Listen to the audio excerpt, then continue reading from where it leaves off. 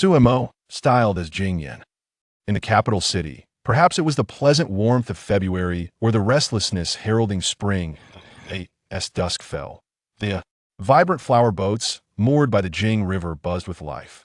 Literary scholars flowed in and out, reveling in music and composing poetry, delighting in the moment. Alas, it is too far. I cannot hear clearly, not far from. The flower boat, a painted pleasure boat, was docked by the shore.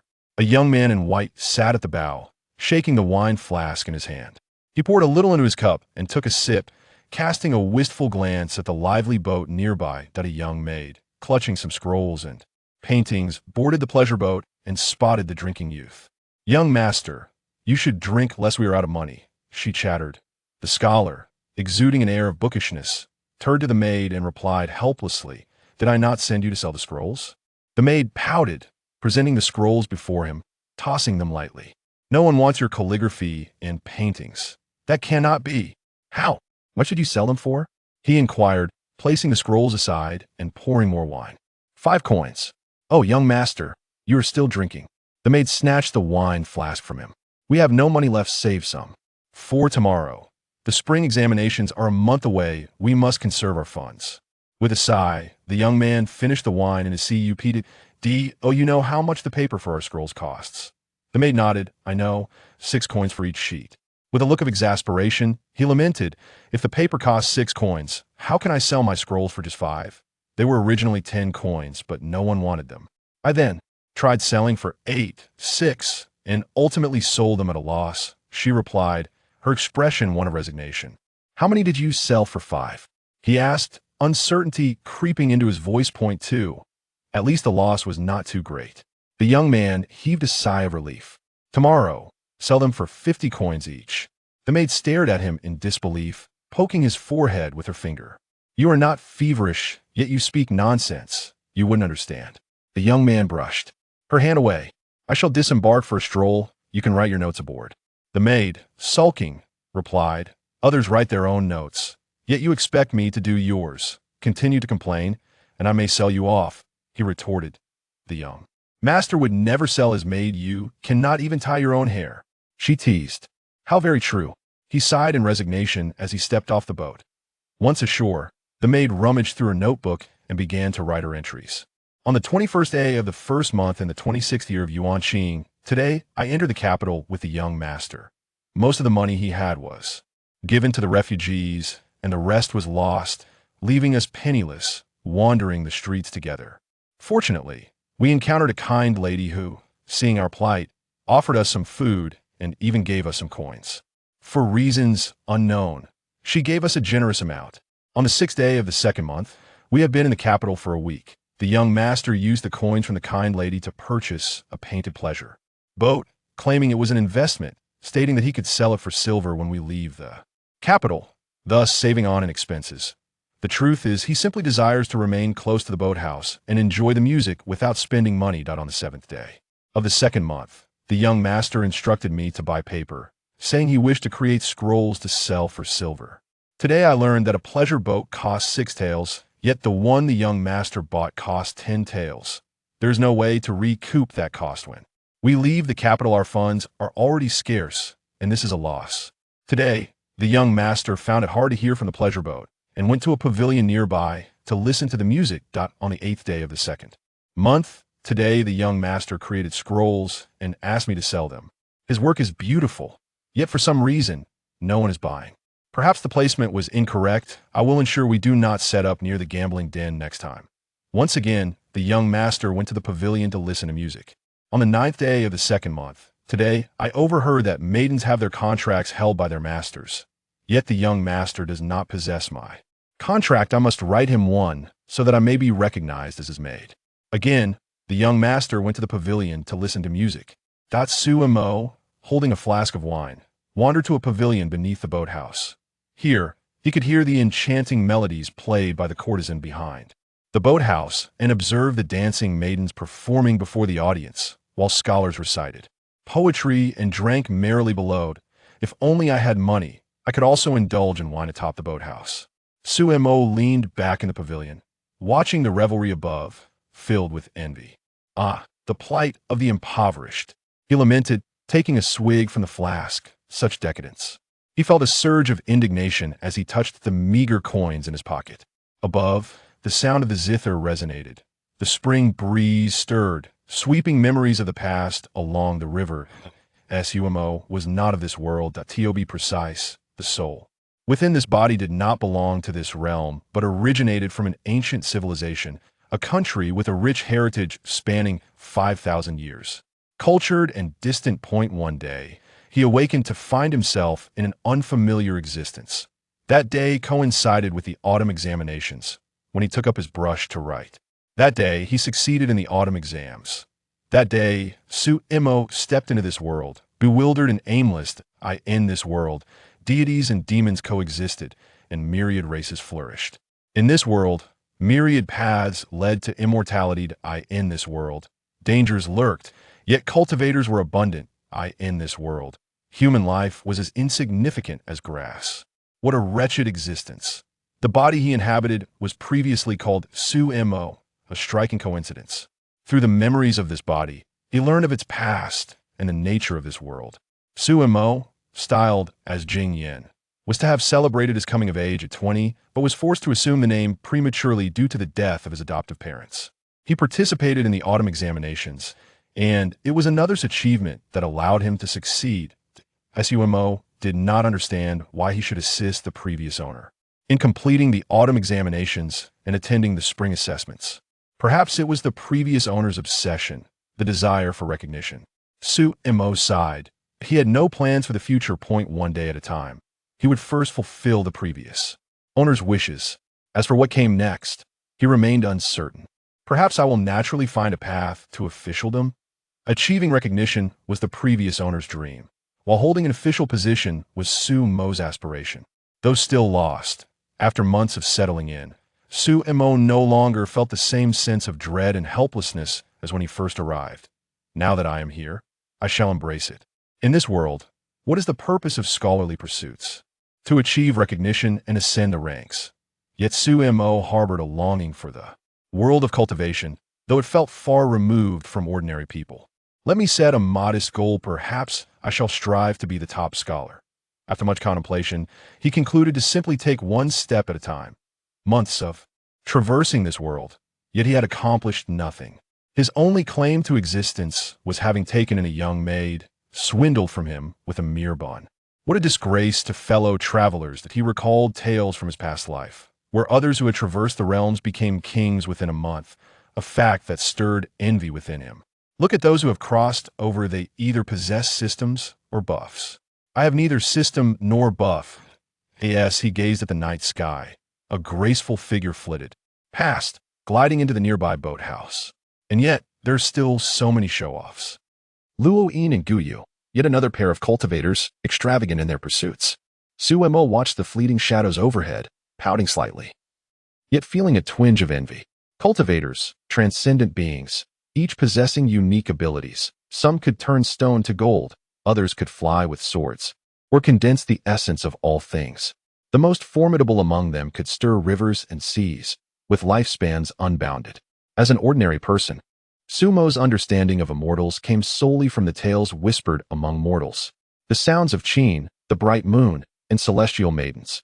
In such a moment, one must don a white robe.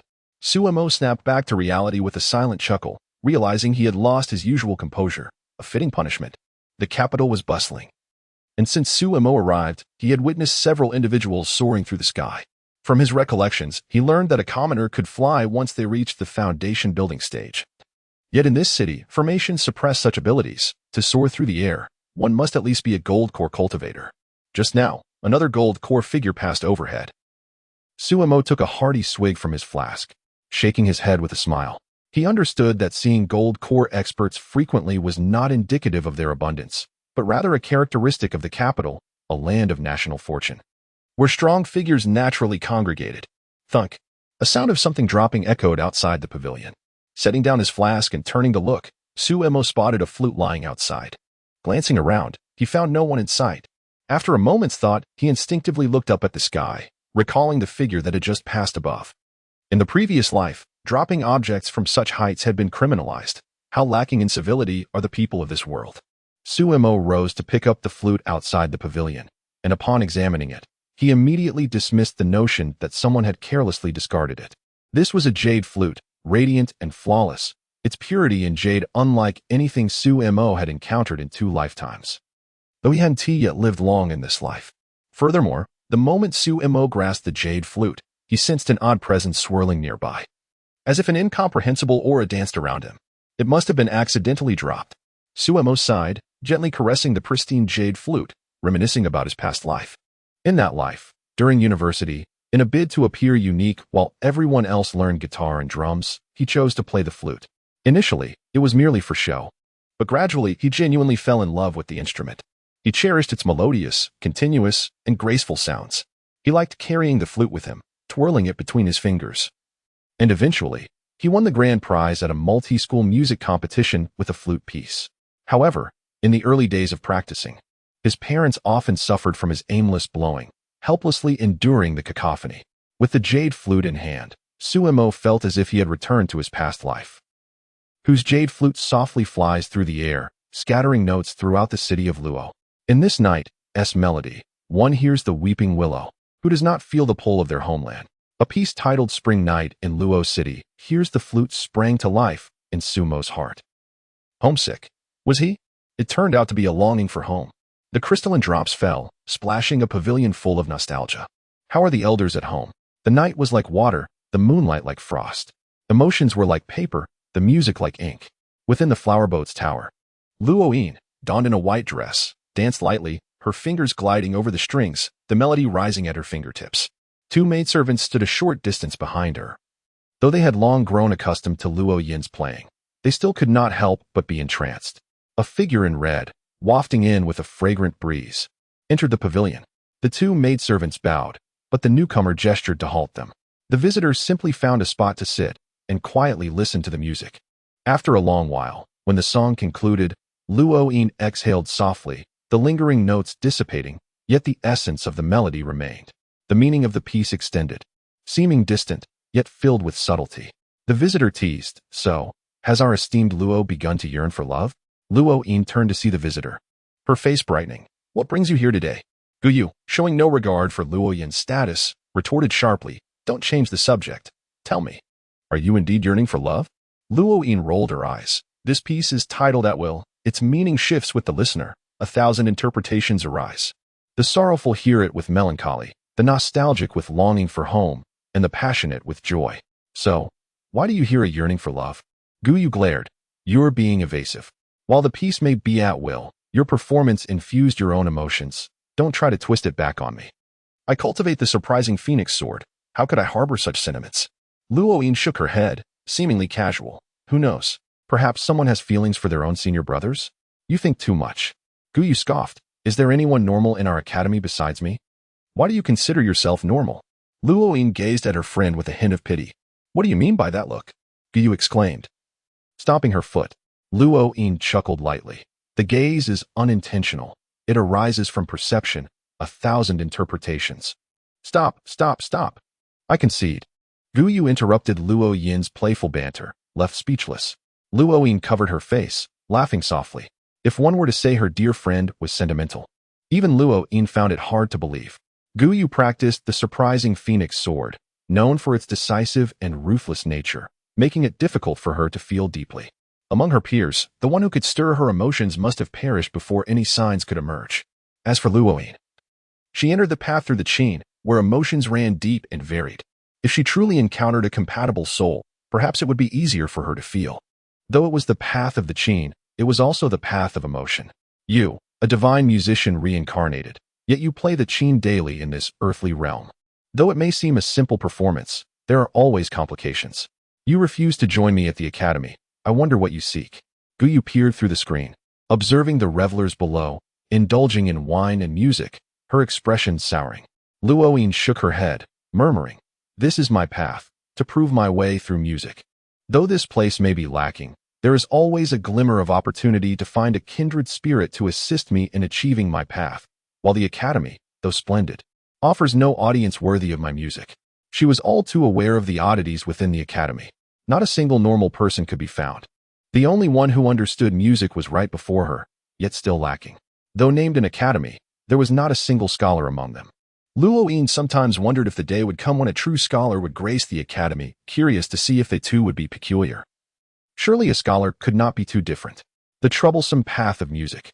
Guyu lamented, it would be far simpler to achieve my path through the sword. Luoyin chuckled lightly, as if recalling something, then asked, you haven't told me, what brings you to my abode today? At the mention, Guyu paused, recollecting her purpose. It's your fault for distracting me. I almost forgot. You've been stuck at your realm for quite some time. Haven't you? I pilfered the heart flute from the teacher. It should be useful to you. Can I be blamed for that? Luoyin fell silent, then her expression brightened at the mention of the heart flute. If she could collaborate with Guyu on a piece using the flute, it might indeed help her break through. The heart flute, like her ink chain, was a spiritual instrument. Guyu reached for her waist, then froze. Looking down, she was stunned. Luoyin, perplexed, asked, where's the heart flute? Chapter 3 A Melody of Nostalgia. The jade flute, pure and white as snow, radiated a gentle warmth upon touch. Suemo delicately caressed the flute, memories of a past life surfacing in his mind. He had studied, graduated, and struggled at the bottom of society, grappling with the harshness of life. Despite his relentless efforts and aspirations, he found himself devoid of faith. In a state of confusion yet unwavering resilience, he continued to live. Fate seemed to have bestowed upon Suemo a second chance, albeit without granting him the liberty of choice. A tumultuous blend of unwillingness, helplessness, compromise, acceptance, and anticipation formed a four-character adage from his previous existence, since we are here. As he snapped back from his reverie, it felt as though he had suddenly relinquished some burdens. Clarity returned to his gaze, and he found himself half awake from the haze of intoxication. Would he still be able to play?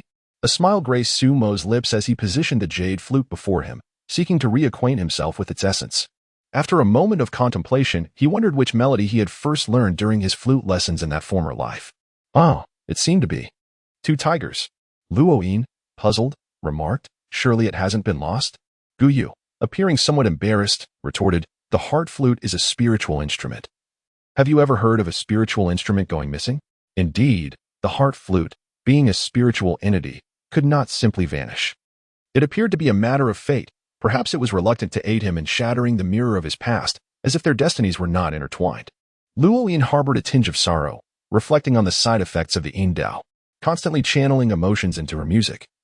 She found herself more sensitive than the average person, often succumbing to melancholy and introspection.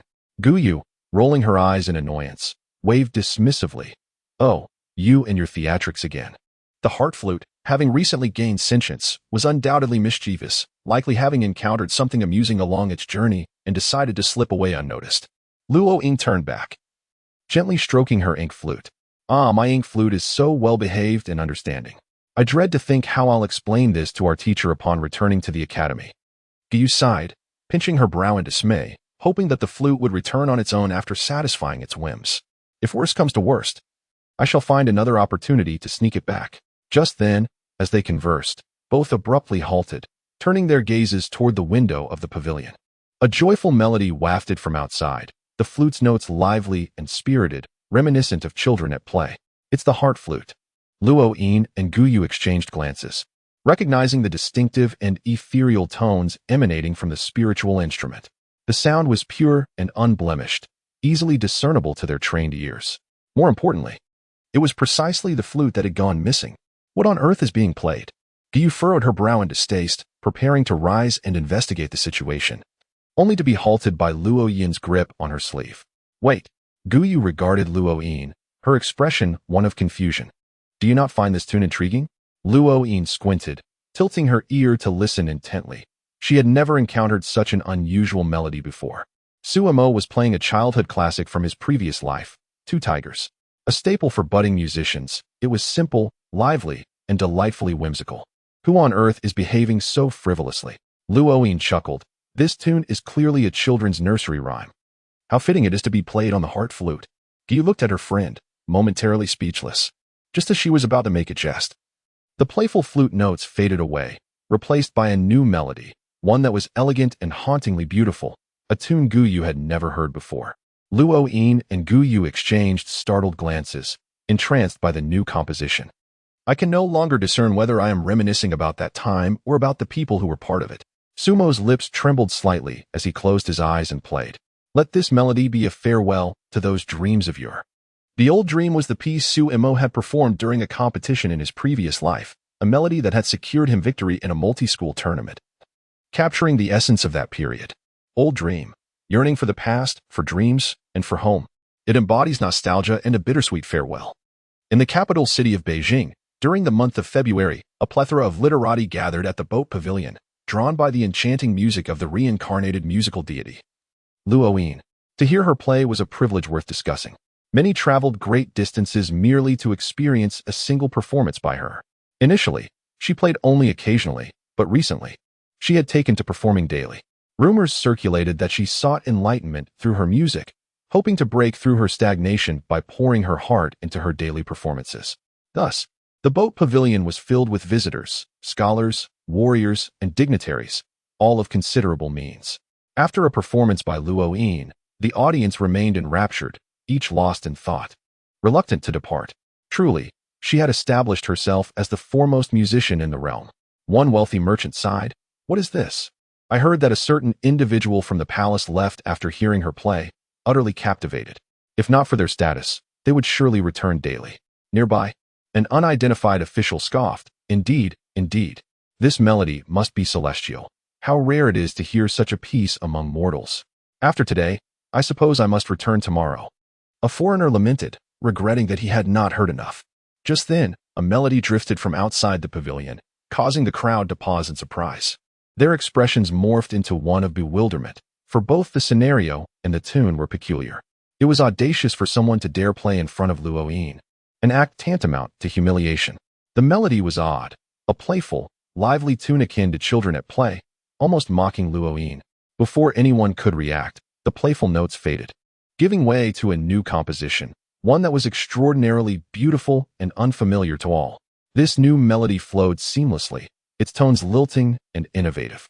It was as if a youth, having left home, returned in middle age only to encounter the childhood he had left behind.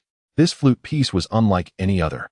Direct and expressive, revealing the innermost thoughts of its performer. Some widened their eyes, as if discovering a new world. "I just saw someone from the academy enter the pavilion." A voice murmured. "Ah, so it is that one." Someone else responded. "Who might that be?" Another queried. "She is a close friend of Luoyin. A prodigious talent in music despite not matching her prowess," came the explanation. "And this flute music?" Someone wondered. "It must be that sword cultivator from the academy," another confidently asserted. Who else would dare to frolic so playfully with Luoyin, or possess the ability to produce such a melody? A chill ran down the neck of one listener, for that individual was known for their formidable reputation. Chapter 4. The purpose of reading. Luoyin tilted her head, listening intently, her spirit gradually lifting as she tugged at Guyu's sleeve, saying, "Do you hear?" Guyu nodded in response. "This person's music is not particularly profound, quite similar to yours," Luoyin spoke as if to herself. Guyu rolled her eyes. "Yet the emotional depth of this piece is exceedingly rich. Unlike my own subtlety, his performance is a direct expression of heartfelt sentiments." Luoyin's eyes sparkled, reminiscent of someone who has seen the myriad facets of the world, returning to simplicity like an elder who has grasped the essence of life. The music conveys emotions. "I understand now." Luoyin appeared to be reminiscing about an old friend, her expression complex, feeling a deep yearning for home. But why was this nostalgia so intense? Luoyin was perplexed. Was he unable to return home? In this world, before the emergence of the sound deity, musical arts were merely a source of amusement for the masses. However, with the elevation of music to a righteous path by the sound deity, the concept of the sound path was born. The sound path resonates with the 7 emotions and 6 desires, using sound to comprehend the great way. Therefore, those who cultivate the sound path are profoundly sensitive to emotions, whether their own or those of others. As Luoyin listened to Sumo's flute playing, she seemed to be gauging him closely. Hey, tone it down a bit. You're drooling," Guy remarked. Having recognized the novelty and delicacy of the flute's melody, its captivating tune and straightforward yet profound ambience. However, she was not as attuned to the subtleties of Luoyin's emotions, perhaps due to Luoyin's own intense feelings. Watching her friend's expressions shift dramatically with the music left Guyu somewhat speechless. "I still want to retrieve the flute. If I interrupt his playing now, Will you hit me with your instrument? She decided to wait for the performance to finish. Ignoring Gu Yu's teasing, Luo Yin returned to the piano, her fingers caressing the strings as she murmured, "Although I do not know your score, I can still accompany you with my playing." Luo Yin's confidence stemmed from her mastery of music. Though unfamiliar with the piece, she believed she could provide harmony to his melody. Gu Yu hesitated but ultimately did not stop Luo Yin. Realizing that someone was already engaged in the task she had come here to do, performing a duet with the heart flute. The flute's notes flowed, and the sound of the piano joined in. The two instruments harmonized beautifully, like two lonely yet kindred spirits sharing their innermost thoughts, complementing each other perfectly. The flute's melody was continuous and melodious, while the piano's notes were pure and ethereal. Together, they composed a poignant poetic tableau. Gu Yu's expression gradually became dreamy. Meanwhile, the audience inside the boat, initially astonished by the flute sound, mistakenly believed it was Gu Yu playing. Yet, when the piano's notes intertwined with the flute's, the crowd was suddenly enveloped in an unusual atmosphere. They wanted to exclaim but dared not utter a sound, fearing that even the slightest noise might shatter the harmony of the duet. As the music lifted, the moonlight upon the river began to ripple. The frosty night danced with the melody. A spirit of vitality stirred, swirling around the boat, the riverbank, and the pavilion, before dissipating across the water's surface. As the piece concluded, the music faded away. Luo Yin withdrew her hands from the piano, gazing longingly at the windowsill, her eyes shimmering with allure. "I have broken through. The sound path is truly magnificent. Playing the piano has allowed me to transcend." Gu Yu nodded, feeling a twinge of envy as she moved towards the window. "Could you be the one to harmonize with me?" Luo Yin pondered deeply. "What are you thinking at this moment?" Suemo set down his jade flute and sighed skyward. "Who on earth has interrupted my sentimental musings?"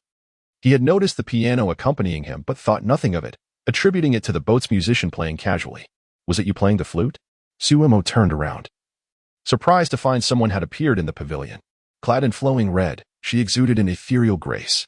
Life is often filled with awkward moments, like being caught pocketing money, being seen while acting, having someone overhear you singing, or being caught playing the flute sentimentally by someone who appears to be a fairy. Yes. Do you have any advice?"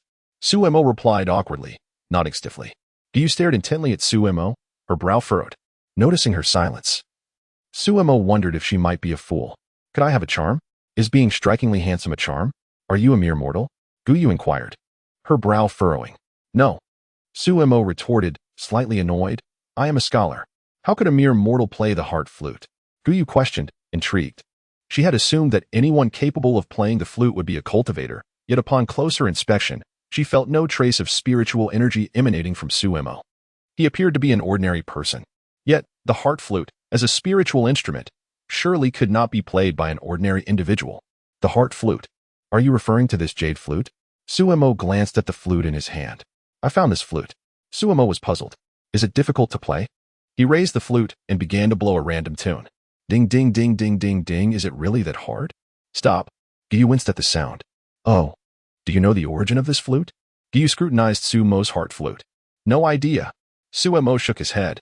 "But it looks quite valuable. This flute is known as the heart flute and is a spiritual artifact imbued with intelligence by the Academy." Gu Yu narrowed her eyes, gazing intently at Suemo. "Then do you know who I am?" "Who?" Suemo asked cautiously. "I am Gu Yu, the third disciple of the Academy." Gu Yu lifted her head proudly. Suemo suddenly enlightened. "You mean to say this flute belongs to you? Hand it over then. Why all the roundabout talk? Isn't it exhausting?" Suemo's face displayed clear disdain as he extended the jade flute. Gu Yu did not take the flute, as the development of the situation deviated from her expectations. "Haven't you heard of me?" Gu Yu asked in astonishment. Suemo pondered for a moment. "I have heard of the Academy." Gu Yu took a deep breath, steadying her emotions. She suspected he didn't even know about the Academy. "Have you never considered cultivating?" Gu Yu asked. "In the Great Hua Kingdom, who didn't he know the Academy when it came to cultivation or cultivators?" "Cultivation?" A glimmer of longing appeared in Suemo's eyes, only to fade swiftly. "I am merely a scholar." Gu Yu suddenly grew profound, saying, "Some attain enlightenment through the sword, others through the piano. What is your purpose in studying?" Suemo's gaze revealed confusion. "To achieve academic success. To ascend the ranks. This is merely someone else's aspiration, not mine. What is my purpose in studying?" Suemo recalled his youthful ambitions of serving the nation and its people. To serve the nation and its people? It seemed right. This indeed resembled my initial intention for studying. Yet, as I grew older, that original aspiration faded. Now, when asked about the purpose of studying, the question still resonates. But it no longer holds the same significance as before. What exactly it is? Suemo found himself at a loss for words. When you figure it out. Guyu sighed. One can attain enlightenment through study. Chapter 5, A Seed, What is Cultivation? Suemo inquired. His curiosity towards the realm of cultivation piqued. Cultivation is, in essence, the refinement of the heart. It is a means to perceive life in various ways. For instance, I comprehend the intricacies of vengeance and grace through the sword, while Luo-yin experiences emotions through the melodies of the guqin. Through understanding, one naturally gains insight. Guyu explained patiently. For reasons unknown, although Suemo appeared to be an ordinary individual, Guyu was nonetheless inclined to enlighten him. After all, he was of refined appearance, not unpleasant to behold, and possessed the skill to play the flute quite admirably. Suddenly, Guyu recalled the peculiarities of the academy. How delightful it would be to have a person of such normalcy within its walls. Cultivation is the refinement of the heart.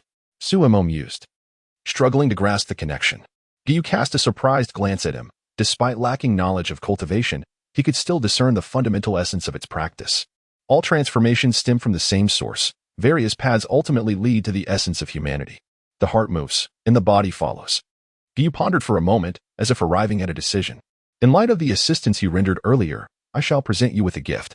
Sumo's eyes sparkled with excitement as he waved his heart flute and asked, Are you giving me this flute? After all, it was evident that the flute possessed considerable value. Suemo thought to himself, contemplating how he could sell it to alleviate his financial worries. Guyu, upon hearing this, felt a wave of annoyance wash over him and was tempted to draw his sword and end Sumo's life right then and there. That is unfeasible.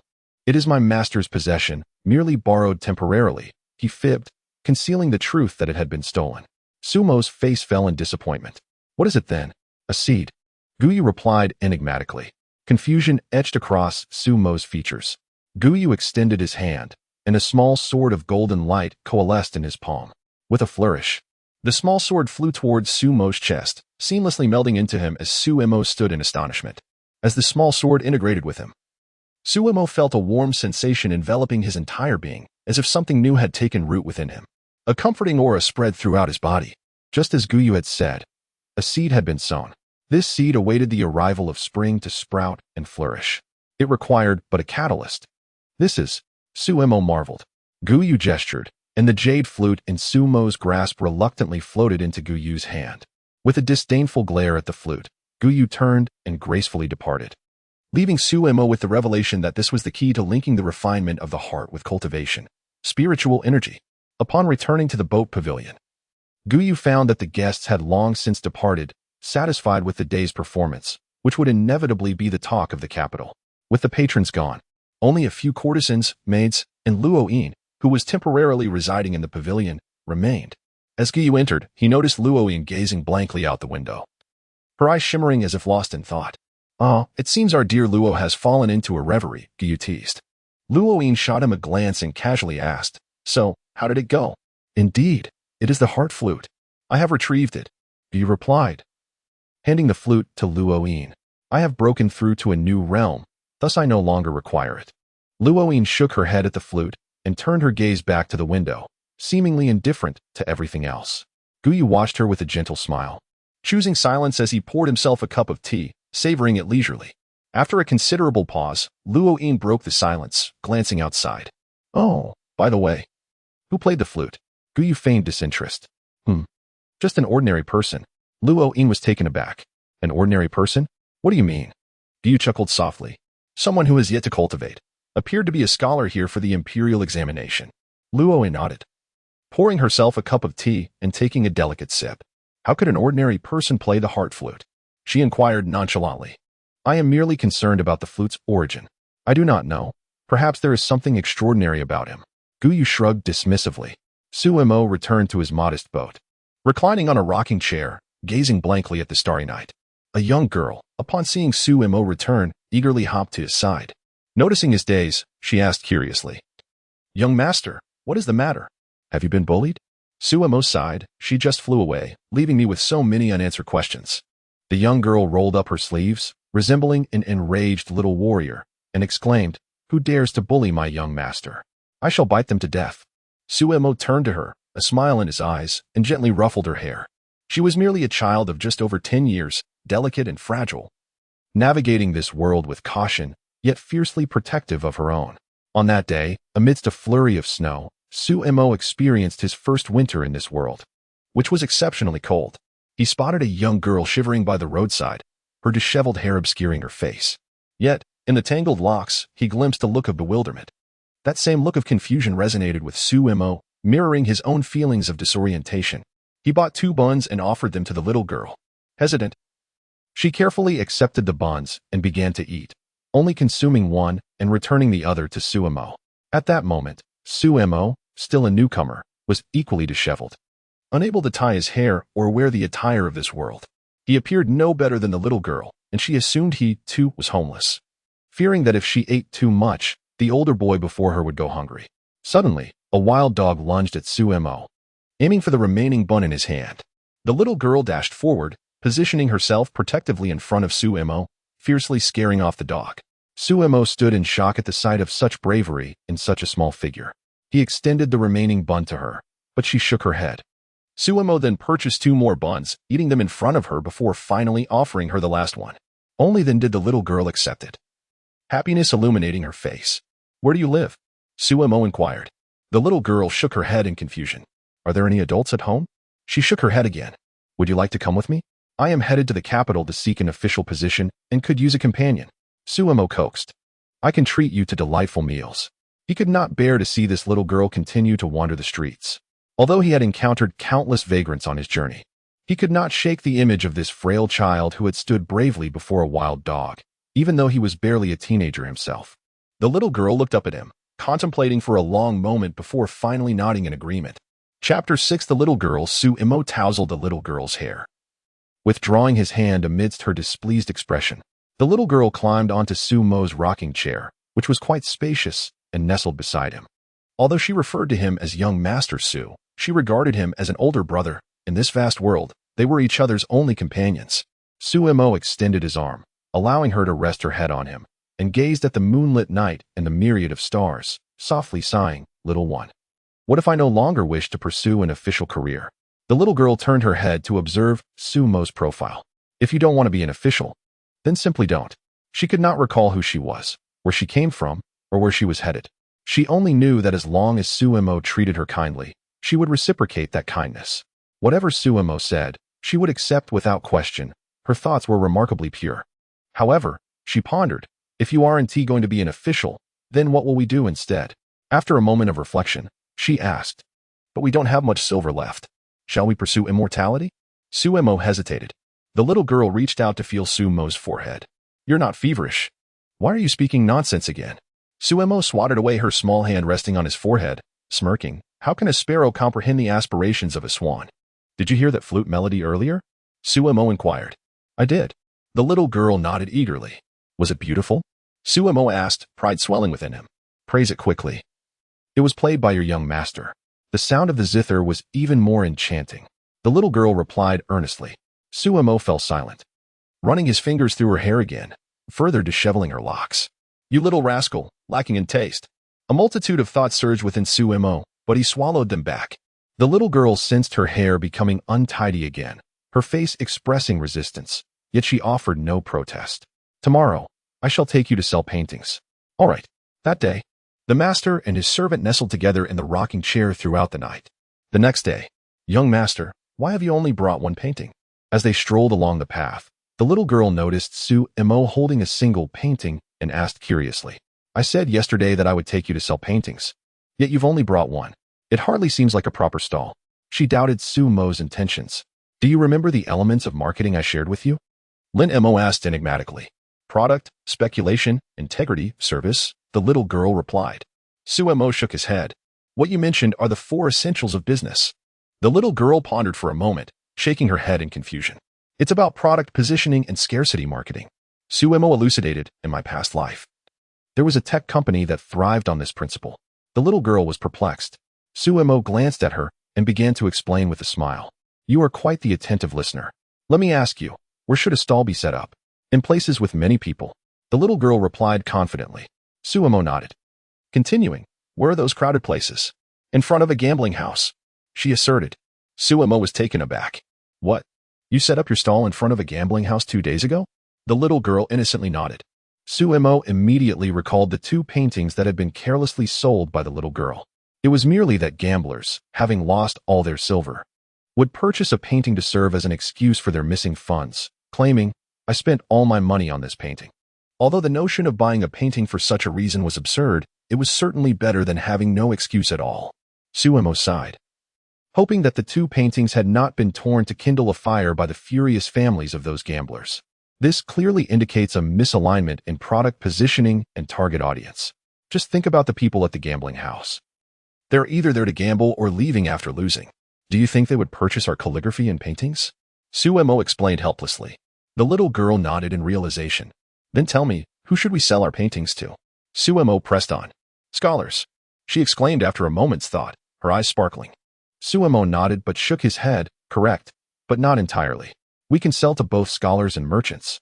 Scholars appreciate art, while merchants may not understand it but have the means and enjoy showing off. The little girl found this reasoning compelling. Where do you think the most scholars and merchants are? Suemo gently probed. The little girl shook her head. At the entrance of the flower boats. She nodded but felt something was amiss. You wish to go to the flower boats to listen to music, don't you? You little rascal. Suemo waved his sleeve, exuding an air of righteousness. What an outrageous truth you speak. The little girl looked at him with suspicion, sensing that he wasn't as innocent as he appeared. Just wait and see how I showcase my skills. Suemo replied with exasperation. The little girl nodded vigorously. Suemo led her to the entrance of the flower boats.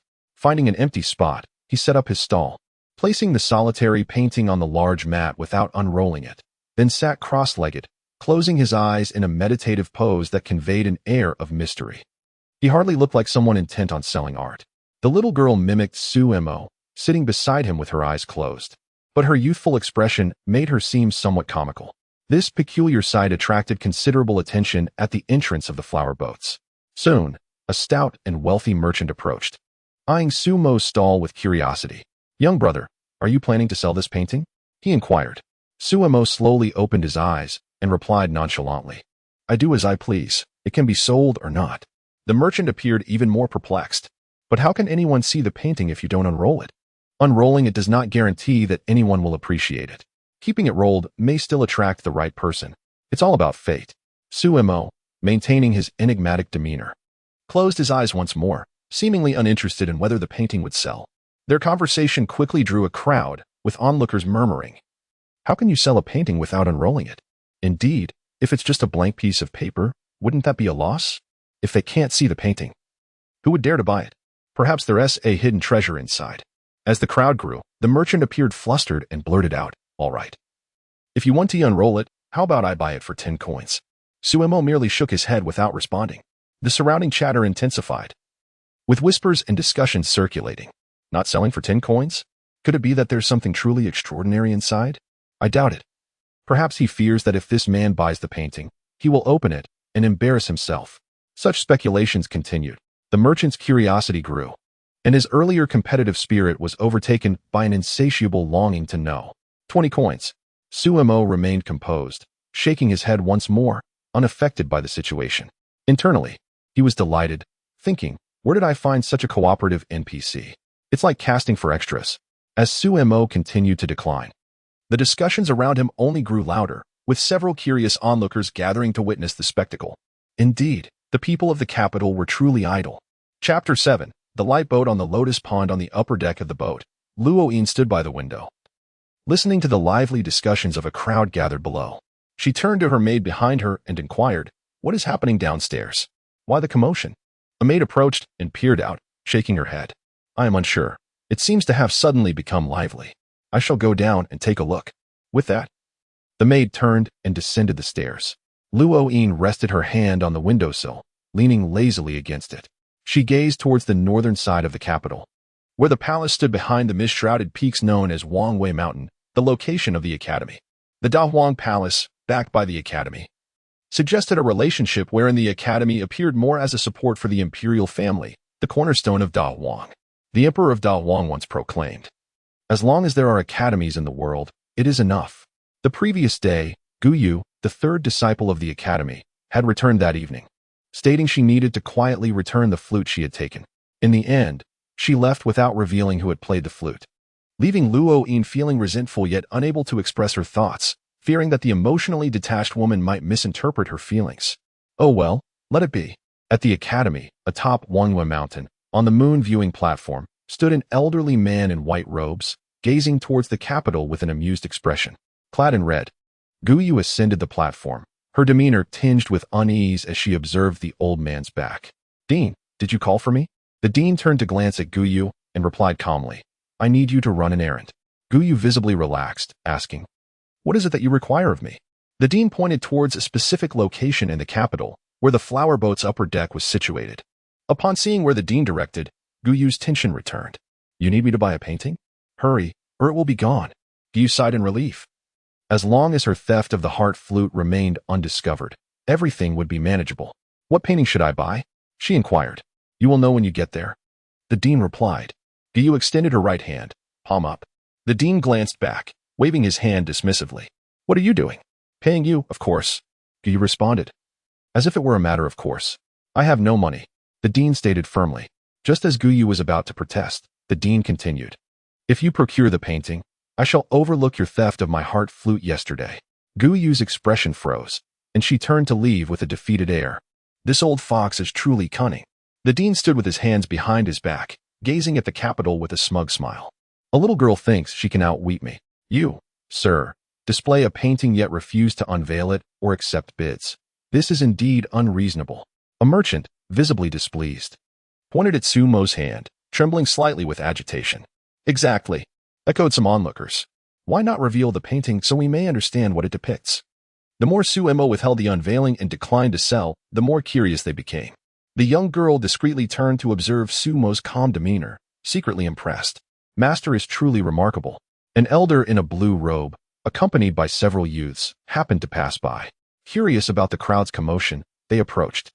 Upon seeing Sumo's refusal to unveil the painting, the merchant's frustration grew, and the elder smiled silently, while a few young men spoke up. "You, sir, sell a painting, but do not display it. Is this not merely a ploy for attention?" One young man waved his fan, his displeasure evident as he directed his words at Sumo, appearing to be a scholar by his demeanor. The young girl, hearing this, puffed up her cheeks indignantly, ready to retaliate, but was discreetly restrained by Sumo. "Her temper is growing increasingly fierce. Brother Zijia has a point. Yet I believe this gentleman may simply be attempting to inflate the painting's value with this strategy," another youth interjected. "You guessed correctly," Sumo thought to himself, stifling a laugh. A maid descended from the upper deck, squeezing her way through the crowd. The elder furrowed his brow, interjecting, "Zijia, Lu Feng, do not be disrespectful." At that moment, some in the crowd recognized the elder's identity. "Isn't that Lord Wei?" someone exclaimed, bowing in respect. "I have met Lord Wei." "Who is Lord Wei?" asked another, unfamiliar with the figure. A nearby individual discreetly explained, "Lord Wei is the grand tutor of the current dynasty. Though he has retired from court, his influence is widespread, and his words hold great weight in Dahuang." The elder waved his hand dismissively. "I am no longer in court. There is no need for such formalities. Indeed, he is an important figure." Suemo rose and bowed to the elder. The elder nodded with a smile and inquired, "Young friend, you sell paintings yet do not unveil them. May I ask why?" Suemo then explained, "I dreamed of a wondrous scene and, upon waking, captured the vision in this painting. It was a spontaneous creation, and I fear I may never replicate it. Thus, I seek a kindred spirit through this artwork. Whether it sells or not is of little consequence." This statement emphasized the painting's rarity, asserting that there was but this one piece, unparalleled elsewhere. Furthermore, it conveyed that he was not merely there to sell, but to forge friendships. This reasoning was sound, both justifying his earlier actions and paving the way for a potential high sale, leaving others with little room for objection. "Now I understand," the crowd collectively realized. Their curiosity piqued about the scene depicted in the painting. The maid who had descended nodded, turning to race back to the upper deck. Luo-yin, leaning against the window, mused as the voices below buzzed with excitement.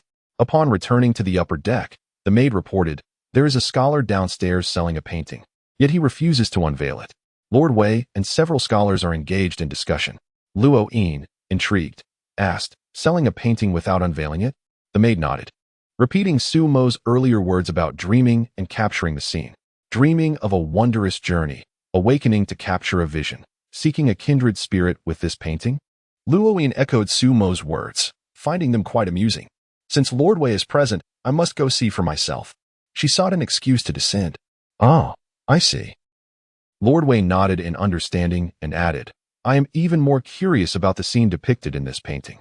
Sumo smiled, sensing the opportunity for promotion was ripe. Since you, Lord Wei, have suggested it, it is only fitting that I unveil the painting for all to see. Upon hearing this, Lord Wei chuckled with satisfaction, suddenly finding Sumo exceedingly agreeable. The young men behind Lord Wei exchanged glances, unable to object, silently deriding. Let us see how you embarrass yourself when the painting is unveiled. They held little faith that Sumo's painting would impress, believing that among such esteemed scholars, even a remarkable painting would struggle to shine, given the lofty expectations set by earlier discussions. Sumo gently unfurled the painting, revealing a stunning ink-wash depiction. The scene came alive before the eyes of the onlookers, brimming with profound artistry. This painting depicts the light boat on the Lotus Pond, Lord Wei proclaimed. The light boat on the Lotus Pond. It was indeed an apt title for the artwork. While the painting contained numerous elements, its essence primarily resided in the depiction of the boat floating on the Lotus Pond. As the Grand Tutor of the current dynasty, Lord Wei was undeniably astute, immediately discerning the painting's focal point. The painting illustrated a serene pond, with fish swimming, lotus leaves floating, and blossoms adorning the surface. A slender boat drifts gently upon the pond, with a fishing rod resting beside it. A young boy lies on the delicate vessel, his eyes closed in slumber. Yet his hand hovers above the lotus pods. Fish swim gracefully in the water, while the boat glides among the lotus blooms. The fishing lad dreams of playful fish, lifting his hand to pluck a lotus pod. Chapter 8. The inscription. The crowd was enraptured by the painting's ethereal ambience, yet the meaning within eluded their comprehension. Truly, it was a magnificent piece. Wei Gong sighed gently, and the young men behind him ceased their dismissive attitudes. Being scholars, they could discern the quality of a painting. This artwork, with its sharp strokes and dreamlike blank spaces, exuded a novel and rich essence, though its true significance remained unclear. They all understood, however, that the focal point was the young boy in the boat. His dreams encapsulated the essence of the piece. Upon hearing Wei Gong declare the painting to be excellent, the onlookers' eyes brightened.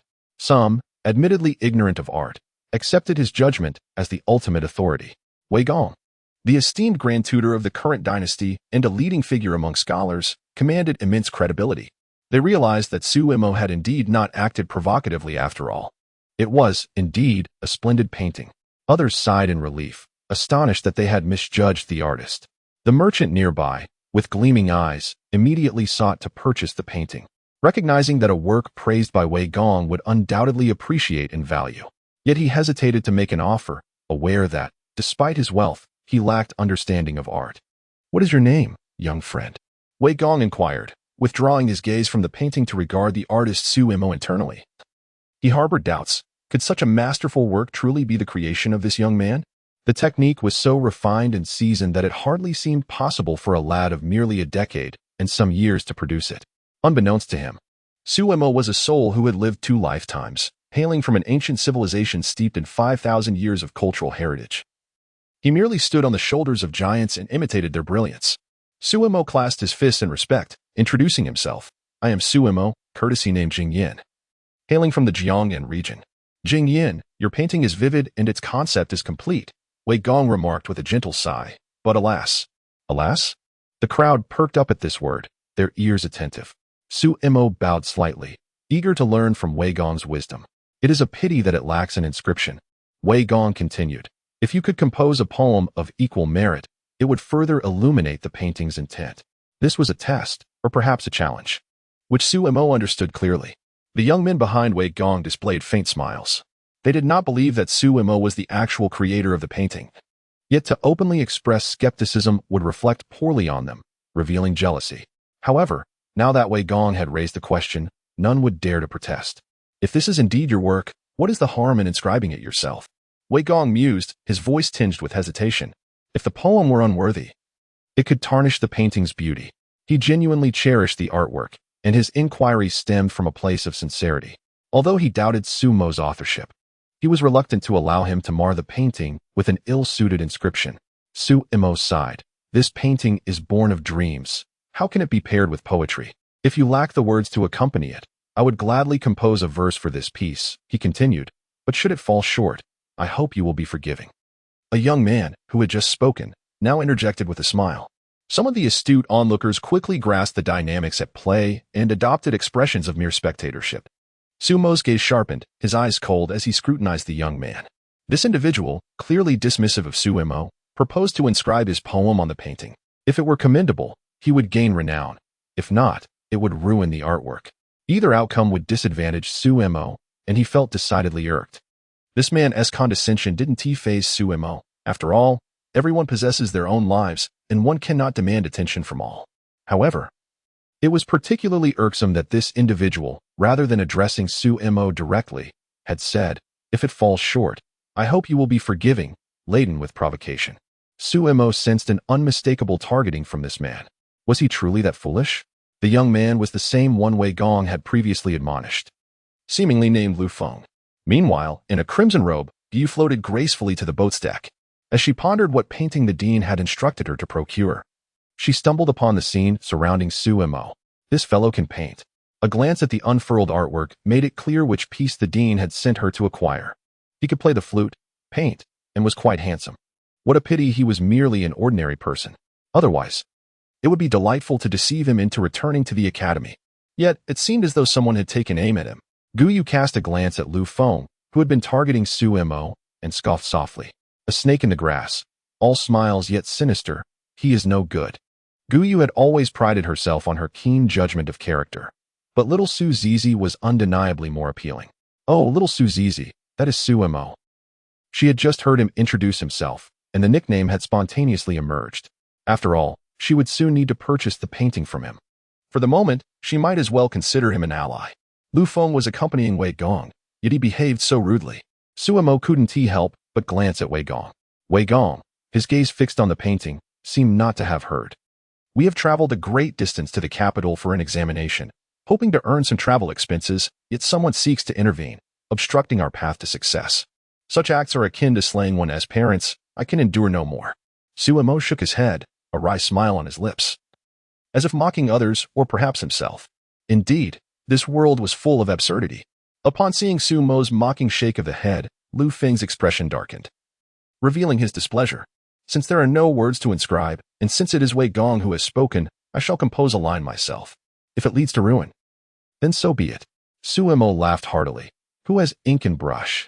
Amidst the spectators, Guyu suddenly perceived a boldness radiating from Sumo. At that moment, he resembled not a scholar, but a swordsman. The young girl looked up at the older boy, her face alight with admiration. Within the boat, there are indeed ink and brush. A voice as gentle as jade rang out, prompting the crowd to turn. Luo Yin, clad in a gown of cloud-white embroidery, stepped gracefully from the deck. Luo Yin, the goddess has emerged. The crowd gasped in astonishment. How intriguing, how intriguing. Luo Yin was indeed a sight to behold. At this moment, let there be wine. Sumo turned to see the breathtaking Luo Yin, who nodded and smiled at him. He responded with a slight bow. Luo Yin was stunning, with a delicate countenance and an otherworldly presence. She was the most beautiful woman Sumo had encountered in this life, rivaled only by the celestial sister from the previous night. There are ink and brush on the boat.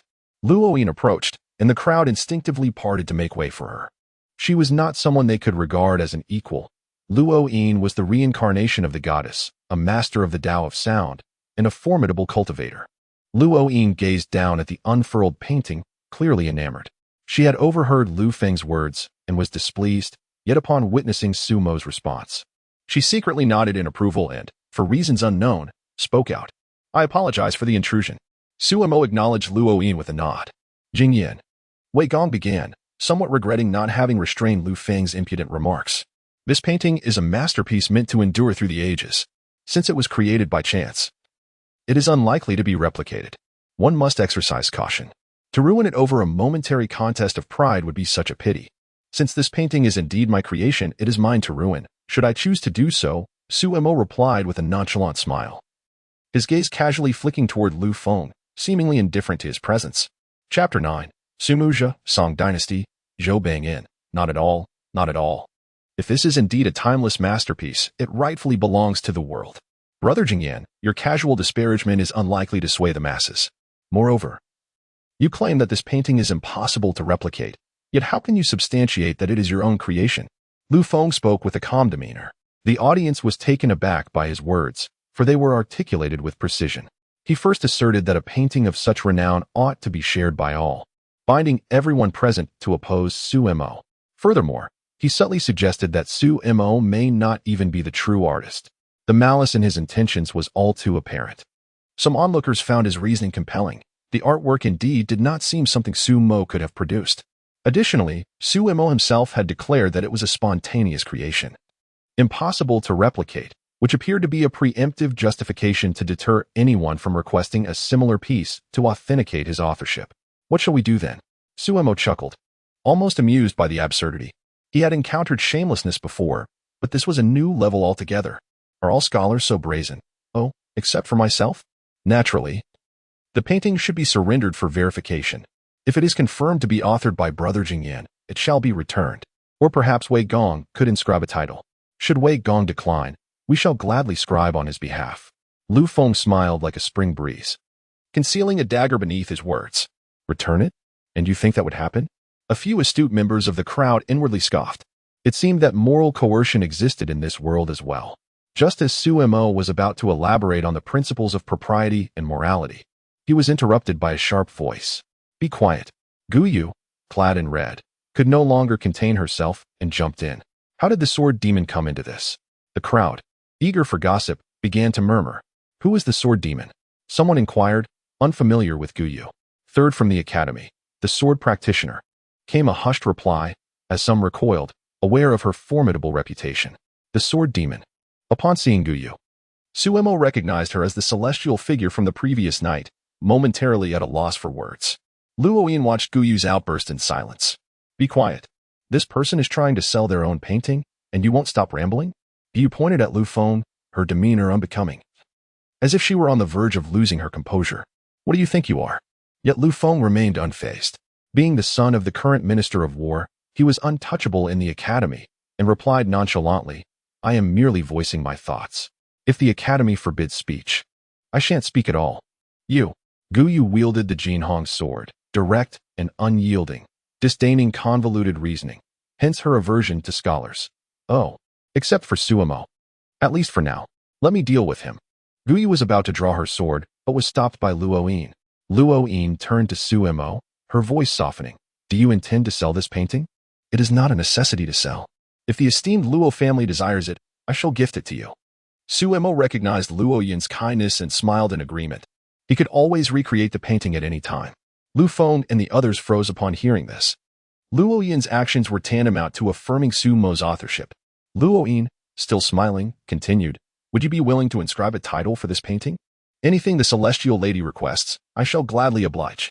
Su Mo laughed heartily, taking the young girl by the hand and following Luo Yin and Gu Yu into the boat. Wei Gong shook his head with a sigh. Very well, let us see what words Brother Jingyan proposes. Wei Gong entered the boat alongside several young men, while Lu Feng remained skeptical that Su Mo could produce anything of merit. Should Su Mo's poem fall short, he would seize the opportunity to capitalize on it. A crowd of spectators, seeing no one to impede them, rushed to enter the boat together. They were enjoying the spectacle, and curiosity about Su Mo's forthcoming words was piqued. Luo Yin personally spread out the painting, placed a weight upon it, prepared the ink, and handed the brush to Su Mo. For reasons unknown, she sensed a wave of confidence emanating from him. Though she perceived Su Mo as an ordinary individual, she still believed he could surprise her. Have you decided on the poem or phrase you wish to inscribe? Luo Yin gently inquired, while Gu Yu observed from the side, and others watched with the eagerness of spectators at a grand performance. Then, let me compose a short lyric. Su Mo contemplated, smiling as he began to write. With a decisive stroke, he penned effortlessly, burning incense, dispelling the summer heat. As Su Mo's brush danced across the paper, the atmosphere grew silent. Each gaze fixated upon the 6 characters, revealing his literary finesse from the very outset. Without pausing, he continued, Birds chirp in the clear sky, dawn peeking through the eaves. Burning incense, dispelling the summer heat. The crowd listened intently as Luo Yin murmured in appreciation. with just a few strokes. He vividly illustrated a summer morning filled with joyful birdsong. It appeared effortless, yet it hinted at deeper themes. The audience fell into silence, while Lu Feng and his companions wore expressions of seriousness. Yet Su Mo continued to write. On the leaves, the early sun dries the lingering rain. On the water's surface, clear and round, the wind lifts the lotus. What a splendid verse! Wei Gong sighed, convinced that this painting was indeed Su Mo's creation. Just from the words alone, it was a work of exceptional quality. Those among the crowd with knowledge nodded in contemplation. As Su Mo paused, he reflected on his past life, feeling a profound sense of alienation from this world. Save for the little girl, no other connections remained. The poetry learned in that life always resonated with his innermost feelings, much like the latter half of this lyric. My homeland is far away. When shall I return? My home is in Wumen, having long been a traveler in Chang'an. This longing for home resonated deeply with everyone present. Luo Yin's gaze grew distant, recalling the flute melody from the previous day, strikingly similar in sentiment. Do the fishermen of May remember each other? In a small boat, I dream into the lotus shores. Su Mo placed the brush down upon the inkstone and exhaled deeply. Poetry and painting can indeed convey one's emotions. This Su Mu Zhe was penned by Su Mo in his past life, inspired by the renowned Song Dynasty poet Zhou Bengyan, expressing the theme of homesickness, perfectly aligning with the painting's essence. Lotus flowers, small boats, and fishing boys. Wei Gong stepped forward, repeatedly reciting the lyric, burning incense, dispelling the summer heat. Birds chirp in the clear sky, dawn peeking through the eaves. On the leaves, the early sun dries the lingering rain. On the water's surface, clear and round, the wind lifts the lotus. My homeland is far away. When shall I return? My home is in Wumen, having long been a traveler in Chang'an. Do the fishermen of May remember each other? In a small boat, I dream into the lotus shores. The first stanza depicts scenery, whether purposeful or not, leaving one entranced. The second stanza expresses heartfelt emotions, spoken plainly, without embellishment. Wei Gong marveled at the naturalness of the piece. The entirety of the poem, depicting landscapes, people, emotions, and dreams, flows effortlessly, capturing the myriad charms of life. The vivid imagery of the clear, round lotus leaves, the Jianan of May, and the light boats of fishermen conveys the pain of homesickness with exquisite clarity. Indeed, Wei Gong is too generous in his praise. Su Mo humbly replied. Not so. Wei Gong countered. Today's events shall become a cherished tale. Chapter 10. Conditional exchange. Upon hearing Wei Gong's words, Lu Feng smiled, seemingly reflecting a sense of resolution in his expression. Is Jingyan here to participate in this year's spring examination? Wei Gong inquired. Indeed. Su Mo nodded in affirmation. The crowd soon understood. It turned out he was a scholar. No wonder. Such extraordinary talent. Wonderful, wonderful. Wei Gong exclaimed joyfully. With such talent, he shall be a pillar of our nation. Su Mo could not refute this. I await your triumphant success. Before departing, Wei Gong patted Su Mo on the shoulder, appearing exceedingly pleased. As Lu Feng and the others followed Wei Gong out, Lu Feng wore a smile, yet his eyes betrayed a fleeting hint of melancholy. Numerous onlookers, having finished their gossip, clasped their fists in respect towards Su Mo before departing, their minds now brimming with conversation. Thank you for your assistance, fairy. Once the crowd dispersed, Su Mo bowed his fist toward Luo Yin, retrieving the 100 taels of silver she had just given him and offering it back. Luo Yin brushed her hair aside, smiling as she shook her head. It is not aid. I merely purchased something I desired. Since it is a transaction, you must accept this silver. Do you intend to reclaim this painting? Su Mo sighed and shook his head in resignation, accepting the silver. Then I shall graciously accept it. On the side, Guyu observed Luo Yin and Su Mo, her eyes twinkling with a newfound idea. When Su Mo turned to glance at Guyu, he found her desperately gesturing at him. Ahem. I shall escort you both out. Guyu coughed lightly, pulling the two of them toward the exit of the boat pavilion, leaving Su Mo in dismay. I wanted to sit a while longer. I have only just arrived. Luo Yin looked on, puzzled. What is this woman up to? Do they know each other? Guyu continued to guide them out of the pavilion, addressing Su Mo. You two should head back first. No need for thanks. I have matters to attend to and must take my leave. Su Mo, bewildered, chuckled softly. I am truly grateful for Fairy Gu's assistance today. Guyu waved her hand dismissively. It is a trivial matter. I merely acted upon my own displeasure. After a moment's reflection, recalling Lu Feng's earlier gaze, Guyu added, that Lu Feng is the son of the Minister of War, and he should not so brazenly target you. Be cautious. I sense that matters are not as straightforward as they appear. Thank you for your guidance, Fairy Gu. Suemo nodded, pondering the implications of Lu Feng's presence and the subsequent targeting, which felt rather deliberate. Guyu waved her hand and turned back toward the boat pavilion. Once she departed, Suemo smiled broadly at the little girl, waving the silver note. What do you think? He boasted. The girl beamed with excitement. Young master is amazing. Let's go eat something delicious. She leapt with joy. Suemo ruffled her hair and took her hand, leading her onto the street. Returning to the pavilion, Guyu found Luoyin intently admiring the recently acquired painting. What do you think? Guyu asked, taking a seat. Luoyin nodded. It is a splendid painting. What Wei Gong has said suffices. However, after a brief pause, she continued, what kind of experiences must one have to create such a piece and spontaneously compose such verses? Guyu scoffed. It is merely a painting. I can tell it is good, but it is not worth your awe. Luoyin shook her head. You do not understand. While the painting is indeed remarkable, I have seen many. What is truly exceptional is the poetry. The first half describes the scene in the painting, seamlessly using words that complement it. The latter half expresses sentiment, resonating with the painting's ambience. The harmony of word and image is rare, even in my experience. Oh, but what does the director want with the painting? Guyu replied, raising an eyebrow. Why have you come here again today? Luoyin inquired curiously, setting the painting down. It is merely the director who asked me to purchase a painting, Guyu remarked, unable to suppress her sarcasm. Buy a painting? Luoyin glanced down. This one? Guyu looked at her with eager anticipation, nodding sheepishly. Luoyin opened her hands. What are you doing? Guyu waved her hands dismissively. Pay up. Luoyin stated matter-of-factly. I have no money. Guyu retorted defiantly. Why does this scene and dialogue feel so familiar? I knew you would be broke. Luoyin withdrew her hands, appearing slightly petty. Does it matter? You're rich. Does this little amount trouble you? Guyu protested. You are the one who is wealthy. How rude. Luoyin countered. It is not about being rich or poor. It is a transaction. So naturally, you must pay, she asserted, clearly reluctant to part with the painting. Guyu, sensing her reluctance, suddenly smiled. How about this? You lend me the painting to appease the director, and I shall tell you who played the flute last night. Actually, I have no use for this painting at the moment. For the director's sake, I shall lend it to you for a few days. Just remember to return it. Luoyin handed the painting to Guyu, sitting down to pour herself a cup of tea, appearing unfazed. Could you not exhibit a modicum of restraint? Guyu thought, feeling slightly vexed. Guyu, now with the painting, was quite pleased.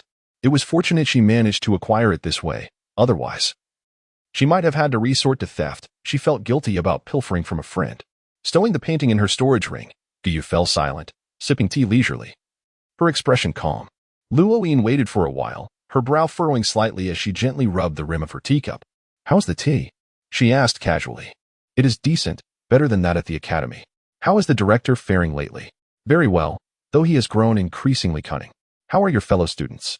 The eldest is still asleep. The second is always wandering about with the birds he raises. The fourth and fifth are plotting to rob the imperial tomb, only to be confined by the director for their folly. And the sixth, that silly girl, is fixated on the second's bird, trailing him around, contemplating roasting it for a meal. And the third? I am the third. Oh, I must return. I need to report to the director at the academy. Guyu rolled her eyes, chuckling as she spoke. Luoyin replied nonchalantly. Guyu turned to leave, but then coughed lightly, taking a sip of tea. Guyu glanced back, discovering Luoyin glaring at her with an unfriendly expression. Oh, right. I still need to tell you who played the flute yesterday. Guyu finally spoke, dropping her pretense with Luoyin. Luoyin nodded, sipping her tea in silence. Guyu grinned. The one who played the flute yesterday was the scholar who just sold the painting. Suemo, Su Jingyan.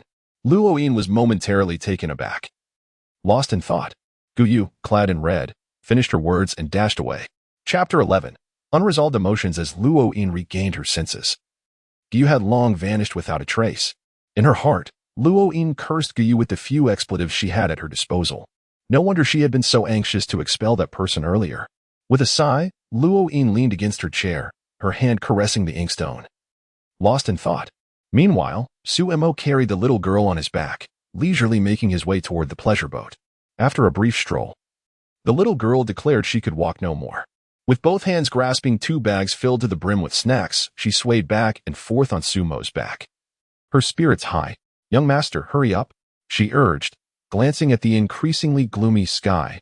which hinted at impending rain. Suemo adjusted the little girl on his back, expressing his dissatisfaction. "You little rascal, all you do is shout. As a scholar, how can I move quickly while carrying you?" The little girl tilted her head, pondering seriously before declaring, "Young master lacks exercise. What need do I, a distinguished scholar, have for exercise?" Suemo retorted dismissively. But the girl is growing. The little girl, innocent and cheerful, reminded him that if he did not exercise, one day he would be unable to carry her. Suemo nearly succumbed to the urge to toss the little girl off his back. What was this child thinking? "Well, let us wait until you grow up, and then you can carry me," he shamelessly suggested. The little girl pouted, her expression one of pitiful dismay. "But I don't want to exercise either." Suemo chuckled. "If you don't want to exercise, then eat more. The stronger you are, the better you can carry the young master." Upon hearing this, the little girl immediately brightened. Yes, I'll eat more, and then I'll carry the young master." She gleefully raised her tiny hands, lifting the 2 large bags of food, her eyes sparkling with delight. The sky darkened. Ominous gray clouds loomed over the city, heralding another downpour. Observing the shifting weather, Suemo quickened his pace. This wretched weather changes as unpredictably as a woman's mood. He hurried along, the little girl bouncing on his back, slightly dazed from the motion. Passers-by rushed along their way, and vendors hastily packed up their stalls, creating a scene reminiscent of an approaching storm. Drip, drip. A few drops of rain began to fall. Ah. The little girl squealed as the raindrops landed on her face and head. "It's coming down, it's coming down." Suddenly, a torrential downpour cascaded, drenching them before they could reach the boat. As they boarded the pleasure boat, they were still splashed by the rain. The rain pitter-pattered against the roof of the cabin, streaming down the edges and into the river. Drip, drip. Suemo set the little girl down, took a towel from the washing rack, and dried her wet hair. The little girl placed her bags of food on the table, then turned to gaze anxiously at the heavy rain outside. "What a heavy downpour. We want to get swept away, will we?" "Fear not," Suemo replied with a smile. "Even if we are swept away, we are still on the boat. So where else can we be? But if we are swept away, we'll have to find a boatman to row us back, and that costs money." The mere thought of spending money made the little girl wince. Suemo chuckled and gently patted her head. "Then let us ensure the boat doesn't float away," he said, turning to retrieve a rope from the side of the cabin. The little girl scampered to the side and pulled out an umbrella to follow him.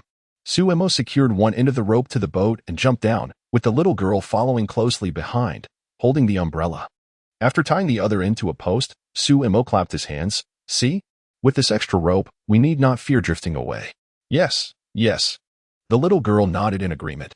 "Let us return to the boat and eat," Suemo said, smiling at her. Eating. The little girl eagerly jumped to the front of the boat, turning back to hold the umbrella for Suemo. Suddenly, she paused, pointing towards the street. "Young master, look. There is someone over there." "What of it? Isn't it normal to see people?" Suemo replied, bemused, as he turned to look. The little girl's expression faltered, her voice barely a whisper. "It's that generous lady who gave us so much money." The sky darkened, and rain poured over the city. The streets, washed by the downpour, revealed a lone, ragged woman staggering through the rain, cradling an infant. The rain soaked her clothing, causing it to drip continuously, but the water that fell from her seemed tinged with a dark red hue. As the woman moved, each step appeared to sap the last remnants of her strength. Finally, she collapsed to her knees, crying out to the heavens, her voice hoarse as if she sought to pierce the oppressive clouds above. From a distance, Suemo watched this scene, a feeling within him tearing open. "Stay on the boat and don't move. I'll go take a look," he instructed the little girl, turning to brave the rain towards the street. As he trudged through the downpour, his legs grew heavier with each step. He noticed the rainwater on the ground, tainted with a dark red. Upon nearing the woman kneeling on the street, he saw her body covered in wounds. The infant swaddled in cloth, its condition concealed. The dark red blood mingled with the rainwater, pooling and staining the ground. Suemo felt a sharp pang of anguish in his heart. The woman lay prostrate, face upward, allowing the rain to wash over her cheeks. Approaching her, he spoke with a tremor in his voice. "Madam, what has happened?" This woman was the same one who had helped him and the little girl when they first arrived in the capital, destitute. The woman lowered her gaze to the infant in her arms, not looking at Suemo, but forcing a smile filled with despair. "What could have happened? Just a chance encounter with bandits, and my family was slaughtered. Quickly, take the child and come with me to the boat," Suemo urged, reaching out to help her. But her gaze halted him in his tracks. Her eyes, filled with a terrifying intensity, rendered him motionless. Go to your boat? To bring about our mutual demise? She murmured, her voice laced with pain. Why would going to my boat bring about your death? Suemo asked, puzzled. Why would it be like this? The woman paused, turning her head back to meet Sumo's gaze. He stood there, clad in white, his hair cascading over his shoulders, soaked by the rain. His slender figure trembled slightly in the wind, and though fear flickered in his youthful eyes, he did not retreat. He remembered her earlier kindness, which had made a lasting impression on him. We are but ants, mere pawns on the chessboard of the powerful. The woman's eyes were red. Unable to distinguish whether the water running down her face was rain or tears, she turned her gaze toward the empty street. The dimly lit capital feeling cold under the relentless rain. How can one truly see the affairs of this world? Suemo stood before her, lost in a dreamlike state, recalling how noble she had once appeared when she had offered help to him and the little girl. Now, she had been reduced to this state. Let us go? It's still not too late to leave, she whispered. Please, don't speak further. Come with me to the boat. Let us find shelter. Suemo shook his head, suppressing the fear that surged within him, yearning to approach the woman once more. The woman gazed at Suemo's youthful visage, a flicker of hesitation shimmering in her eyes, as a tumult of complex emotions welled up in her heart.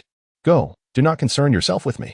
If they see you with me, you too shall perish, she murmured softly, her gaze lowered as she tenderly caressed the swaddled infant in her arms. For mortals who enter this fray, meet with no good end. With a thunderous roar, the ominous words echoed in Sumo's heart, enveloping him in a shroud of despair, bringing an unshakable chill. The rain cascaded down upon him, gradually blurring his vision, rendering the infant's features indistinct. An inexplicable dread arose within Suemo, as if an unseen force propelled him to turn away, urging him to depart. The torrential rain poured down, and he glanced towards a small boat in the distance. The girl aboard seemed to shake her head at him. As scholars, we live with a clear conscience and die without regret towards heaven and earth. What fear do we have of an inglorious end? An instinct within Suemo compelled him to halt his retreat, turning back to speak. Do you too find it hard to accept? Chapter 12. The end of reading. To live without remorse in the heart, to die without shame before heaven and earth. A bitter laughter escaped the lips of the woman, her head bowed, shoulders trembling as tears streamed down her cheeks. Observing her wretched and mad laughter, Sumo's mind slowly recalled the events of that fateful day. On that day, prior to entering the capital, Suemo encountered several destitute refugees. Unable to bear their suffering, he gave away all the silver he possessed, keeping only a meager amount for himself. Upon entering the imperial city, he was beset by bandits and lost the remaining silver in his flight. By the time he entered the imperial city with the young girl, he was utterly destitute. That day, Suemo and the girl huddled in a corner of the imperial city, their spirits low, when a luxurious carriage passed by and suddenly halted before them.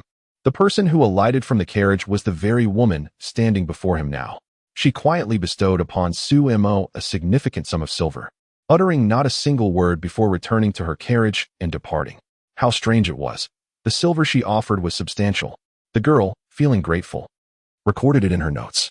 The noble lady from that day had now transformed into this pitiful figure. You helped me that day. Without the assistance of that kind woman, the girl and I would still be wandering the streets. Suemo spoke somberly. It was merely a fleeting encounter and a casual act of charity. Why should you hold it so dearly? The woman gazed into Sumo's eyes and asked softly, Because I have encountered many souls akin to yours, who have extended their hands to help me.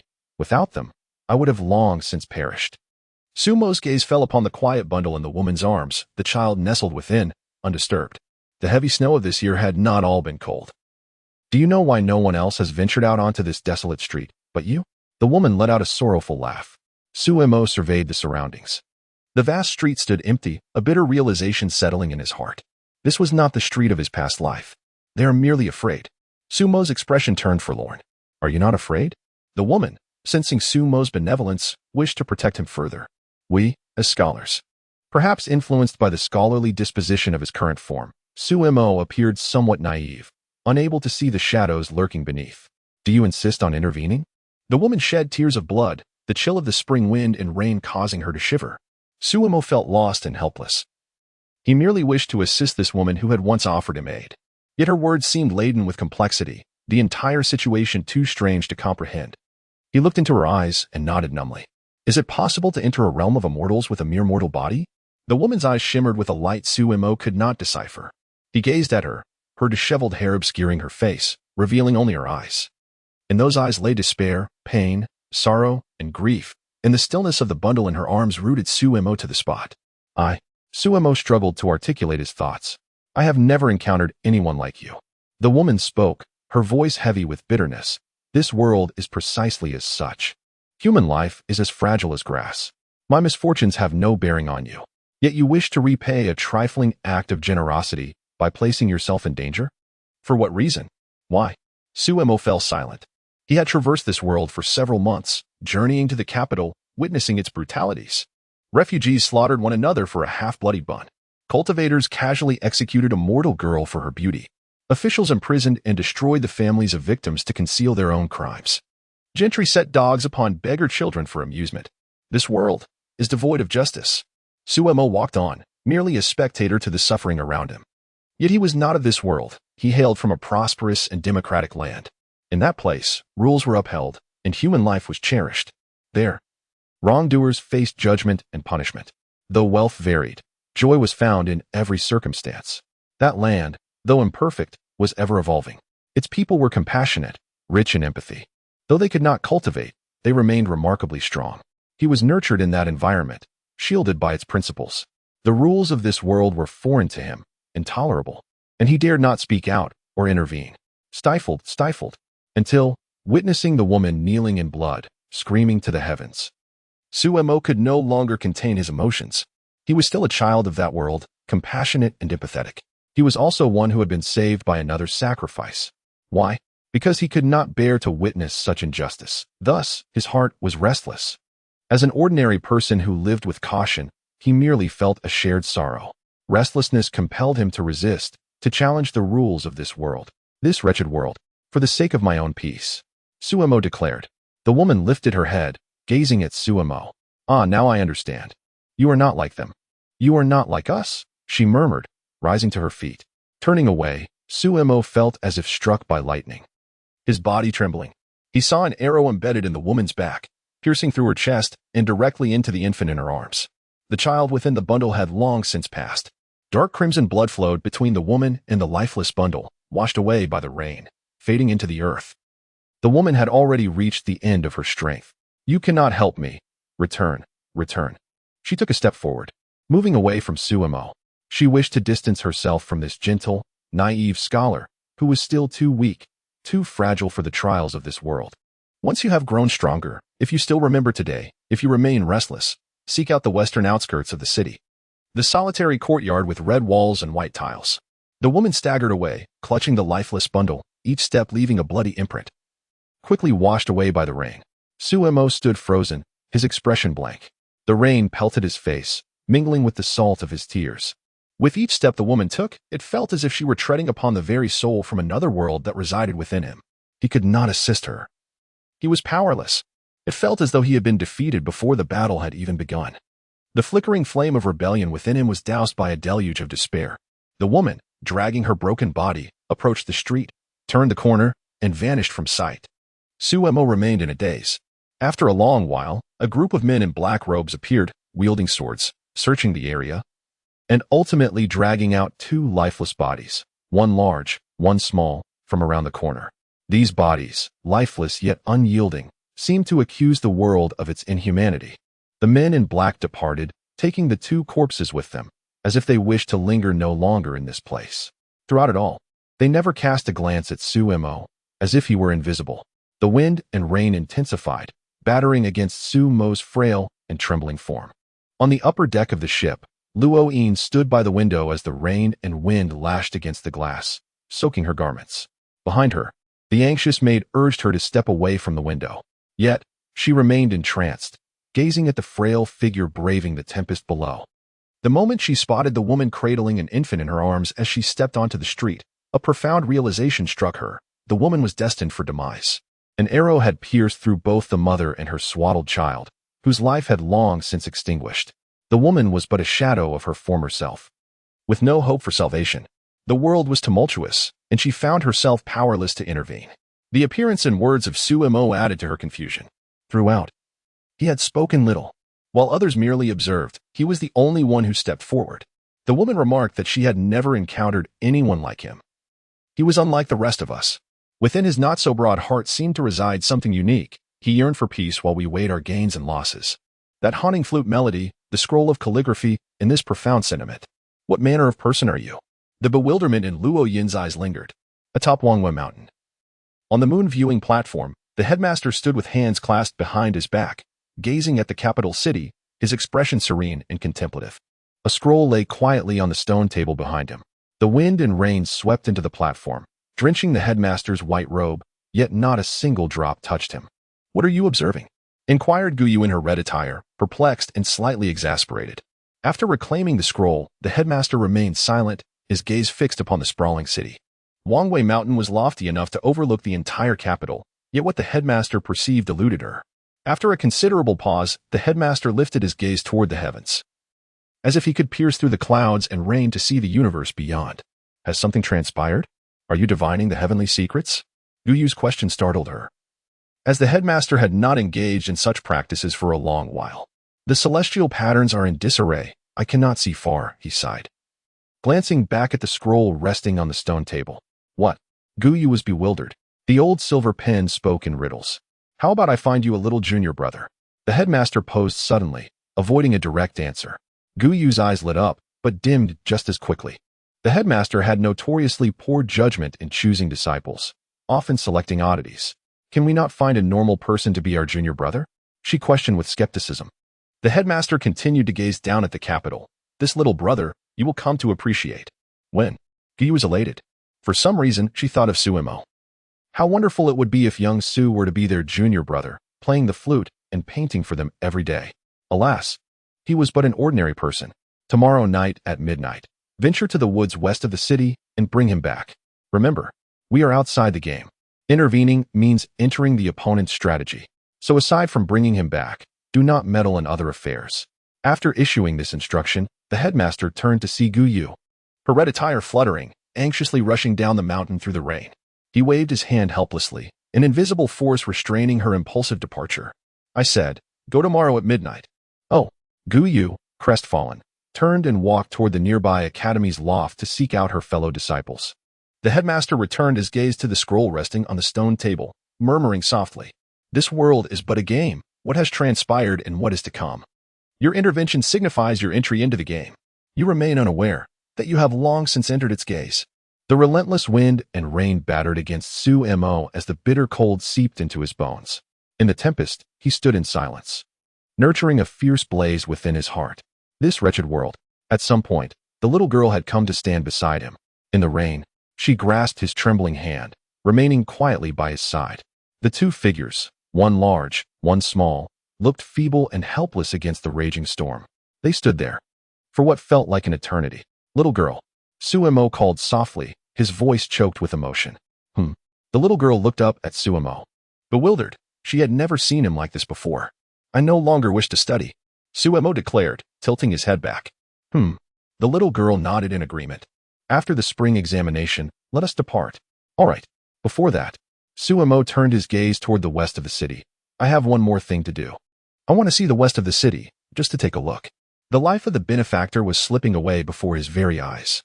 Suemo sought to discern how this world of cultivation compared to the novels of his past life. The sorrowful wail of the ant echoed in the air.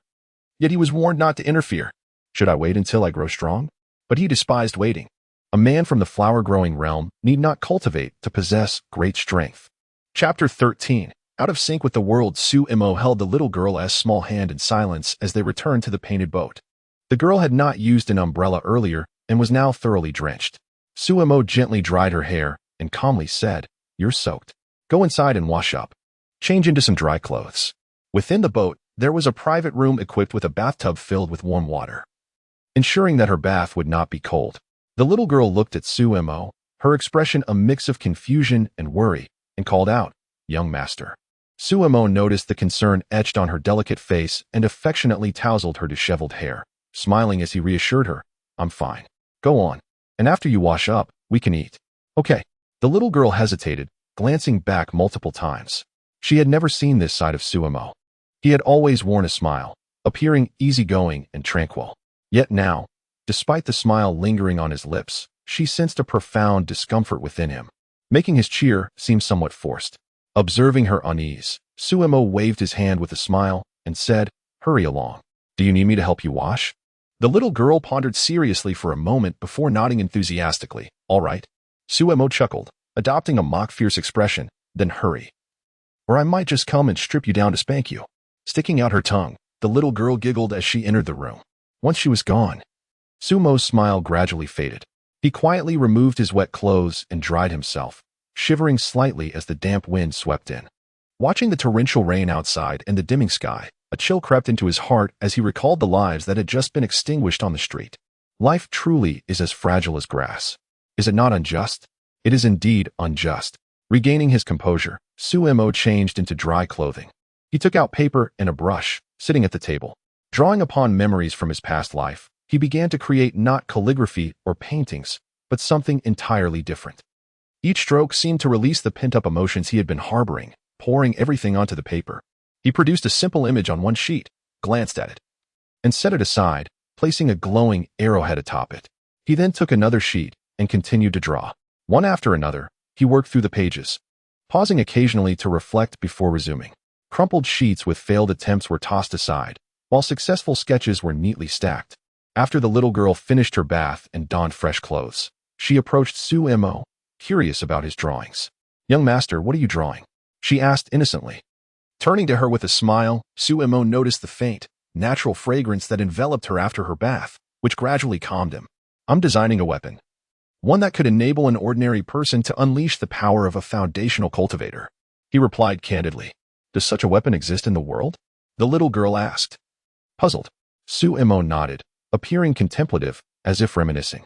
"Yes, there are weapons that allow ordinary individuals to wield destructive powers. However, I am unable to create them." "Why are you drawing this, young master?" she inquired, her worry resurfacing as she observed his calm demeanor. Setting aside his brush, Suemo affectionately ruffled her hair and smiled. "Don't worry, I merely wish to ensure we have the means to protect ourselves. I want to be able to safeguard you." The little girl nodded. Though the concern on her face did not entirely dissipate, she noticed the dark arrowhead resting beside Suemo's desk, the very arrow that had saved them countless times. "Just one more drawing. Once I finish, we can eat," Suemo said as he picked up his brush once more. "All right."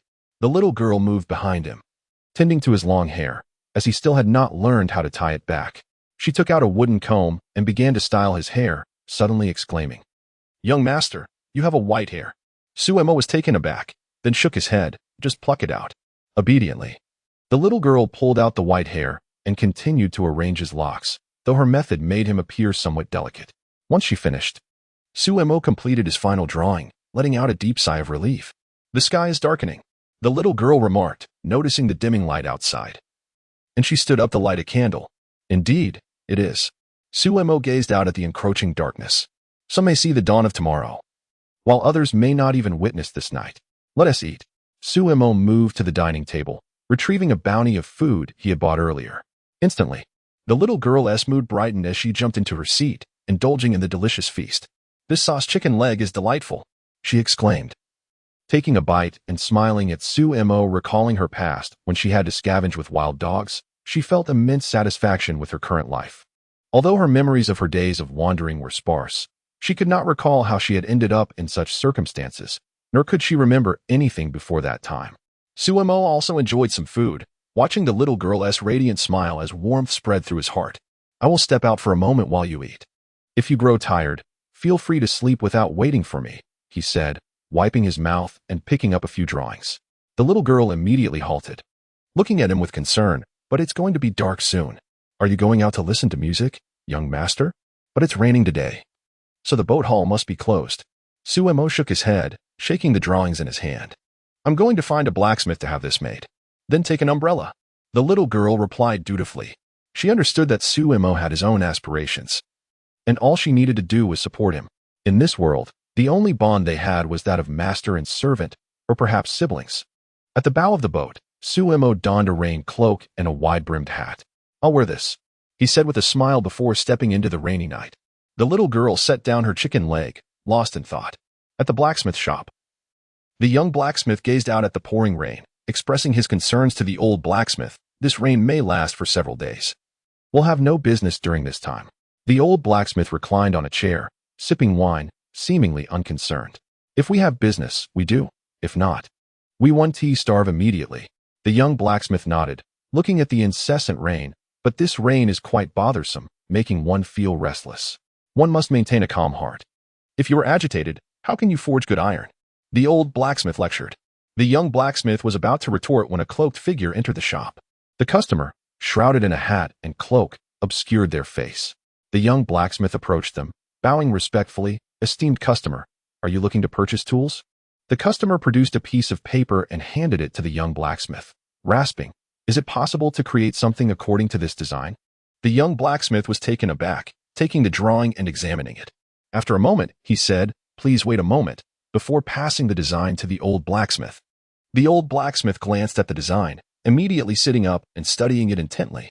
After a brief moment, he stood and approached the customer, asking, what materials do you wish to use for crafting this item? Dark iron, the customer replied coolly. Nature can indeed forge. The old blacksmith nodded slightly, yet hesitated as he spoke. However, what? The customer inquired. If I am not mistaken, you wish to create a powerful bow. The old blacksmith gazed at Suemo, continuing, but who can draw a bow crafted from dark iron? That is not your concern. You need only to create it. The customer seemed to breathe a sigh of relief, then asked, do you know how to proceed? The old blacksmith replied confidently, naturally. We shall use layers of dark iron for the forging. The customer nodded, then further queried, is there a bowstring capable of withstanding the draw of such a powerful bow? The old blacksmith pondered for a moment before responding, common bowstrings would certainly not endure the tension of this bow. We can only use secret silver thread or the tendons of a dark beast for the string. Is that available? The old blacksmith nodded, by coincidence. I have a leftover piece of dark beast tendon from a previous customer, which should suffice. Excellent. Then I shall leave the task to you. The customer affirmed. What is the cost?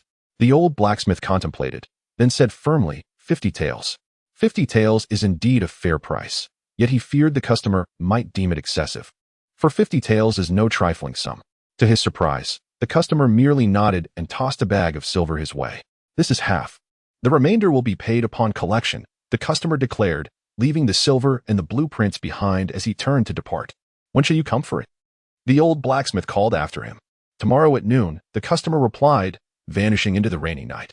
The young apprentice approached, glancing at the silver and blueprints, remarking, this customer is truly mysterious. What purpose does such a powerful bow serve? No one can even draw it. The old blacksmith patted the apprentice's head and admonished, silence. Ask fewer questions and focus on your work. He cast a glance at the holes marked on the blueprint, letting out a sigh. This blueprint is likely but a fragment of the entire apparatus. Suemo emerged from the blacksmith shop and proceeded to several others, distributing the remaining blueprints for crafting. The costs for the other components were not exorbitant. Only the bow's body and string were significantly priced, which he understood, as dark beast tendons are hard to procure. He entrusted all the components to different workshops for fabrication. The rain continued unabated as he arrived at that street, to the spot where the woman had knelt in sorrowful lamentation. The ground bore no trace, only the wind blowing through the rain. The cold remained. Suemo stood quietly, his silhouette forlorn and solitary, as if he were a dissonant note in this world. Not far away, the boat loft that should have been ablaze with light remained closed for the night, dim and silent, devoid of music. This night was particularly serene. This night, Suemo stood on the streets of the capital for half the night. Chapter 14. The coming storm when Suemo returned to the painting boat. It was already late at night. The little girl had fallen asleep at the table, her head resting on her arms. Uneaten food lay scattered across the table. Suemo shook his head and sighed, this silly child. He removed his raincoat and hat, hanging them on the boat's post before walking over to the little girl. Gently, he lifted her petite form and carried her to the room. Young master, she murmured, waking slightly as he laid her down on the bed. Why aren't you in your room sleeping? Suemo asked softly, ruffling her hair. The little girl whimpered, I wanted to wait for you to return before sleeping. Suemo lay beside her, wrapping her in his embrace. Sleep now, for your young master is back. She replied, tightening her hold on him before drifting back to a deep slumber. As Suemo held the little girl, he gently patted her back, gazing out at the dark night through the boat's window. I just went to take a look, just to take a look. With that, Suemo closed his eyes, gradually succumbing to sleep. The rain continued to fall, swelling the river and dampening spirits. Young master, how long will this rain last? The little girl asked, holding a chess piece and gazing at the unrelenting downpour outside, feeling somewhat vexed. Perhaps. A few more days, Suemo replied, glancing outside. The little girl placed her piece down, mimicking the adults with a melodramatic sigh. With this rain, we can only stay on the boat, only able to play chess with you. Suemo, unsure of how to respond, decided to disrupt the chessboard, scattering the pieces. No more games. Your chess skills are quite poor, the little girl pouted, clearly displeased. It was not that Sumo's skills were lacking, rather. The little girl was inexperienced and prone to retracting her moves. He had to feign equality in their skills to keep her company. This had always been the case. Yet today, he found himself lacking interest. Young master, you've grown a few more white hairs since last night, the little girl remarked. Having noticed 2 new strands while tying up his hair, Suemo shook his head, remaining silent but sighing. The rain mirrored the human heart, watering the pent-up emotions within, causing certain feelings to surge forth without an outlet. Drip, drip. The sound of water dripping from the boat's eaves echoed against the hull, splashing droplets in every direction. A figure in a flowing dress appeared, holding an umbrella as she stepped onto the bow. Miss Luo has come to seek a painting. May I intrude? A maid held the umbrella for Luo-in, though her skirt still got damp. Hearing that familiar yet enchanting voice, Suemo hurried to open the door. Today, Luo-in was adorned in a white dress, exuding an ethereal beauty. Her demeanor was calm, serene, and transcendent. Suemo gazed at the stunning Luo-in and inclined his head slightly. I have the honor of meeting you, Miss Luo. Luo-in, observing Sumo's youthful and delicate features, couldn't help but sigh softly, though she was unaware of the reason for her sentiment. Captivated by Luo-yin's exquisite presence, Suemo found himself momentarily entranced. She was the most beautiful woman he had encountered in 2 lifetimes. Remarkably, her tranquil aura instilled a sense of peace within him. Will you not invite us inside? Luo-in smiled gently. It is unkind to treat guests this way. Snapping back to reality, Suemo felt a bit embarrassed and smiled awkwardly, stepping aside. I apologize for my rudeness. Please, Miss Luo, come in. Luo-in gracefully entered the boat, noticing the walls adorned with various calligraphy and paintings. Though it was a small boat, it resembled a scholarly residence filled with literary charm. The aroma of ink lingered in the air. The maid beside her gasped and awed the scene. The little girl, wide-eyed, curiously examined Luo-in and her maid. Sister Fairy is so beautiful, the little girl couldn't help but whisper to herself. When will the bright moon appear? I raised my glass to ask the azure sky, unaware of the celestial palaces above. What year is it tonight? I wish to ride the wind and return, yet fear the icy heights of the jade towers. Dancing to cast my clear shadow, how is it different from being in the mortal realm? Luo-in read aloud as she approached a piece of writing. Such fine verses. Though this is merely half a stanza, it is enough to humble the youth of today. Luo-in remarked slowly. Turning to Suemo with bright eyes, she asked, is there a second half? Suemo nodded and began to recite softly, turning the vermilion pavilion, lowering the ornate window, illuminating the sleepless night. There should be no resentment. Why does the moon always appear full when we part? His voice, though soft, rippled through the boat like a gentle wave. Humans experience joy and sorrow, just as the moon waxes and wanes. Such is the nature of life. I only hope for lasting companionship, sharing the moonlight across 1,000 miles. The maid accompanying Luo-in was left speechless, finally understanding why her mistress braved the rain to visit this humble painting boat. Here, within this modest vessel, was a young talent unmatched among his contemporaries. The little girl ran to Sumo's side, tugging at his fingers, gazing up at him in awe. May we have lasting companionship, sharing the moonlight across 1,000 miles. Luo-in murmured softly. Your talent is unparalleled in this world. Luo-yin's expression grew more intricate, her tranquil demeanor momentarily fading.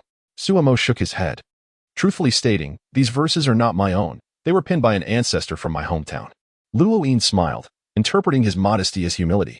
If they were truly composed by an ancestor, why not share them with the world sooner? Would you care to play a game with me, Master Su? Luo-in suddenly inquired, glancing at the disarray of chess pieces. Suemo was momentarily perplexed by her intentions. She had come seeking a painting, yet now wished to play chess. However, as a guest, he felt inclined to oblige. Then it would be my honor to accept. Suemo and Luo-in sat across from each other, while the little girl tidied up the chessboard. Bring tea, little one. Suemo instructed the girl. She turned and went to brew tea. The maid observed the scene, her eyes sparkling as she watched the pair, akin to a pair of enchanting celestial beings. What a pity that Master Su is but a mortal. The maid sighed softly. Please, after you, Master Su. Luoyin urged. Su Mo, feeling no need for formality, picked up a piece and made his move. Call me Jingyin, as you wish. Su Mo said. Luoyin placed her piece down. Then I shall call you Jingyin, and refrain from addressing you as Miss Luo all the time. The divide between the celestial and the mortal is insurmountable. Su Mo shook his head, making his move. What defines a mortal? What defines a celestial being? Luoyin queried, raising her hand to place her piece. Mortal beings are bound by earthly flesh, living but a century. They work at sunrise and rest at sunset, seeking only to live without worry, to dwell in peace. Celestial beings, however, possess ethereal grace and longevity, transcending the mundane, yet remain detached from worldly affairs, Su Mo replied. The little girl returned with the tea, serving a cup to both Su Mo and Luoyin before quietly observing. Luoyin lifted her cup and took a small sip. Why hold celestial beings in such high regard? They are merely mortals who have attained enlightenment. In this world, what true celestial beings exist? She gently shook her head, letting out a soft sigh as she placed her piece on the board. What is the path to enlightenment? Su Mo asked, watching the evolving game. Some follow the footsteps of their predecessors, naturally finding their way. A few, however, seek their own path. They pursue the ultimate truths of the universe through their understanding of the way. Luoyin explained softly, and enlightenment is merely the foundation of cultivation. To label those who enter this path as celestial is inaccurate. And what defines a true celestial being? Su Mo inquired, lifting his gaze. I do not know. Luoyin shook her head, saying, that is what all cultivators seek. I am merely a novice on the path. How could I possibly know? Su Mo lowered his head and respectfully replied, Jingyin has been enlightened. What are your plans after the spring examination? Will you enter the court as an official? With Jingyin's talents, it should pose no challenge, Luoyin inquired. I do not know. I will take one step at a time, Su Mo said. His gaze cast downward. Have you never considered cultivating the Tao? Luoyin unexpectedly asked. Su Mo raised his hand, glancing at his utterly ordinary physique, and shook his head with a bitter smile. The divide between the celestial and the mortal realms is not easily bridged. Do you have any aspirations in this life? Luoyin looked into Su Mo's eyes, seeking something different within. Su Mo pondered deeply, considering the chaos of this world, the suffering of the populace, the lofty immortals, and the relentless nature of society. Yet, he concluded, I simply wish to be a carefree wanderer, living a life of ease. Luoyin gazed intently at Su Mo. Yet your eyes reflect the plight of the people, your heart bears the weight of the world. Su Mo was momentarily taken aback, his spirit shaken. Why not? Do something. He returned to reality, realizing there were no more moves to make on the chessboard. I have lost. Thank you for your hospitality, Jingyin. I shall take my leave. Luoyin rose. She had come and gone as she pleased, having only mentioned her desire for a painting upon arrival and had not spoken of it again. Su Mo stood and took down the half-verse of Shui Jiao Gitu from the wall, presenting it to Luoyin. This half-verse is a gift for you, fair lady. I actually have a request of my own. Please, do not hesitate to speak. Luoyin genuinely cherished the half-verse, even if it were incomplete. Su Mo summoned a young maid, saying, I must attend to some matters, but with this incessant rain and rising waters, it is unsafe on the boat. I would like my younger sister to stay with you in the cabin for a day. I will return tomorrow to fetch her. He referred to the maid as his younger sister. Luoyin turned to the maid, her interest piqued, and nodded in agreement. The maid looked up at Su Mo, her eyes betraying her concern. She understood that Su Mo had his own intentions, and she had always known. All she could do was to prevent him from worrying. Brother, the maid called out. Su Mo smiled and affectionately ruffled her hair. The maid removed a small white stone from around her neck, tugging Su Mo down to her level, placing the stone around his neck. This stone had always been with her, its origin unknown, but it held great significance.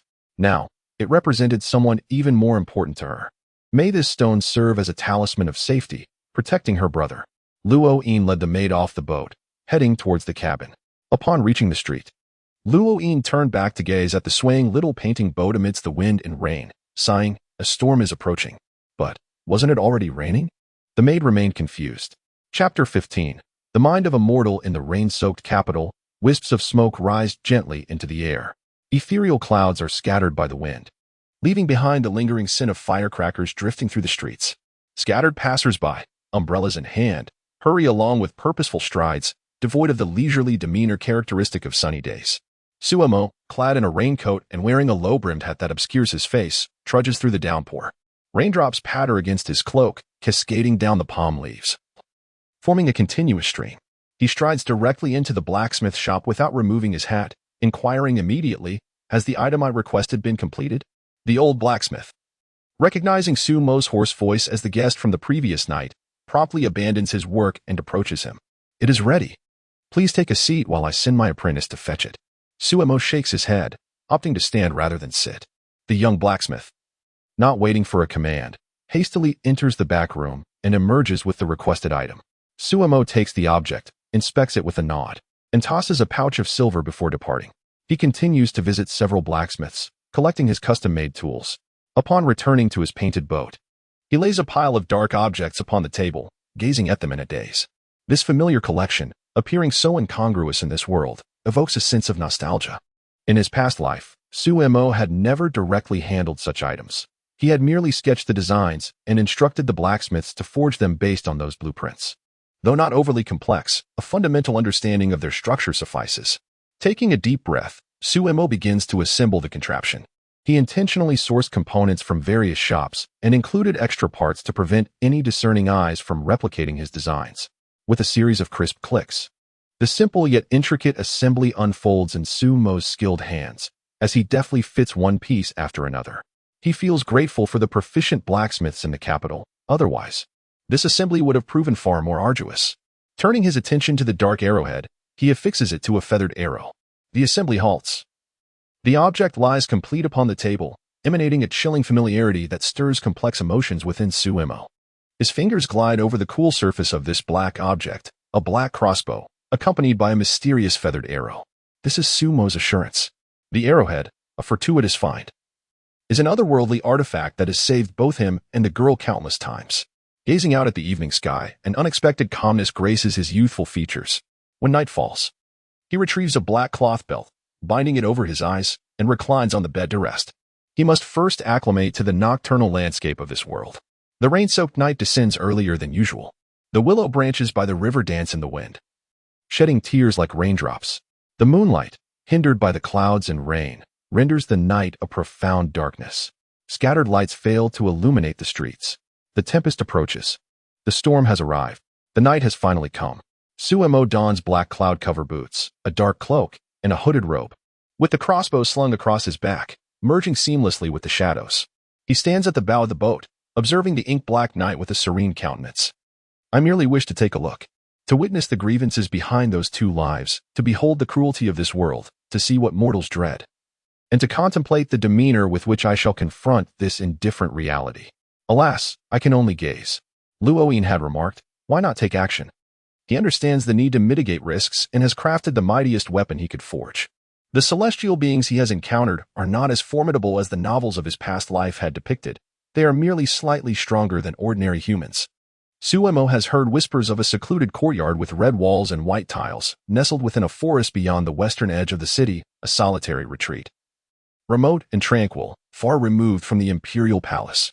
It is hidden from the world, surely harboring secrets. With a soft swish, Suemo pulls the hood of his cloak over his head, stepping into the rain-drenched night, advancing towards the west of the city, one deliberate step at a time. The sound of his footsteps on the rain-soaked path rings out like a distant melody. At the riverside, the boat loft remains closed tonight, mirroring yesterday's stillness. Illuminated only by flickering candles. In a small room atop the boat, a young girl rests her chin on her hand at the window, her worried gaze fixed on the vast, dark night. Knock, knock, knock. The sound of the door rapping echoes, and Luoyin enters, accompanied by a maid bearing a tray of pastries. Observing the pensive girl at the window, Luoyin smiles gently. "Aren't you going to rest?" "I can't sleep," the girl replies, shaking her head. The maid places the pastries down and quietly departs. "What troubles you?" Luoyin, noticing the girl's restlessness, moves to sit beside her. She places the pastries before the girl and pours herself a cup of tea. Luoyin is genuinely curious about Sumo's sister. The girl possesses a clever appearance yet displays an endearing demeanor. After arriving at the boat loft, she is kept to her room, quiet and unbothered. Beneath the youthful fade, the girl occasionally reveals a trace of confusion, an expression not typical of a child just over 10 years of age. She is still young. She will undoubtedly grow into a beauty, Luoyin muses softly. I'm thinking of my brother, the girl murmurs, lowering her head, an anxious tone in her voice. Luoyin chuckles. Have you missed him already after just half a day? You truly are a clingy little sister. I haven't even asked your name yet. The girl shakes her head, looking at Luoyin. Can't you tell me? Luoyin inquires, puzzled. The girl shakes her head again, saying, It's not that. I simply don't know. Don't know? Luoyin is momentarily taken aback. The girl nods, explaining, I don't remember much. I only recall that my brother found me. He was worried that I would suffer alone, so he took me with him. Aside from my brother, I can't remember anything else. What does your brother call you? Luoyin asks. He just calls me girl. He said that when I grow up and remember my name, I can use it again. But I don't want to remember my name. I like it when my brother calls me girl, she replies innocently. Luoyin takes a sip of her tea, pondering the peculiar bond between the siblings. What kind of person is your brother? Luoyin gazes out into the dark night, slowly posing her question. The girl also looks outside, a reminiscent expression gracing her features. My brother is very clever. We journeyed from Jiangnan to the capital, and no matter the obstacles we faced along the way, he always found a solution. He is also quite talented. During his free time, he enjoys writing, painting, and reciting poetry. His poetry always gives me goosebumps, she continues, her voice softening. Luoyin nods in agreement. The girl's admiration for her brother is evident. The elder brother is a profoundly sorrowful individual. Often found reclining in a rocking chair at night, gazing at the stars above in a stupor, sipping wine while murmuring, the homeland is separated by 2 lifetimes. Remembered, yet unattainable. Luoyin was momentarily taken aback, recalling that night when the flute's melody was steeped in nostalgia for home. What does it mean? The homeland is separated by 2 lifetimes, remembered yet unattainable? In truth, the elder brother possesses an immense kindness, always harboring thoughts of others in his heart. Whenever he encounters the homeless or the unfortunate, he readily offers his meager silver to assist them, sometimes to the extent that he himself lacks even the funds for wine. Yet he would never allow the little girl to go hungry. 2 clear tears fell from the little girl's eyes, and her lively gaze had inexplicably turned red. Why did she cry so unexpectedly? Upon witnessing this, Luoyin hastily produced a handkerchief to wipe away the girl's tears. Just yesterday, the kind woman who had previously helped them and her infant perished before the elder brother's eyes, leaving a significant impact on him. The image of that woman kneeling in agony on the street, her chest pierced by an arrow, slaughtering both her and the child she held. Blood pooling around them, was unbearable for the elder brother. The little girl wept bitterly, turning to Luoyin with a pleading gaze. Fairy sister, can you assist my brother? The girl merely wished to shield her brother from any burden, thus she refrained from crying in his presence. But the elder brother remained silent, though she understood everything. He had always smiled at her, yet yesterday, his smile was tinged with profound sorrow. The elder brother only wanted to spare her worries, so he asked the sister to look after the girl for a day. He mentioned he had matters to attend to. But the girl knew. He must have ventured beyond the western city, to the very place where the woman had perished before him. A courtyard with red walls and white tiles. He said. He was merely going to have a look. Yet, he forged weapons. What? Luoyin was startled. He is but a mere mortal. Chapter 16. The Taoist and the Monk in the western part of the city, amidst the dense forest. A gaunt Taoist swiftly traversed the woods, occasionally glancing back. Clad in traditional Taoist garb and wearing cloth shoes. He bore an unusual sight, a staff on his back and a string of prayer beads around his neck. Suddenly, he halted, furrowing his brow as he beheld a courtyard not far ahead. Bah, what a heavy aura of resentment lingers here. At that moment, a stout monk sprang forth beside him, also gazing toward the courtyard with a frown. Be cautious, this place is quite eerie, the Taoist warned the monk. The monk produced a copper sword from his possession and nodded in agreement. Observing the copper sword, the Taoist raised an eyebrow. Zhishuan, I dare say my copper sword is far more suitable than your staff. The monk, feeling a pang of melancholy, thought to himself, I shall surely reclaim my staff from your grasp. Ah, the Taoist squinted. You speak as if you have something left to wager. Do not forget that your prayer beads are in my possession. He rubbed the beads around his neck, casting a furtive glance at the golden bowl nestled in the monk's arms. The monk took a step back, eyeing the Taoist warily. I shall not gamble my golden bowl. It is a gift from the abbot for alms, and he has instructed me never to part with it. You should abandon this notion. The Taoist smiled benevolently. Rest assured. I have no desire for your golden bowl. What would a Taoist do with a monk's bowl? It would be quite unbecoming of me. Hearing this, the monk exhaled in relief. only to hear the Taoist continue. Yet, your bowl is rather cumbersome. It would be more convenient if we melted it down to create a smaller, thinner one. The excess gold could be used for merriment. The monk immediately clutched his golden bowl, casting a guarded look at the Taoist. The Taoist grinned mischievously at the sight. Suddenly, both heard a piercing scream emanating from the courtyard ahead. Their expressions turned grave as they fixed their gaze upon the high-walled courtyard of red walls and white tiles. Dim lights flickered within the courtyard, casting an eerie pallor in the secluded forest. A chill wind swept through, causing both to shiver involuntarily. Exchanging glances, they noted the surprise in each other's eyes. As cultivators in the foundational stage, they should not have felt cold. Yet, the wind that had just blown past truly sent chills down their spines. Shall we investigate? The Taoist inquired. The monk nodded in agreement, concealing their presence. They swiftly approached the isolated courtyard. After the initial scream, an unsettling silence enveloped the area. The Taoist and the monk stealthily neared the courtyard's outer wall, abruptly halting. There is a formation here, Jishuan whispered to the Taoist. The Taoist nodded. Can you discreetly dismantle it? If I make a move, those inside will surely notice.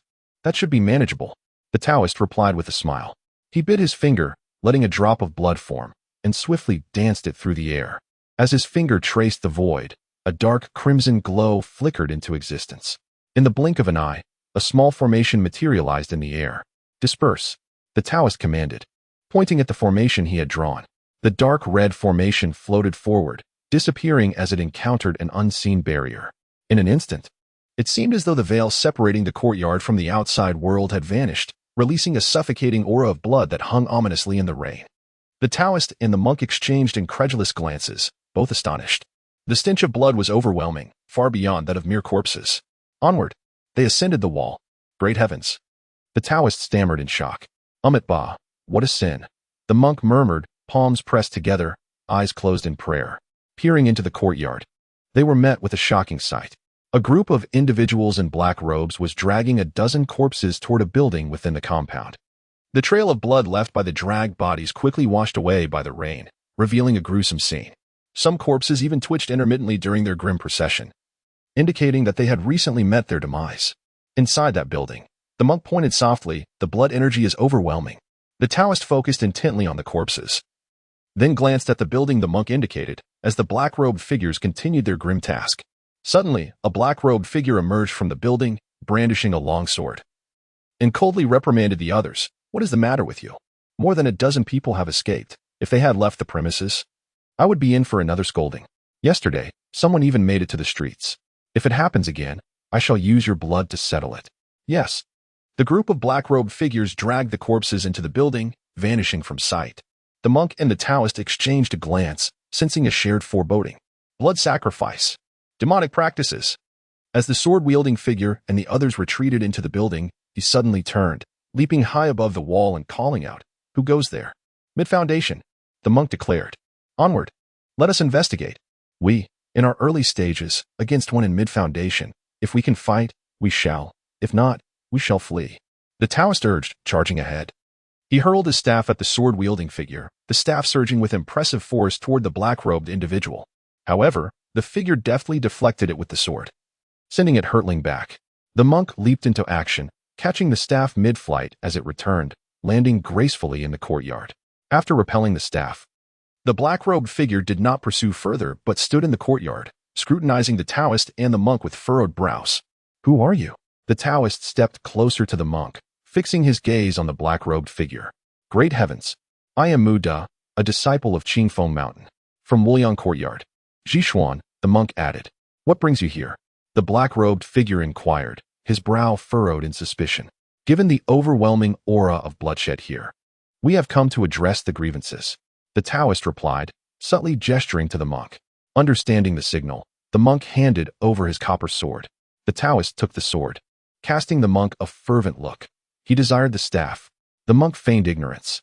"Can you explain the reason for this bloodshed?" the monk queried, gripping the staff as he addressed the black-robed figure. The black-robed figure surveyed the surroundings, sensing the now broken barrier formation. "You witnessed it all, did you?" The monk and the Taoist remained silent. Then, the black-robed figure unsheathed his long sword, a potent aura of late Foundation energy radiating from him. "You cannot leave." Chapter 17. Blood Pill, Late foundation establishment. The Taoist Muda was taken aback. Was this supposed to be the mid-stage of foundation establishment? Two early-stage foundation establishment practitioners challenging one in the late stage was akin to children provoking an adult. It was utterly absurd. The dialogue among the three revealed the presence of over a dozen black-robed figures who rushed out from the dwelling, swords in hand. Their expressions cold as they faced Muda and Ji Xian. How could they possibly fight? The wind howled. Muda and Ji Xian exchanged glances.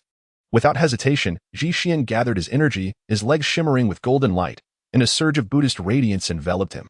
Muda brandished his copper sword, which gleamed with azure light, and shouted, gentle wind style. The sword's tip pointed directly at the black-robed figures, azure light swirling around its blade.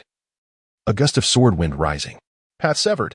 A palpable aura of slaughter ignited as the copper sword, imbued with the emerging azure light, hurtled towards the black-robed figures, slicing through the air with a fierce whistle. With a single strike, Ji Xian immediately turned, not looking back, his legs radiating golden light. Runes manifesting as he seized Muda and soared towards the courtyard wall, racing away. As for the copper sword he had unleashed, it was of no concern. Child's play. One of the black-robed figures shouted coldly. With a long sword in hand, he swung fiercely at the rushing copper sword, unleashing a wave of sword energy to meet it head-on. Bang! The copper sword was struck by the sword energy, its momentum halted, and it was easily caught by the black-robed figure as it approached, casually tossed aside. Seeing the Taoist and the monk fleeing towards the courtyard, the black-robed figure hurled his long sword. The sword soared high into the sky before plummeting down with great speed. With a clang, it embedded itself before the Taoist and the monk. Black spiritual energy surged around the long sword, runes undulating as the energy exploded from the sword, severing the escape route of the Taoist and the monk. The group of black-robed figures swiftly surrounded them. You cannot escape, the leading black-robed figure declared coldly. The monk clasped his hands together. Amit Ba? What do you wish to do, benefactor? The leading black-robed figure sneered. What did you just witness? The monk fell silent. A monk does not speak falsehoods. We saw some blood here and, out of curiosity, came to take a look. This must be a slaughterhouse for cattle and sheep. We merely wish to purchase some meat. Muda replied with a smile. Since you do not welcome us, we shall take our leave. The black-robed figure gazed at them with mockery. A monk and a Taoist coming to buy meat? We are but false Taoists and false monks, Muda said earnestly, tugging at the monk's robe. The monk's face flushed, and he nodded. Unable to fight or flee, their lives were at stake. You see, the monk does not speak falsehoods. Muda pointed at Ji Xian, addressing the black-robed figure. Without a sword, the black-robed figure crossed his arms and chuckled. Aren't you a false monk? A false monk can speak falsehoods. The monk's face reddened even more. This is not a slaughterhouse, the black-robed figure suddenly declared. The Taoist's expression stiffened, forcing a smile. Then it seems we were mistaken. We shall leave at once. The circle of black-robed figures raised their swords, clearly unwilling to let the two depart. No need to rush. Since you have come, stay and lend us a hand, the leading black-robed figure stated nonchalantly. Oh, what assistance do you require from us? The Taoist inquired, pulling out a copper sword from who knows where, holding it tightly with a friendly smile. The monk, gripping his staff, cautiously regarded the leading black-robed figure. It's nothing major. We are just in the process of refining a blood pill and need a final bit of fresh blood, which we require from you too. The leading black-robed figure's lips curled coldly, his expression indifferent as he gazed at them. Blood pill? The expressions of both the monk and the Taoist shifted. You dare to refine a blood pill? Muda exclaimed incredulously, staring at the leading black-robed figure, anger igniting within him. Are you not afraid of divine retribution? A blood pill, as the name implies, is a concoction formed from human lives. The process of refining a blood pill is exceptionally cruel, requiring the blood of the living along with rare materials, continuously fed into the furnace to seal the vitality within. As the need for blood persists, so does the demand for lives. The blood of the living is rich in vitality, and condensing it into a pill is of immense significance. I am merely following orders, the leading black-robed figure replied dismissively. Besides, I only kill some lowly commoners. The disdainful tone in his voice dripped with contempt. The Taoist exchanged glances with the monk, signaling to the black-robed figure. You hold back this late-stage foundation establishment practitioner. I will deal with the others first. The monk's eyes widened, glancing at the encircling figures. Why don't you hold back this late-stage practitioner while I handle the rest? The Taoist narrowed his eyes. Fine, but can you kill? The monk rolled his eyes. Forget it. I will hold back this late-stage practitioner. You deal with the others quickly. I can't hold out for long. The two exchanged silent signals and settled on their plan. The monk would stall the late-stage practitioner while the Taoist took care of the remaining lackeys. Since the benefactor desires the blood of this little monk, he shall experience your prowess. The little monk acted as planned, his entire being aglow with golden light, wielding his staff as he approached the leading black-robed figure. Attacking in place of defense. Buddhist golden body, intriguing. The black-robed figure responded, discarding his weapon to meet the monk with bare hands. Seeing this, the Taoist turned and charged at the remaining black-robed figures, his copper sword shimmering with azure light. As the Taoist wielded his sword, streaks of crimson light erupted, blooming like blood-red flowers in the rainy night. The Taoist showed no mercy. These individuals had stained their hands with the blood of innocence for the sake of alchemy. He felt no psychological burden in slaughtering them, even finding it quite exhilarating. Aside from the leader being at the late stage of foundation establishment, the others were merely at the chi refining stage, and in the blink of an eye, half of them had been dispatched by the Taoist. In the midst of his enjoyment, an object suddenly hurtled towards him. The Taoist leaped aside just in time, realizing it was a staff.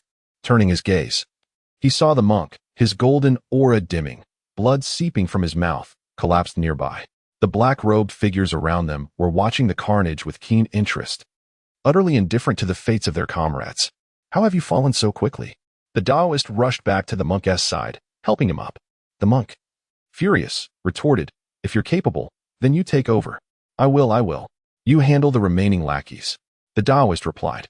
The monk gritted his teeth, snatching the copper sword from the Taoist's hands and charging at the remaining lackeys. Survival took precedence over rules. The Taoist, pulling out another copper sword from who knows where, charged at the black-robed figures. The leading black-robed figure sneered. "It seems you do not understand the difference between the early and late stages of foundation establishment. Allow me to enlighten you today." With a kick, a long sword fell into his hand, and with a swift motion, he unleashed a wave of sword energy towards the Taoist. Unstoppable. The Taoist's expression changed as he faced the oncoming sword energy. He sidestepped, but found the black-robed figure already at his side, a dark red glow striking towards his chest. The Taoist hurriedly raised his sword before him to block. Bang! An unbearable force struck his chest, a coppery taste filling his throat as he spat out blood, his body flying backward and crashing to the ground. The monk retreated to the Taoist's side, blood-soaked. The remaining lackeys had already been dealt with. Chapter 18. A sudden flight of an arrow. How can you be even more useless than I am? The monk scoffed. The Taoist, clutching his chest, rose to his feet. I do not possess the golden body of the Buddha. The figure cloaked in black observed the bickering between the two with a mocking gaze, as if he were watching a delightful play, utterly indifferent to the lifeless bodies strewn about. A ground littered with corpses, a multitude of lives lost. To him, they seemed no more significant than a pile of refuse. What shall we do? We are utterly incapable of defeating him. We cannot even flee. The monk inquired. The Taoist sighed. Did your elders not provide you with any means of survival? The monk nodded. Indeed. Then why do you not use it? The Taoist retorted. I have already exhausted it. The monk confessed, leaving the Taoist momentarily speechless. And you? The monk asked. I too have spent mine. The Taoist admitted candidly. The cloaked figure scanned the surroundings, drawing closer with his long sword in hand. Enough of this play. Since you have come, it is time for you to serve a purpose. Both Shi Xian and Mu De wore expressions of despair, never anticipating such dire circumstances. Regrettably, this incident would remain a secret, adding 2 more souls to the list of the wronged. They exchanged glances, bittersweet thoughts filling their minds. What a pity. I have yet to melt down your golden bowl for wine. The Taoist lamented, gazing longingly at the monk's embrace. I knew you were eyeing the golden bowl. The monk retorted, reaching into his robe to reveal the bowl. Behold. Suddenly, the monk's eyes sparkled with hope as he raised the golden bowl high.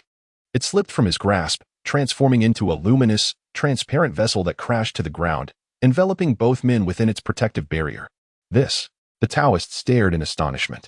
This is also a means of survival. The monk chuckled. Weren't you just saying it was exhausted?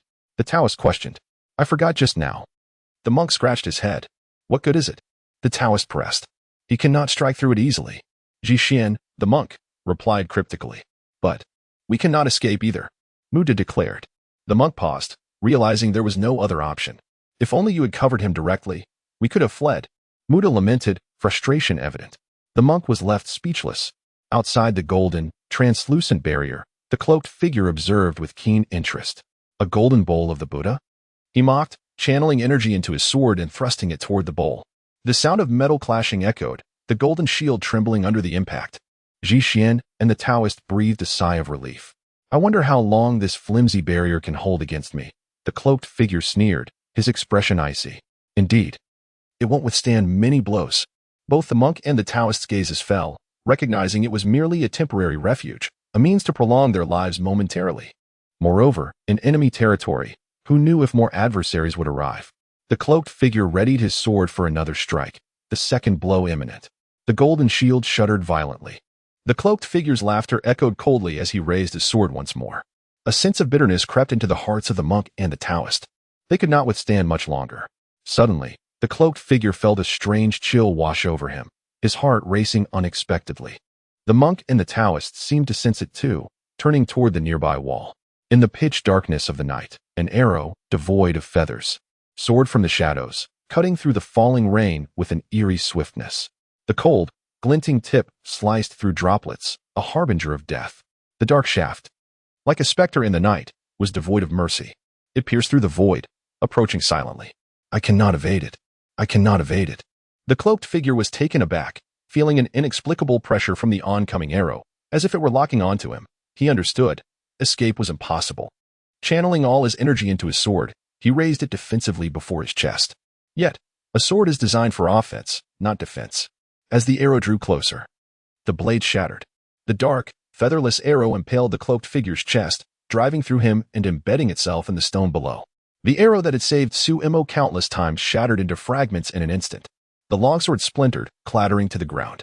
The arrow remained dark, untouched by blood. The cloaked figure gripped the hilt, lowering his gaze to find a small hole in his black robe, from which a trickle of dark crimson seeped, staining the fabric. As his energy waned, vitality slipped away. He collapsed to his knees, akin to the woman from the previous night kneeling in the street. Ji Xian and the Taoist were momentarily at a loss for words. In the night, a figure descended from the high wall, walking deliberately through the rain. The silhouette moved through the downpour, droplets cascading upon them, seemingly oblivious to their presence, utterly unconcerned. The cloaked figure lifted his head, his gaze fixated on the approaching figure through the rain. Clad in black, a dark hooded cloak billowing in the storm, the hood pulled low, obscuring their face. A pitch-black crossbow was gripped in their hand, a quiver slung over their back. With a soft patter of footsteps, the figure advanced, stepping into the dim candlelight of the courtyard. Immortal?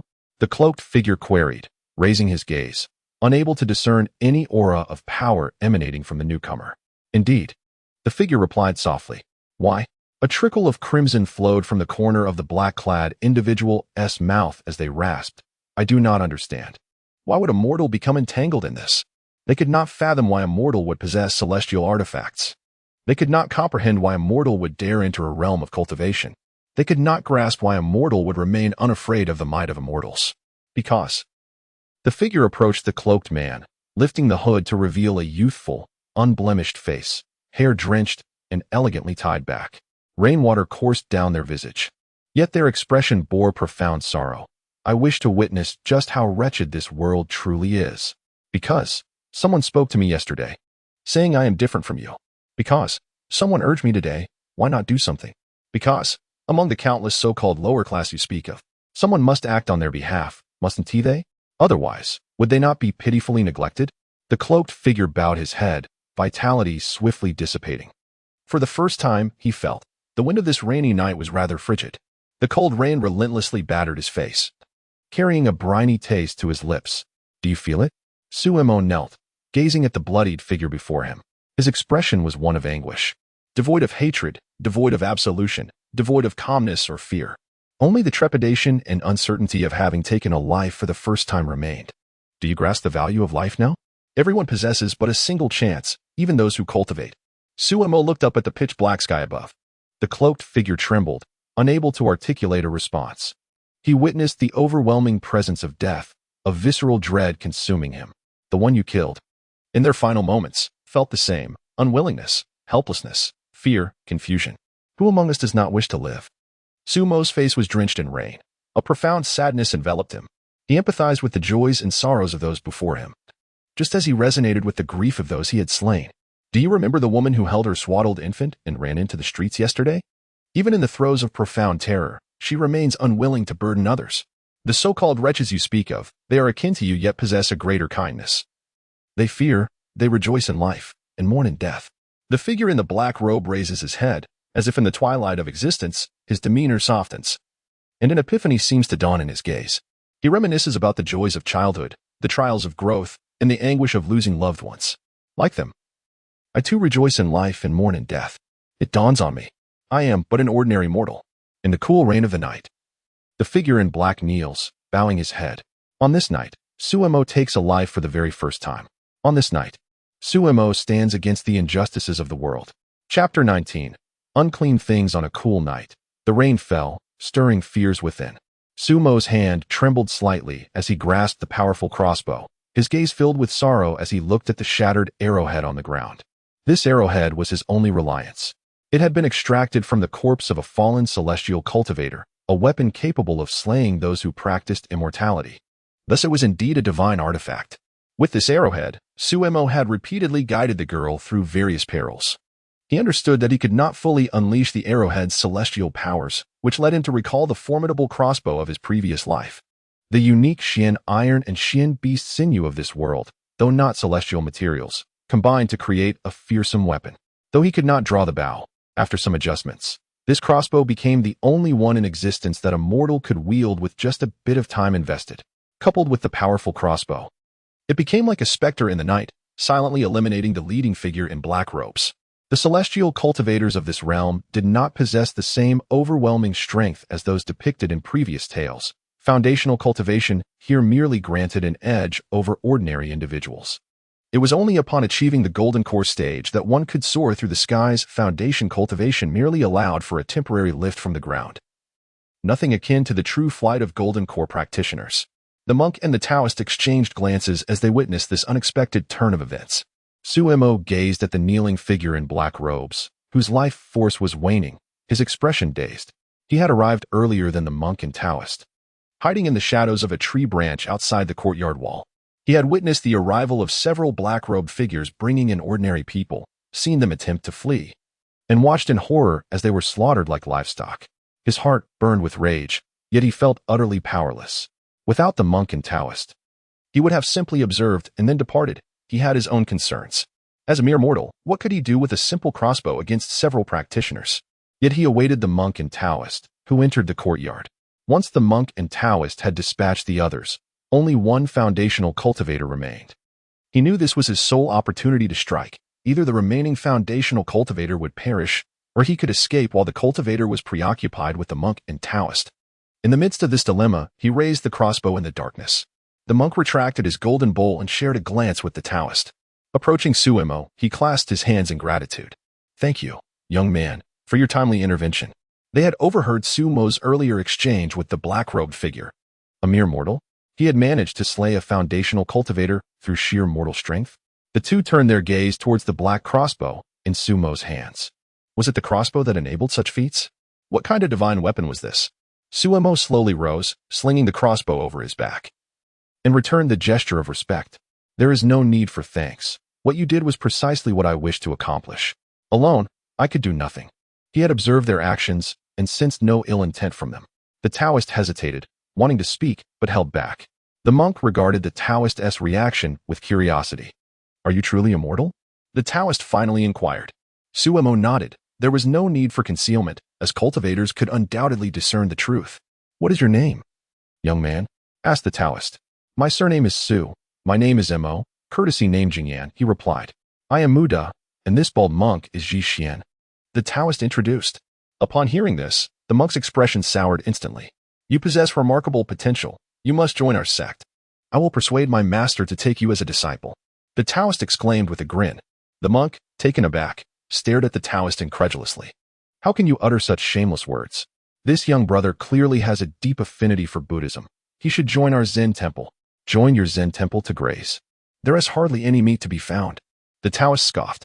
The monk, incensed, retorted, "That is far better than joining your sect and being deceived daily. Speak plainly. Who is being deceived daily? We are all rational individuals here." Their banter resembled the camaraderie of friends from Sumo's past, a familiar warmth easing his heart. He interjected, Thank you for your kind intentions, but I am a scholar and shall not seek the Taoist path or renounce the world. A scholar, you say? Both the monk and the Taoist sighed in unison, realizing their sects lacked scholars, and they had no means to guide one toward enlightenment, thus conceding. Young brother, what brings you here? The monk inquired. Suemo lowered his gaze. He too was uncertain why he had returned or why he had intervened. After all, a stranger's death was of no consequence to him. Yet he had come to see. But to see what? Was it not fear? As fellow mortals. Today it could be them, and tomorrow it could be himself. He sought an answer. What answer? The monk asked. Suemo turned to glance at a nearby building. Dim candlelight flickered within, the door ajar. The wind and rain swept inside, causing the candlelight to sway uncertainly. The chasm between reality and fiction. In the tales, celestial cultivators would not indiscriminately slay mortals. Yet, that arrow had pierced the chest of a woman, killing 2 people. Did this realm truly lack a protective law for the weak against the strong? A sudden chill swept through the air, raising the hairs on the backs of their necks. We should withdraw. Let us leave this place, the monk suggested. I sense something sinister here. The Taoist nodded in agreement. Suemo shook his head, clad in black, treading through the rain towards the house. You two may depart. Since the celestial cultivators here have been vanquished, I wish to investigate within. Sumo's desire to enter the house, steeped in blood and foreboding, was driven by his need to discern what the woman had shown him. The monk and Taoist exchanged glances, gritted their teeth, and followed. If a mere mortal dared to enter, they, as foundational cultivators, could not be looked down upon. Inside, the candlelight was dim, flickering feebly in the wind, and apart from the overpowering stench of blood, there seemed to be nothing particularly out of the ordinary. Suemo removed the crossbow from his back, pulled the lever to load it, and carefully fitted a featherless arrow into the crossbow, remaining on high alert. The black crossbow paired with the shadowy featherless arrow emanated a menacing aura, causing the monk and Taoist to wince. Such a weapon could kill a foundational cultivator. As the 3 surveyed the room, they found nothing amiss. Suddenly, another gust of chilling wind swept through. Suemo felt an uncanny sensation. The Taoist and monk bristled with unease. Ba, the monk stammered, I cannot shake this ominous feeling. Indeed, I too feel something is amiss, the Taoist agreed. They turned to Suemo, noticing he seemed to have discerned something, his gaze fixated on a wall. They instinctively leaned closer, asking, Young brother, have you made a discovery? For reasons unknown, despite being a mere mortal, they unconsciously overlooked this fact, perceiving Suemo as an equal in their ranks. At that moment, Suemo sensed something extraordinarily strange. He began to hear a sound that resembled both laughter and weeping. The voice seemed to whisper right beside Sumo's ear. Do you sense that there is another presence here, aside from us? Suemo inquired. Upon hearing this, the monk and the Taoist immediately felt a chill run down their spines. Surely, there cannot be something unclean lurking about? The monk said, gripping his staff tightly. A hint of trepidation in his tone. Chapter 20. The mysterious woman Taoist nodded and shook his head, feeling a growing sense of tension. Suemo gazed at a wall, sensing its abruptness in this location, as if it were out of place. He pointed towards the white wall ahead, suggesting, Let us take a closer look. There seems to be something amiss with this wall. Mute and Jishuan nodded in agreement, cautiously inching towards the white wall. As the 3 approached, to their astonishment, the wall shifted aside on its own, revealing the scenery beyond. Indeed, this white wall was a concealed door. A deep, dark passageway appeared before them, and a strong metallic scent of blood assailed their senses. The intensity of this odor made Mute and Jishuan exchange glances, a shared sense of shock and unease creeping into their hearts. The passage descended into darkness, the bottom obscured. Only a faint cold breeze mingling with the scent of blood wafted upwards. The eerie voice that had been haunting Sumo's ears seemed to grow clearer, an otherworldly sound that resonated with a haunting quality, resembling a blend of crying and laughter. Do you hear any sounds? Suemo turned to inquire of the 2 companions. What sound?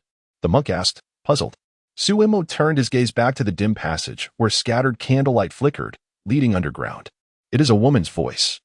One that seems to waver between laughter and tears, Suemo explained. Mute felt a chill run down his spine. Are you certain? He asked. Suemo nodded affirmatively. Mute and Jishuan exchanged another glance. Why can we not hear it? Jishuan asked, perplexed. Mute chuckled nervously. Perhaps our yang energy is too abundant? The unclean things dare not approach us. Jishuan glanced at Sumo's delicate features, somewhat agreeing. Our Buddhist light is radiant. Naturally, Our yang energy is robust. Yet, Suemo appears too delicate, lacking in yang. Why do I feel that sense of foreboding intensifying? Jishuan remarked uneasily, gazing into the passage. I concur. Mute agreed. Suemo stepped forward into the passage, addressing the two behind him. You both should retreat. I will descend to investigate.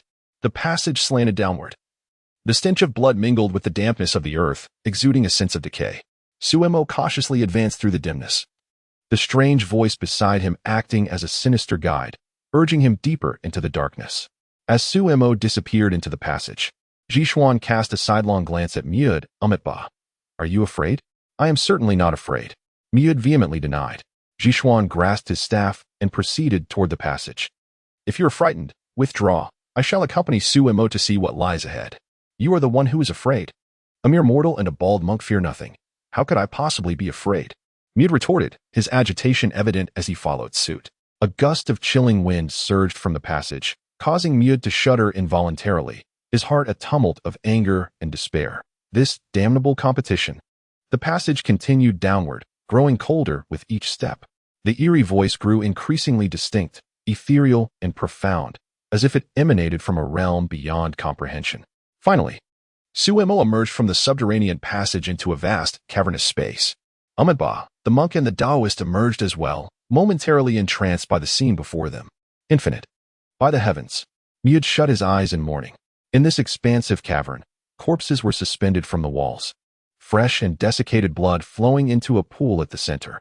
The blood from the walls coalesced into a blood pool.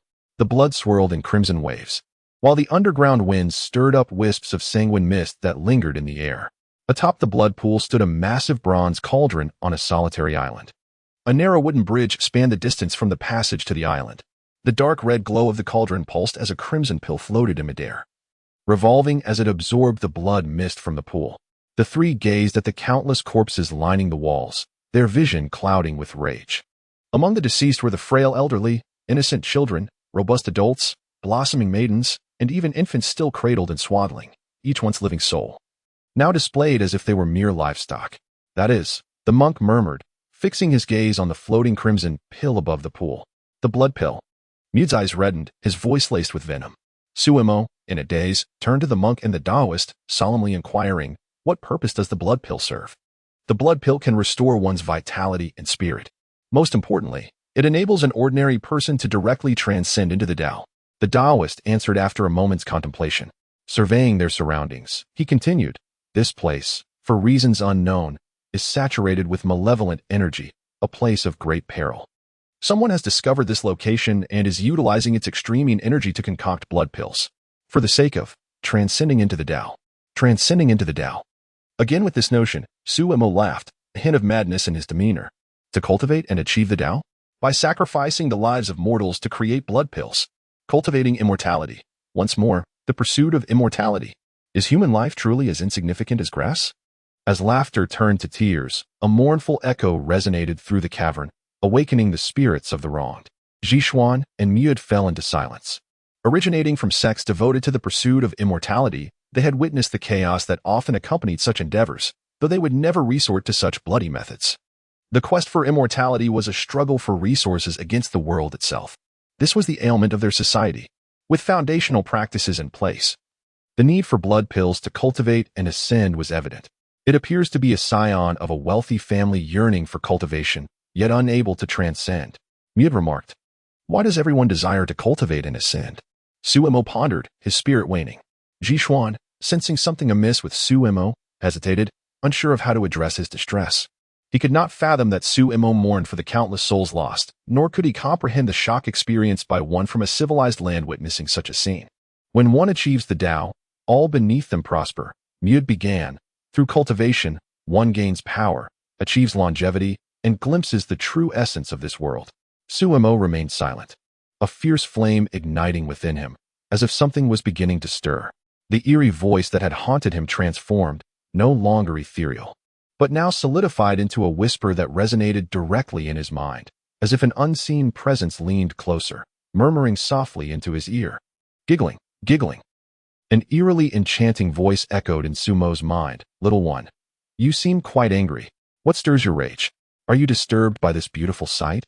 Do you wish to avenge these wronged souls? Plead with me, and I shall assist you. Chapter 21. Whispers of Seduction Suddenly.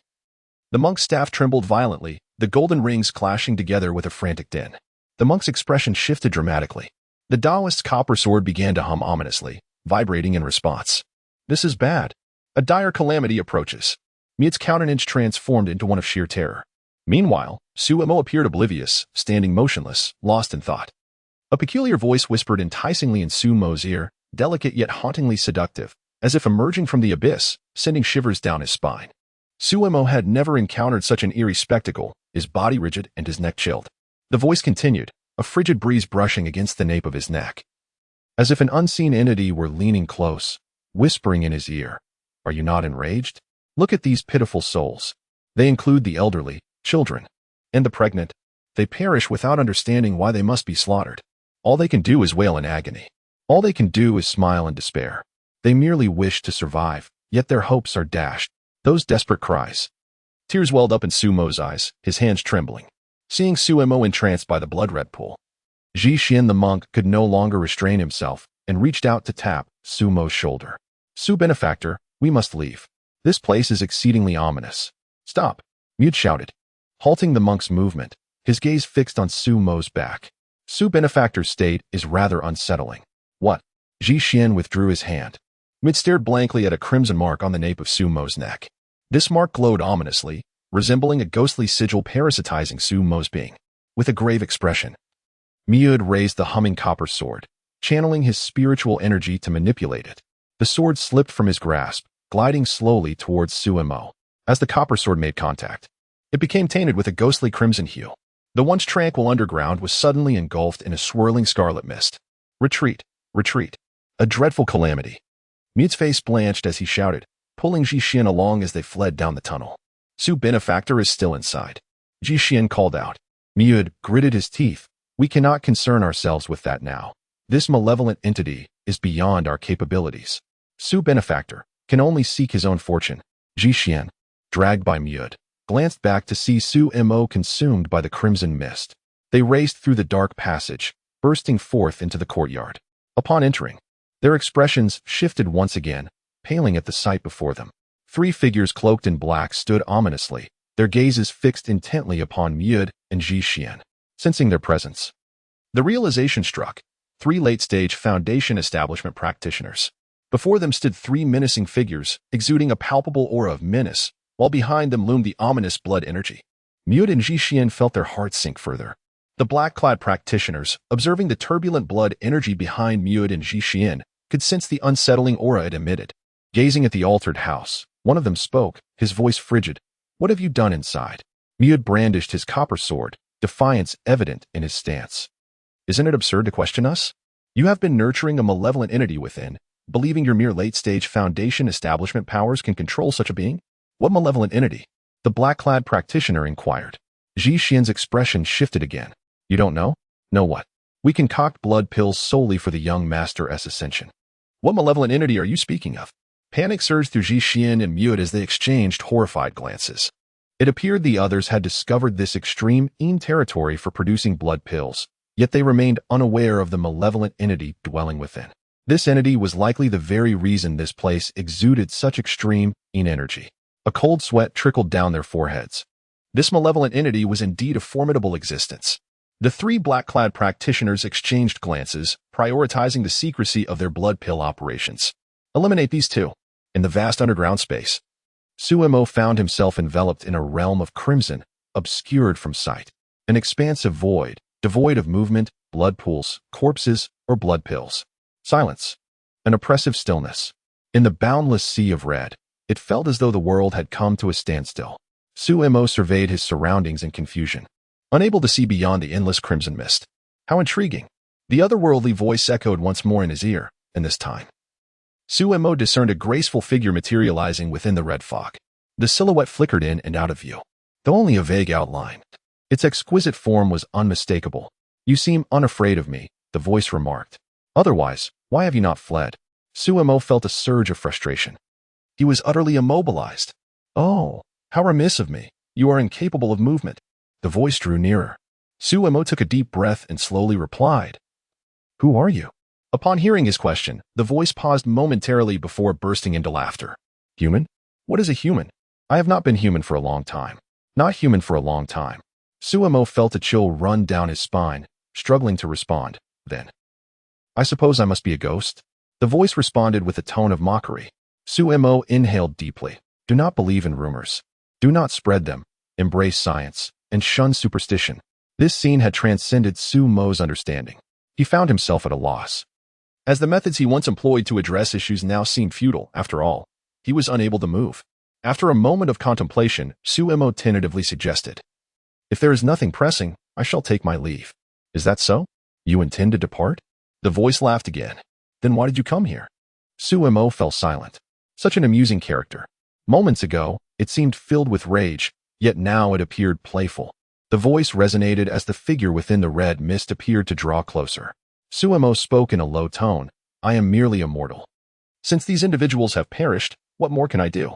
I detect an unusual essence upon you, akin to the breath of the Tao. The figure floated before Suemo, as if intertwined with all sentient beings. Suemo could not discern the figure clearly, only sensing an enigmatic aura swirling around it. The otherworldly sensation drew nearer. Suemo remained silent. The voice continued, What do you say? Would you care to beseech me? If you do, I shall assist you in liberating these wronged souls. They have died here, their resentments unresolved, truly pitiful. Why should I beseech you for help? Suemo inquired.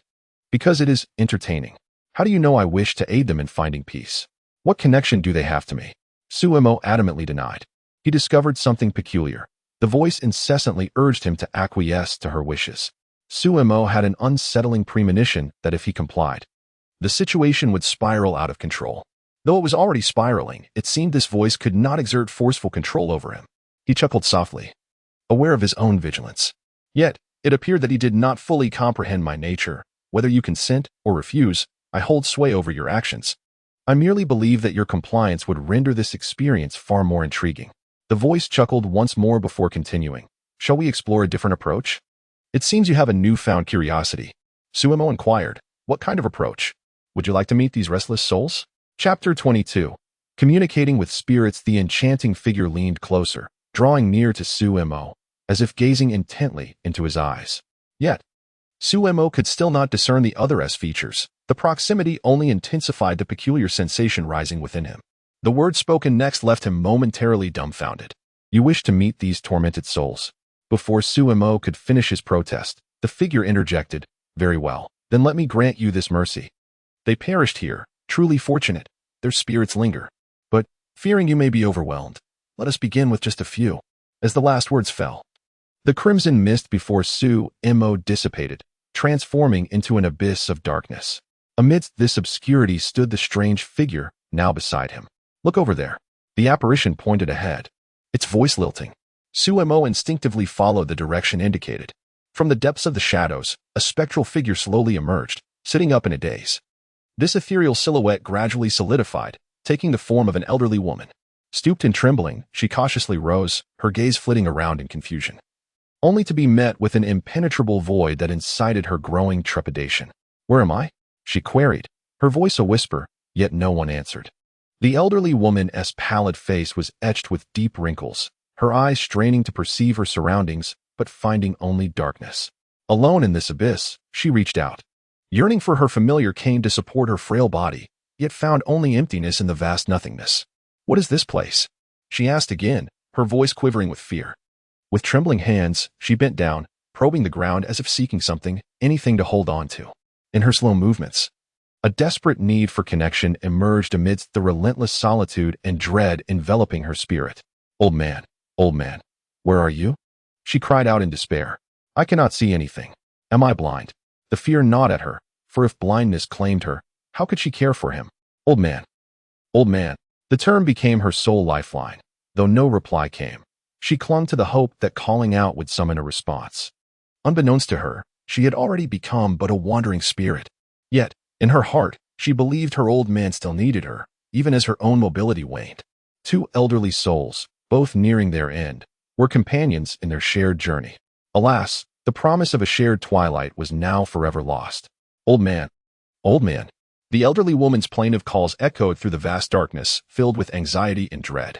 A thunderclap resounded in Sumo's mind, awakening memories of his grandmother from a past life. He recalled a quarrel with her before her passing, a painful memory that lingered in his heart. The guilt and regret resurfaced in an excruciatingly vivid manner. Stepping forward, Suemo reached out towards the trembling hands of the elderly woman. Akin to gnarled branches of an ancient tree, yet the mere distance of 2 steps felt like an insurmountable chasm. He could not bridge the gap, nor could he touch her. Sitting on the ground, his expression a tapestry of emotions, he gazed quietly at the frightened elderly woman.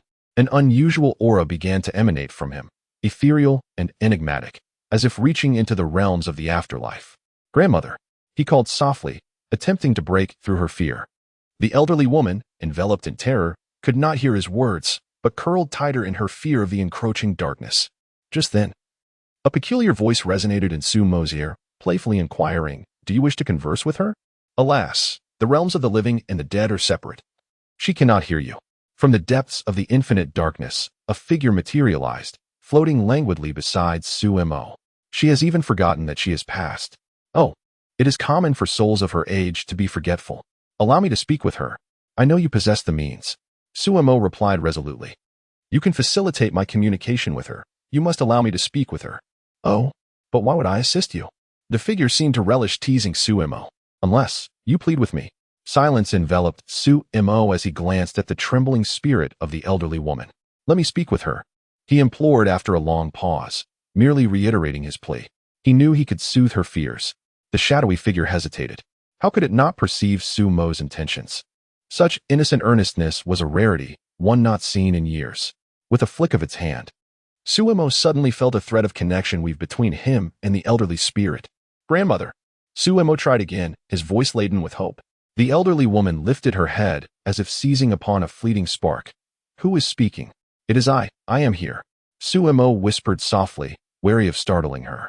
The elderly woman squinted, striving to discern something within the pervasive darkness, yet all she could perceive was a kind voice. "Who are you?" "The grandson of Mr. Wang next door?" she inquired. With tear-filled eyes, Suemo smiled gently. "Yes, I am indeed the grandson of Mr. Wang." Good. Oh dear." The elderly woman grasped at this newfound light amid the endless night. "Where am I? Why can I see nothing? Where is my old man?" She bombarded Suemo with questions. Sitting on the ground, he tilted his head back, eyes brimming with compassion. "You are in your own home. It is dark now, and Grandpa has fallen asleep. I did not light the lamp for fear of waking him. Rest well, and when the sun rises, everything will be well." "Oh, I am in my own home." The elderly woman felt her mind clouding. "It seems my vision has dimmed with age. At night, it is hard to see. Indeed, it is late. It is best to rest early." Suemo gently reassured her. "Tomorrow morning, when the sun rises, I shall return to see you." All right. Then I shall rest." The elderly woman murmured, gradually succumbing to slumber. "It is of no trouble. You should rest early," Suemo whispered, his voice a soothing balm. Yes, it is time to rest. Tomorrow morning, when dawn breaks, I shall prepare dumplings for you." The elderly woman curled up on the ground, slowly drifting into sleep. Suemo murmured softly, "Yes, when dawn breaks, I shall return for dumplings." As darkness enveloped her, the elderly woman faded from sight. The enchanting figure beside them observed this moment, entering a brief reverie. With a gentle wave of its hand, another shadow emerged from the darkness, solidifying into a woman cradling an infant. Sumo's body jolted at the sight. A woman cradles an infant, gently swaying the swaddled child. She is clad in tattered garments, her body marred and broken. Suemo slowly rises and approaches her. This woman is the very one who perished on the streets 2 nights ago. It was her presence that led Suemo to this place. The woman seems to sense something, slowly raising her head to behold that familiar, yet unfamiliar youthful visage. The pristine white robe is no more, replaced by a garb of black. Yet, her elegantly tied hair remains unchanged. How foolish you are. Even a ghost can shed tears. She believes Suemo has met the same fate. Suemo smiles serenely. The heart's discontent lingers, unable to wait. "I merely wish to see you." "Why are you so foolish?" The woman murmurs, "What does it have to do with you? What does it concern you?" "I simply wanted to come and take a look," Suemo replies with a smile. Foolish one. The woman lowers her head. Weeping softly, "I have ultimately caused you harm. I have truly harmed you." "You have not harmed me, nor am I dead," Suemo assures her. Why must you deceive me again? Why must you continue to deceive me? The woman bows her head, her shoulders trembling. In this vast world, how is it that there exists someone like you? It remains uncertain whether the sorrow belongs to this world or to you. Suemo shakes his head. It is not deception. I truly have not perished. Yet, I still could not aid you in any meaningful way. The woman lifts her gaze, her eyes reflecting the crimson glow of dusk. The state of the world is thus not your fault. If you truly are alive, and if your heart remains unsettled, then refrain from these impulsive foolish acts. Preserve your valuable life to accomplish something, to bestow upon this world a realm of clarity. Very well. Suemo agrees. Thus, the woman smiles, gazing deeply at Suemo, as if wishing to etch his likeness upon her soul. As darkness descends, the woman gradually fades into the ethereal. That is already sufficient. Her words dissipate along with her form. The once pitch-black world transforms into a desolate, serene silence. A strange figure nearby now tilts its head, curiously observing Suemo, remaining silent for a long while. Finally, it speaks. Can you still see? Its voice has taken on a gentler tone. Suemo turns his head and sees. Chapter 23. Farewell to the spirits in the courtyard. A figure clad in black robes wielded formidable spiritual energy, clashing with a Taoist priest and a monk. The monk's golden bowl was once again drawn forth, making a desperate stand. The other two black-robed figures refrained from intervening, their expressions grave as they fixated on the house shrouded in crimson mist. Within, the air was thick with blood fog, concealing a hidden passage leading underground. The heightened vigilance of the late-stage cultivators prevented them from acting recklessly, as they sensed an unusual aura within the mist. The incessant clangs echoed as the black-robed figure relentlessly attacked the monk's golden bowl, each strike louder than the last. Cracks began to spiderweb across the protective barrier, threatening to shatter it completely. Gritting his teeth, the Taoist priest, Muda, withdrew a broken dagger from his robe and made a swift cut across his palm, blood flowing forth. Infinite celestial sovereign, I command you. A blood-red talisman materialized in the air, hurtling towards the bowl's protective barrier. Upon merging with it, the talisman's runes transformed into a stream of golden light, weaving into the cracks and mending them almost instantaneously. Time is running out. We must find a way. Muda shouted. What can we do? If only Su were here to aid us now. With just the two of us, how can we fend off 3 late-stage cultivators? And who knows if more are on their way? Monk Shishin lamented. Su's situation is even more dire than ours, with that entity lurking underground. Muda's face was etched with urgency and despair. Why is there such a commotion here, yet no one has come to our aid? Shishin cursed. Muda fell silent, suddenly struck by doubt. This place was alarmingly close to the capital. Even the slightest disturbance should draw attention. Yet, in this ominous locale, where blood elixirs were concocted, no one seemed to notice. There were only 2 possibilities. Either there were barriers shielding this place from perception, or they were aware yet too fearful or incapable of intervening. Both scenarios were terrifying. If the former were true, it implied the involvement of someone more powerful. If the latter, it suggested that those participating in these events wielded immense influence. Muda and Shishin felt as though they had unwittingly been drawn into a great maelstrom. In the depths beside the blood pool, amidst darkness, souls began to appear before Suemo, their forms flickering before dissipating. A strange figure lingered nearby, observing. Am I dead? Inquired a soul of a gray-clad swordsman. Calm in demeanor. Indeed, Suemo numbly nodded. Why do I remember nothing? The swordsman asked. Suemo remained silent, shaking his head. Then what of you?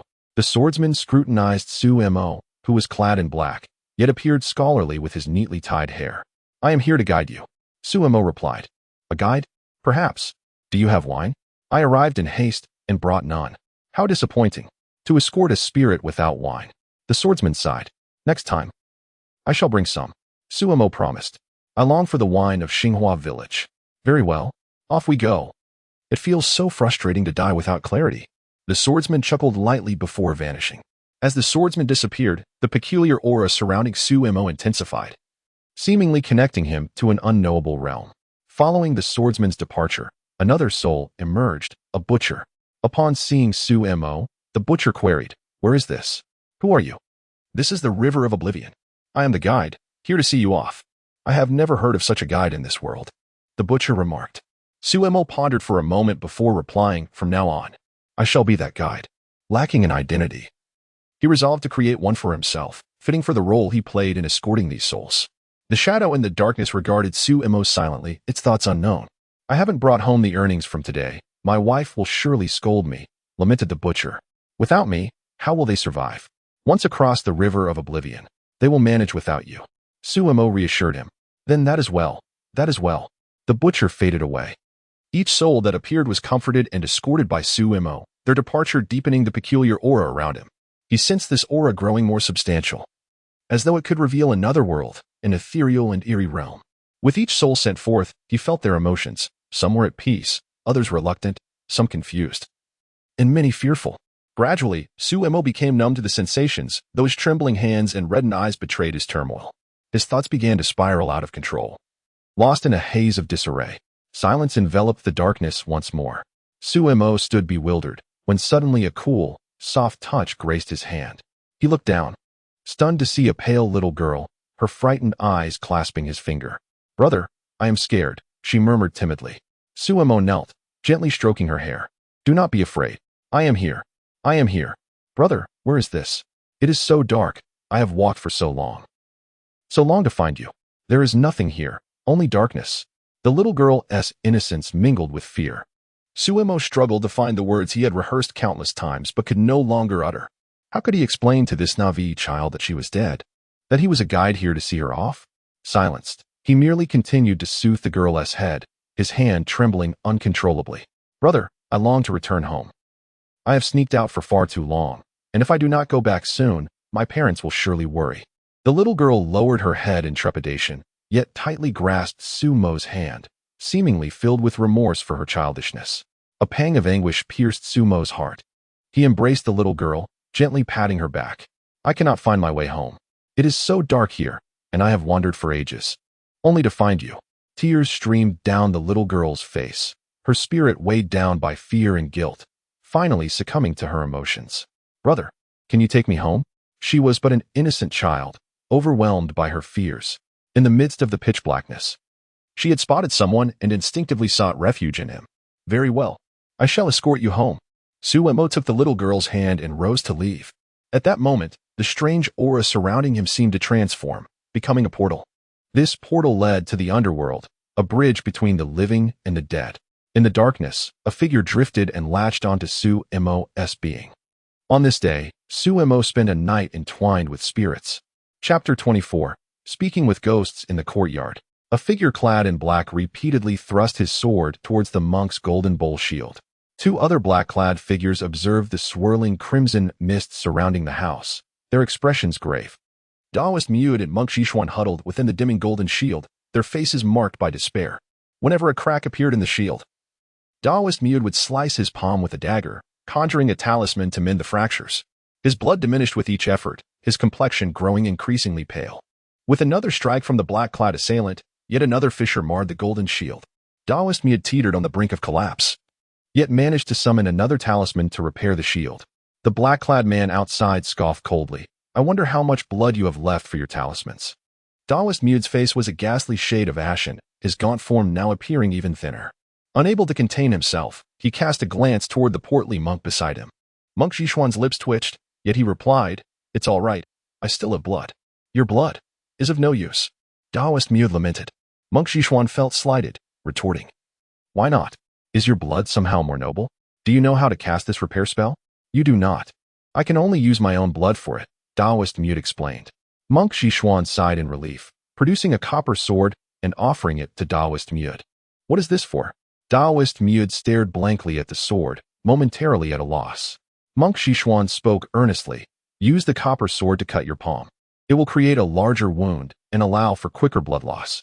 Taoist Mude inhaled deeply, resolving that if he survived this ordeal, he would sever ties with this insufferable fat monk.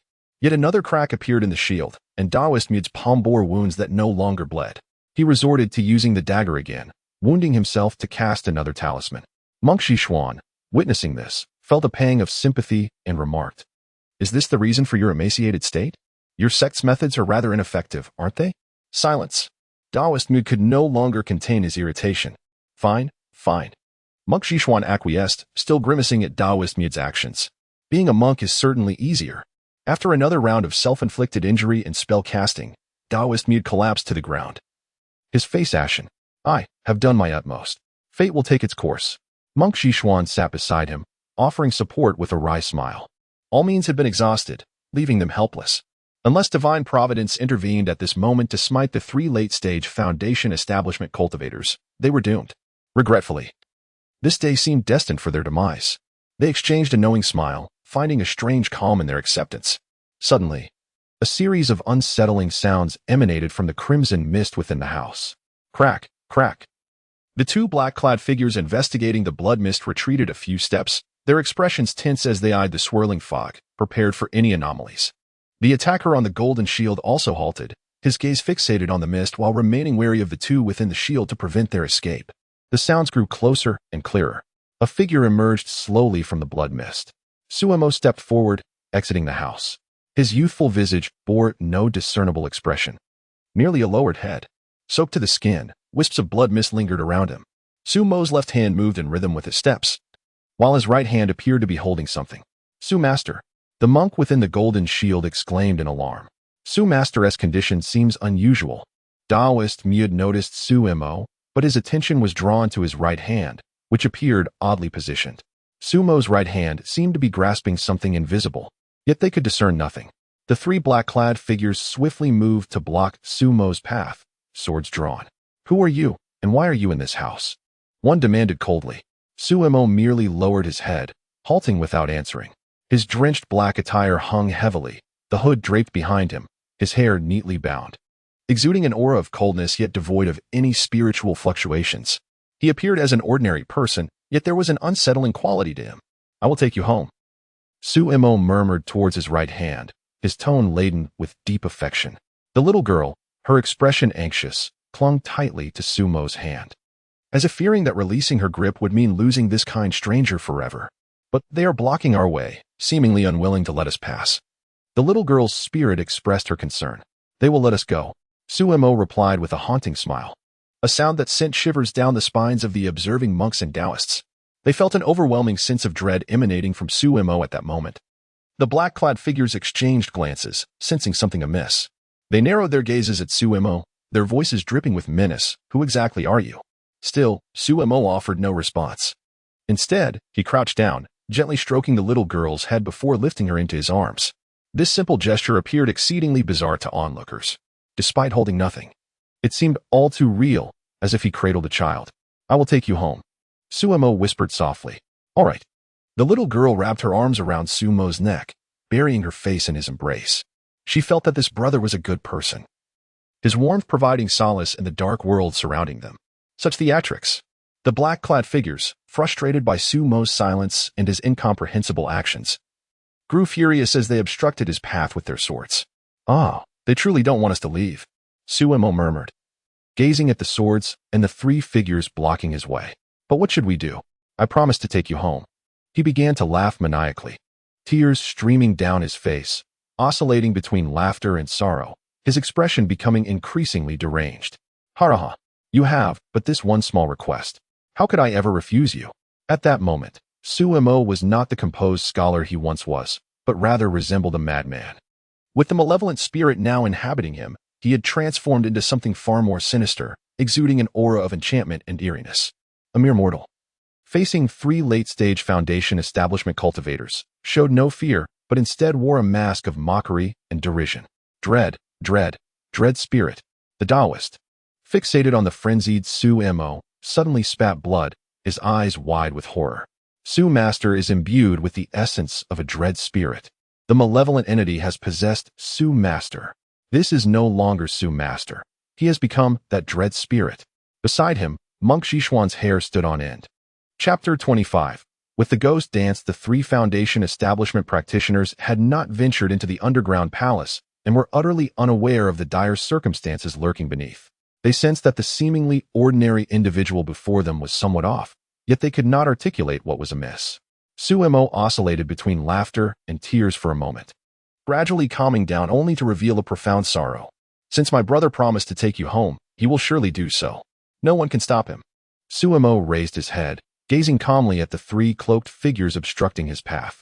The speaking figure, unable to endure Suemo's erratic demeanor any longer, charged forward with his sword drawn. The blade gleamed coldly, aimed directly at Sumo's chest.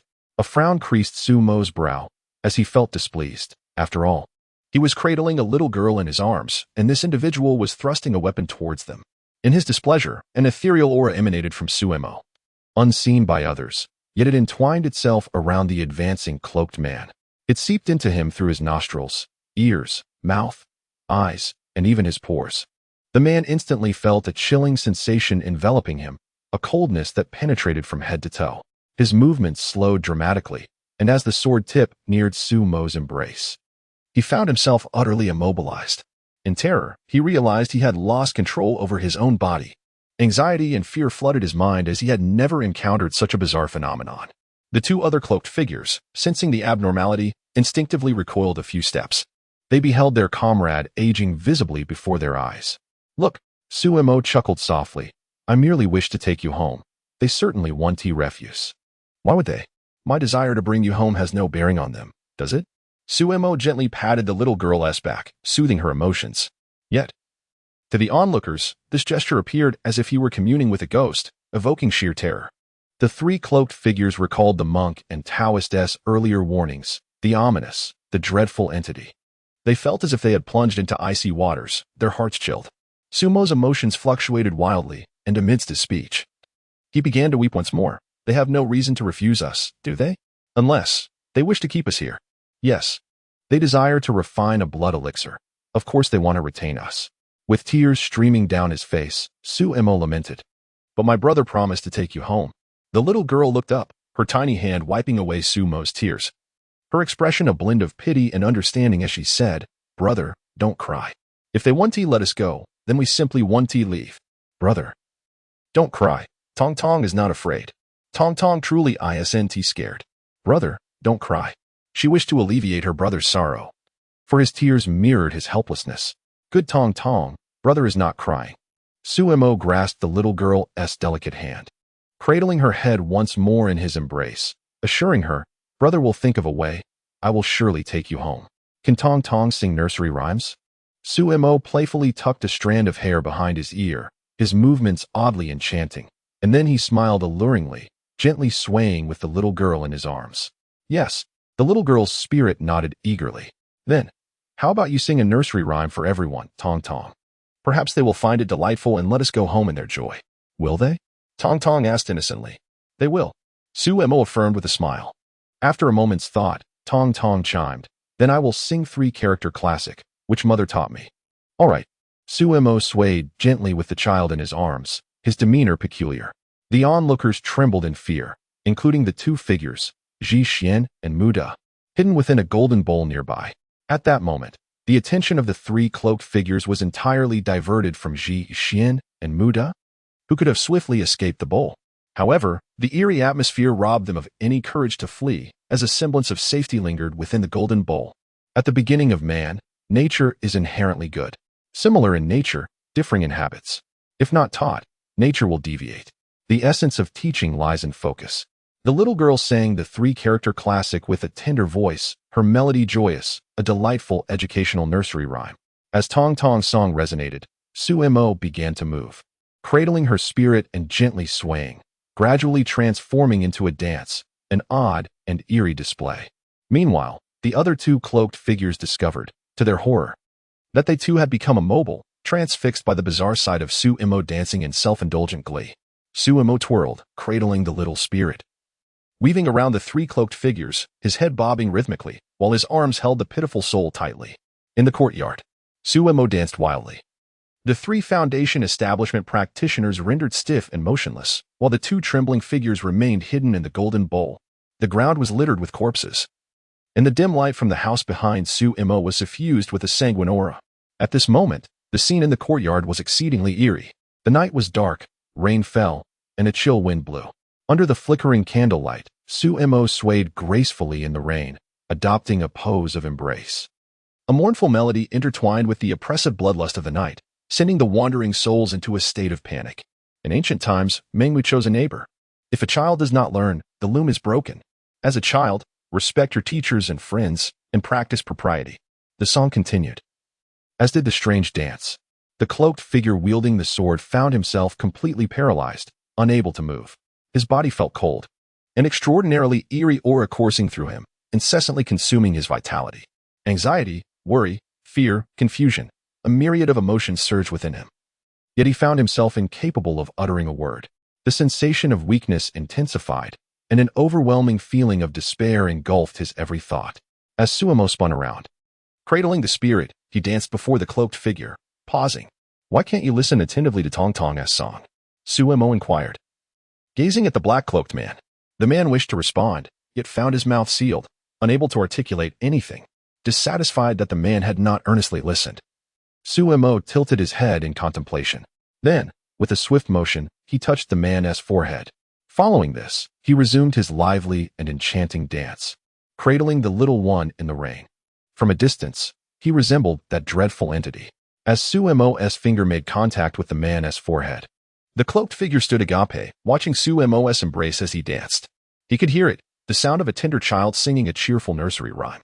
In this eerie night, Suemo performed his uncanny dance, while an invisible voice sang a haunting lullaby.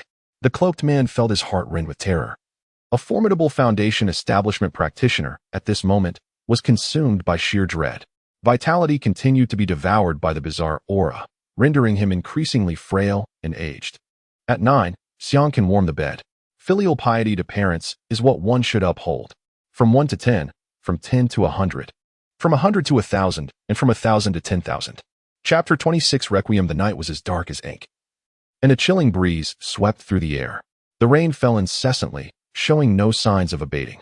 The early spring night wind was still somewhat frigid.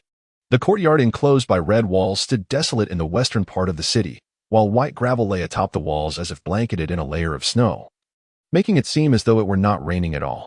Pat, pat. Suemo danced alone in the rain-soaked courtyard, her movements a blend of madness and solitude. In this moment, Suemo was both herself and a harbinger of doom. As she guided the departed souls in the underground palace, under the influence of a peculiar entity, Suemo, in her mortal form, traversed the realm of the dead, able to communicate with spirits. That strange voice belonged to a being who was, as she claimed, not human. Suemo was unaware of its true nature. While ushering the souls to their final rest, Suemo also experienced their joys and sorrows.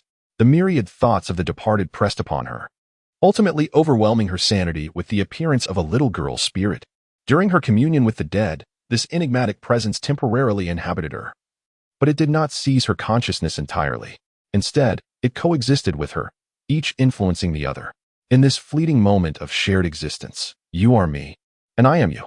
As Suemo danced, she felt everything yet remained beyond her own control. She experienced sorrow, anger, helplessness, and grief. Though she possessed her own consciousness, her reason eluded her grasp. The three realms, heaven, earth, and humanity. The three luminaries, sun, moon, and stars. The cardinal directions, north, south, east, and west. These four corners correspond to the center. Tong Tong nestled in Suemo's embrace, singing a few cherished songs her mother had taught her. Suemo encouraged her to sing, and she did, for Suemo promised, "Brother will take you home. What a sweet little one you are." Alas, Suemo twirled with the souls in her arms, dancing around the three figures cloaked in black, their footsteps echoing against the rain. Unbothered by the anxious and complex emotions of the monk Ji Xian and the Taoist Muda, she continued her dance, the haunting melody of the requiem filling the air. In a fit of enthusiasm, Suemo gently touched the foreheads of the other two cloaked figures, imbuing them with an eerie force that penetrated their minds. Their eyes instantly lost their luster. The innocent and naive voice of a child resonated in the air, both beautiful and otherworldly. Thud. The first black-cloaked figure that attacked Suemo collapsed, aging rapidly and expiring as Suemo's bizarre dance continued.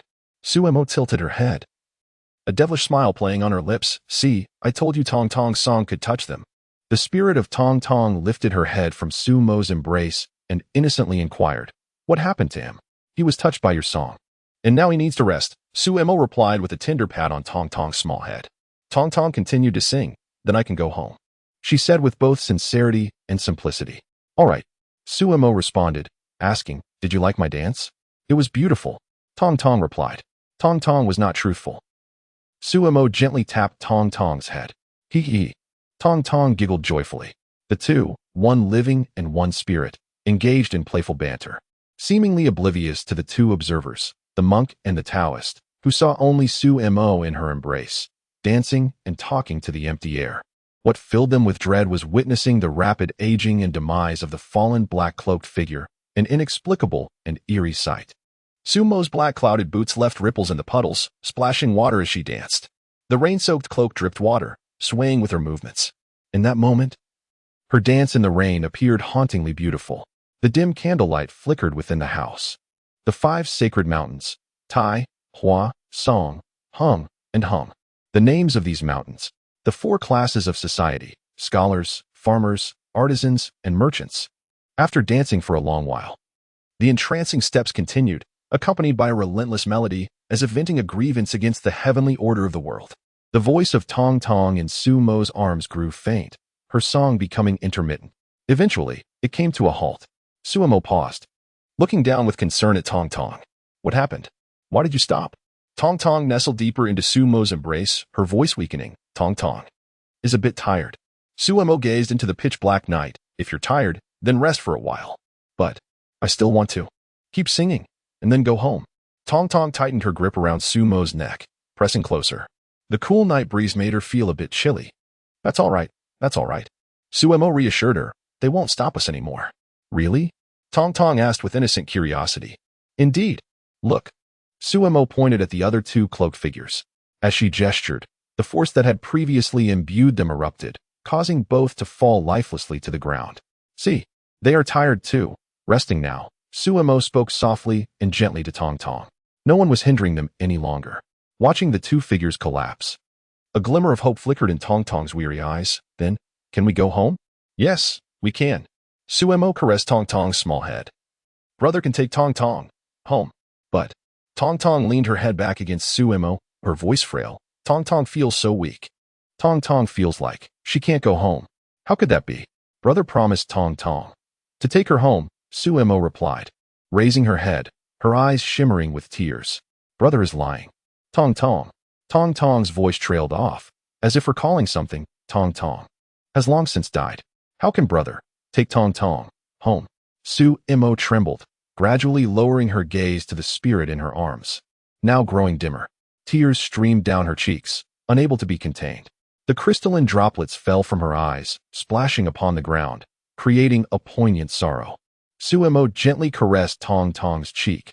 Her lips parted, but no words emerged. Tong Tong snuggled closer in Sumo's embrace, softly saying, Tong Tong remembers now. Tong Tong snuck out and was caught. In this courtyard, those people killed Tong Tong.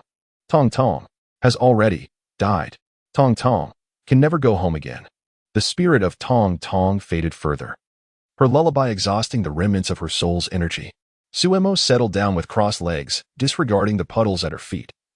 Cradling the soul of the departed in her arms upon the rain-soaked ground, her black cloak trailing through the water. She pressed her cheek against Tong Tong's forehead and softly inquired, Are you afraid, Tong Tong?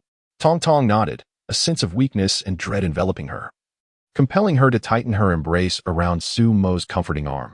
Tong Tong is very afraid. Tong Tong fears that her parents won't be able to find her, and that makes her sad and worried. Tong Tong is frightened of the darkness of the other world. She is most afraid of being alone. Brother, what do you think the other world is like? When Grandma passed away, Mother once said that the other world is beautiful, but Tong Tong has never been there. Sumo pressed her forehead against Tong Tong's, holding her tightly. Your mother spoke truly. The other world is filled with endless delights and adorned with beautiful blossoms. The people there are kind, treating you as lovingly as your parents do. As Sumo's words flowed, Tong Tong's fear gradually diminished, her eyes glimmering with a hint of anticipation. Then, Tong Tong, we'll go take a look. Sumo gently caressed Tong Tong's cheek and whispered, All right. Tong Tong can go take a look. If it's not enjoyable, you can come back. Brother, you are deceiving Tong Tong again. Tong Tong knows she won't return. Sumo bowed her head in silence. Brother, I want to hear a song. Tong Tong's voice grew weaker. All right. Well, would you like to hear? Sumo replied. As long as it's sung by brother, anything will do. Then let me sing you a piece from my homeland's opera. Sumo softly began. Good. Sumo's voice rose, filling the air with the melody. Love knows not its origin, yet it runs deep. The living may die, and the dead may live. The living cannot coexist with the dead, and those who die cannot return. Such is not the essence of love. Once, the vibrant blossoms bloomed everywhere, yet all is left to ruin and decay. What good is a fine day? What pleasure is there in beautiful sights, whose courtyard celebrates such joy? As Tong Tong listened to Sumo's performance, she clung to her with the last vestiges of her strength, resting against her, closing her eyes, quietly drifting into slumber. The melody lingered. The candlelight dimmed. The gentle wind rustled through the palace, the notes of the sheng resonating softly as the cool hues of the night wrapped around her. By the pond, deep among the lotus flowers, the night air was perfumed with clarity. People grow old, events hinder, dreams are fleeting. A hint of deep affection. A patch of shallow earth, half a wall bathed in the slanting sunlight. Dreams, whether broken or prolonged, are but dreams. What year is it? As the years come and go, as the song concluded, the candlelight extinguished perfectly, and the small figure in her embrace had vanished. In the vast cold night, only the cool breeze remained, for the song had ended, and the gathering dispersed. Chapter 27. The echoes of distant mountains. Su-imo sat on the ground, retaining the posture of cradling a child, yet his arms were now empty. The wind and rain continued unabated, accompanied by an eerie silence. The desolation of the rain-soaked surroundings was palpable, littered with remnants of chaos. Beside him, the monk Xixian and the Taoist Mu De exchanged glances. At a loss for words, they could neither see the child nor hear his voice, rendering them unable to comprehend the unfolding events. They had merely witnessed Su-imo dancing, after which 3 late-stage foundation cultivators met their mysterious demise. Now, Su-imo sat silently on the ground, singing a melody they had never heard before. From the moment he appeared, an aura of enigma enveloped him. They had never encountered such a peculiar individual or such bizarre occurrences. First, he had slain a late-stage cultivator with the strength of a mere mortal, then descended into the underground palace, ensnared by a malevolent force, and ultimately, he had inexplicably caused the death of 3 more late-stage cultivators. Though Su-imo now sat vacantly on the ground, they dared not make a move. The deaths of the 3 cloaked figures were far too strange. The courtyard fell into a profound silence, with only the sound of rain, soft and sporadic. Su-imo remained seated for an eternity, lost in thought, until he finally rose, the malevolent force's grip on him dissipating. He silently donned the hooded cloak that hung at his back and staggered toward the courtyard's exit. He felt utterly exhausted. What he had hoped would be a tranquil night had instead stirred tumultuous waves of emotion, rendering peace all the more elusive. He could not face the souls that passed before him, nor could he confront death with equanimity. He had deceived one fading spirit after another, convincing them of reincarnation, assuring them of a future life, promising to bring them wine in the next life, and misleading them into believing in a predetermined fate. Most egregiously, he had lied to the child, telling him that another world was beautiful. Such benevolent deception, nonetheless, remained deception. Entangled with ghosts, bound by karmic ties, he was destined for an unfortunate end. The enigmatic presence that had haunted his mind vanished, leaving him once more as Su-imo, the scholar, the esteemed Su. Yet, the experiences of this night were indelibly etched into his soul, piercing him to the core. He harbored a profound disdain for this world, a world he found utterly contemptible. Step by step, Su-imo moved towards the exit, yearning to escape this place, which harbored too many memories that clouded his thoughts. I am but a passerby. What concern is this to me? Pushing open the courtyard gate, he was met with an expanse of darkness. A cool breeze swept in, causing a sweet taste to rise in his throat. Suddenly, he coughed up a mouthful of blood, his vision blurred, and he collapsed to the ground.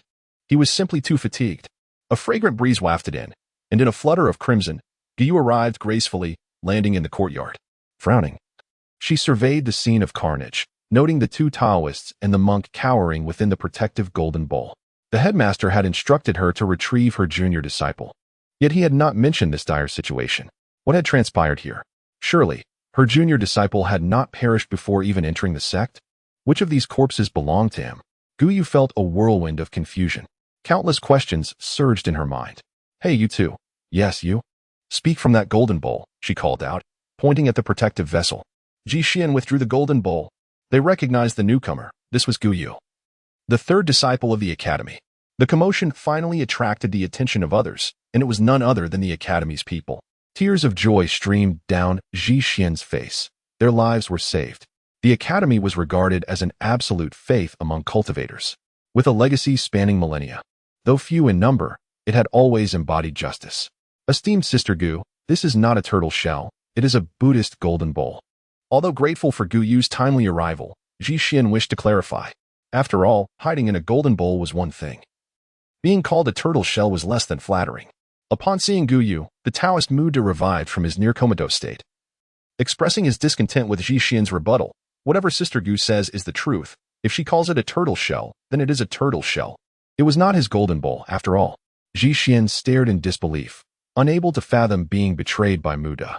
Just as he was about to retort, Gu Yu interrupted, forcing him to swallow his words. All right, enough. You are from the Wuliang courtyard? Gu Yu inquired, pointing at Ji Xian. He nodded. And you are from Qingfeng Mountain? She asked Muda, who also nodded in affirmation. Gu Yu continued, have you seen my junior disciple? Ji Xian and Muda exchanged bewildered glances, both utterly lost. Which junior disciple? They asked in unison. Little 7, Gu Yu replied. When did the academy acquire a 7th disciple? The two were taken aback yet again. Who is the 7th brother? Muda cautiously queried. Genuinely unaware of such a disciple and worried that he had been out of touch with current events for too long. Oh, Gu Yu pondered for a moment. I am not certain either. Gu Yu then shifted her line of questioning. Aside from you two, are there others here? Muda glanced at the scattered bodies. Do these count? Gu Yu felt a wave of frustration. She realized she was at a loss for words. It was all that old tricksteress' fault. Always fond of riddles. Turning to the sea of corpses, Gu Yu asked, what transpired here? Someone was refining blood pills. Ji Xian and Muda stated earnestly. What? Gu Yu's eyes widened. When we passed through this area, we sensed an abnormal surge of blood energy. Upon investigation, we discovered someone was concocting blood pills here. Those cloaked figures were the forces behind it, Ji Xian explained, casting a wary glance at the corpses. Gu Yu surveyed the scene, noting several residual fluctuations of spiritual energy among the dead. Did you two slay these individuals? She probed skeptically. Ji Xian shook his head. A malevolent entity from below emerged and killed them. How could there be a malevolent entity? Gu Yu's expression darkened, and she felt a headache coming on. Ji Xian and Muda shrugged, indicating their ignorance. At that moment, a fragrant breeze swept through the courtyard once more. A figure clad in white glided in. Exuding an enchanting allure, Luo Yin appeared, landing beside Gu Yu. Luo Yin's expression was one of urgency as she scanned the surroundings, her gaze shifting from the corpses to Gu Yu's face. Having heard the little girl's words, she had immediately set off toward the western part of the city. Unfamiliar with the area, it took her some time to locate the courtyard with its red walls and white tiles. From a distance, she had noticed the overwhelming aura of blood, causing an inexplicable pang in her heart. In her haste, she stumbled into the courtyard, only to find a sea of bodies and no sign of the familiar white robe. Then, her gaze fell upon Gu Yu in her flowing red attire. As for Muda and Ji Xian, they were conveniently overlooked. Her concerns were few, and her acquaintances even fewer. If she did not know them, there was no need to acknowledge them. Do you, Luo Yin? They both exclaimed in surprise. We meet again, Fairy Luo. Muda and Ji Xian recognized her. They were puzzled as to why even Fairy Luo had come. Luo Yin offered a slight nod in acknowledgement to Muda and Ji Xian, a mere gesture of recognition. What brings you here? Luo Yin inquired of Gu Yu. I was sent by the headmaster to retrieve my junior disciple, Gu Yu replied, returning the question. And what about you? I am searching for Jingyan. Luo Yin cast a sweeping glance across the lifeless bodies strewn across the ground. Searching for the elegantly attired youth in white. Jingyan, such an intimate call. Before she could savor the thought, Gu Yu reacted, exclaiming, What? You mean Jingyan is here too? How could he possibly be here? I will explain later, but he is indeed present, Luo Yin replied anxiously. I sense traces of cultivators in this area. He may be in peril. We must locate him at once. Gu Yu recalled something. Previously, the dean had instructed her to procure a painting, specifically that of Su Mo. Now, she was sent to retrieve the junior disciple. Su Mo was also here. In an instant, Gu Yu was certain that the junior disciple the dean had referred to was none other than Su Mo. Have you seen a scholar with the surname Su? Gu Yu inquired of the Taoist and monk, dressed entirely in white. Luo Yin added. Muda hesitated for a moment before cautiously responding. We have not encountered a scholar in white with the surname Su. However, there is a disciple named Su dressed entirely in black lying over there. He pointed towards the entrance of the courtyard, just behind Luo Yin and Gu Yu. Had you entered through the main door instead of flying over the wall, you would have spotted him directly. Chapter 28. a young woman in green. Upon hearing the words, Guyu and Luo Yin turned around and beheld Suemo, sprawled across the threshold. In that moment, Suemo was no longer the figure they had previously encountered. Earlier, he had donned a pristine white robe, adorned with a hairpin, his hair neatly styled, and his face ever graced with a serene smile, confident and amiable. Yet now, he was cloaked in black, his wet mantle draped behind him, exuding an aura of blood and despair, his unconscious visage marked by fatigue and sorrow. Luo Yin assisted Suemo to his feet, her heart heavy with conflicting emotions. How could he have recklessly ventured here? He was but a mortal. What did the lives and deaths of others have to do with him? As she wiped the blood from Sumo's lips, she found herself lost in contemplation. What manner of person are you? What affliction does my junior brother suffer from? Guyu turned to the monk Zhixian and the Taoist Muda, inquiring what transpired. Zhixian recalled the moment Suemo entered the courtyard with an arrow that had appeared as a flash of brilliance, a spark igniting in his eyes. Su benefactor. With a single black featherless arrow, he felled a late-stage foundation establishment practitioner. Muda began to recount the events. Guyu was taken aback. You mean he killed a late-stage foundation establishment practitioner? He asked incredulously. Since when had late-stage practitioners become your fodder? A mortal killed one? That late-stage practitioner was gravely wounded and on the brink of death? Guyu speculated. However, Zhixian shook his head and interjected. No, he was at full strength. Moreover, Su benefactor released but a single arrow, and that practitioner met his demise. That arrow was akin to a sinister weapon from the netherworld, silent, devoid of any spiritual fluctuations. Zhixian, reflecting on the arrow, found it still hard to fathom. And then, Guyu temporarily set aside the notion of Suemo's extraordinary feat afterward. We entered the underground palace and discovered a malevolent entity by the blood pool. Subsequently, it seemed Su benefactor was possessed by this evil and ascended to slay 3 newly arrived late-stage foundation establishment practitioners. Muda continued, adhering to the truth. What? Both Guyu and Luo Yin's expressions shifted dramatically. Guyu immediately channeled his spiritual energy to probe Suemo's condition, but found nothing amiss. Only that Suemo appeared remarkably feeble, as though he had just endured a harrowing battle. Luo Yin glanced at Guyu and spoke softly. Let us take him back. We can address the details later. Guyu nodded in agreement, thinking that since they had found their junior brother, it was best to inform the dean and let that old schemer deal with the aftermath. Continue with your affairs. There is no need for you to concern yourselves with matters here. I will report the blood elixir and the malevolent entity to the dean, who will decide the course of action. For now, we must keep this under wraps to avoid inciting panic. Guyu instructed Zhixian and Muda. Understood. Both replied in unison. Guyu and Luo Yin hastened to escort Suemo back towards the academy. As the trio departed, Muda and Zhixian exchanged glances and shrugged. So it turns out he is the 7th disciple of the academy. No wonder he is such a peculiar being. Muda remarked. It makes sense. There isn't a single normal person in the academy. Zhixian concurred. This academy has been passed down for over 1,000 years, becoming increasingly eccentric with each generation. This is precisely why I refrained from joining, Muda shamelessly stated. Zhixian shot him a sidelong glance. You wish to enter, but does the academy desire you? Muda's expression darkened. That bald one has no sense whatsoever. Do you think the malevolent entity has departed from Su benefactor's body? Zhixian inquired. After a moment's thought, Muda replied, it should have left. I sense no trace of it on Su benefactor just now. Then where do you suppose that malevolent entity is now? Zhixian pressed on. Muda pondered, a chill sweeping over him as a gust of wind stirred. Their eyes met, a shiver coursing through them. The wind felt ominous. After several days of rain, it finally ceased.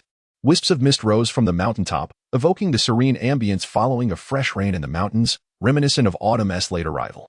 As the saying goes, in the mountains, a bamboo loft, with wisps of smoke rising. The sound of birds chirping mingled with the enticing aroma of wine.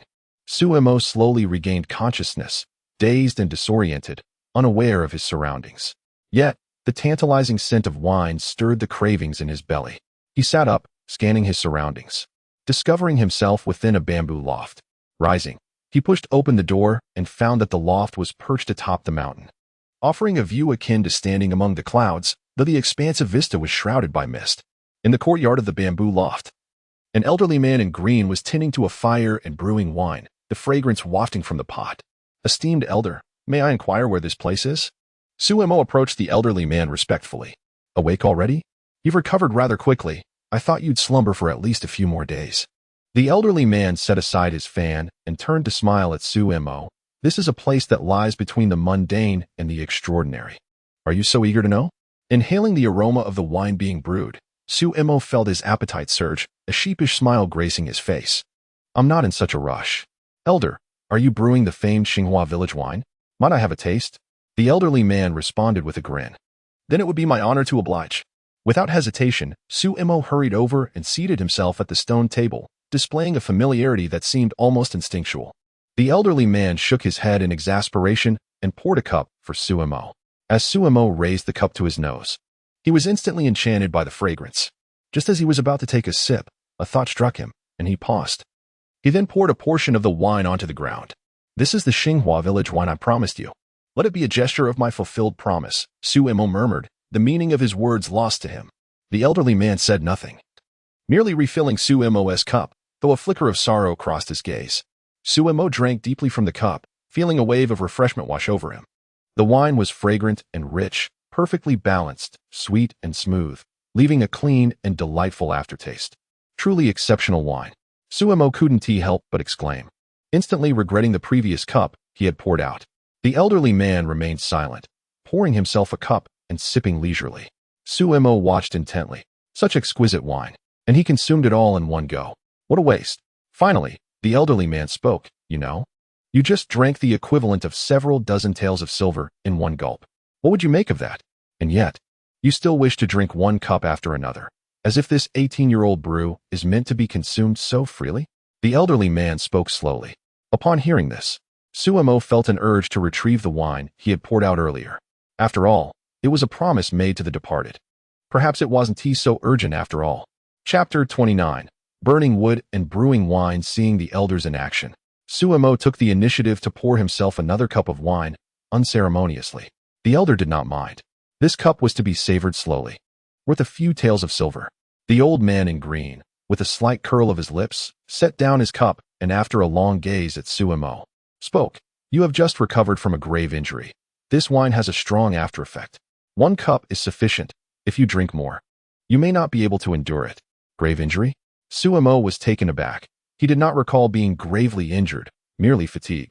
How could he be injured? I do not remember being hurt, he replied. The elder shook his head. The injury of the Great Path is still an injury. The injury of the Great Path refers to the damage to the heart of a cultivator. In simpler terms, it signifies a collapse of one's worldview, leading to existential doubt. The injury of the Great Path. Suemo chuckled lightly. I am not a cultivator. How could I suffer from such an injury? With a sigh, the elder replied, though you have yet to enter the path, you are entangled with certain matters too deeply, already showing signs of entering the path. Entering the path. Suemo looked at the elder, who retained a gentle and indifferent demeanor. Are you also a practitioner of the way? One could say so, the elder nodded. Suemo lowered his head in silence. The elder, observing Suemo's demeanor, curiously inquired, do you not wish to cultivate? Suemo nodded. In the months he had spent in this world, he had witnessed the malevolence of its cultivators. They regarded mortals as mere ants, elevated above all. They treated human lives as trifles for amusement. In their eyes, there was only themselves and their so-called Great Path. Moreover, he had seen cultivators refining blood pills using the blood of mortals, all for the sake of entering the path. In Suemo's view, all beings are equal, with no distinction in worth. Yet, the rules of this world had revealed to him, in a brutally harsh manner, what the law of the jungle truly meant. Different paths lead to divergent outcomes. The elder seemed to understand Suemo's thoughts. You are obstinate. He shook his head. Suemo raised his head. What do you mean? Cultivation is, in essence, a cultivation of the heart. The elder said slowly. There are myriad paths. Humanity encompasses both good and evil. Cultivators are merely humans. Being human, how can they escape the mundane? Not all mortals are diligent, and not all cultivators are selfish. You must realize that the hardest thing to grasp in this world is the human heart. Is it not the diversity of human hearts that gives this world its vibrancy? The path of immortality is fraught with hardships, yet it is also rich in color. We are but a fleeting hue in the river of time. Why cling so stubbornly to what you see? I can see that you have convictions worth fighting for. Why not strive for those beliefs? To strive for something. To strive for something. The spirit of the departed woman had once said, strive for something, and bring clarity to this world. Suemo had also declared, "All right, since I have promised you, I shall strive for something." Suemo broke into a smile. "Thank you for your guidance, Elder." Suemo expressed his gratitude. The Elder nodded in satisfaction. "After all that has been said, do you know the Academy?" Suemo was momentarily taken aback, awkwardly shaking his head. The Elder rolled his eyes. "Well then, it seems I have asked in vain. You have no knowledge of it. Since you have decided to enter the path, have you considered joining the Academy?" The Elder inquired. Suemo shook his head. "I have not thought about it. Why not? Though I do not know much. I have heard that the people of the Academy are not particularly serious." Suemo admitted candidly. The Elder's expression darkened slightly. "That is a misinterpretation by some individuals. The Academy has stood the test of time for a millennium, enduring storms to exist in this world. It is merely that the nature of its teachings can lead to misunderstandings." At that moment, Suemo recalled that Guyu was the third disciple of the Academy and curiously asked, "Elder, do you know about the Academy?" "I know a bit. Feel free to ask me anything," the Elder replied, lifting his noble head. "The Academy has existed for 1,000 years. It must be a significant sect, correct? How many people are in the Academy?" Upon hearing this, the Elder immediately lowered his proud head. "There are thousands of outer disciples, but only 6 formal disciples." Suemo was astonished. "Only 6? The Elder disdainfully curled his lips. "The Academy seeks the ultimate, striving for excellence. Its disciples are all extraordinary beings." "Oh," Suemo sighed, downing his cup of wine. "Can someone like me, a mere scholar, gain entry?" The Elder, with an inscrutable expression, pointed to the pot of wine simmering nearby. The peach wood burned brightly, warming the exquisite wine within, the fragrance wafting through the air. Suddenly, Suemo seemed to grasp something. "You mean to say that burning wood to brew wine has its merits?" The Elder sighed. "What I mean to say is that this wine is quite expensive. Drink it slowly." Suemo was momentarily speechless, then shook his head. "But I do not know what kind of academy it is. I assure you, the Academy, even if it differs from what you seek, will not betray your aspirations," the Elder smiled. "Oh, you know what I seek?" Suemo asked curiously. The Elder shook his head. "I do not." Before Suemo could speak, the Elder continued, "But I know what kind of person you are." Pouring himself another cup of wine, Suemo sipped slowly. "What kind of person am I? I do not even know myself." "You prefer harmony between people, abhor violence and force," the Elder began softly. Suemo was taken aback. "You seem accustomed to living within rules, unable to adapt to the helplessness when everything is beyond control. You place yourself between cultivators and mortals, neither one nor the other. You lament the helplessness of mortals while detesting the arrogance of cultivators." The Elder gazed at Suemo with deep appreciation. "But the Academy is also a sect of cultivation," Suemo said. "You are mistaken.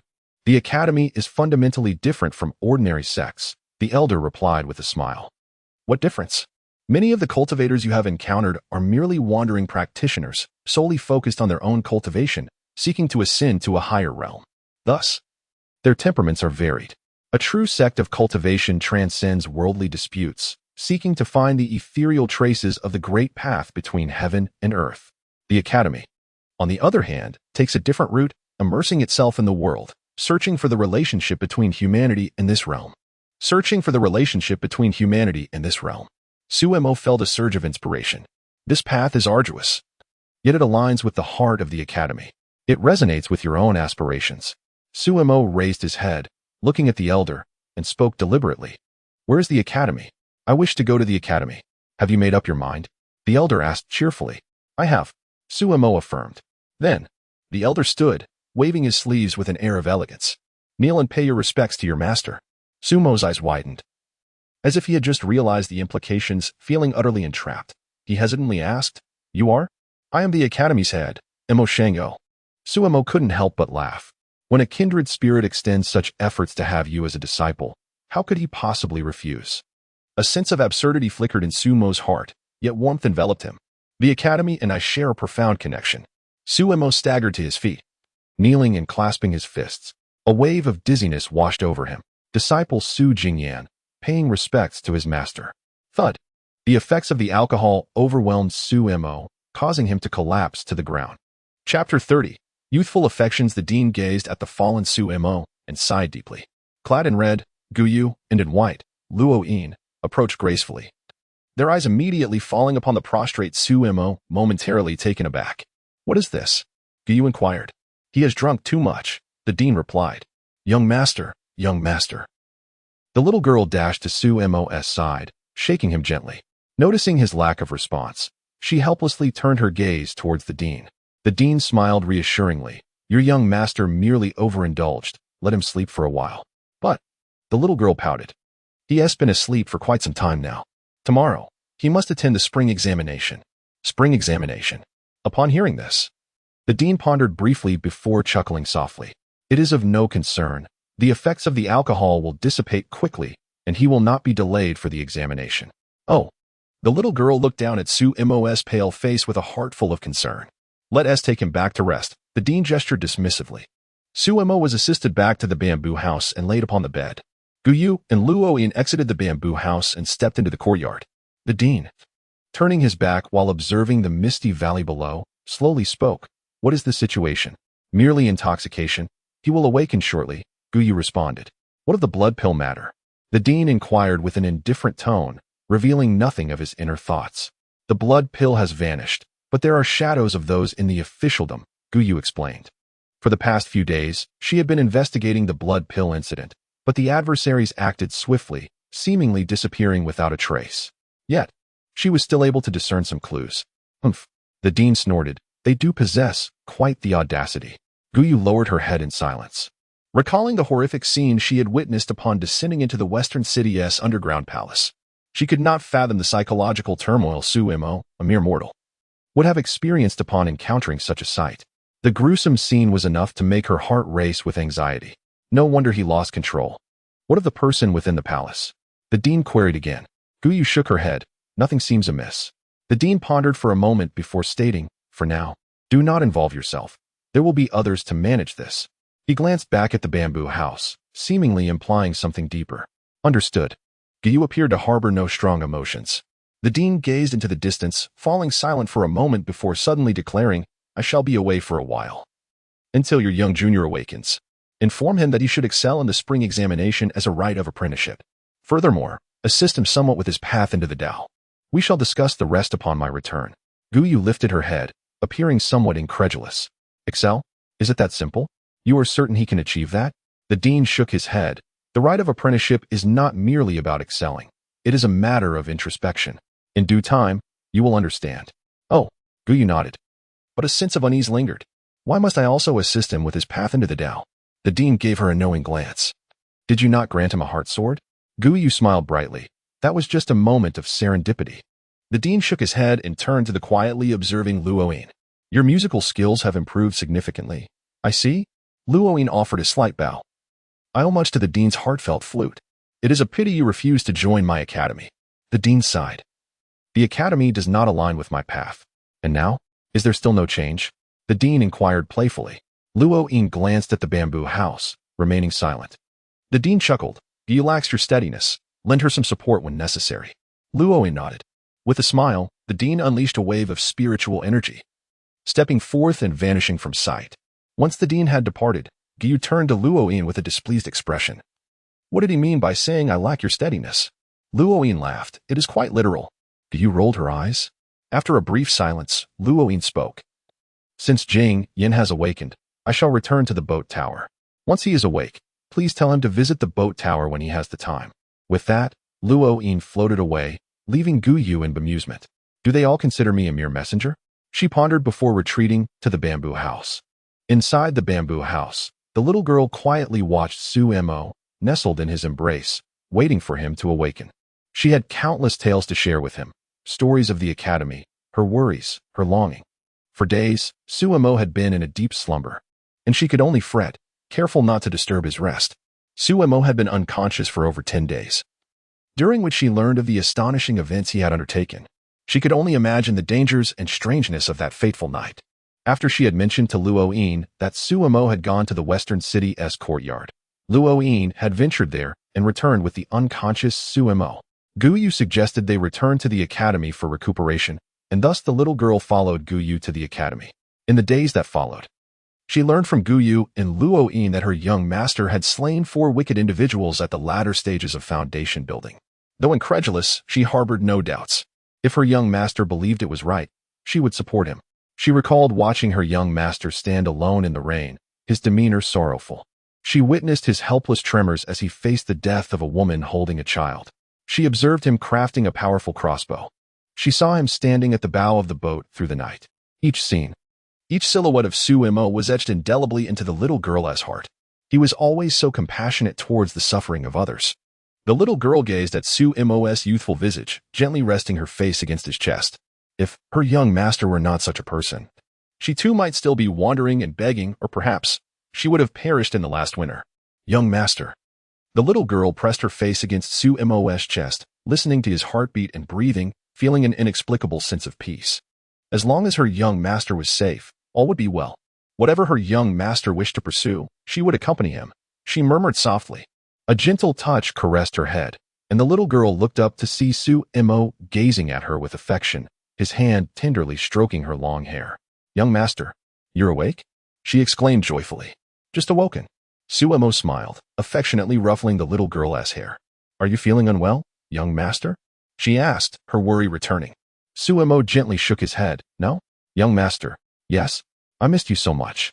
The little girl confessed softly, speaking her heart without reservation. Sumo affectionately tousled her hair, scattering her locks. I know. Young master has finally awakened. How wonderful. The little girl nestled tightly against Sumo's embrace, her eyes glistening with unshed tears. All her anxiety, fear, and resolve crumbled into nothingness at this moment of his awakening. She was but a little girl of just over 10 years. Chapter 31. The Night of Enlightenment. All right. Just bear with me for a moment. I have something important to discuss. Guyu, clad in red, pushed the door open and gazed at the siblings on the bed, feeling a wave of exasperation. How could siblings be so intimately close? Senior sister Gu. The little girl softly called out, rising from Sumo's embrace. A moment of silence ensued, as she seemed displeased at the interruption of her time with the young master. However, she had become somewhat familiar with Guyu during her days at the academy, as it had been Guyu and Luoyin who had taken care of her. Although the little girl was quite independent and rarely required assistance. Please don't look at me like that. I truly have matters to attend to. Once I finish, I shall leave, and you two can continue your intimacy, Guyu remarked, amused by the little girl's protective demeanor. This child acted as if she were an adult. Thank you, senior sister Gu, for caring for the girl these past few days, Sumo expressed gratefully, rising to acknowledge Guyu. Though he only remembered faintly losing consciousness in the courtyard of the West City, awakening in the academy was not difficult to piece together. I took care of you too, so why aren't you thanking me? Guyu retorted with a smirk. Sumo paused, then replied, I also appreciate senior sister Gu for her care. Is that all? Just verbal gratitude? Guyu pressed. What else? Sumo inquired hesitantly. I want a painting, Guyu declared, revealing her true intentions. All right. Sumo smiled. I have plenty of paintings to offer. Guyu noted how everyone seemed to cherish Sumo's art, believing it to possess great value. Though Sumo himself did not share that sentiment, viewing painting as a casual pastime. Guyu nodded in satisfaction. Did the old dean mention anything to you? Guyu asked. Sumo nodded, rising to bow towards Guyu. I have met senior sister San. Instantly, Guyu's spirits lifted, a wave of superiority washing over her. With a beaming smile, she patted Sumo's shoulder and said, Little Su, senior sister has high hopes for you. Work hard, and I shall guide you through the immortal realm. Sumo was left speechless. Little Su? What kind of nickname was that? However, Guyu then added a twist. Before leaving, the dean set a challenge for you as a rite of passage. You must pass the assessment to officially become a disciple of the academy. The dean, before he left? Sumo's expression stiffened. Had the dean passed away? Just moments ago, he seemed fine. While the unpredictability of life was understood, this felt excessively capricious. A light knock on Sumo's head interrupted his thoughts. What nonsense are you spouting? The dean has gone out for a while and will return shortly. The little girl rushed over, covering Sumo's head with concern. Glaring at Guyu, she was indifferent to the dean and the academy, only caring for her young master. Sumo, feeling wronged, cradled his head. You should have clarified. Guyu rolled her eyes. This little junior brother is quite devious, already wishing ill on the old mentor before even entering. Yet, why did those words sound so pleasant? Assessment? What assessment? Sumo finally asked, regaining his focus. The spring examination. Guyu replied succinctly. Sumo was left in shock. I absolutely must excel, otherwise, I won't be able to enter the academy. Guyu insisted earnestly. Suemo nodded gravely, having decided to join the academy. He could not afford to yield easily. All right, I shall prepare in the coming days and strive for first place, Suemo declared, taking a deep breath. The little girl tilted her head, innocently interjecting, but the spring examination is tomorrow? Suemo's face froze. Young master, you have been asleep for over 10 days, and tomorrow is the day of the spring examination, the little girl added naively. Suemo's face darkened, feeling utterly despondent. You patted Suemo's shoulder. Do your best. Senior sister believes in you, she said, somewhat unkindly, before turning to leave. At the door, she seemed to recall something and added, oh, by the way, Luoyin mentioned you should visit the ship tower when you have time. You ought to express your gratitude. Guyu departed, leaving Suemo puzzled. What does this have to do with Luoyin? He turned to the little girl, seeking clarification. The little girl explained. Sister Luo went to the West City to find you that day. It was she and senior sister Gu who brought you back. They have both been caring for you these past few days. Suemo recalled the lavish delicacies and wines at the ship tower, feeling an involuntary rush of gratitude.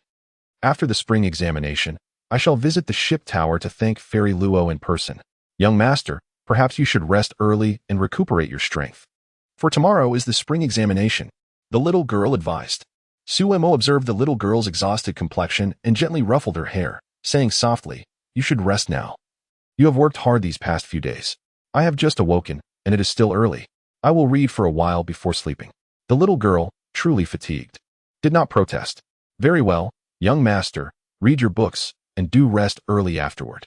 All right, Suemo agreed, with Suemo feeling revitalized. The little girl finally felt at ease and, succumbing to fatigue, quickly fell into a deep slumber. Suemo watched her sleep, affectionately caressing her cheek. He could sense the deep attachment and concern she held for him, grounding his wandering spirit, akin to a small boat finding a harbor amidst tumultuous waves. It was a feeling of fulfillment and warmth. Suemo rose and stepped out of the bamboo pavilion. The night sky was adorned with stars. He sat at a stone table in the courtyard, gazing at the stars, when the familiar pang of melancholy crept back into his heart. Separated from home for 2 lifetimes. Yet memories remain unattainable. This place deserves some exquisite wine. Suemo sighed, expressing his longing. Unbeknownst to him, Guyu had approached from behind, scoffing. At such a young age, why such a love for alcohol? Though Suemo was merely in his teenage years, his forlorn demeanor often seemed out of place to Guyu. Senior sister. Suemo turned, acknowledging her presence. Guyu responded, casually tossing a book to Suemo. What is this? Suemo asked, catching the book and opening it with curiosity. Practicing naturally requires a mental technique, Guyu replied nonchalantly. Logically, Suemo should not refer to Guyu as senior sister yet, nor should Guyu share the cultivation technique with him, but she was unconcerned. Mental technique? Suemo's eyes sparkled with excitement. Is this the most powerful technique? The legendary technique of the academy? If I cultivate this, can I become an immortal or a deity in no time, conjuring winds and rains and commanding the seas? Guyu looked at the enthusiastic Suemo with despair, realizing the long road ahead and guiding him toward enlightenment. It became clear why the dean had fled after finding this junior brother.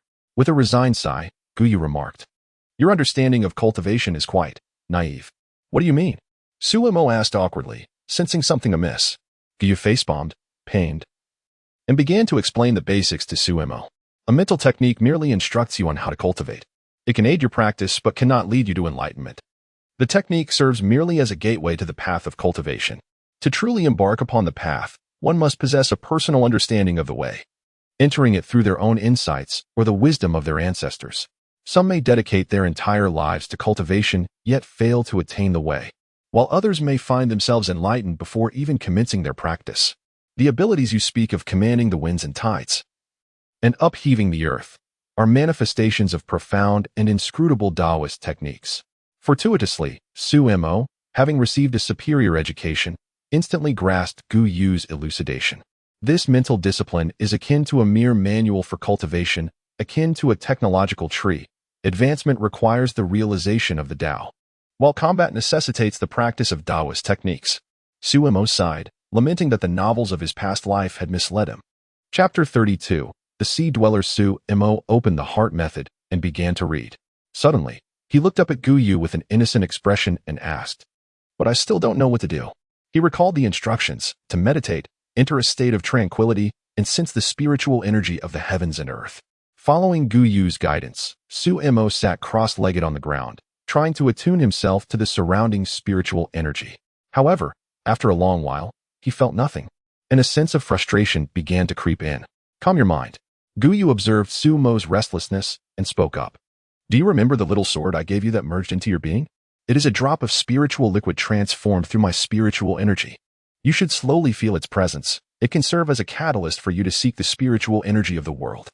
Sumo quieted his thoughts and focused on that little sword, searching for any sensation within himself.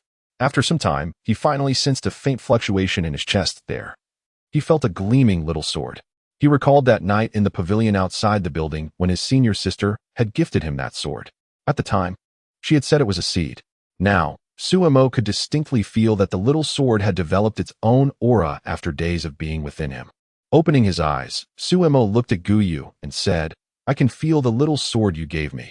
It radiates a pure and sharp essence. Is this it? Gu Yu nodded, somewhat surprised by Sumo's quick attunement to the spiritual energy. Indeed, it is a manifestation of the spiritual energy I condensed. I gave it to you with the hope that it would merge with you sooner, allowing you to control it with ease today. Did senior sister know I would join the academy? Sumo asked curiously. Gu Yu's lips twitched, unable to disclose that she had nothing else to give at that moment. To maintain her lofty image, she nodded gravely and quickly changed the subject. However, this spiritual sword carries the essence of my path. There is no need for you to deliberately seek that essence. Simply attune yourself to the spiritual energy of the world that shares its origin. Sumo nodded, feeling that the path of cultivation indeed held an air of grandeur. He closed his eyes once more, focusing on the sensation the spiritual energy provided. Gradually, a peculiar feeling arose in his heart, and as he found the sensation from the little sword in his chest, he also rediscovered that strange aura he had felt in the courtyard that night.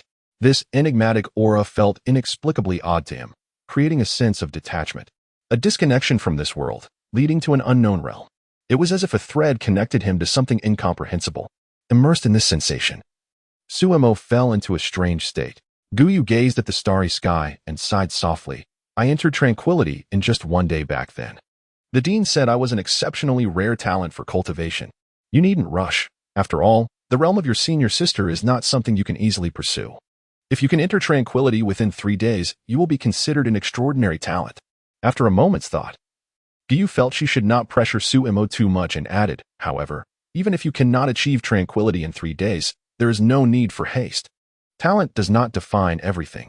Some may enter tranquility slowly, yet cultivate rapidly later on. Noticing Sumo's silence, Gu Yu looked down at him, who was diligently meditating, and then froze in place. Is he entering tranquility? The night breeze blew, and Gu Yu felt a chill. I hope my little junior brother did not hear me say I entered tranquility in a day. She felt a bit embarrassed. Suddenly, Gu Yu's expression changed as she observed Sumo in meditation. He was beginning to guide the spiritual energy to circulate through his small circulatory system. What kind of prodigy is this little brother? Yet, this aura, it evoked an indescribable feeling. As Gu Yu watched Sumo operate his small circulatory system, an exceptionally strange aura emanated from him. Could this be the essence of the path of literature? Gu Yu circled Sumo, trying to sense it carefully. Having practiced the sword path, her spiritual energy bore the essence of the stunning sword, domineering, pure, and sharp. Thus, it was expected that Sumo, as a scholar, should emanate the fragrance of literature, refined, tranquil, and scholarly. However, the aura emanating from Sumo felt eerie, mysterious, and distant. Unbeknownst to her, Sumo was in a state transcending mere tranquility, dwelling in a realm between meditation and tranquility. With eyes closed, Sumo felt as if he could see that strange aura solidifying, gradually merging into his bloodstream. Then, from his blood vessels, colorless entities emerged as the spiritual energy poured into him, and that aura began guiding the spiritual energy in its circulation. He was unsure if others experienced cultivation this way, but he felt distinctly different from others. Immersed in this sensation, Sumo found himself unable to extricate himself. This feeling was exquisite. He could simultaneously sense two entities, the spiritual energy of the world and that enigmatic aura. The two intertwined, circulating through Sumo's meridians. The peculiar aura seemed even more marvelous than the spiritual energy, guiding it while continuously strengthening Sumo's meridians. The spiritual energy surged rapidly as external energies flowed towards Sumo. Initially astounded by Sumo's meditation, Guyu soon became astonished that he was now circulating the small circulatory system. Yet her astonishment was far from over. She watched as the spiritual energy of the mountaintop suddenly surged towards Su-mo, as if it had found a long-lost kin, gradually forming a spiritual tide. Guyu felt both joy and a twinge of inferiority watching Su-mo, a rare emotion for the third-ranked student of the academy. From the moment I saw my little junior brother, I knew he was also a prodigy. Guyu felt elated at Su-mo's talents. She moved to a nearby stone table and sat down lazily, propping herself up, no longer wishing to observe Su-mo. It was disheartening. Gazing up at the starry sky, Guyu sighed in boredom. At this moment, a drink would be delightful. As Su-mo's spiritual energy circulated faster, the incoming spiritual energy was drawn by that enigmatic aura, autonomously and swiftly completing the small circulatory system. The spiritual energy flowed into Su-mo's body, gathering into an unceasing river, breaking through something and gradually forming a sea of spiritual energy. A sea of spiritual energy belonging to Su-mo. Within this sea, wisps of eerie mist lingered, and above it twinkled countless stars, resembling an infinite firmament. Su-mo's consciousness sank into his sea of spiritual energy. Observing the wondrous sights within, he felt an immense curiosity as an otherworldly being, experiencing the strange phenomena brought about by his cultivation. Curiosity intertwined with delight and surprise. According to the teachings, it seems I have entered the realm of qi cultivation. Is this the spirit sea? Is this truly my spirit sea? I too am now among those who possess a spirit sea. No, I am indeed a cultivator of the spirit sea. How delightful! As Su-mo's consciousness transformed into a diminutive figure, it stepped lightly upon the surface of the spirit sea, which gently cradled him, allowing him to stroll upon its waters. The mist above the surface coiled around him as he moved, enveloping him in a soft embrace. In the spirit sea, Su-mo gazed about with childlike wonder, occasionally waving his hands to disperse the mist or bending down to scoop up the water beneath his feet, much like a playful child. After all, he was but a small child at heart. At last, Su-mo's gaze was captured by the endless stars twinkling above the spirit sea. Looking up, he beheld the vast, inky sky shimmering with ethereal starlight. This celestial expanse felt strangely familiar. Drawing his gaze back, he surveyed the boundless spirit sea. The entire expanse seemed primordial. Once I embark on my path, there should be a book in the center of my spirit sea. The diminutive figure of Su-mo proudly declared as he pointed to the tranquil surface at the heart of the spirit sea. The text indicated that upon entering the path, one's own truth would manifest as an object, suspended above the spirit sea. The third senior sister as spirit sea must manifest as a sword. It is said that Fairy Luo is the reincarnation of the zither goddess, so her spirit sea should hold the zither. As for me, the esteemed Suju Ren, I naturally cultivate the path of books, and thus a book should appear for me. Su-mo pondered, filled with curiosity. However, a book is unlike other objects. It contains content. What could that content be? I have read extensively, possessing a wealth of knowledge, from celestial phenomena to earthly geography. What specific content will the book that materializes in my spirit sea hold? As he mused, Su-mo's expression suddenly paled. He recalled the many forbidden tomes he had perused in his past life, some even adorned with illustrations. Heaven have mercy. I must control my thoughts when I enter the path. Should I allow my mind to wander to such matters? And a book of that nature materializes in my spirit sea, the illustrious name of Su de Jurun would be utterly tarnished. Su-mo endeavored to calm his mind, redirecting his thoughts elsewhere. Why does my spirit sea evoke such an inexplicable feeling of strangeness? I cannot articulate what seems odd about it, yet it is undeniably peculiar. The text offers no explanation. I shall inquire with the third senior sister later. As Su-mo continued to explore the depths of the spirit sea, suddenly, he beheld a mesmerizing figure shrouded in mist. Chapter 33, The Boundless Sea Beneath the Vast Expanse of Stars, on the tranquil surface of the spiritual sea. Amidst the eerie and swirling mist, a captivating and enigmatic figure sat serenely atop the waters of Su-mo's spiritual sea. Who are you? Su-mo exclaimed, startled by the sight before him. He had never heard of anyone being able to intrude upon another's spiritual sea. The spiritual sea is a realm where the energies of the cosmos converge, a sanctuary for cultivators to gather the spiritual essence of heaven and earth. This essence coalesces into spiritual energy, which in turn transforms into a liquid form, creating a sea. The spiritual sea is fundamental to any cultivator's existence. Akin to a person's mind, the repository of knowledge. It serves as a reservoir for the cultivation of spiritual energy. How can one slumber peacefully beneath their own bed, let alone within the spiritual sea? Suemo pondered anxiously. What if, in a moment of carelessness during his cultivation, he inadvertently manifested something embarrassing? Would that secret not be exposed to others? Who are you? How did you enter my spiritual sea? Suemo asked, his demeanor tense. Yet, the alluring figure remained unresponsive, continuing her quiet meditation. After a prolonged moment of waiting, Suemo could no longer contain himself. Cautiously, he inched closer, gently waving his hand to part the mist. As he approached, he beheld a woman. Her long, flowing hair cascaded down her back, and her porcelain-like legs were elegantly crossed beneath her. Her skin was as smooth as jade, her figure both voluptuous and graceful, exuding an ethereal beauty. She appeared as if she had stepped out of a painting. Her noble aura reminiscent of a celestial being, yet her demeanor was alluringly captivating. Draped in a sheer white veil, her curvaceous form was partially obscured by the mist, resembling a divine maiden intertwined with a siren. Just one glance made Suemo's face flush. He felt warmth radiate from his nose, realizing with shock that he was bleeding. He hastily pinched his nose to stem the flow. With a quivering voice, he stammered, You, who exactly are you? Are you human or ghost? How did you end up in my spiritual sea? The woman remained silent, her exquisite figure tantalizingly veiled beneath her gossamer attire, making it difficult for Suemo to meet her gaze. I'm just a child. Why must I endure such trials? He muttered, inching closer. You. Speak. He insisted, exasperated. If you don't, I will report this.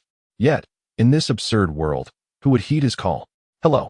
I would like to report an intrusion into my mind. Seeing that the woman remained with her eyes closed, seemingly indifferent to his plight, Suemo reluctantly advanced until he stood before her. The tantalizing sight before him nearly overwhelmed him, and he silently recited the moral teachings. Do not gaze upon that which is improper. Who are you? How did you come to be in my spiritual sea? Suemo questioned, his head held high, though he dared not look directly at her. Finally, she spoke with an air of annoyance. You've forgotten your sister so soon? Suemo's eyes widened in shock as he pointed at her, trembling. You are that ominous presence. The voice was all too familiar, echoing from a night spent in the depths of the city, a voice that had accompanied him through a harrowing ordeal. It was enchanting yet unsettling, a sound he would never forget. That night, this ominous entity had used his own hand to eliminate 3 foundational cultivators, leaving Suemo too terrified to recall the details. The woman frowned, a hint of displeasure emanating from her striking features. What ominous presence? Call me sister. Sister? Why are you in my spiritual sea? Suemo pressed, anxiety gripping him. The woman flirtatiously brushed her hair aside, a mysterious smile gracing her lips. I have always been in your spiritual sea. What? You have always been here? Suemo's heart raced with trepidation. The woman laughed melodically, finding amusement in his reaction. Indeed, I have never left since the last time we met in your spiritual sea. Suemo's expression darkened. But I just recently formed my spiritual sea. The woman rolled her eyes. You think so? This spiritual sea was crafted with great effort by me. Do you think I showed you those spirits underground for no reason? I thought I was exceptionally gifted. Suemo murmured, feeling a chill waft through the spiritual sea. Why did you cultivate my spiritual sea? Fearful, are you? The woman teased, slowly rising to approach him. A delicate fragrance wafted towards Suemo as her form drew nearer, and he could feel the warmth radiating off her. Her enchanting visage hovered close to him, yet he instinctively averted his gaze, feeling tense and awkward. The woman chuckled softly. Oh, how amusing. Such a little one, lost in his thoughts. Suemo's cheeks flushed, and he fell silent. The woman leaned back, stretching lazily, causing Suemo's nose to heat up once more. I cultivated your spiritual sea because I intend to reside here for a while, she continued. Reside here? What do you mean? Suemo felt a sense of foreboding creep in. Naturally, I plan to make my home in your spiritual sea, she declared matter-of-factly. Suemo's face darkened as he protested. I refuse. With an amused glint in her eyes, she shot him a sidelong glance. You may try to expel me, if you dare. Suemo's face fell into despair. He was powerless to do so. Who are you really? Suemo realized he had entangled himself in a significant predicament. Indeed, entangling with the supernatural would inevitably lead to complicated consequences. Thinking of another being residing within him, he felt as though his every action was under scrutiny. A being? What kind of being? He questioned, bewildered. I already told you, I am not human, she replied with a playful giggle. Then what are you? Suemo pressed on. You wouldn't understand if I told you. When you are finally able to leave this place, I will explain, she said, her tone hinting at an emotion beyond ordinary comprehension. But what does it mean for you to inhabit my spiritual sea? Won't that expose my cultivation secrets? Suemo was still unwilling to relent. The woman scoffed. You? Secrets? What you practice is nothing of consequence. You should feel honored. Perhaps one day, if I'm in a good mood, I might even offer you some guidance. Others would envy such a rare opportunity. Are you really that formidable? Suemo asked skeptically. The woman smirked. In this little realm of yours, the mightiest among you wouldn't even catch my eye. Suemo rolled his eyes, unconvinced by her claims. Leave. You're disturbing my rest, she said. Sensing his thoughts but choosing not to argue, with a wave of her hand, Suemo was expelled from his own spiritual sea. As Suemo's consciousness withdrew, the woman gazed upward at the boundless starry sky within the spiritual sea, whispering, he surely won't believe me now.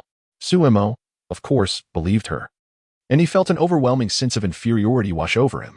To my astonishment, my spiritual sea was not cultivated by myself. As Suemo was expelled from his consciousness, he opened his eyes to find Gyu seated beside him. With a heavy heart, Suemo inquired, Senior Sister San, is everyone's spiritual sea self-initiated? Gyu, taken aback by the question, pondered, how could one even ask that? Certainly, the spiritual sea is inherently self-cultivated. Indeed, without a self-initiated spiritual sea, one possesses no autonomy. My innate talent must be severely lacking. Suemo felt despondent.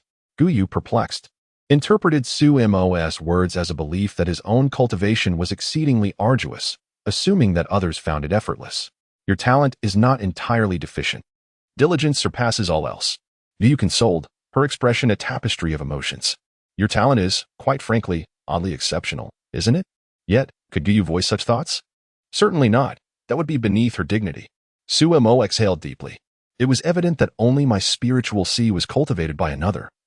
My innate abilities are indeed inadequate. But could Suemo utter such a sentiment? Of course not. One must maintain some semblance of pride. That night, the 3rd and 7th students of the academy each harbored their own thoughts. Chapter 34. The wordless scroll. As dawn broke, the fog lingered in the air. A horse-drawn carriage ambled along the ancient path at the edge of the city. The horse, noticing that the driver was preoccupied with his drink, took no urgency in its pace, dragging the carriage forward at a leisurely tempo. The driver, reclining in his seat, raised a flask to his lips, watching the carriage meander over the cobblestone path. One could not discern whether it was the person wandering through the scenery or the scenery drifting past the carriage. In a moment of inspiration, the driver took a hearty swig of wine and began to recite a poem. In the peach blossom ditch lies the peach blossom temple. Beneath the peach blossom temple dwells the peach blossom immortal. The peach blossom immortal plants peach trees, then plucks peach blossoms to trade for wine. Just as he was getting into the rhythm of the verses, the curtains of the carriage were suddenly drawn back, and a small head peeked out. A little girl, pouting in discontent, addressed the driver. Young master, we have an examination today. Why are you still drinking? The driver was none other than Suemo. On his way to the examination, early in the morning, he had borrowed a horse from his senior sister, Gyu. And the little girl wished to accompany him to observe, prompting him to borrow a carriage as well. Initially, Suemo had intended to prevent her from coming, as she could not enter the examination hall, but she expressed a desire to visit the boat tower to play with Luoyin, and he relented. It seemed that during his period of unconsciousness, the little girl had become quite familiar with Luoyin and the others. Suemo mused silently. In the future, if I wish to visit the boat tower to listen to music, it seems I must take the little girl along. I must find my focus and drink a bit more to clear my mind. In the past, when Li Bai composed poetry, fine works emerged from his intoxications. I shall emulate the ancients. Suemo smiled and explained. Who is Li Bai? The little girl inquired. Suemo pondered for a long moment, unsure of how to respond. The little girl climbed out of the carriage and settled in his lap, tilting her head and ceasing her inquiries. Instead advising him, you've had enough to drink. If you continue, you'll surely be drunk. All right, no more drinking. Suemo reluctantly set aside the flask and embraced the little girl. The little girl blinked her large eyes at Suemo. And then? What then? Suemo was perplexed.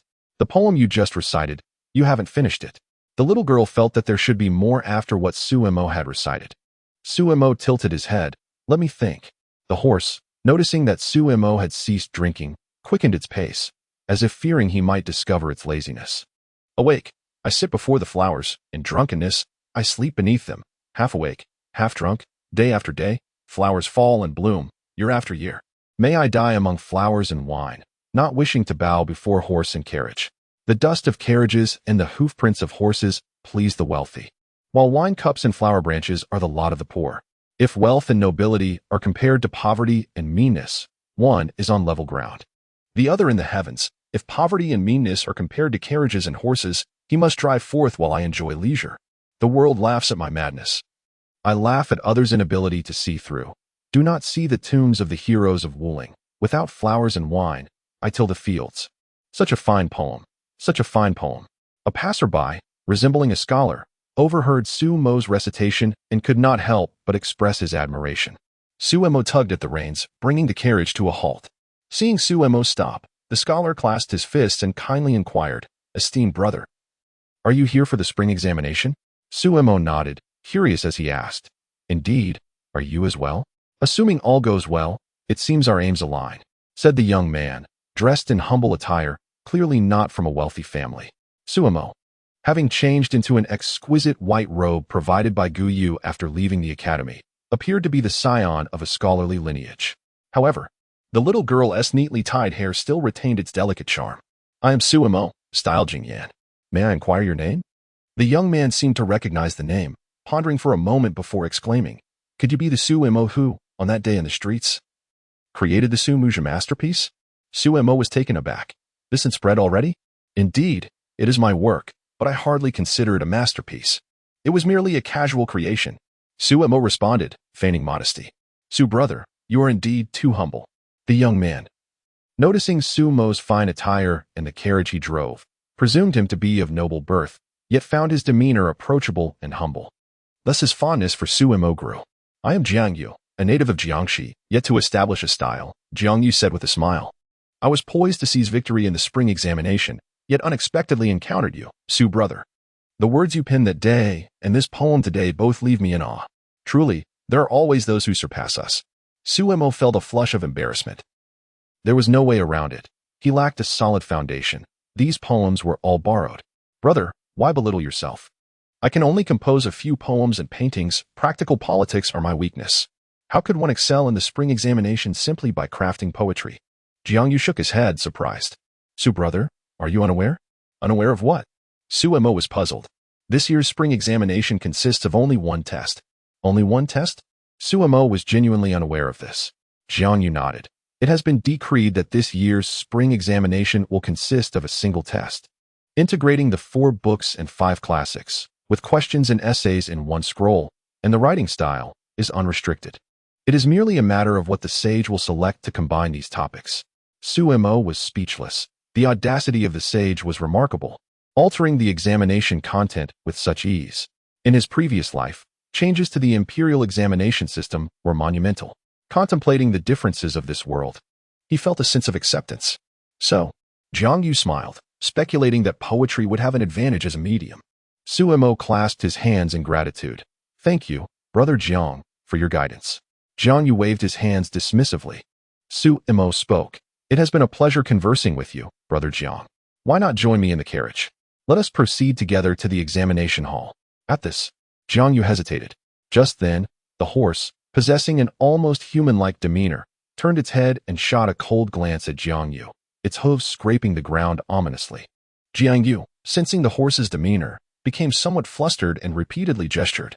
No need, it is still early. I have some matters to attend to before heading to the examination hall. You may go ahead, Su brother."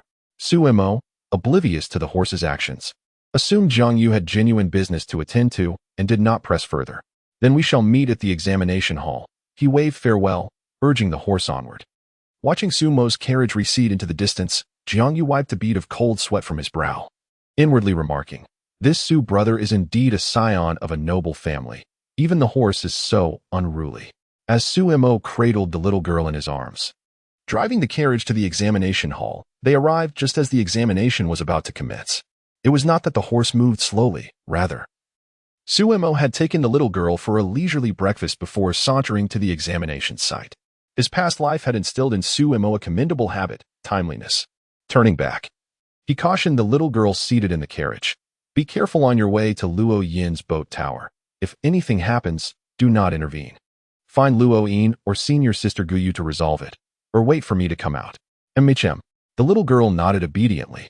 Young master, just do your best. Even if you do not achieve a good result, it matters not. We can always return to Jiangnan. Suemo smiled as he ruffled the little girl's hair, then turned to the horse, expressing his doubts. Do you know the way to the boat tower? The horse lifted its proud head, snorting defiantly, as if retorting Suemo's skepticism. Suemo chuckled, patting the horse's head before turning to enter the examination hall. As Suemo departed, the horse glanced back at the young girl, ensuring she was securely seated, and then trotted leisurely towards the boat's pavilion. The rhythmic sound of its hooves echoing softly.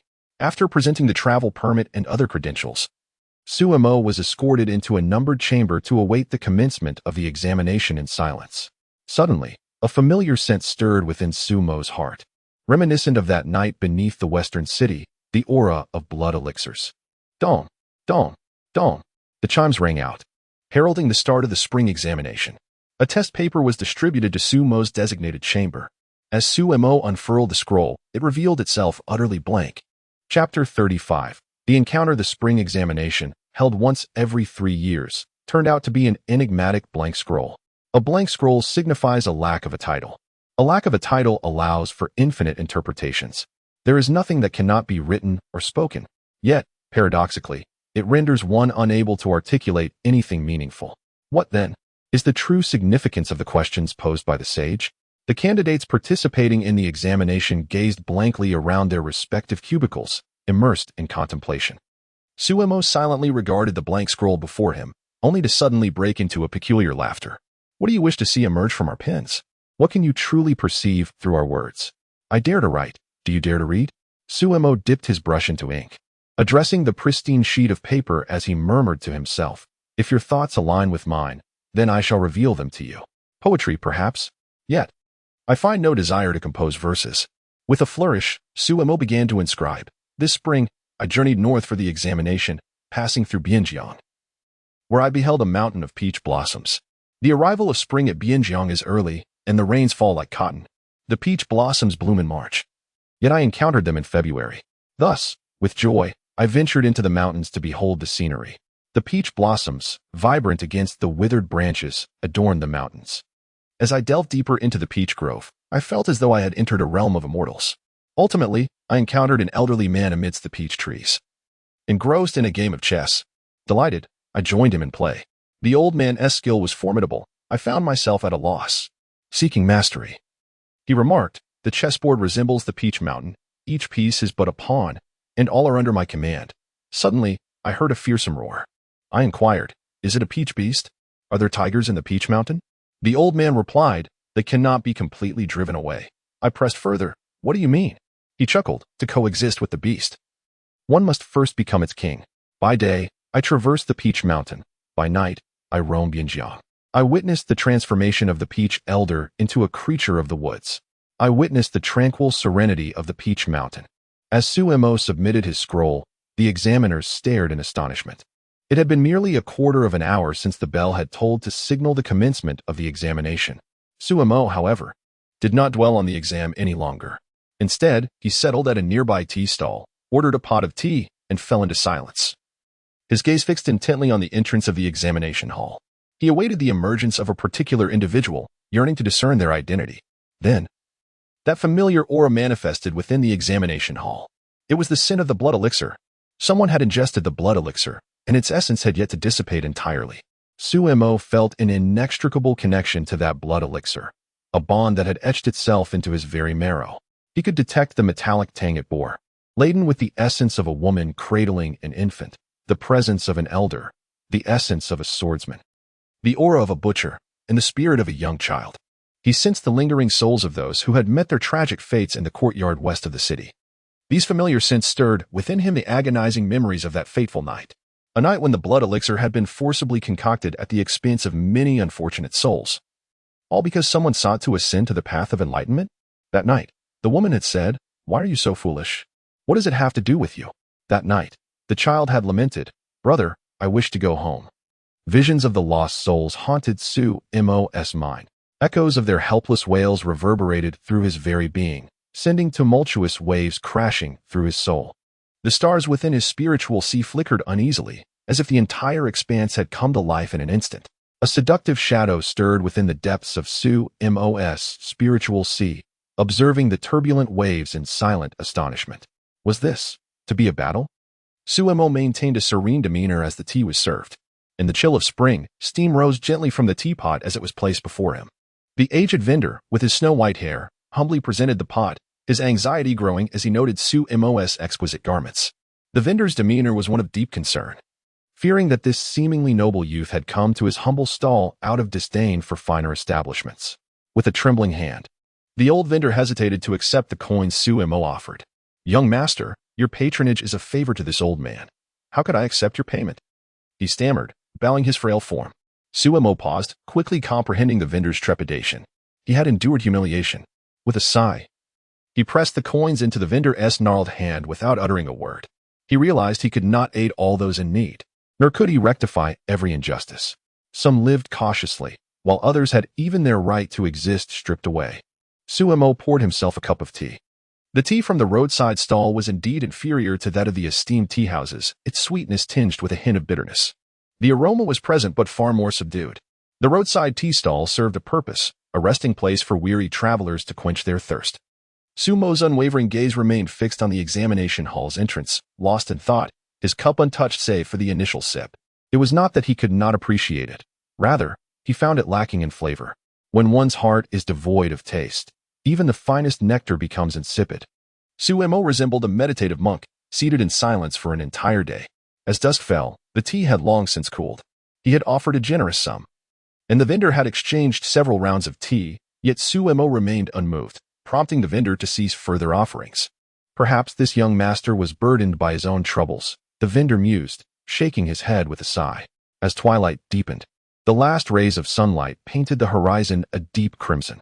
Finally, candidates began to emerge from the examination hall. None, unlike Sumo, had simply submitted in a few hastily written words. After 10 years of arduous study, the turning point of their lives hinged upon this very day.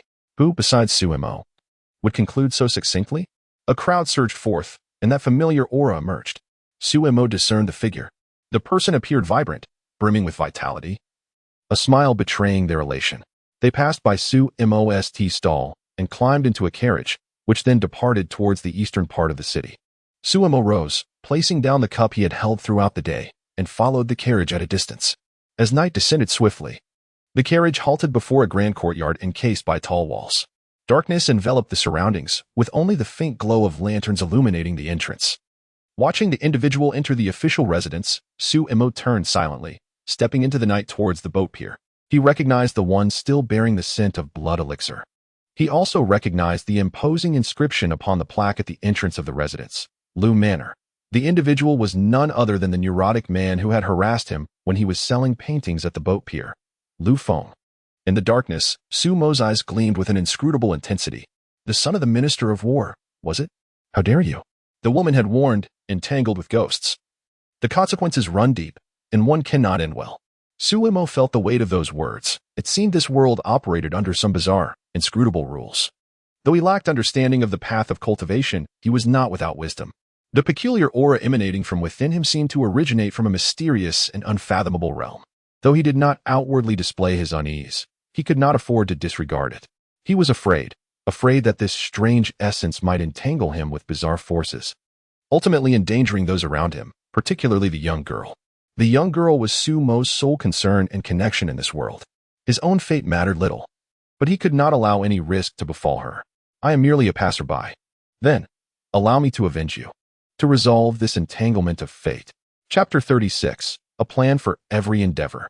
In his previous life, Sumo's father often imparted this wisdom. As a mere novice in the chi refinement stage, Sumo would not recklessly attempt to assassinate Lu Feng. He was not an assassin. His impulsive venture to the courtyard in the west of the city had nearly cost him his life, a fate he narrowly escaped due to a series of fortuitous events. This time, he vowed not to repeat such folly. I require evidence. In the darkness, Sumo suddenly cast his gaze toward the western city. A colossal question loomed over him. Information. Why was there no word? So many lives had been lost, transformed into blood elixirs. Yet he heard not a whisper regarding the western courtyard or the blood elixirs. The academy was evidently aware of the situation. Yet the common folk remained in blissful ignorance. Was it that the academy chose silence? Or was it also complicit in concealing the truth? Suemo felt as though he were caught in a tremendous whirlpool, a chill spreading through him. In this world, who could he trust? He approached the brightly lit boat building, its lights ablaze, yet it remained closed for business. Inside, silence reigned, save for the flickering candlelight that illuminated the place like daylight.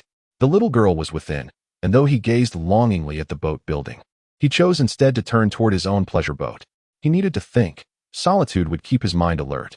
Returning to his boat, Suemo refrained from lighting a lamp, instead staring into the inky expanse of the starry sky. He could not recall when he had developed a fondness for operating in darkness. The myriad stars twinkled above, as if engaging in a silent dialogue with him. The night sky in his previous world had been far less pristine. No, that couldn't be right. Suddenly, a realization struck him. It was not the academy that was intentionally withholding information, but rather the nature of this world itself. In his past life, he had been a humanities student, steeped in novels, and had unwittingly projected those narratives onto his current reality. Yet this world diverged significantly from those tales. A profound chasm existed between mortals and cultivators, as if they inhabited two separate realms beneath the same sky.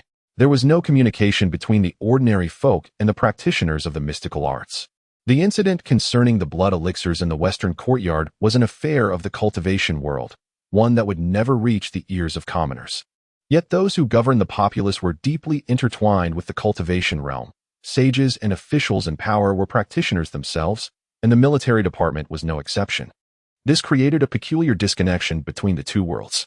Consequently, the Liu family engaged in the covert murder of mortals for elixir production, while the common people remained blissfully unaware.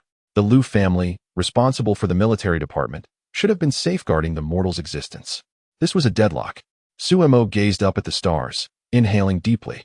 So, must mortals perish? A connection. He needed a connection. Suemo closed his eyes in contemplation. He required a pivotal link that encompassed both the world of cultivation and the realm of mortals to unravel this mystery. His only point of contact with the cultivation world was the academy, which, despite its pursuit of understanding the relationship between humanity and the cosmos, merely facilitated entry into the mundane world. This was evident from the moniker Sword Demon bestowed upon his third senior sister, Guyu, by the common folk. The academy deliberately aimed to diminish the status of cultivators in order to engage with mortals. Yet, it still failed to bridge the gap between the two realms. The academy remained a bastion of the Great Hua, incapable of grounding itself in the realities of ordinary life. As he observed the illuminated boat building, an idea sparked within him. Luoyin, rumored to be the reincarnation of the goddess of music.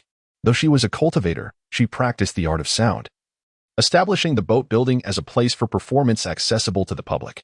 The boat building was a nexus, a point of connection between the cultivation world and the realm of mortals. Suemo approached the boat building, where a female guard stood at the entrance. Before he could speak, she stepped forward. "Is it you, young Master Su?" she inquired respectfully. "Indeed," Suemo replied, momentarily taken aback, nodding in acknowledgement. "The young lady has instructed that young Master Su may ascend at will. She is presently on the second floor with the little girl," the guard explained. "Thank you." Suemo expressed his gratitude, noticing that the guard was also a practitioner, seemingly of a higher realm than his own. Upon entering the boat building, Suemo found it devoid of patrons, only servants bustling about. He followed the maid up to the second floor, where he could hear the cheerful laughter of the little girl. Luo-yin was instructing her in the art of playing the zither, but the child appeared to lack any innate talent, producing a cacophony under Luo-yin's guidance. Luo-yin, exasperated, rubbed her forehead, while the little girl giggled foolishly. Suddenly, the little girl turned toward the door of the pavilion, exclaiming, "It's the young master. The young master has returned." "How do you know?" Luo-yin asked, startled, her gaze fixed on the closed door. Although Luo-yin sensed Sumo's arrival, the little girl, not being a practitioner, could not possibly perceive it. Yet, the little girl paid no mind to how she knew. She only felt that the young master was on the boat building. She jumped down from the tall bench and hurried to open the door. Upon opening it, she spotted Suemo just ascending the staircase. The little girl dashed into his embrace. "Young master! Young master!" she exclaimed, snuggling close to him. The little girl, just over 10 years old, barely reached Sumo's waist. He affectionately ruffled her hair, his previously restless heart finding peace. Luoyin rose, observing the harmonious scene, feeling a pang of envy. This brother and sister. Thank you, Fairy Luo, for your care in recent days. Suemo took the little girl's hand and expressed his gratitude to the serene and beautiful Luoyin. He refrained from specifying whether it was he or the little girl who received the care, instead encompassing them both. Luoyin shook her head slightly, saying, "There is no need for such formality. Jing Yin has also entered the academy. We are now fellow practitioners and may address each other as equals." Suemo smiled, recalling his earlier boast that the path between mortals and practitioners was insurmountable. He had ultimately embarked on this very path, as he had written in his scroll. To lie down with tigers, one must first become a tiger. Greetings, Senior Sister Luo. Suemo bowed respectfully, acknowledging Luoyin, who was a close friend of his third senior sister, Guyu. Luoyin nodded with a smile. The little girl glanced curiously between Suemo and Luoyin, sensing the peculiar atmosphere. Young master, today, Senior Sister Luo taught me to play the zither," she exclaimed, as if eagerly seeking praise. Suemo chuckled, patting the girl's head before lifting her into his arms, playfully pinching her tender cheek. "Oh, how did you fare in your studies?" The child's excited expression instantly morphed into one of disappointment. Mimicking Sumo's earlier gesture, she shook her head with a sigh, adopting a miniature adult demeanor. "Alas, my talent is undoubtedly remarkable, yet it seems there is no harmony between me and the zither. I can never grasp the essence." Luoyin stifled a laugh, casting a meaningful glance at Suemo. A serene atmosphere enveloped the boat building. Chapter 37, The Divide Between Mortals and Immortals. I no longer wish to learn the zither. I want to study the sword, the young girl declared earnestly. "Oh, and why the sword?" Suemo inquired, his curiosity piqued. The girl bit her finger thoughtfully and replied, "I wish to be like Sister Gu. Wielding a sword is so impressive. Moreover, learning the sword will allow me to protect the young master." Suemo chuckled as he tousled the girl's hair, causing it to become disheveled. The young girl pouted, adopting a sulky demeanor. Upon seeing her expression, Suemo erupted in laughter. "I must resolve the peculiar aura that lingers about me." Sumo's gaze turned resolute. "Young master, how did the exam go today?" The girl suddenly remembered, looking at Suemo with concern. She was aware of Sumo's aspirations to embark on the path of cultivation, and the spring examination was a crucial test set by the academy. Should he fail, it might mean he was destined to be estranged from the immortal realm. Though the girl was indifferent to Sumo's potential for cultivation, she could not bear to see him distressed. This year's spring examination consisted of only one paper. Suemo understood the girl's concern. "Oh, what was the topic?" Luoyin, who had been listening, asked with intrigue. Suemo shook his head. "No topic." Upon hearing this, Luoyin furrowed her brows and sighed. Being an emperor is no easy task. Suemo remained silent, and Luoyin pressed on. "What did you write?"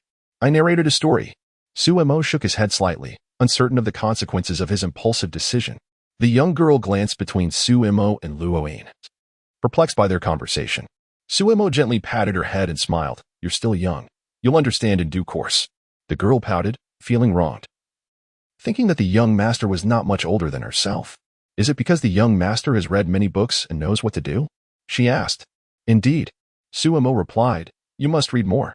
"What about the carriage?" "The carriage is parked in the backyard. Go fetch the books I prepared for you," Suemo instructed. With a heavy heart, the girl turned and trudged downstairs, for reading was a daunting task for her. It seemed she lacked the innate ability to retain information. No matter how diligently she read, the words flowed through her mind like water, leaving no trace. The only things she could remember were those related to Suemo. Once the girl left the room, Sumo's smile faded. Luoyin lifted her teacup, took a sip, and adjusted her graceful posture, saying, "Now, speak. What is it you wish to ask me?" Suemo sighed, realizing that those who pursue immortality are exceedingly perceptive, leaving no detail unnoticed. He had sent the girl away precisely because he had questions for Luoyin, certain grisly matters that could not be discussed in her presence. Luoyin, of course.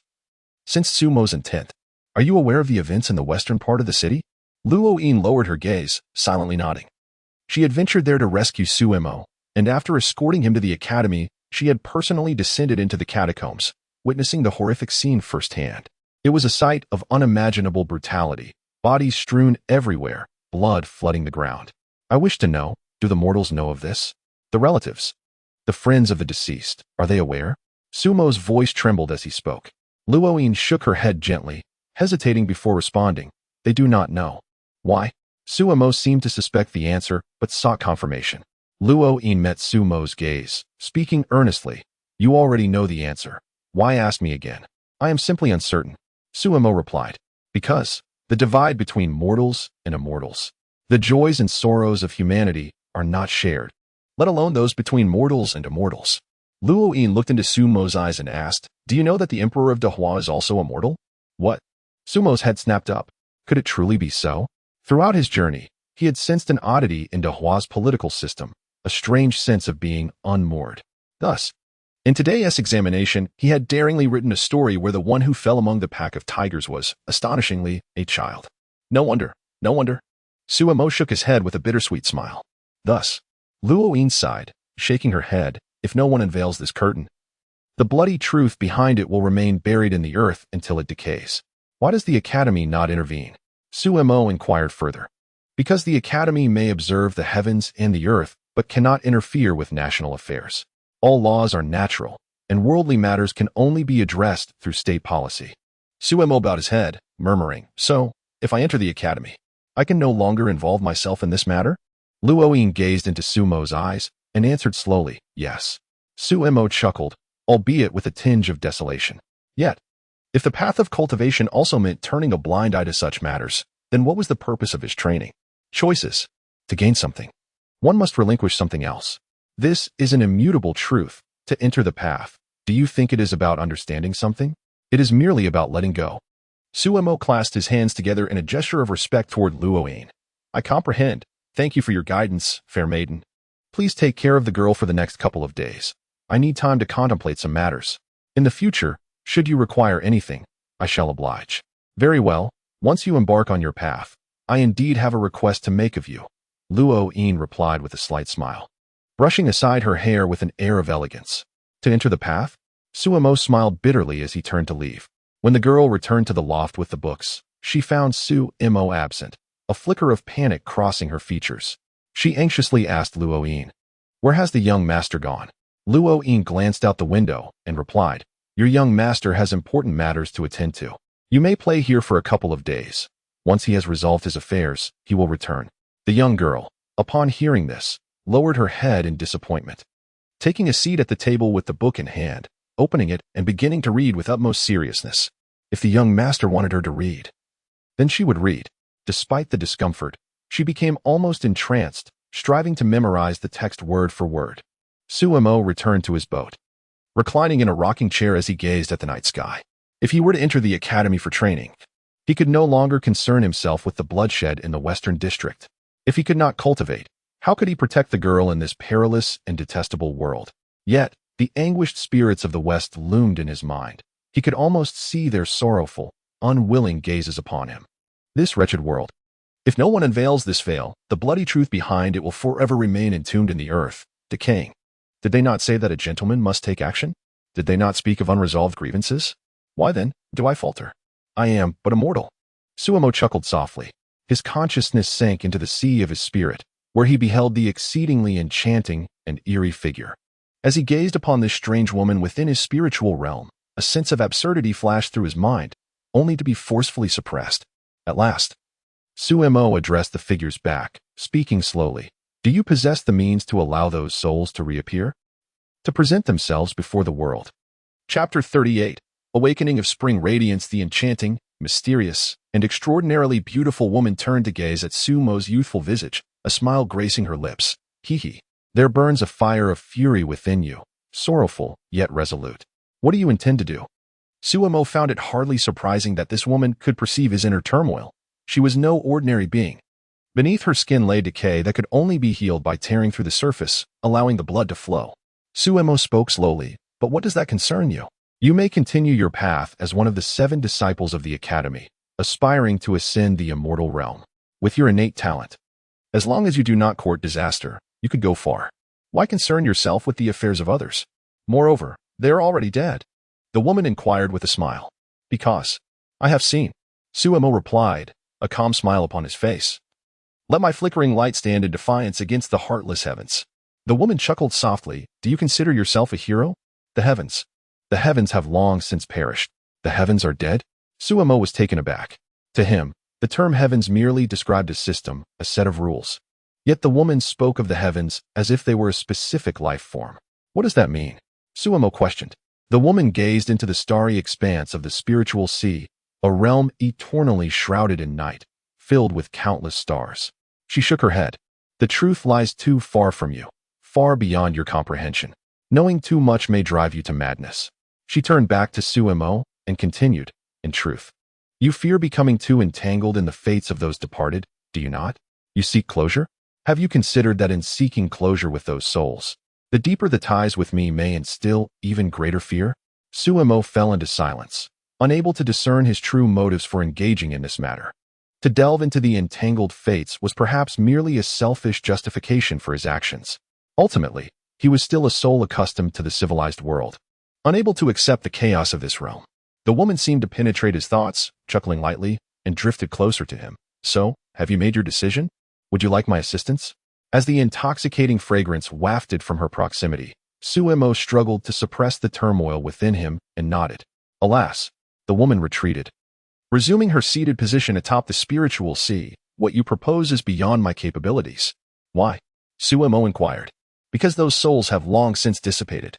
The moment you bid them farewell. The woman turned her back to Suemo, her expression hidden, leaving him to hear only her calm, yet eerie voice. Dissipated. Is there no way? Sumo's expression grew somber. However, the woman sat cross-legged on the tranquil, profound waters of the spiritual sea. If you wish to reveal the truth of those who consume the blood elixir, simply channel your spiritual energy beside them. Why? Suemo was taken aback. The woman turned her gaze upon him, speaking slowly. Your spiritual energy carries their overwhelming resentment. Do not suppress it. Let it be released. In time, dust returns to dust. However, you will not be able to enter your so-called academy. Have you considered this carefully? As spring dawned with a chill, the first rays of sunlight broke through. Suemo reclined in a rocking chair at the bow of the ship, swaying gently with the breeze. His consciousness lingered in the spiritual sea, while his physical form rested on the rocking chair for 2 days. He donned a black robe, its hem flowing in the wind. The night mist dampened Sumo's hair, droplets of water glistening upon his strands. Viewed from a distance, he resembled a forlorn wanderer. Dong, dong, dong. The grand, resonant chimes echoed, reverberating throughout the capital, rousing this half-awakened world. Suemo opened his eyes. A rare depth of weariness reflected within them. Dong, dong, dong, dong, dong, dong. As the 9 chimes concluded, a golden light soared into the sky above the imperial city, casting a radiant glow over the capital, the Great Hua Sacred Edict, gathering talent from all corners. By heaven's decree, to test the capable. Names were proclaimed. Lu Feng, Jiang Yu, Gu Sai, Ji Hongyan, Suemo, Liang Yu. A summons for the candidates to enter the palace for the imperial examination in accordance with heaven's mandate. Suemo gazed upward at the resplendent golden edict, its grandeur seemingly poised to envelop the entire firmament, a sight witnessed by the entire nation. At this moment, the might of the Great Hua was laid bare. Yet, Suemo knew in his heart that this was a desolate land that devoured men without leaving a bone. I am on the list too. I must have posed a difficult problem for you. Suemo murmured to himself, eyeing the golden edict in the sky. Its brilliance illuminated the heavens for a full quarter of an hour before gradually fading, the dissipating golden light cascading to the earth like a divine mark. Ignorant mortals took to the streets, joyfully basking in the sacred light, as if bathing in its glow would ensure their prosperity in the coming year. Observing the people, Sumo's expression dimmed. Consciousness, they have stripped people of their awareness. Yet human will is like wild grass. It cannot be entirely burned away. It will sprout in the unseen crevices, grow, and eventually push aside the stone that weighs upon it, revealing its indomitable spirit. Is it Scholar Su? A group of individuals clad in court attire appeared before Sumo's vessel. The leader, resembling a eunuch, respectfully addressed Suemo at the ship's bow. Suemo turned to face them, confusion etched across his features. I am but a commoner, unaware of why this esteemed personage has come.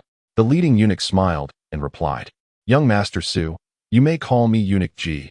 I am unworthy of the title esteemed. After a pause, Eunuch Ji continued, Allow me to congratulate you on your name being listed upon the Golden Edict, elevating you to the status of a tribute scholar. I have been sent by the holy mandate to escort you to the palace for the imperial examination. Sumo's bewilderment deepened. He had never heard of tribute scholars being escorted to the palace. Do all tribute scholars receive an escort to the palace? He inquired. Eunuch Ji shook his head with a smile, an enigmatic glint in his eyes. Only young Master Su has the honor of my company to the palace. Why is that? Sumo pressed. Eunuch Ji continued to smile, shaking his head. I simply follow the words of the holy mandate. The reasons behind it are beyond my understanding. I implore you to don this tribute scholar's robe and accompany me. We cannot delay for the imperial examination. Upon finishing, a nearby attendant presented a set of pristine court robes before Sumo. Sumo nodded, accepting the tribute scholar's attire and retreated into the ship to change.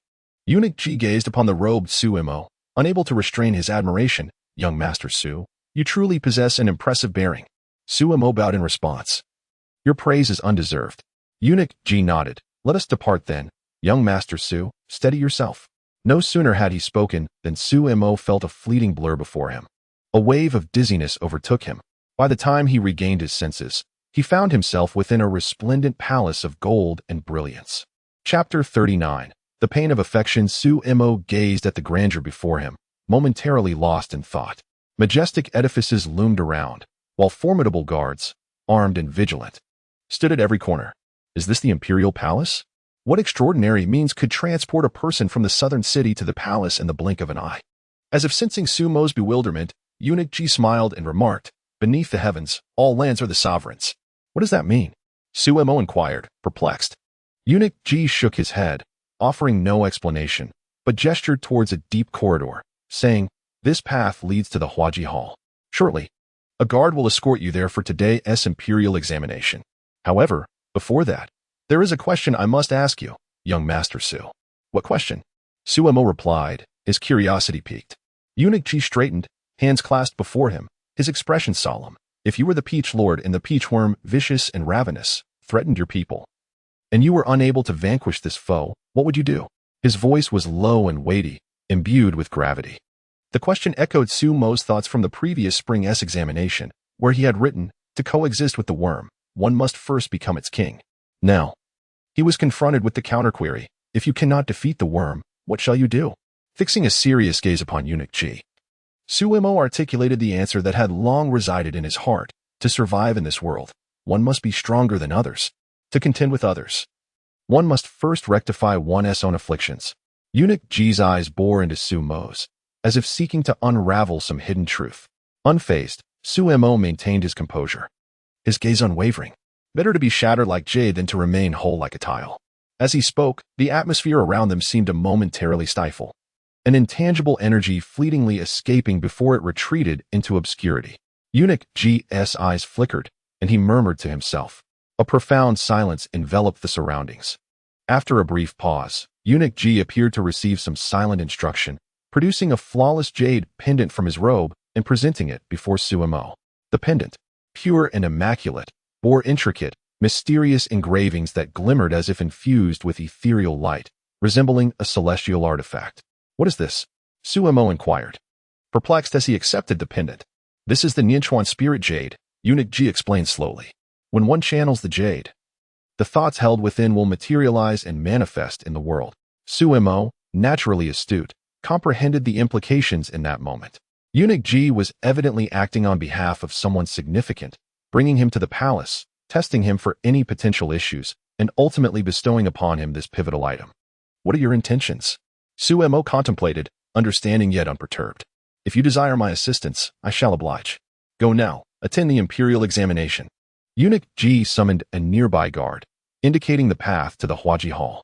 As he turned to leave, Eunuch Ji seemed to reflect aloud. Today's examination will be witnessed by all the officials. The proceedings shall be a spectacle indeed. Do not delay. With a fleeting glance, Sumo tucked away the Nianchuan spirit jade and followed the guard away. Sumo arrived at the Huaji Hall, where the long Danbi jade path stretched before him, leading directly to the palace gates. The opulent path was laid with jade stones, flanked by expansive plazas on either side. Enclosed by walls, he was led to one side of the plaza, where he beheld other candidates awaiting the commencement of the examination. Among the dozens of anxious individuals, Sumo spotted a rare sight, a woman whom he surmised to be Ji Hongyin, the one whose name appeared on the golden list. Amidst the candidates, He recognized two familiar faces, Jiang Yu, the talented scholar he had encountered on the way to the examination, and Lu Feng, the son of the Minister of War, who had inexplicably targeted Su Mo during their previous meeting and had ultimately profited from the chaos in the western city. Lu Feng stood among the candidates, radiating confidence and pride, but upon noticing Su Mo, his brow furrowed in discontent. For reasons unknown, Lu Feng harbored a strong aversion towards Su Mo, as if he sensed something deeply unsettling in Su Mo's gaze. Su Mo merely cast a glance before quietly positioning himself beside Ji Hongyan. Lu Feng continued to scowl at Su Mo, feeling as though countless eyes were fixated upon him, despite Su Mo's lack of further scrutiny. Ji Hongyan turned her head to glance at Su Mo, finding him unremarkable, and then returned her focus to the impending examination. As dawn broke, the officials entered. Ding, ding, ding. The sound of bells resonated, heralding the emperor's arrival. Your Majesty has descended. The familiar voice of Eunuch Ji echoed, filling the hall with an overwhelming presence as the officials knelt in reverence. Long live the emperor. Long live. Su Mo followed the crowd in bowing, his gaze lowered, unable to see the figure seated upon the throne. A majestic, commanding voice filled the air. Today, the imperial examination shall commence, with all officials in attendance. The questions for this round have been composed by me personally. We shall not assess knowledge, decorum, or poetry. This round shall consist of oral inquiries. Begin, Eunuch Ji proclaimed. The officials rose, standing at attention. As Su Mo stood, he suddenly felt a piercing gaze sweep over him from the throne. Returning the look, he beheld the emperor, a middle-aged man clad in a dragon robe, his demeanor calm and his gaze profound. The emperor's eyes did not linger on any particular candidate, but rather swept across the hall before he delved into the matter at hand. The question posed was, what is the purpose of studying? There was no need for written answers. Responses were to be given freely. The emperor would adjudicate the results himself. What is the purpose of studying? What sort of question is this? Why would such a query arise? The officials furrowed their brows, confounded by the inquiry. While among the foremost ministers, one furrowed his brow, casting a hurried glance at the emperor, seeking clarity. The candidates began to ponder deeply. This examination was peculiar indeed. First, the wordless scroll, and now an oral question. Was the sage attempting to test them, or merely provoke introspection? The hall fell into an immediate hush. The emperor, however, seemed unhurried, reclining in his throne and patiently awaiting responses. Lu Feng's expression turned strange, his previously confident demeanor evaporating, replaced by a visage of confusion. It appeared the emperor's question had taken him by surprise. Jiang Yu contemplated the question, struggling to grasp the emperor's intent, yet he remained calm, merely perplexed. Besides Su Mo, Ji Hongyan reflected briefly, seeming indifferent, standing silently as she awaited the examination's commencement. Beneath the emperor's throne, a disheveled man, bearing a haggard countenance, seemed oblivious to the emperor's inquiry, his thoughts clouded by sorrow, reeking of alcohol, swaying precariously. A nearby eunuch offered a chair for the man to sit, and the officials voiced no objection. The man slumped into the chair, his unkempt hair concealing lifeless eyes that radiated profound grief, muttering softly, "Tong Tong, where are you? Where have you run off to? Do you not want your father anymore?" Chapter 40, The Ends of the Earth. Why read? Many candidates participating in the imperial examination were ensnared in contemplation, as was Su Mo, whose thoughts drifted far afield. Everyone understood that the question posed by the emperor of the Great Hua, though seemingly trivial, was, in essence, a profound inquiry into one's conscience. Astonishingly, it bore no evaluative nature, allowing candidates to respond freely. From his lofty throne, the emperor surveyed the candidates below with piercing eyes and spoke slowly. No need for lengthy discourses. Every word matters. Is there no one willing to answer first? Finally, a candidate stepped forward and bowed to the emperor. "I shall go first," he declared. The emperor nodded encouragingly. "I read to serve the state." The emperor regarded the speaking candidate and said, "Lift your head." The candidate hesitated but eventually complied. "Look at me and repeat. What do you read?" Upon hearing the emperor's command, the candidate broke into a cold sweat, the overwhelming pressure from the throne rendering him unable to meet the emperor's gaze. Yet, he could not defy imperial decree and reluctantly looked up at the emperor. "To serve the state." The candidate uttered those 4 words, yet the moment felt interminable. The emperor nodded, his eyes reflecting approval. A sigh of relief escaped the candidate as he quickly lowered his head, too intimidated to look up again. Some officials present nodded slightly, considering him a worthy individual, while others thought him superficial, believing he had not spoken the truth. To serve the state? Suemo mused, gazing at the jade stone bricks beneath his feet. This is not my answer. Another candidate stood forth, aware that as the answers progressed, originality dwindled. To stand before others. To let the world know of my talents, the candidate stated. To gain recognition before others. Some officials shook their heads, suspecting insincerity. To showcase one's talents to the world. Suemo felt a tumult of emotions. The candidate's words were practical and genuine. Yet, did anyone in this world truly care for one's talents? Perhaps a few, but only fleetingly. This is not my answer either. People were too preoccupied with their own struggles to concern themselves with the brilliance of others. Most merely sought to survive. At this moment, Ji Hongyan stood up, striding forth with confidence and vigor. To experience the world's affairs and behold myriad sights, I aspire to sing my distant song. A distant song. Not tied to a single place. A grand vision, yet unanchored to any one thing. The emperor of the great Hua smiled, clearly entertained by Hongyan's perspective. Suemo gazed at Ji Hongyan, who stood resolutely under the emperor's scrutiny. A distant song, such a carefree motive. Yet, it was still not my answer. What is my answer? It seemed I had no answer.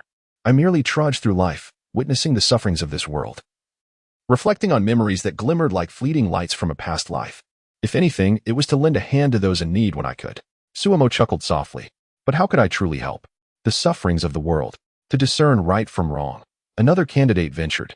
In a remote mountain range, where trees towered and spiritual energy thrived, a woman clad in red meticulously arranged several arrays, her face taut with displeasure, concealing her resentment. She continued her task, but her agitation grew with every thought. Finally, she erupted, turning to a leisurely sipping elder in blue robes. Master, is this truly what you deem important? The elder glanced at her, sipping his tea slowly before responding, of course, this is important. Is it merely to rob a grave? The woman retorted through clenched teeth. What grave robbing? This is a quest for treasures. The elder corrected her with a frown. Robbing, seeking treasures, what's the difference? You summoned me all this way. I had hoped to witness my junior's examination. She lamented. The elder, unperturbed, replied, everyone has their own fortunes, which we need not fret over. Our pressing matter is to seek out this treasure. Taking a deep breath, she grit her teeth and asked, is this truly a test to help my junior achieve greatness? Naturally. The elder sighed dramatically. No, you cannot believe such a superficial test. The woman's temper flared, nearly escaping her control again. Then what is it? She queried, teeth gritted. It is a most intriguing question of conscience. The elder chuckled, his gaze drifting toward the horizon, imbued with mystery. Ultimately, it will manifest in his actions. The woman couldn't help but twitch her mouth in disbelief, throwing down the last array in frustration. Your responses are truly enlightening. I haven't been this speechless in ages. The elder rolled his eyes. After a moment, she returned to his side, asking, the arrays are set. What now? Where's the great treasure? The elder's demeanor shifted, a rare solemnity darkening his features. The woman noticed the change. It had been long since she had seen him in such a state. Was there truly a significant treasure? The elder rose, inspecting the arrays she had placed, then raised his hand, causing a tremor in the air. The arrays began to shake violently, and beams of golden light burst forth, coalescing into a golden dragon that spiraled through the air, stirring the winds and rustling the trees. With a flick of his finger, the golden dragon surged toward the heart of the arrays. The light flared brilliantly, and then the dragon vanished into the earth. Silence enveloped the forest once more. The woman waited patiently, yet the ground remained unchanged. The stillness was profound, with even the bird songs silenced. After a pause, what now? She inquired. The elder stroked his beard, his lips twitching before he finally spoke. Perhaps you should pick up the arrays. What do you mean? Have we misplaced the location? The elder chuckled awkwardly. The woman turned her neck stiffly, a smile plastered on her face as she asked, are you serious? The elder laughed heartily. Just jesting. You really are too easy to tease. Arise. He gestured toward the ground, commanding it to lift. Instantaneously, the earth trembled, the shaking intensifying, and a beam of azure light shot upward from the center of the arrays. Though it was daylight, the light blazed brilliantly. The elder gazed at the striking azure beam, momentarily lost in thought, before sighing deeply. The ends of the earth are near, and time is fleeting. What does that mean? The woman asked, perplexed. The ends of the earth are on the verge of vanishing. The old man in the blue robe sighed softly. Is it merely because we plundered a tomb? Chapter 41. A thought of the river as the golden rays of dawn began to illuminate the realm. Candidates presented their aspirations in front of the sage, articulating their scholarly intentions in a few words or sentences. The officials engaged in hushed discussions, nodding at one another, creating an atmosphere of lively excitement. Half an hour swiftly passed, and only Lu Feng and Su Mo remained unresponsive to the queries posed.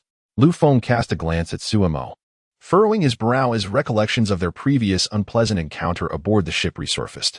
Over the past few days, he had been preoccupied and had not paid attention to this inconsequential figure. To his surprise, this individual surnamed Su had made it this far. Su Mo emanated an aura that Lu Feng found particularly irksome. Nevertheless, he dismissed it. After all, a mere minor character could not stir significant turmoil. Taking the initiative, Lu Feng stepped out of the line and performed a kneeling salute before the sage. As a humble official, I pursue knowledge to alleviate the suffering of the common people, to enrich their lives, to strengthen their resolve, and to fortify the foundation of our nation. Lu Feng spoke with righteous fervor, his expression sincere, embodying youthful ambition and broad aspirations. The assembly erupted into murmurs of approval, with numerous officials nodding in agreement, their admiration for Lu Feng evident in their eyes. The Minister of War, standing nearby, displayed a look of pride. Even the despondent man seated beside the emperor could not help but cast a sidelong glance at Lu Feng. Upon returning to his place, Lu Feng felt a sense of satisfaction with his response, fully aware of the emperor's preferences.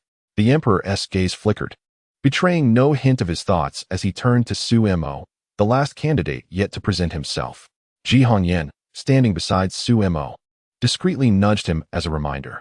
However, Su Mo appeared oblivious, his head bowed, fixated on the jade stone floor beneath him. Su Mo, what is your answer? The emperor's resonant voice echoed throughout the hall. Su Mo lifted his gaze towards the throne, stepping forward and halting. Rather than responding, he turned to Lu Feng, who had just resumed his position, and smiled with a hint of mischief. How audacious! You dare to show such disrespect to His Majesty. A eunuch beside the emperor shouted, causing a stir among the crowd. Yet, before the eunuch could continue, the emperor raised a hand, silencing him. Su Mo, what is the meaning of this? The emperor inquired, his focus unwavering. Su Mo glanced at the emperor, offering an enigmatic smile. The Minister of Rites, observing the exchange, admonished Su Mo, answer the emperor's question. If you have no response, step aside. With his head lowered, as if contemplating something profound, Su Mo finally spoke in a subdued tone. To be honest, I was unsure of how to proceed. It pertains to my path of cultivation. The officials and fellow candidates exchanged bewildered glances, struggling to comprehend Su Mo's words. He sighed with a bitter smile, continuing, what can one do? As she said, it has nothing to do with me. She is on the brink of death, yet advises me not to meddle. Turning to Lu Feng, Su Mo erupted into laughter, his demeanor bordering on madness.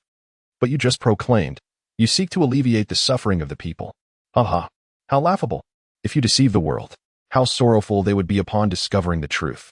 His laughter resonated throughout the hall, bending over in mirth, his shoulders shaking with a blend of grief and amusement. Has he lost his mind? Ji Hongyan pondered, observing Su Mo's erratic behavior, sensing an impending crisis. Jiang Yu watched, dumbfounded. What has happened to Su? Some officials attempted to intervene, but the emperor's silence rendered them hesitant. Lu Feng, incensed by Su Mo's pointed mockery of his previous declaration, retorted, what is the meaning of this, Su Mo? Su Mo turned to Lu Feng, his voice a tortured murmur, reminiscent of recalling a haunting memory. West of the city, beneath the ground, those thousands of restless souls, such a cacophony. The candidates wore expressions of confusion, unable to decipher Su Mo's cryptic words, while the officials remained inscrutable. Lu Feng's expression shifted as he glanced at his father, the Minister of War, only to find him unresponsive. Su Mo, you need only to answer the question. What has the west of the city and those souls to do with your response? The Minister of Rites struggled to contain his irritation. It may not pertain to my answer, but it certainly relates to his. Su Mo pointed directly at Lu Feng. Lu Feng's complexion paled, turning to the emperor, who remained impassive. You do not comprehend what I speak of? Su Mo surveyed the silent assembly, shaking his head. You do not know? His laughter echoed. Then he produced the Nian Chuan spirit jade from his robe. Nian Chuan has risen, memories awakened. Someone recognized the jade. Questions arose among the crowd regarding its significance. This jade can manifest one's memories for all to witness. What does he intend to show us? Regardless of whether you truly do not know or feign ignorance, since we have come this far, shall I unveil it for you? Suemo recalled that fateful night, positioning the jade upon his forehead, channeling its essence. A radiant light burst forth, followed by a torrent of luminous streams that soared into the sky, enveloping the palace in darkness. The onlookers were engulfed in an abyss, a chilling sensation creeping upon them. Suddenly, a flicker of light emerged amidst the darkness, a crimson glow slowly expanding. A mist, a red mist. It obscured their vision, shrouding them in uncertainty.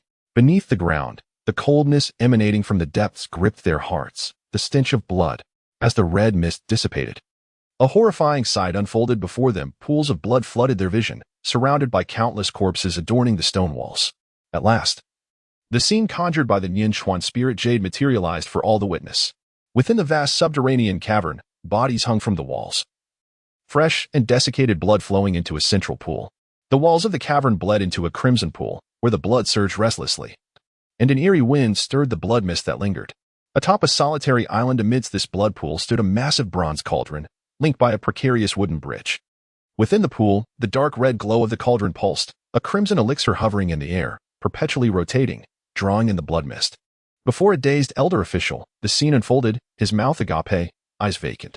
Suemo, as if transported back to that fateful night, spoke with a hoarse voice. Someone seeks to refine a blood elixir. The assembly, transfixed by the macabre display, felt the oppressive weight of terror as Ji Hongyan trembled at the sight of the lifeless bodies suspended around them. Suemo responded, "They are undoubtedly the primary ingredient. The blood-refining pill requires blood. Eliminating them to acquire their blood. He. At that moment, someone pointed towards the blood-red pill suspended above the blood pool island. Suemo took a deep breath. That was the blood pill, obtained at the cost of these lives. The emperor observed this scene with a flicker of emotion in his eyes. Meanwhile, the despondent man seated beside the emperor fixated intently on a section of the stone wall. Within his gaze was a delicate and enchanting figure, the well-behaved yet mischievous little girl who had run away from home. That lifeless corpse. A profound silence ensued. The illusion dissipated. The despondent man stared vacantly. Chapter 42. Silence as the illusion faded, the resplendent scenery in front of the hall returned. A profound stillness enveloped the atmosphere. A complete silence. Regardless of the astonishment, shock, or anger experienced by the civil and military officials moments ago in that vision, they now succumbed to a stony quietude. It was as if nothing had transpired at all. Such deceitful words to mislead the masses, echoed a voice from the side of the imperial city. How could such a thing occur? Yet, silence prevailed. Endless silence. The notion of thousands laboring to forge blood pills at the side of the imperial city was a feat that only a select few could accomplish. And those capable of such a heinous act must certainly be present in this very assembly. Suemo pointed directly at Lu Feng, and it was clear to all present that he possessed knowledge of some hidden truths. Lu Feng, the son of the Minister of War Lu Cheng, made the answer all too evident. Yet, the strength of Lu Cheng's nascent soul, under circumstances where the academy refrained from meddling in state affairs, left no one but the crown prince as a potential rival. Moreover, Lu Cheng held sway over the Ministry of War, grasping the very foundation of the nation, casting a shadow over the entirety of the Great Hua.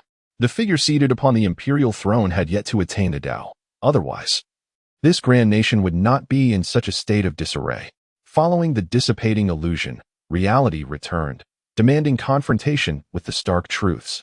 The officials, exalted in their celestial pursuits, remained aloof while the common folk struggled to survive. Those thousands of lives were merely a grotesque rumor.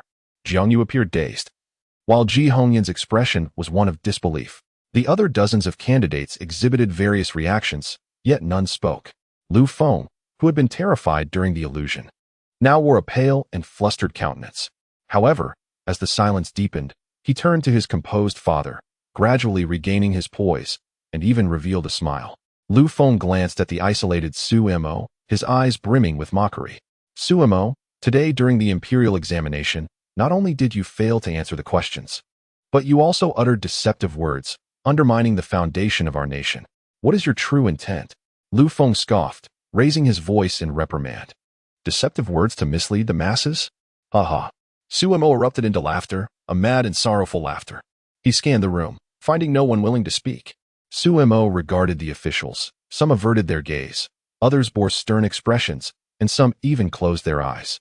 The figure upon the throne remained silent since the vision's end, seemingly awaiting something. So it is. Sumo's eyes filled with disappointment as he shook his head and spoke in a hushed tone, to peel back the rotting skin, if no blood flows. Then the pus that seeps forth is merely repugnant to behold. This decay cannot be mended. How navi I was. Suemo murmured softly, lifting his gaze to the now blazing sun. Regardless of whether you are aware of this matter, regardless of whether you believe it, you must neither know nor believe. Suemo turned to Lu Feng and to Lu Cheng, who always observed during such occurrences. The Minister of War, Lu Cheng, maintained his composure, yet his eyes bore a hint of coldness as they fell upon Suemo. Some matters, while known to others, become quite tricky when laid bare on the table. Although they may not pertain to the greater scheme, they appear rather unsightly. The palace radiated with sacred light. The sun ascended high in the east.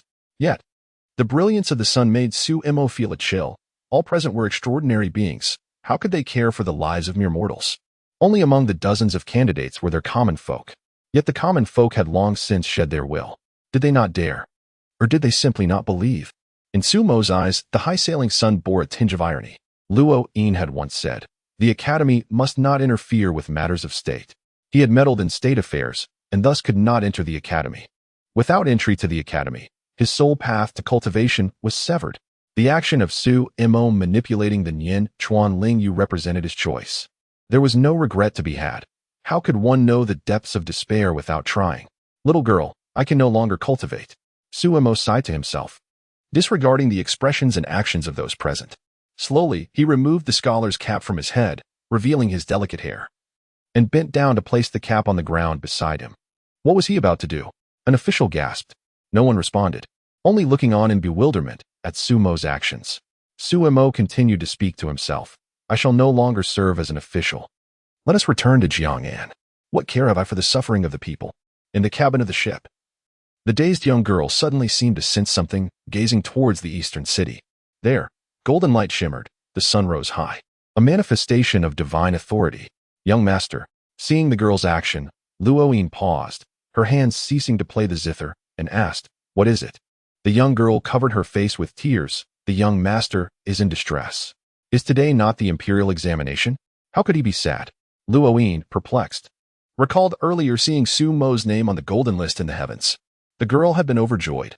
Why then was there a sudden turn of events? And how do you know this? The young girl shook her head. It is the little stone. The little stone hangs on the young master's chest. The young master's emotions are conveyed to me through the little stone. The little stone referred to the white pebble that Suemo had received on the day he went to the west of the city, which the girl considered a talisman for peace. Hanging close to his heart. I must go find the young master. The young girl turned to rush out of the cabin. Wait. Luo Yin raised her hand, pulling the girl back. Your young master must be engaged in something significant, and he always manages to handle matters well. Does he not? Let us quietly await his return. Luo Yin sighed, speaking earnestly. The young girl quieted, gazing towards the eastern city for a long while without speaking. Luo Yin also looked towards the direction of the palace, her eyes reflecting a glimmer of concern. On a desolate mountain cliff, a woman clad in red fluttered in the wind, breathing heavily, while beside her stood an elderly man in green, calm and unperturbed. The woman in red, her face darkened, spoke. Master, is it really necessary to fly me so far in such haste just to view this wretched formation? The elderly man, unfazed, stroked his beard and glanced at the woman. You said it yourself. I flew you so far, yet you still appear so fatigued. Your cultivation is lacking.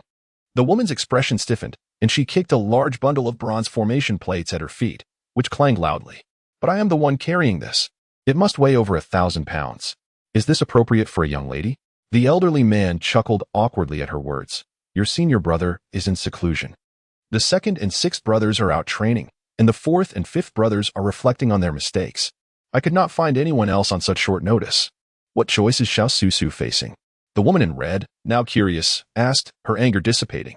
Facing A. The elderly man calculated with his fingers. Oh? He has already made a choice. A choice of what? The woman in red pressed further. The elderly man seemed quite pleased with the choice made by the one he referred to as Little Seven, smiling as he crouched down to personally open the bundle containing the formation plates, tossing a few of them with ease. Several plates landed steadily at their destined locations. He chose not to enter the academy. Chapter 43. The path to enlightenment before the palace. Suemo stood alone at the center, surrounded by a crowd whose eyes flickered with curiosity. With a gentle smile, Suemo shook his head, placing his scholar's cap at his feet before proceeding to loosen the ceremonial robes. Are you not eager to know the answers to my examination? Suemo remarked, loosening his waist sash, allowing the fabric to fall open and reveal the pristine lining beneath his scholar's attire. In truth, a predecessor once imparted a singular answer to me, one that resonates deeply with my sentiments. Suemo spoke softly, delicately setting the waist sash beside the cap. Beside him, Lu Feng furrowed his brows, questioning, what are you about to do? Suemo did not respond, instead continuing to speak to himself, as if ensconced in his own reverie. Since you have inquired, I shall share with you. As he shed his scholar's robe, his slender figure was unveiled before the onlookers, appearing almost fragile, akin to a tender blade of grass striving to withstand a tempest. With a wistful smile, reminiscent of a memory or perhaps a release, he declared, to establish a heart for heaven and earth. With these words, an aura of a cultivator inadvertently surged within Suemo. To establish a heart for heaven and earth. The officials paused, taken aback by such grand aspirations. The emperor, seated upon the throne, gazed intently at Suemo. Suemo continued, folding the scholar's robe before him with care. To establish a destiny for the common people. The aura around him intensified, causing the spiritual energy before the palace to tremble subtly in response to Suemo's presence. To establish a destiny for the common people, some officials began to perceive a shift in their regard for Suemo, observing the change in his aura. A few murmured in curiosity, has he truly cultivated? One official dismissed the notion, scoffing, a mere chi-refining stage novice. Suemo scanned the crowd, smiling bitterly as he addressed them, to inherit the teachings of the sages. As he uttered this, all the civil officials stood still, their expressions frozen in disbelief. An elderly scholar, struck as if by lightning, muttered, to inherit the teachings of the sages. To inherit the teachings of the sages. What am I even doing? Suemo pondered, placing the neatly arranged scholar's robe beside the cap and waist sash. His cultivation surged, causing the spiritual sea within to roil uncontrollably. A captivating figure within his spiritual sea observed the tumultuous waves, rolling her eyes in exasperation. Child, why create such a tempest over trivial matters, so unambitious? Yet, a glimmer of anticipation and curiosity flickered in her eyes. Suemo stood resolutely, his gaze locked on the emperor of the Grand Huagua. The emperor's eyes glimmered with intensity as he fixated on Suemo. The two locked in a silent exchange across the distance. To usher in everlasting peace. Thunder rumbled ominously, the skies darkening. In an instant, the once clear sky was engulfed by tumultuous clouds, pressing down with an overwhelming weight.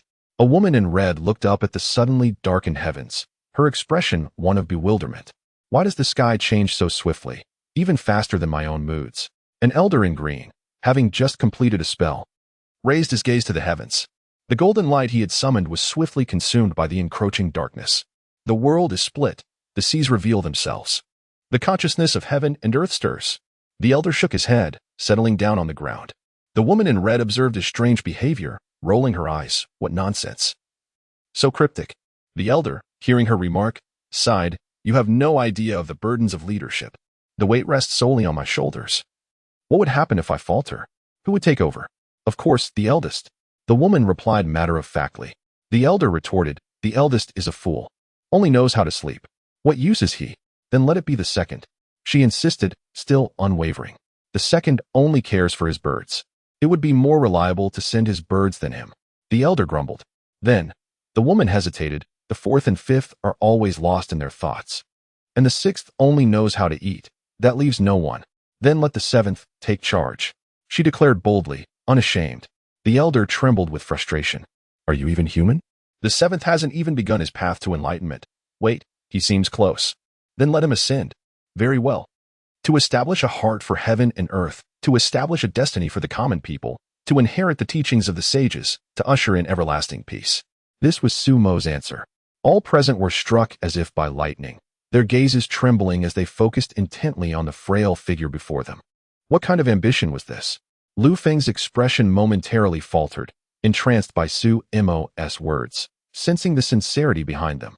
This was no mere facade. In an instant, Lu Feng's heart was thrown into disarray, his blood surging. Lu Cheng, noticing Lu Feng's state, rushed to his side. channeling spiritual energy to quell the turmoil within him. Suemo cast a glance at Lu Feng, shaking his head with a faint smile. Lu Cheng turned to Suemo, his gaze icy. Surveying the exalted officials and the dazed emperor, Suemo burst into laughter. "I, Suemo." His voice resonated with clarity. Lowering his gaze upon his own frail form, he felt a twinge of regret. To be a government official was the obsession of Suemo's former self. Yet, while you have your aspirations, I too possess my convictions. Forgive me, since scholarly pursuits have proven fruitless, and the path of cultivation remains elusive. Then I shall sing to express my aspirations, and use literature to convey my principles. Through literature, I shall embody the path of Suemo. As his spiritual sea erupted, an aura of enlightenment enveloped him, elegant, enigmatic, yet tinged with an otherworldly essence. The captivating figure within Suemo's spiritual sea looked on in astonishment as a volume materialized from the depths of his essence. It was a book, a pitch-black tome swirling with an eerie aura, dark luminescence coursing through it, emblazoned with 3 blood-red characters on its cover. The enchanting figure gazed at the 3 characters, entranced. The characters that captured her gaze read, "The Book of Life and Death." Chapter 44, The Book of Life and Death. The Book of Life and Death. How could this be? Sue Moling, the enigmatic and alluring woman in the sea of consciousness, was engulfed in shock as she observed Suemo's innate spiritual object, which had manifested as a tangible entity, fall into a state of stupor. The Book of Life and Death. It was conventionally understood that an innate spiritual object should not take the form of a specific book, but rather embody a concept. A sword cultivator, for instance, would have a sword as their spiritual object. Though it may vary in form, it would always be a sword, never a gentle breeze sword or a thunder sword.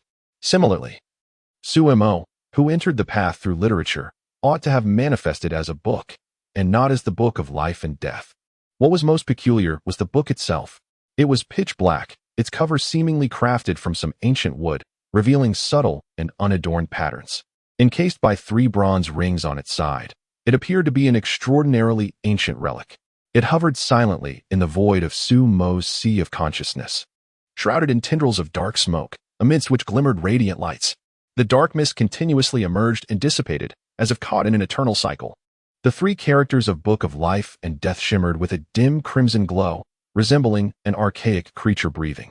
An exceedingly strange aura emanated from the Book of Life and Death, oscillating between vitality and death, casting an extraordinarily bizarre reflection upon Suemo's entire sea of consciousness.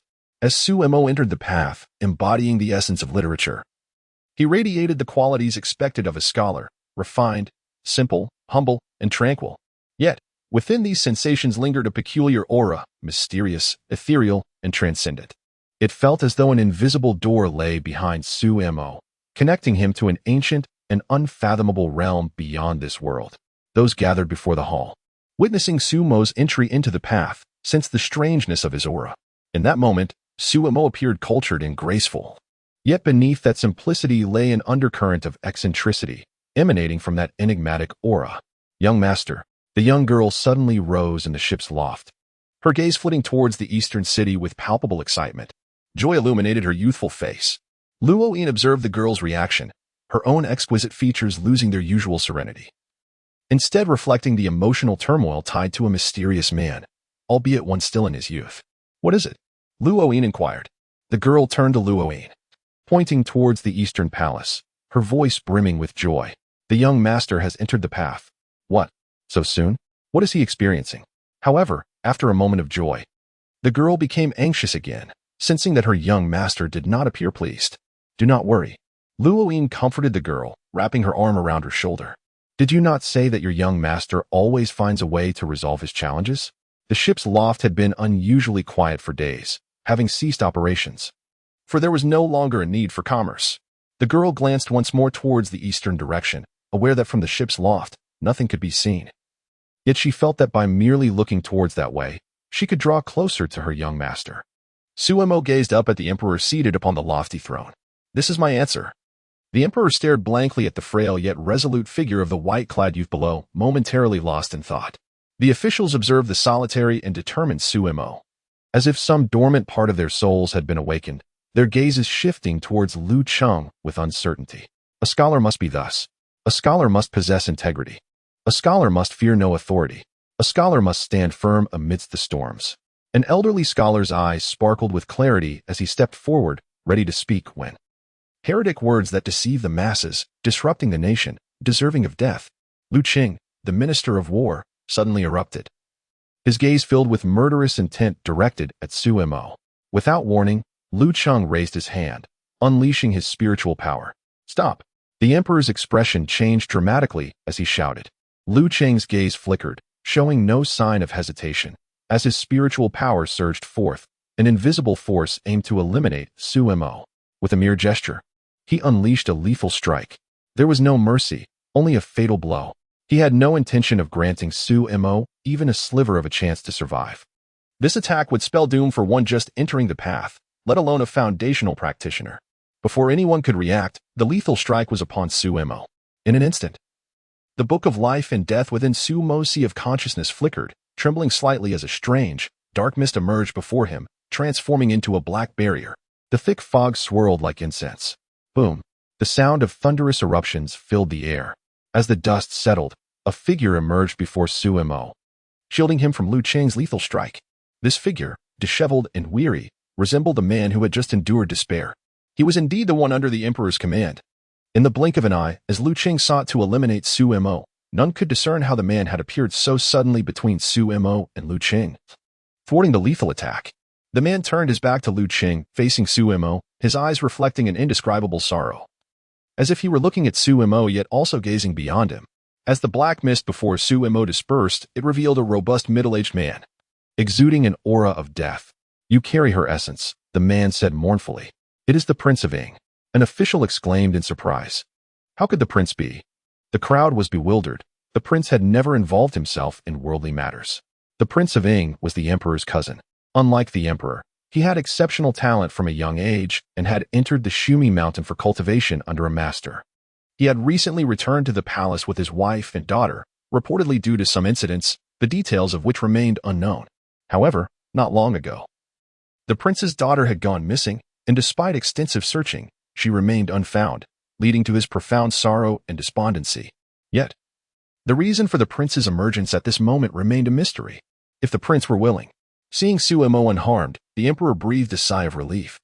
Turning his icy gaze towards Lu Qing stood defiantly, yet furrowed his brow at the sight of the prince's back. Prince, what is your intent? Lu Qing addressed the prince's retreating figure, his voice cold. The Prince of Ing, with unkempt hair and disarrayed garments, bore a face unshaven, his eyes revealing boundless sorrow. He slowly turned to glance at Lu Qing, who had just attempted to kill, and at Lu Feng cradled in his arms, as if regarding two lifeless bodies. Shoo! The prince raised a finger to his lips, rasping, "You are too loud." Chapter 45, The Sorrow of Nian Xuanyu. Lu Feng exclaimed with a hint of anger. Yet, the king of Ing paid him no heed. Instead, he turned to gaze at the young man clad in white before him. The king looked at Su Mo. Though it seemed as if he were gazing through him, his expression bore the weight of sorrow as he hoarsely spoke. You carry her scent. Could you tell me what you saw there? Who could have imagined that the illustrious king of Ing would speak with a tone laced with such desperation? There is no greater sorrow than a heart that has ceased to feel. A spring breeze swept in, chilling to the bone. The wind tousled the king's hair, making it dance wildly. Su Mo regarded the middle-aged man who had shielded him from a lethal strike. The powerful aura surrounding him appeared stifled beneath a shroud of grief. And in his dim, ashen eyes, Su Mo discerned a glimmer of pleading. It was a sight that tugged at one's heartstrings. Upon closer reflection, Su Mo also sensed an eerily familiar aura emanating from the king of Ing. He was momentarily taken aback. You are, Su Mo began, lost in thought. A father who has lost his daughter. In this moment, the king of Ing was no longer the grand prince of Dehua, nor a prodigious cultivator. He was simply a father mourning the loss of his beloved daughter. My daughter's name is Tong Tong. A surge of memories flooded Su Mo's mind, instantly blurring his vision. He recalled the obedient yet pitiful child. Brother, I am scared. Brother, can you take me home? Brother, I wish to hear a song. Tears welled in Su Mo's eyes as he lifted his gaze to meet the middle-aged man's. In those dim, lifeless eyes, he too recognized the shift in Su Mo's emotions. You have seen her? The king of Ing asked, his voice trembling. Su Mo nodded silently, retrieving the Nian Chuan spirit jade from within his robe. Its luminous glow shimmering. Su Mo looked upon this grief-stricken man, realizing he could grant him one last glimpse of her. Within his memories, the King of Ing was momentarily taken aback. Sensing Su Mo's intention, he wished to see her with his own eyes. Instantly, the king became anxious and fearful, terrified of confronting the images he dreaded. Yet, the opportunity to see Tong Tong one last time lay before him. After a prolonged internal struggle, he took a deep breath and nodded at Su Mo. In silence, Su Mo raised his hand, positioning the spirit jade between them. The Nian Chuan spirit jade responded, and two beams of light surged forth, intertwining the spiritual consciousness of the two men. In an instant, the King of Ing was drawn into Su Mo's memories. Beside them, Lu Cheng observed their actions with a darkened expression, supporting Lu Feng with one hand, while secretly crushing a jade slip within his sleeve. As the Nian Chuan spirit jade began to activate, Su Mo's mind retraced the moment he encountered Tong Tong's spirit. Her understanding, her sweetness, her innocence, her lullabies, her fear, her anxiety in the face of death, the lingering regret of her disappearance. Su Mo connected with the spirit, feeling her essence as if he had lived through it himself, allowing him to empathize more deeply than most, not out of sentimentality, but genuine shared experience. When the Nian Chuan spirit jade commenced its operation, the King of Ing was enveloped in darkness. Suddenly, a light appeared, and he saw the frail figure of Su Mo, clad in black, trembling in the night while bearing a powerful crossbow. Shortly thereafter, a small silhouette emerged, gripping Su Mo's quaking hand. "Brother, I am scared. Brother, where is this? It is so dark. I have walked for so long. So long to find you. There is nothing here, just endless darkness." The small figure was filled with trepidation, trembling in fear. With a thunderous crash, the King of Ing felt as if he had been struck by lightning, his mind blank. "Tong, Tong Tong." He gazed at the small figure, his voice choked with emotion. He rushed forward, desperate to speak to this little apparition. Alas, memories can only remain memories. Memories are poison, severing the heart. They are like clouds, beautiful yet elusive. The pitiful little figure remained oblivious to him, clutching Su Mo's trembling hand in fright as he cried out in despair. The King of Ying's heart shattered, and slowly he quieted, staring intently at the small child, wishing to etch this image into the very depths of his soul. "Brother, I want to go home. I sneaked out for so long. If I do not return soon, mother and father will worry." The little figure said, "Tong, Tong." The eyes of the 7-foot man glistened with tears, swollen with grief. "Brother, can you take me home?" In that abyss of darkness, the small Tong Tong looked up and asked, "All right, brother will take you home." In that darkness, the figure of Su Mo, clad in black, took the small Tong Tong by the hand and began to lead her away. The King of Ing stumbled after them, following them through the passage until they emerged in a courtyard, where 3 figures in black robes barred their path. 3 cultivators obstructed the way home for the 2 frail figures. Fury ignited within the King of Ing. He yearned to slay these 3 cultivators. Yet, they were merely memories. As memories, they remained unattainable. Anger proved futile. He halted, trembling as he gazed at the 2 pitiful figures. Observing the silhouettes stranded in the rain-soaked night, sorrow welled up within him. They merely wished to return home, simply yearned for home.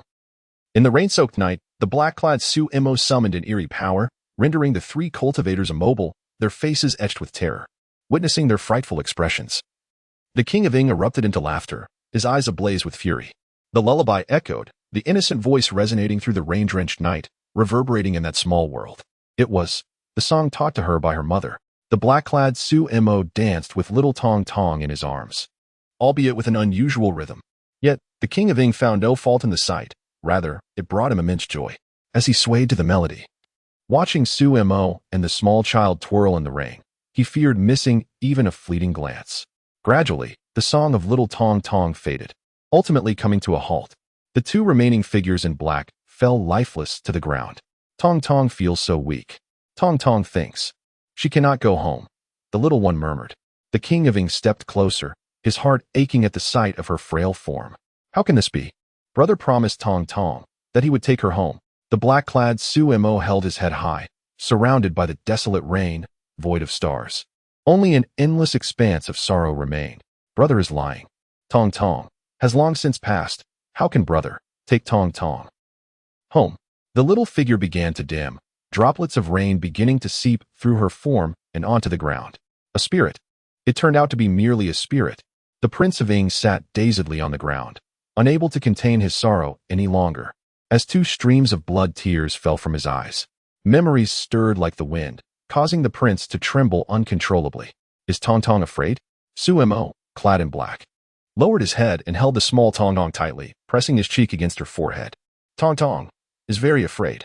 Tong Tong fears that her parents will not be able to find her and feels sad and worried. Tong Tong is terrified of a world shrouded in darkness. She is most afraid of the dark. Tong Tong also fears a world devoid of anything, and most of all, she fears being alone. Brother, what do you think the other world is like? When grandmother passed away, mother once said that the other world is very beautiful. Little Tong Tong clung tightly to Sumo's neck. The Prince of Ing gazed at the trembling little girl, attempting to shield her from the biting cold with his own body. But it was in vain. Your mother was right. The other world is filled with endless delights, adorned with beautiful little flowers everywhere. The inhabitants of that world are kind-hearted, treating Tong Tong with the same love as her parents would. Sumo gently reassured her. The Prince of Ing witnessed Sumo's tender comfort towards little Tong Tong, feeling an overwhelming sense of anguish and helplessness. Brother, I wish to hear a song. Little Tong Tong's voice grew increasingly feeble. All right, Sumo agreed. A piece of dramatic music began to play, echoing the desolation of the moment. As the music faded, the sorrow dissipated into the air. Chapter 46. The cold gun rises. The ethereal light of the Nianchuan spirit jade receded, and the consciousness of Sumo and the King of Ing returned to reality. Silence enveloped the hall. A profound silence. No one knew what the King of Ing had witnessed within the Nianchuan spirit jade.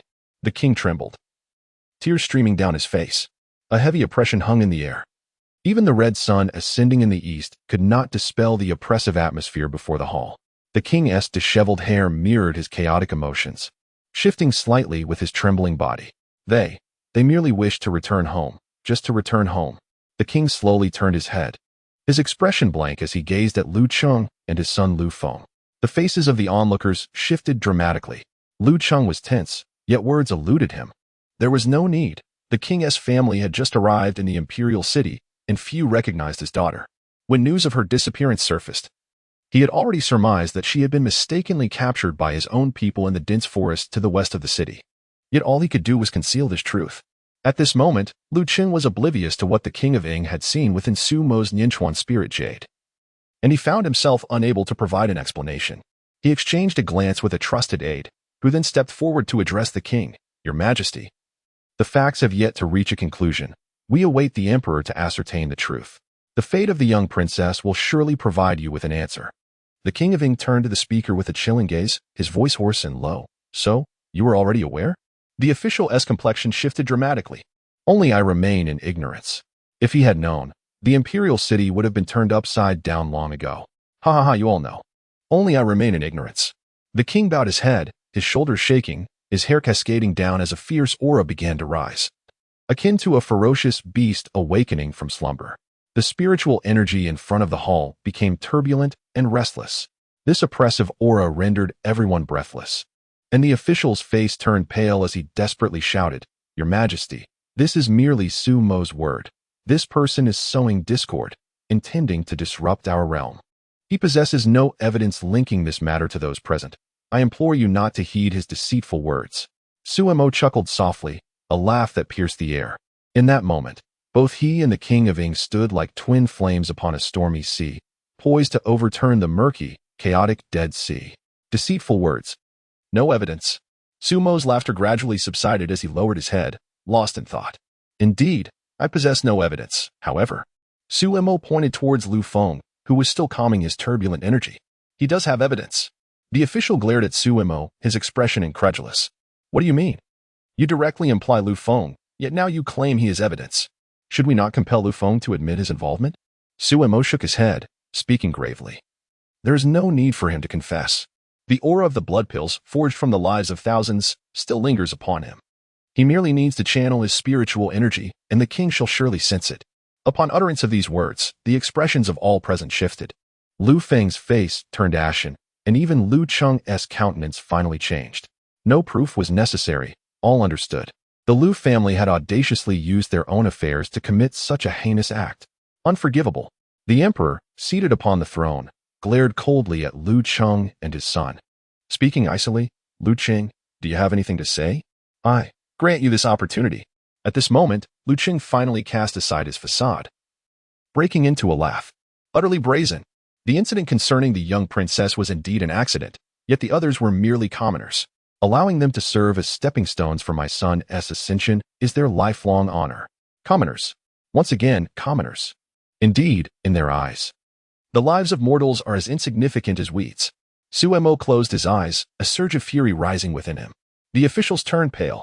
Among them were those of unwavering integrity, who gazed upon Lu Qing's arrogance with righteous indignation. As long as you confess, as long as you confess. The king of Ing laughed, a maddened mirth, recalling his daughter's desperate yearning to return home, her fearful and pitiful visage. A golden light flashed, and spiritual energy surged violently as the king of Ing remained unyielding amidst the tumult. A chilling, formidable spear burst forth from the golden light that emanated between his brows, solidifying in the void. Clang! The spear struck the ground, its tip piercing the earth before the king. The mere impact of the spear unleashed a wave of spiritual energy, causing everyone to retreat, clearing a vast space before the hall. A mysterious black mist unexpectedly appeared before Suemo, diffusing the spear's spiritual wave.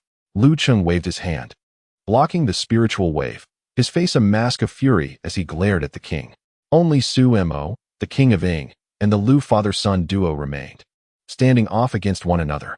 The sacred king spear. The sacred king spear. It is indeed the sacred king spear of Shumi Mountain. Someone exclaimed in astonishment.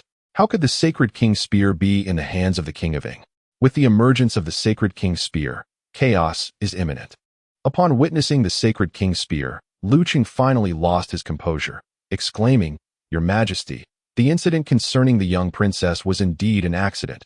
I shall compensate you. My son Lu Feng is about to enter the sacred sect, becoming a disciple under the third elder of the sacred sect. I urge you to consider this carefully." Upon hearing this, everyone present was taken aback. The sacred sect. Lu Feng intends to enter the sacred sect. The sacred sect, along with the Tao sect and the demon sect, stands as the pinnacle of all sects in the world. Their power is unrivaled, towering above all, demanding reverence and forbidding disrespect. The Tao sect cultivates the profound path, pursuing the mysteries of the Tao. The demon sect cultivates the heart's path, seeking harmony with the whims of the heart. The sacred sect cultivates the path of heaven and humanity, striving for ascension to the heavens. Thus, the emergence of the sacred sect is akin to the fall of a nation. And now, Lu Feng wishes to join the sacred sect, becoming a disciple of the third elder. The officials turned pale, confronted by the overwhelming presence of the sacred sect. A sense of helplessness enveloped them. The atmosphere fell into a deep silence once more. Observing the silence of all, Lu Qing raised his head in pride. This was his trump card. The sacred sect. It is not something a mere Dahua kingdom can provoke. As long as Lu Feng enters the sect, even if the truth is revealed, he will remain unafraid. At this moment, the king of Ing began to laugh, a tempestuous mirth. The sacred sect. Ha ha. The king gently caressed the sacred king's spear before him, his hand gliding along its surface, raising his gaze to Lu Qing, his blood-red eyes brimming with boundless killing intent.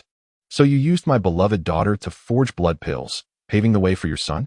Lu Qing furrowed his brow, observing the king's strange demeanor. "The matter of the young princess was merely an accident. My Lu family shall certainly provide compensation to the king." "Compensation? Ha ha." The king of Ing laughed wildly. "You speak of compensation? Then, let it be the heads of your entire Lu family as compensation." Lu Qing's face changed dramatically as he shouted, "My son will be a disciple of the sacred sect. Do not misjudge yourself, your majesty."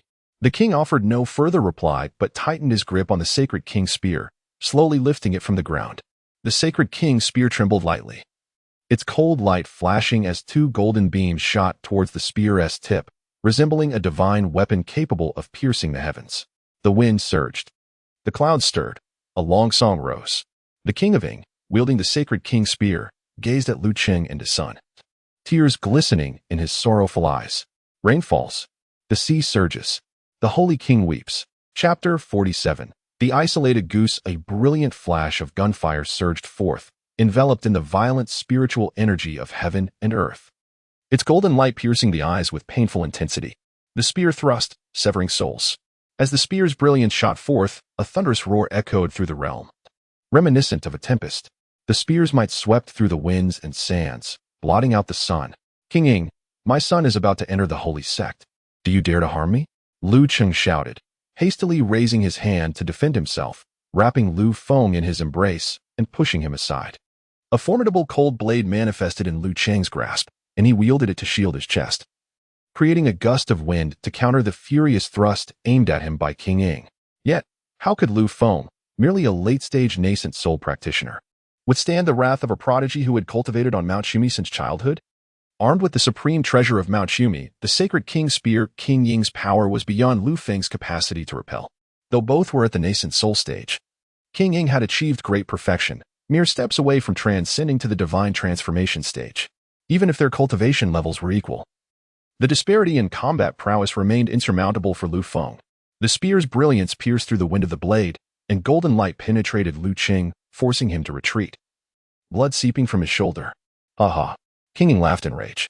Not only is he about to enter the holy sect, even if you were already a member, you would all undoubtedly perish today. King Ying, I urge you not to delude yourself. The holy sect is not something a mere prince of Huagua can provoke. Lu Cheng bellowed anxiously. You should not, but King Ying, gripping his spear, gazed upwards at the blinding red sun, disregarding human life. You should not pave the way with lives. You should not endanger my daughter. That sun hung high, and King Ying envisioned the smiling face of a little girl. And you should not hinder them from returning home. King Ying leaped, transforming his thrust into a downward slash, the spear's light exploding forth, cleaving through the void with boundless fury aimed at Lu Cheng.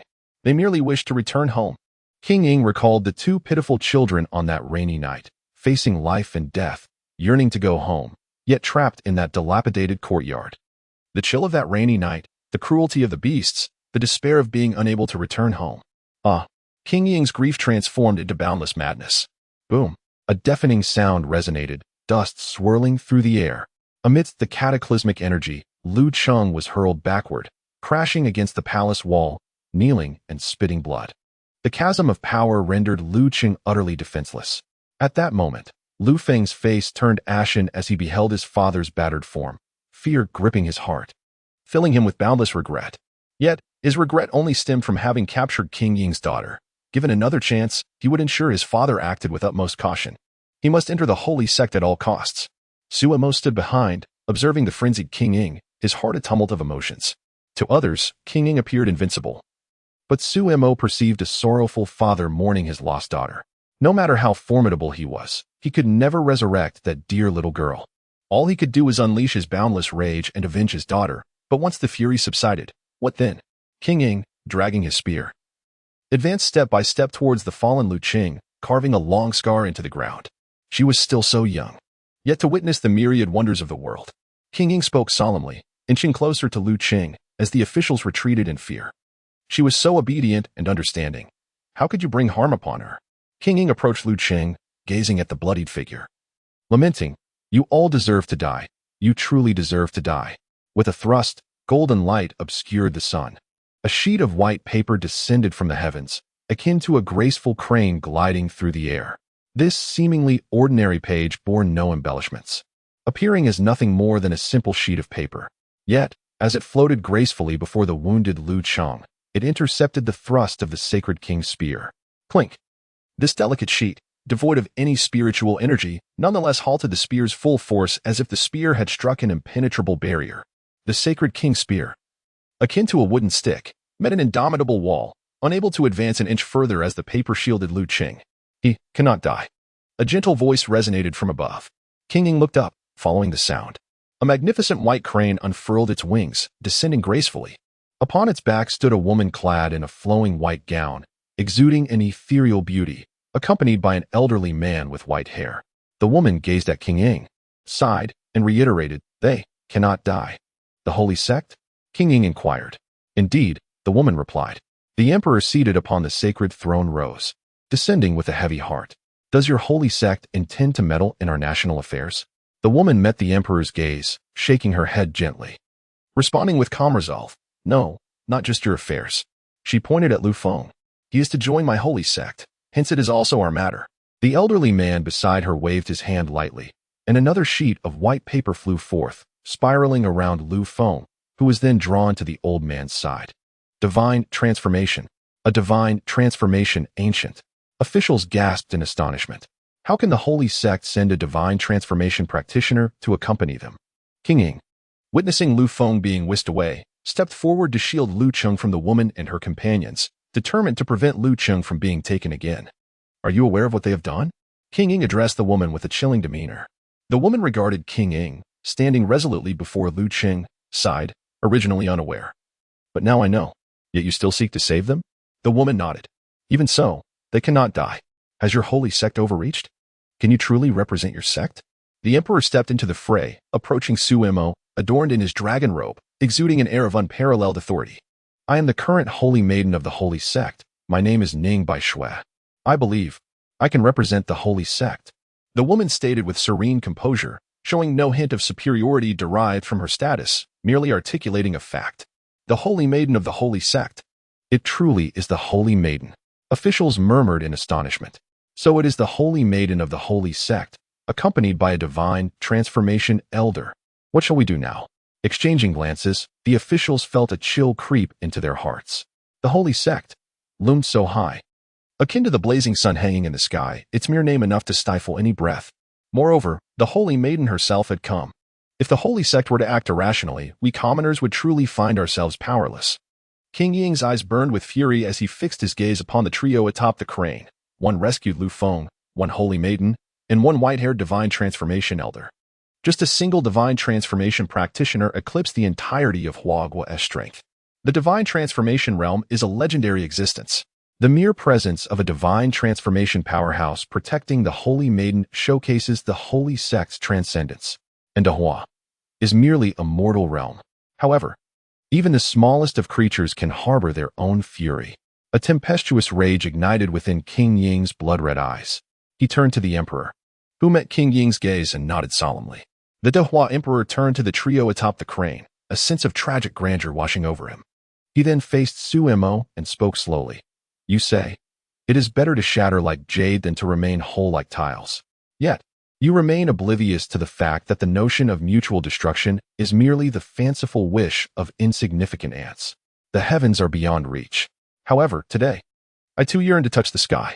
The emperor extended his hand, pointing towards the heavens, and a beam of golden light illuminated the realm. Throughout the land, could it be that all belongs to the sovereign? The imperial city trembled, and the nation's vigor was rejuvenated. Chapter 48, Devil's Cry with a resounding boom. An inexplicable resonance echoed, illuminating the imperial city with a radiant golden light. In an instant, the entire city resembled an ancient deity gradually awakening from slumber. A profound consciousness suddenly manifested in the heavens and the earth, vast and overwhelming, as if it were a divine gaze surveying the realm and its countless subjects. The citizens of the imperial city sensed this and looked up, their expressions a mixture of confusion and awe. On the white crane, the saintess of the holy sect, Ning Bai Shui, furrowed her brow, gazing toward the horizon. Beside her, the elder with white hair also frowned, sensing the power of the nation's fate. Although the Hua kingdom was a mortal realm, it nonetheless gained recognition from the heavens. The emperor, as the sovereign, despite lacking cultivation in the Tao, could still wield the power of national fortune. In my name, I borrow the strength of the nation, the emperor declared softly. Boom. Upon the emperor's words, a golden halo enveloped the crown prince, and a golden rune flickered upon his forehead. What are you attempting to do? Do you dare to oppose the holy sect? The white-haired elder reprimanded, his brow furrowed. Dare not. The emperor glanced at the elder, his face a mix of bitterness and calm. We only wish to eliminate the traitors. Humph. The elder scoffed. We have stated that they are of the holy sect. They are beyond your reach. They must die? The crown prince insisted. Humph. They are ignorant of their fate. The elder's countenance turned icy as he prepared to strike. Imperial city, forbid the gods. The emperor exhaled gently. Buzz. A resonating sound echoed throughout the heavens and earth. A yellow talisman flew from the back mountain of the imperial palace, streaking through the sky like a shooting star. The talisman was resplendent, inscribed with radiant runes that dazzled the eyes. As the yellow talisman hovered above the imperial city, it unleashed a wave of spiritual power, immediately suppressing the elder's formidable strength. That is, the prohibition order from the academy. An official gasped. With the issuance of the prohibition order, there is no god in the Hua kingdom. Though the Hua kingdom was merely a land of mortals, it boasted an academy that transcended the sects of immortals, neither entering the realm of immortals nor participating in worldly affairs. The elder with white hair emitted a muffled groan, astonished to find his formidable cultivation suppressed beneath the talisman. Ning Baishue's expression shifted as she contemplated the implications of the prohibition order. Suemo gazed at the brilliant yellow talisman above, waves of emotion surging within him. Is this the power of a grand cultivator? The individuals on the back of the white crane fell silent, observing the unfolding scene below. The crown prince, wielding the Holy King's spear, fixed his gaze with determination, knowing that their fate was sealed. Turning his attention to the protected Lu Cheng, he raised the spear and leapt into the air. Boundless, divine execution. With a single thrust, cold light surged forth, and a colossal spear, magnified countless times, materialized in the void, shimmering with dazzling golden light. As the spear descended, it aimed for the incapacitated Lu Cheng. No, Lu Feng cried out in despair. The sound of tearing paper echoed as the Holy King's spear pierced through the protective talisman surrounding Lu Cheng. With a swift motion, the spear plunged into Lu Cheng's chest. Lu Cheng's eyes widened, gradually fading to a lifeless gray. Before he could utter another word, he took his last breath. No. Lu Feng's expression turned vacant as he witnessed the scene unfold. On the back of the white crane, Ning Baishue frowned, casting a disdainful glance at Lu Feng before turning to the elder with white hair. We must leave. Wait. The crown prince lifted his head, looking at the trio on the white crane. Ning Baishue's delicate brow furrowed. Is Lu Cheng's death not sufficient? Not enough? Lu Feng must also remain. The crown prince asserted. Lu Cheng's demise can be overlooked, but I must take Lu Feng. The saintess declared coldly, as he was integral to her mission. His death was essential, otherwise she would have no face to retrieve her beloved daughter's remains. The crown prince rasped, blood trickling from his mouth. His cultivation could not break through the elder's talisman. And though he had borrowed the national fortune's power to shatter it, he was not the emperor, and the burden exceeded his limits. We shall depart. You cannot stop us. The elder with white hair proclaimed, his face burning with indignation. Even suppressed, he remained formidable, not to be provoked by a mere nascent soul. Taking a deep breath, the crown prince wiped the blood from his lips and faced the elder with determination. Today, even if the heavens descended, he would leave a mark upon this world with his fragile form. You cannot leave. A gentle voice interjected. Everyone turned to see a young figure in white, Suemo, lifting his head to gaze at Lu Feng atop the white crane. You cannot leave. Suemo appeared ethereal in his white attire, his hair neatly tied, his expression calm. Suemo. Lu Feng uttered each syllable with venomous hatred. If not for Suemo, the circumstances would not have unfolded as they did, and his father would not have perished. Suemo had orchestrated this entire affair, leading to his father's demise. Suemo, Ning Baishue murmured softly, her brow furrowing in confusion. She regarded the youthful cultivator with disbelief, for he seemed merely a fledgling in the realm of cultivation. Why would he speak in such a moment? How dare you? The elder's voice was cold and dismissive. Suemo, however, did not acknowledge the elder. Fixated solely on the seething Lu Feng, speaking as if to himself. I know you hate me. You blame me for your father's death. You resent me for shattering your bright future. But Suemo raised his head. What right do you have? Lowering his gaze, visions of countless souls emerged before him, thousands of anguished spirits lamenting from the depths of the western city. Women and children, the elderly. Their desperate cries echoed in his ears. Do you hear them?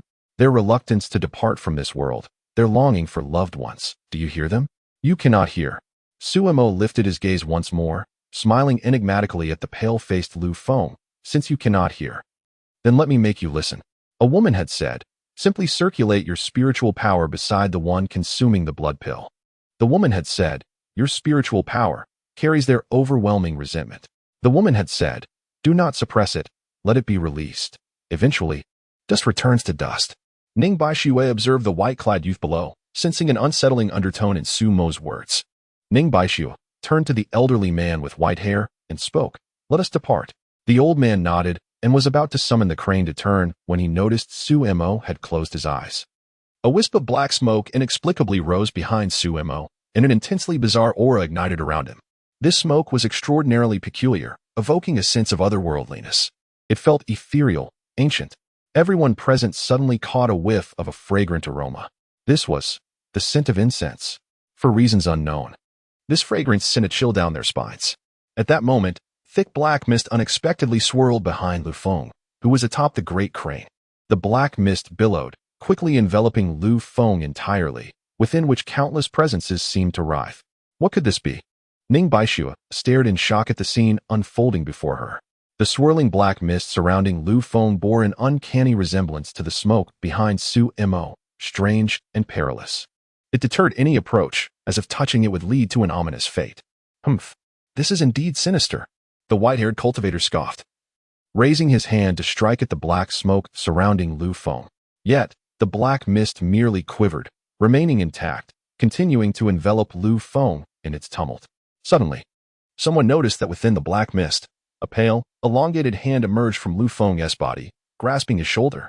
The crowd's expression shifted dramatically, filled with terror. Then appeared a second pale hand, followed by a third. Lu Feng turned ashen, perceiving nothing but darkness, while faintly hearing the piercing screams of a woman. Drawing ever closer. Then came the anguished roars of a man, the cries of a child. It is you. You who have brought our demise. It is you who forged the blood elixir using us. The voices grew nearer. I have yet to bring home the silver I earned today. I have yet to savor a jug of Xinghua village wine. My parents await my return. It is all because of you. All because of you. Suddenly, he felt a hand clasp his shoulder, cold and lifeless. Lu Feng screamed in terror. Ah, what is this? Get away. Get away. Then he felt another hand grasping his foot. Get away. Lu Feng screamed in horror amidst the black mist. Get away. Soon, a third hand. A fourth hand. More hands reached for Lu Feng, until he was entirely engulfed by grasping limbs.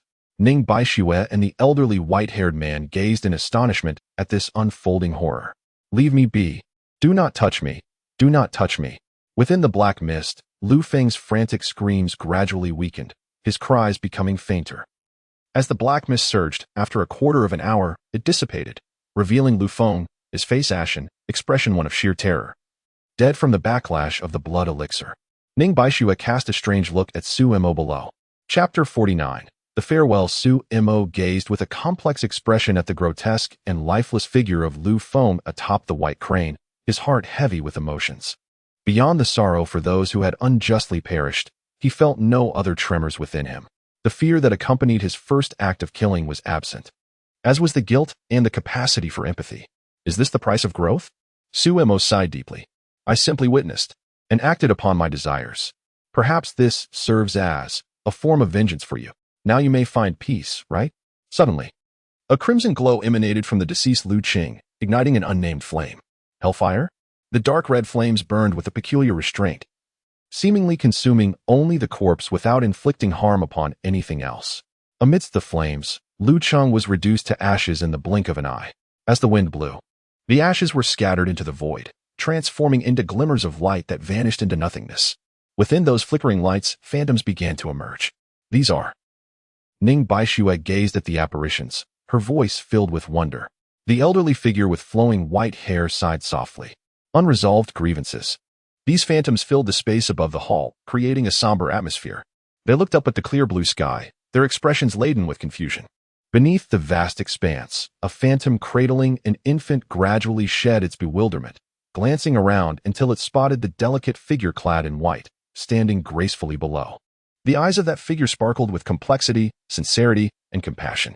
It appeared that the phantom understood something profound. Directing a gaze filled with gentle gratitude towards the person below, the phantom bowed deeply to Su Mo. The haze of confusion in the eyes of the spectral figures slowly dissipated as they turned their attention to the familiar silhouette below. That frail yet resolute figure stood tall and gentle. Gradually, they seemed to grasp certain truths. A phantom of a swordsman looked down at Su Mo, opening its mouth as if to recall the dead of a jar of Xinghua village wine. However, considering that Su Mo had avenged him, perhaps this debt was settled. The swordsman phantom waved its sleeves, as if still wielding a sword. Observing Su Mo's puzzled expression, the swordsman phantom chuckled heartily. Before sighing and bowing to him, an elderly phantom stared blankly at Su Mo below, its gaze echoing a familiar aura. It was the tender comfort from that night. Grandmother once promised to cook dumplings for you, and you said you would come to eat the dumplings she prepared. That gaze was filled with reluctance. A petite phantom snapped back to reality. Its gaze fell upon the elegant figure of Su Mo in white and the regal prince standing tall with a spear. Unlike that night, when he wore black, he now appeared in white, resembling her kin. And that grand man, standing proudly, exuded a presence that felt as though he stood between heaven and earth. Brother. Father. The prince stared blankly at the small phantom above, trembling uncontrollably, on the verge of collapse. Tong Dong, my poor Tong Dong, my dear. The prince's eyes remained fixated on the small phantom, unable to blink, fearing that a mere blink would cause the gentle figure to vanish. Tong Tong, Tong Tong. A figure floated gracefully into the hall, her long hair disheveled as if it had not been tended to for ages. She was breathtakingly beautiful, tall and slender. Yet her pale, sorrowful face was streaked with tears as she gazed at the small phantom above, weeping uncontrollably. Despite her cultivation, it could not bring her daughter back home. Mother, the small phantom observed the three below, tilting her head and breaking into a smile. This smile resembled the awakening of spring. Like a myriad of flowers blooming, Tong Tong has returned home. As countless phantoms hovered above the imperial palace, the citizens of the royal city turned their gazes towards the spectral forms, murmuring in confusion, uncertain of what had transpired, until someone recognized a familiar figure amidst the sea of phantoms. A woman wept as she beheld a phantom resembling a butcher. That is, the father of my child, that is, the father of my child. Child, child. The woman turned and cried out into her home. Hurry out. Come see your father. Come see your father. A child ran from the house, kneeling before the woman, who held his shoulders as they both looked up at the phantom in the sky.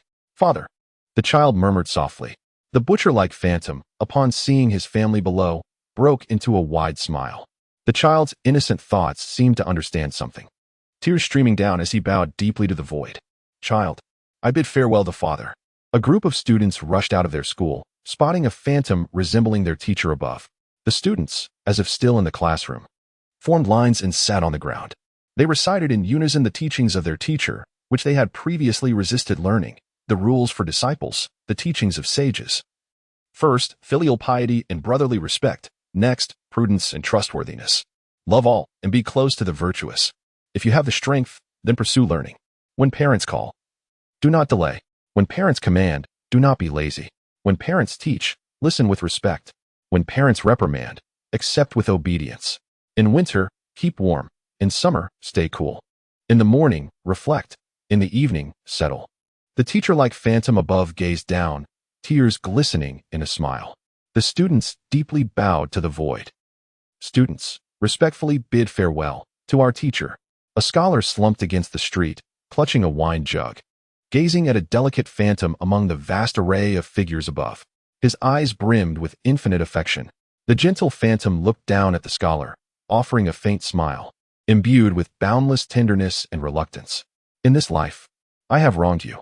In the next life, I shall never again be a scholar. Let us. The scholar produced a black pill, placing it in his mouth and washing it down with wine. The delicate phantom above shook her head and sighed softly. Until we meet again in the next life. Until we meet again. The entire royal city fell into a profound silence, a tranquility that was not devoid of sound but was palpably still. Various farewells unfolded slowly. Each individual carries their own suffering, yet love abounds everywhere. Are we not like you and I? We are but reflections in this vast world, some in anguish, others in joy. In this tapestry of sorrow and joy, we seek that seemingly ephemeral yet potentially lifelong affection. With heartfelt sentiments, I bid you farewell. Chapter 50. In a scholar's robe, do not lift your head. The cold sun drips with lingering snow. Do not look back. The gentle breeze chills the flowing garments. The sorrow of parting is inherently poignant. Do not say it is merely the cool wine that stirs the heart. Beneath the high-hanging spring sun, the phantoms in the void gradually begin to dim. It is time to depart. The lingering soul turns back, gazing upon the slender figure in white below. Graceful as jade, Suemo. The cold cicadas wail mournfully against the backdrop of the evening pavilion as the sudden rain begins to cease. In the capital, the feasting lacks spirit. In places of nostalgia, the orchid boat hastens to set sail. Hand in hand, we gaze into each other's tear-filled eyes, rendered speechless, choked with emotion. Thoughts of departure stretch across 1,000 miles of misty waves as the evening haze envelopes the vast blue sky. Suemo. Observing the farewells exchanged between the living and the spirits above and below, recalls the poignant lines of rain on the cold cicada, unable to resist murmuring softly. From ancient times, affection has always been marked by parting. How can one endure the desolation of the clear autumn season? Where will I awaken from tonight's intoxication? By the willow bank, under the waning moon and the morning breeze. As the years pass, the good times and beautiful scenery seem but a facade.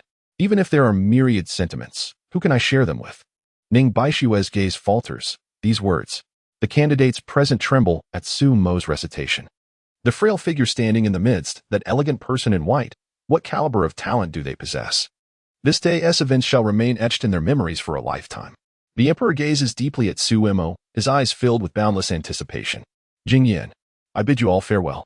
Su Mo stretches out his arms, clasping them before him, bowing respectfully to the phantoms above, deeply inclining his body. These are merely the pitiable souls in this cruel realm of cultivation. What are those unseen? If this world possesses a yellow spring, it must be filled with wandering souls, lamenting everywhere. The injustice of the world renders its inhabitants steeped in despair. Ah, cultivation. Above the clear sky, 1,000 souls stir. They hear Su Mo's words of farewell. They understand the deeds he has performed for them. That frail silhouette, that person in white, must have endured much suffering. In this vast world, there exists someone who can voice grievances on behalf of these mundane beings. The bright azure sky seems more radiant than ever before. The phantoms in the void bow deeply towards Su Mo. One day, one earth, distantly opposed. As the years pass, it must be a time of good fortune and beautiful sights. The gaze of the woman's phantom appears to engrave Su Mo deeply upon her soul. I shall witness you transform this world into a realm of clarity. The small phantom gazes longingly at the three individuals below, her youthful face filled with reluctance. Father, mother, farewell. Brother, farewell. The gentle breeze arrives, and the phantoms disperse, leaving only the sorrow of parting behind. As the phantoms in the void dissolve, a radiant white light envelopes Su Mo. This white light weaves through the air, crafting garments upon him. The threads spun from the white light are exquisitely delicate, embodying all the emotions and sentiments left behind in this world, transforming into a garment to ward off the cold for Su Mo. They see Su Mo clad in no robe. As the white light fades, a snow-white scholar's robe appears upon him. This robe is tailored for Su Mo. The pristine garment is a gift from the thousands of departed souls, a protective garment bestowed in gratitude for his kindness. Entangled with spirits, one may not necessarily meet a bitter end. Someone stands dumbfounded. The legacy of the soul. Some wear expressions of complexity. With this robe upon him, he shall henceforth be impervious to all evils. Some recall Su Mo's capabilities, yet feel he embodies malevolence. In the midst of the gathering, Su Mo gently caresses the white robe, which is laden with sentiment. The white robe billows gracefully, reflecting the sunlight. A scholar? Ning Baishue. Upon observing the white scholar's robe on Su Mo, softly remarks. The elder with white hair gazes at Su Mo's robe, a flicker in his eyes, and speaks to him below. We require a scholar for our endeavors. Originally, Lu Feng was considered a scholar. Now that Lu Feng has perished, you shall accompany us on our journey. The elder's words cause everyone's expressions to shift, growing exceedingly grim. What is the meaning of this from the holy sect?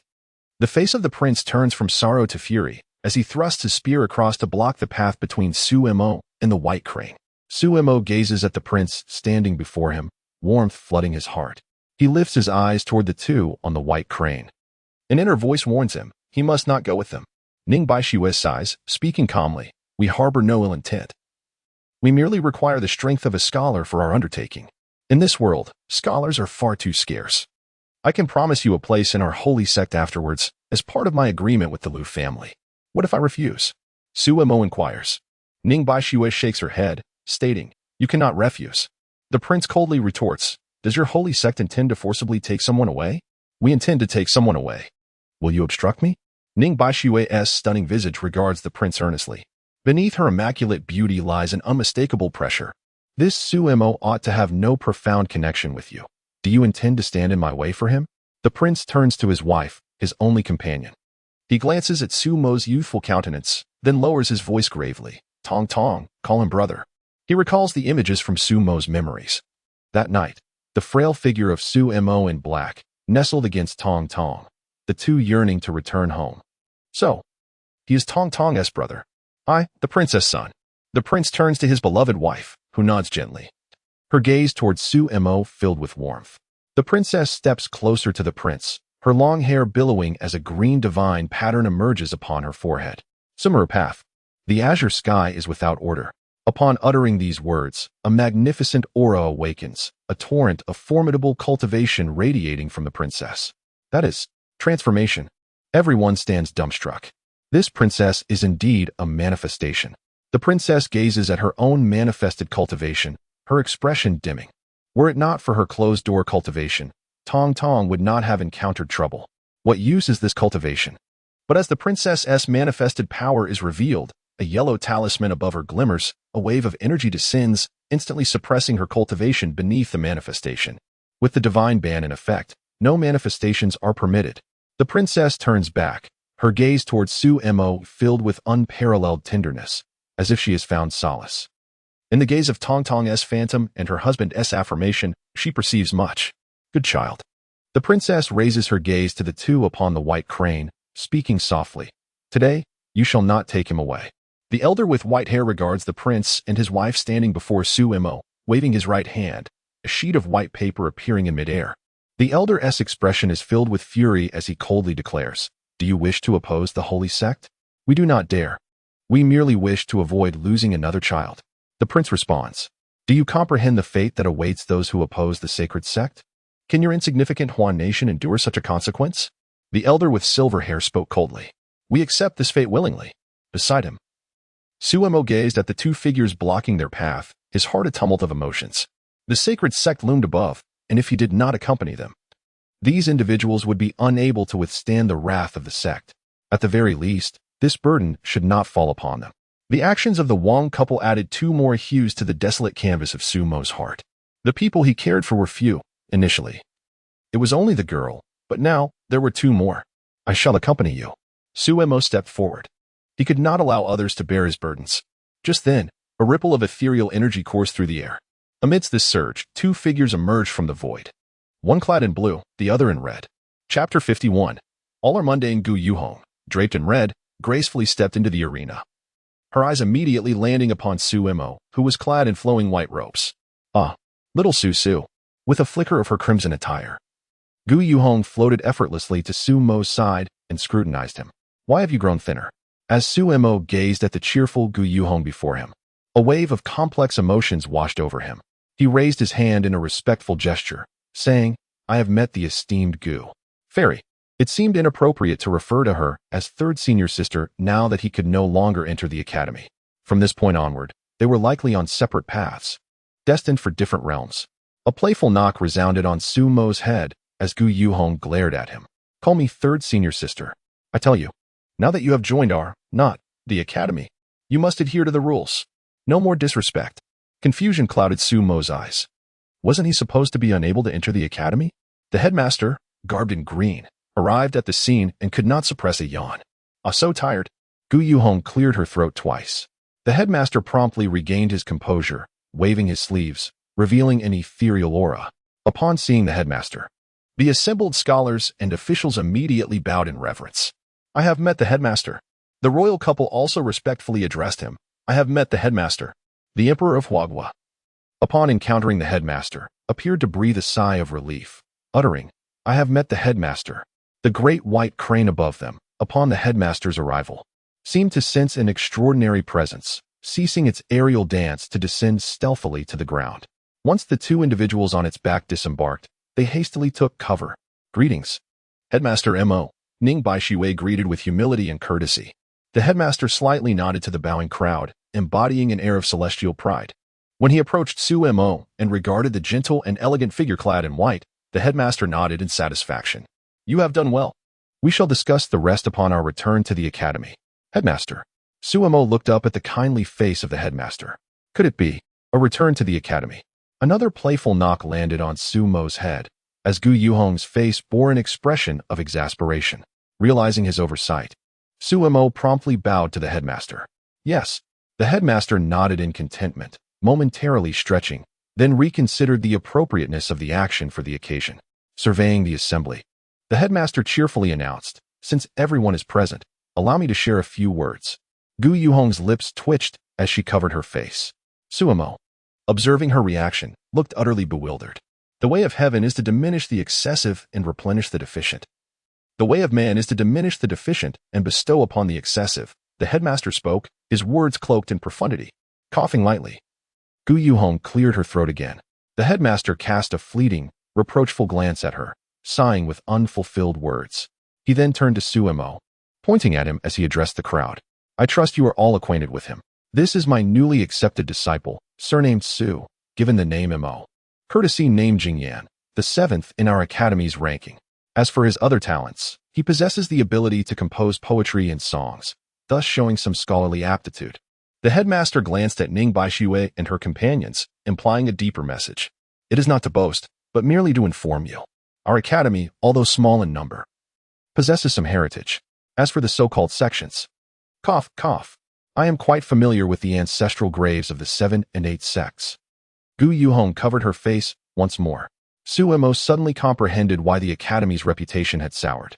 The leader seemed rather dubious, and he feared that this pristine lotus might be tarnished by the academy's influence. With a deep breath, he wore a complex expression. As for you all, the headmaster's gaze turned serious as he focused on Ning Baixue and her companions. I am aware of your intentions. However, I strongly advise against venturing into that cursed place. Your ancestors perished within. Why should you tread the same path? Ning Baixue shook her head, calmly responding. The divine domain is about to open, and our ancestors' bones and relics remain within. We must retrieve our forebears' remains. The headmaster sighed. If you choose to go, then go. Fortune and peril coexist, but he cast a sidelong glance at the elderly figure with white hair, smirking. Do not think that having a guardian of the transformation stage will be of any use. Ning Baixue sighed, offering a wry smile. The younger generation is naturally aware. Within the divine domain, all are mundane. She directed her beautiful gaze at Su Mo, adding, except for Confucian cultivators. All within the divine domain are mundane, except for Confucian cultivators. Su Mo's eyes suddenly sparkled with clarity upon hearing their dialogue. He abruptly grasped the nature of the transaction between the sacred sect and the Lu family. The Lu family was aware that the sacred sect intended to enter the divine domain, necessitating the assistance of Confucian cultivators. Yet, in this vast world, few Confucian cultivators exist. Thus, they prepared in advance, allowing Lu Feng to enter the path as a Confucian cultivator to leverage the sacred sect's support. However, although Lu Feng was a scholar, he could not enter the path through books. The path of Confucian cultivation differs from others, requiring personal insight, which accounts for the scarcity of Confucian cultivators. Manipulating the incident in the western part of the city, they used blood elixirs as a supplement to enter the path through books. Once Lu Feng entered the Confucian path, they would reconnect with the sacred sect, leading to the present situation. This elucidated why the illustrious sacred sect would accept a mere Lu Feng as a disciple. It was a part of the agreement. It also clarified why Lu Feng, the son of a minister, despite his abundant resources, could not even enter the path. In truth, it was not that he could not enter the path, he simply could not enter the Confucian path. Alternatively, the Lu family may harbor another scheme. They intended for Lu Feng to use the sacred sect to enter the divine domain in search of his own fortune. Yet, a flicker of doubt crossed Su Mo's eyes. Why state that all within the divine domain are mundane, yet Confucian cultivators are the exception? What makes Confucian cultivators so unique? The headmaster, noticing Ning Baixue's unwavering gaze fixed on Su Mo, waved his hand dismissively. If you wish to enter, then enter, however. Our little 7 will not be partaking in this venture. While it is said that Confucian cultivators are the exception, that wretched place is no place for mortals. Otherwise, you would not find a single Confucian cultivator willing to enter the divine domain. Though Confucian cultivators may appear timid, they are not foolish. Su Mo gazed at the headmaster with wide, incredulous eyes. How could Confucian cultivators be deemed timid? The headmaster continued, in recent years, how many Confucian cultivators have perished within? Ning Baixue sighed. Thus, when the Lu family approached us, claiming that Lu Feng had entered the Confucian path, we agreed to allow him to join the sacred sect in exchange for his assistance in entering the divine domain. But with Lu Feng's demise, finding another Confucian cultivator will be exceedingly difficult. This does not concern our little 7. I advise you to abandon this notion. The headmaster waved his hand impatiently. Ning Baixue sighed, bowing respectfully to the headmaster. The younger generation understands. Summoning the enormous white crane that had been hiding nearby, she ascended alongside the elderly figure with white hair. The crane cautiously glanced at the headmaster, and upon receiving no response, flapped its wings and fled as if escaping for its life. As a divine creature, it sensed an immense and perilous aura emanating from the headmaster. Separator. P.S. With this chapter completed, it should clarify the logical inconsistencies previously pointed out by the brothers. The first volume, Apricot Blossom Village, officially concludes here. The second volume, Night March of the 100 Ghosts, is now set to commence. There are additional inquiries regarding the protagonist's character design. Well, wisdom is subjective. Let us not view him through the lens of our current mindset. Reflect upon your own youthful exuberance, brimming with passion. He is a quintessential scholar. Whether in his past life or this one, his disposition inherently shapes his approach to various situations, ultimately determining the opportunities and perils he encounters. Chapter 52. Returning to the academy, watching the white crane swiftly disappear into the horizon, the dean murmured softly. Beside him, Sumo's eyes widened as he caught a fragment of the conversation. Is that old fellow Ningwui still alive? How has he not met his end after all these years? The dean shook his head and turned to face the emperor, clad in a dragon robe.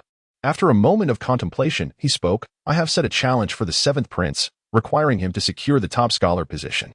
I wonder if his talent is sufficient. Alas, I merely mentioned it in passing. I meant no offense. The emperor bowed and stated, Scholar Su is indeed deserving of the title. The other candidates present harbored no feelings of resentment after witnessing Sumo's exceptional abilities. They felt that his claim to the top spot was entirely justified. Scholar Su, truly deserving. Yet, Sumo harbored a different sentiment. His bright, expressive eyes reflected disbelief. After the dean's remark, holding the title of top scholar felt like a humiliation, regardless of whether he was capable of attaining that position. Now, any mention of it would lead others to believe that the emperor had bestowed the title upon him out of fear of the dean's influence. In this lifetime, my reputation. Sumo cast a somewhat aggrieved glance at Guyu. Guyu's lips twitched sympathetically as she regarded Sumo. I had suspected that the old dean would throw a wrench in the works, but I never anticipated it would come to this. The dean shot a glance at Sumo, as if understanding his thoughts, and began to speak slowly. One must understand. The way of heaven compensates for what is lacking by diminishing what is abundant. The way of man, conversely, diminishes the insufficient while favoring the abundant. The dean looked at Sumo's immaculate white attire and sighed, seemingly alluding to something unspoken. You are dressed too purely. Others will perceive you as overly pristine. A touch of darkness would serve you better. Sumo glanced down, momentarily stunned. When the moon is full, it wanes. When things reach their extreme, they must revert. Excess leads to breakage. Observing Sumo lost in contemplation, the dean nodded in satisfaction. Guyu sighed, seeing Sumo's naivety. I think you should use a red hair tie from now on, the dean continued. What? Sumo instinctively began to agree, only to suddenly realize. Wearing a perplexed expression, why is that? The dean stepped forward and vanished from sight, his voice echoing softly in the air. Red is visually appealing. I quite like green as well, but I doubt you would prefer it. Sumo looked at Guyu, who sighed again, her expression filled with understanding. Indeed. It is too white. After pondering for a moment, Sumo nodded. Let us return to the academy. The dean had left without taking them along. Guyu turned back, glancing around until she spotted the prince and princess of Ing nearby, bowing respectfully before addressing Sumo. Sumo nodded in acknowledgement. The royal couple approached, gazing at Sumo's delicate features. The princess wore a sorrowful expression, seemingly unable to shake off her grief over the loss of her daughter. Yet her gaze upon Sumo was filled with warmth. Come home for a visit. Sumo felt a wave of warmth wash over him. A sensation that felt oddly familiar, reminiscent of a distant past. He nodded, all right. The prince, with a melancholic demeanor, added, You need not concern yourself with the matter of the Liu family in the west of the city. I will handle it. Sumo replied, understood. Come home for a visit. The prince reiterated. Sumo affirmed, all right, with a heart full of complex emotions. Sumo turned and exited the palace alongside the crimson-clad Guyu, unimpeded. Once outside the palace gates, Guyu halted, remaining still.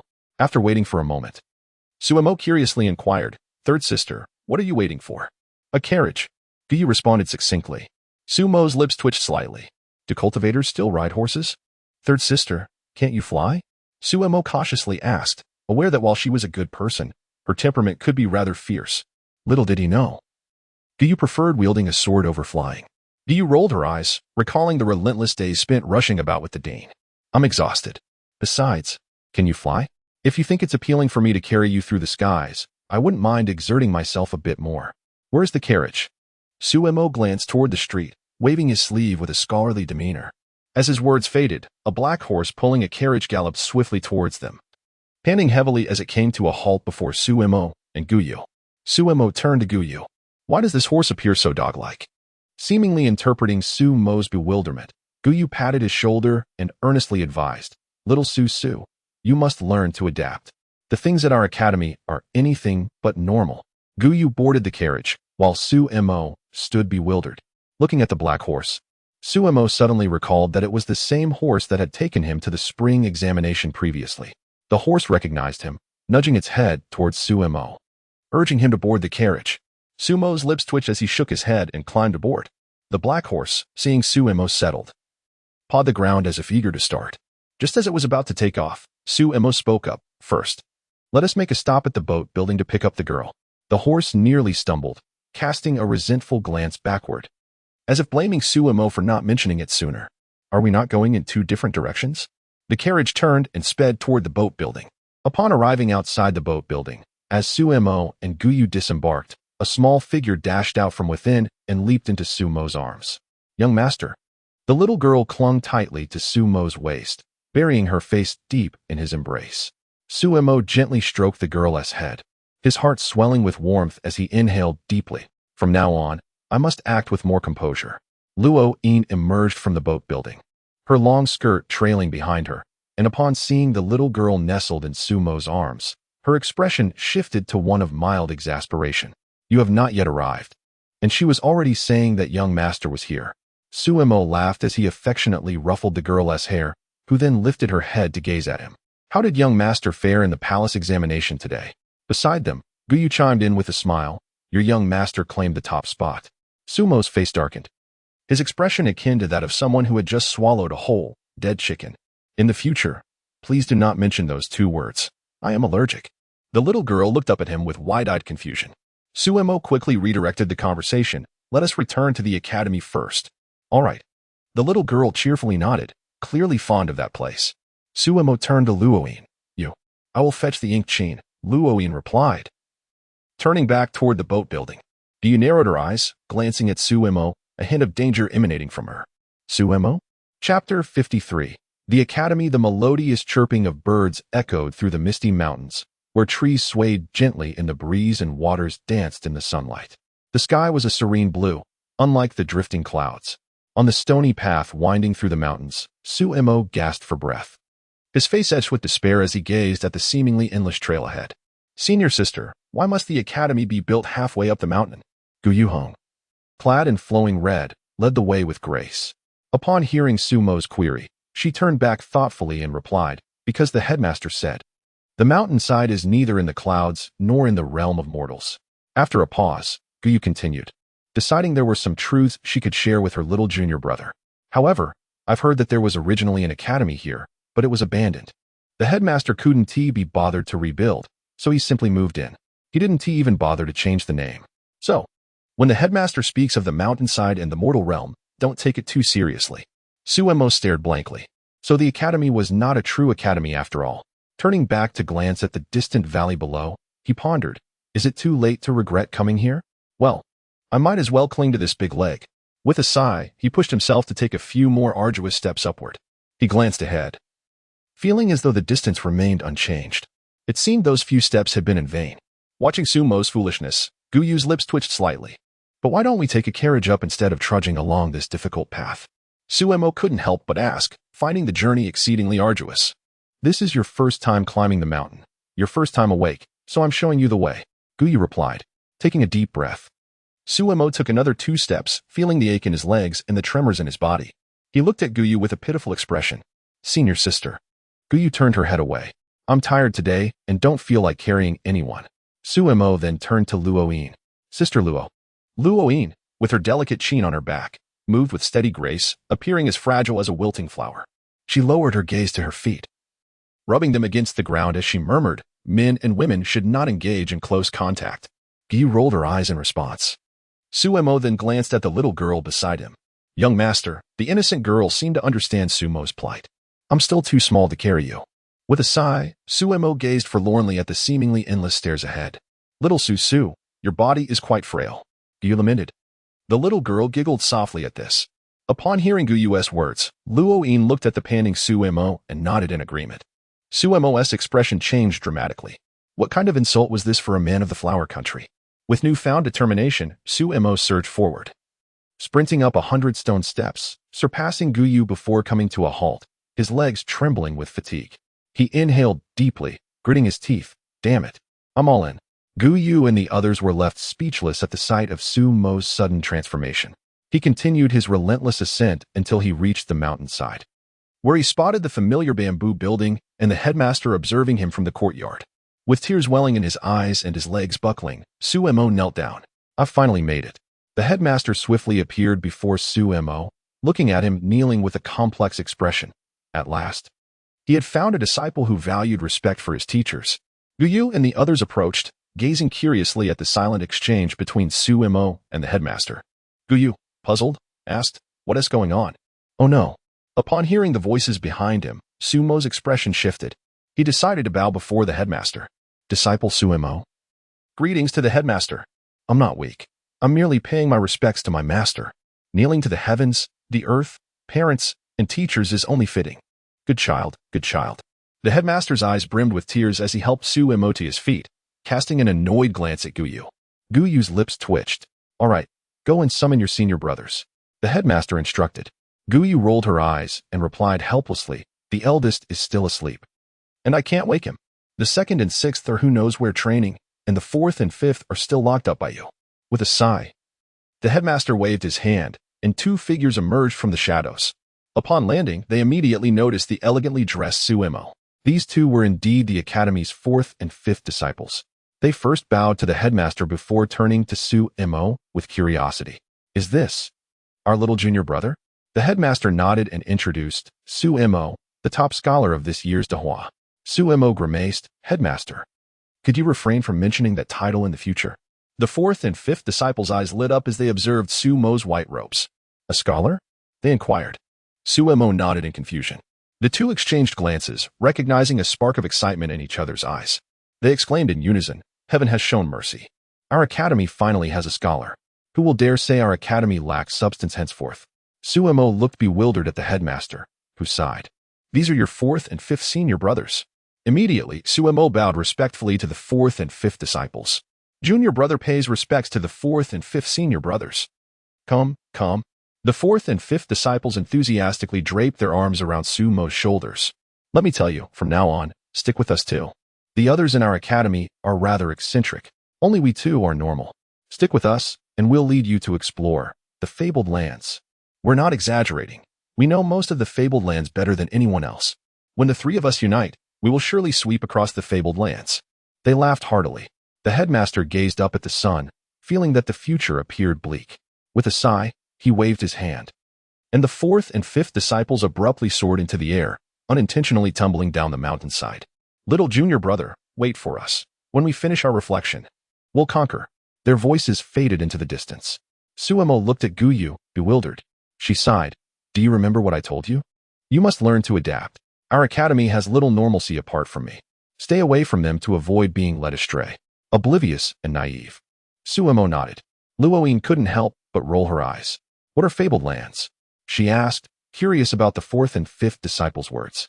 "Just large tombs, ancestral graves, and such," Luoyin replied, her lips twitching. Su Mo's eyes sparkled with intrigue. The headmaster, observing the change in Su Mo's expression, envisioned a scene in his mind. Su Mo, clad in white robes, following his two senior brothers, pointing at a grand tomb and declaring, "This shore and that shore, your tomb and my home, open." The dean suddenly felt enveloped in a shroud of desolation, instantaneously losing interest in all things. He took a step forward and vanished, leaving behind only an echoing phrase, "I am weary today, let us rest. Tomorrow, I shall impart to you the teachings of Confucianism and Taoism." Su Mo and the others exchanged glances, bewildered. Chapter 54, Life and Death as a Game First. "Let's settle down. I will arrange for you to meet your other senior brothers and sisters at a later opportunity," Guyu said, looking at Su Mo with an air of resignation. "All right." Su Mo nodded in agreement. Luoyin, carrying her, found an empty room for herself. The young girl turned to Su Mo and said cheerfully, "I want to stay with the young master." Guyu glanced at the two of them and, with a weary nod, replied, "Do as you wish. I'm tired and will take a rest. You can choose your own accommodations, pick whichever you like."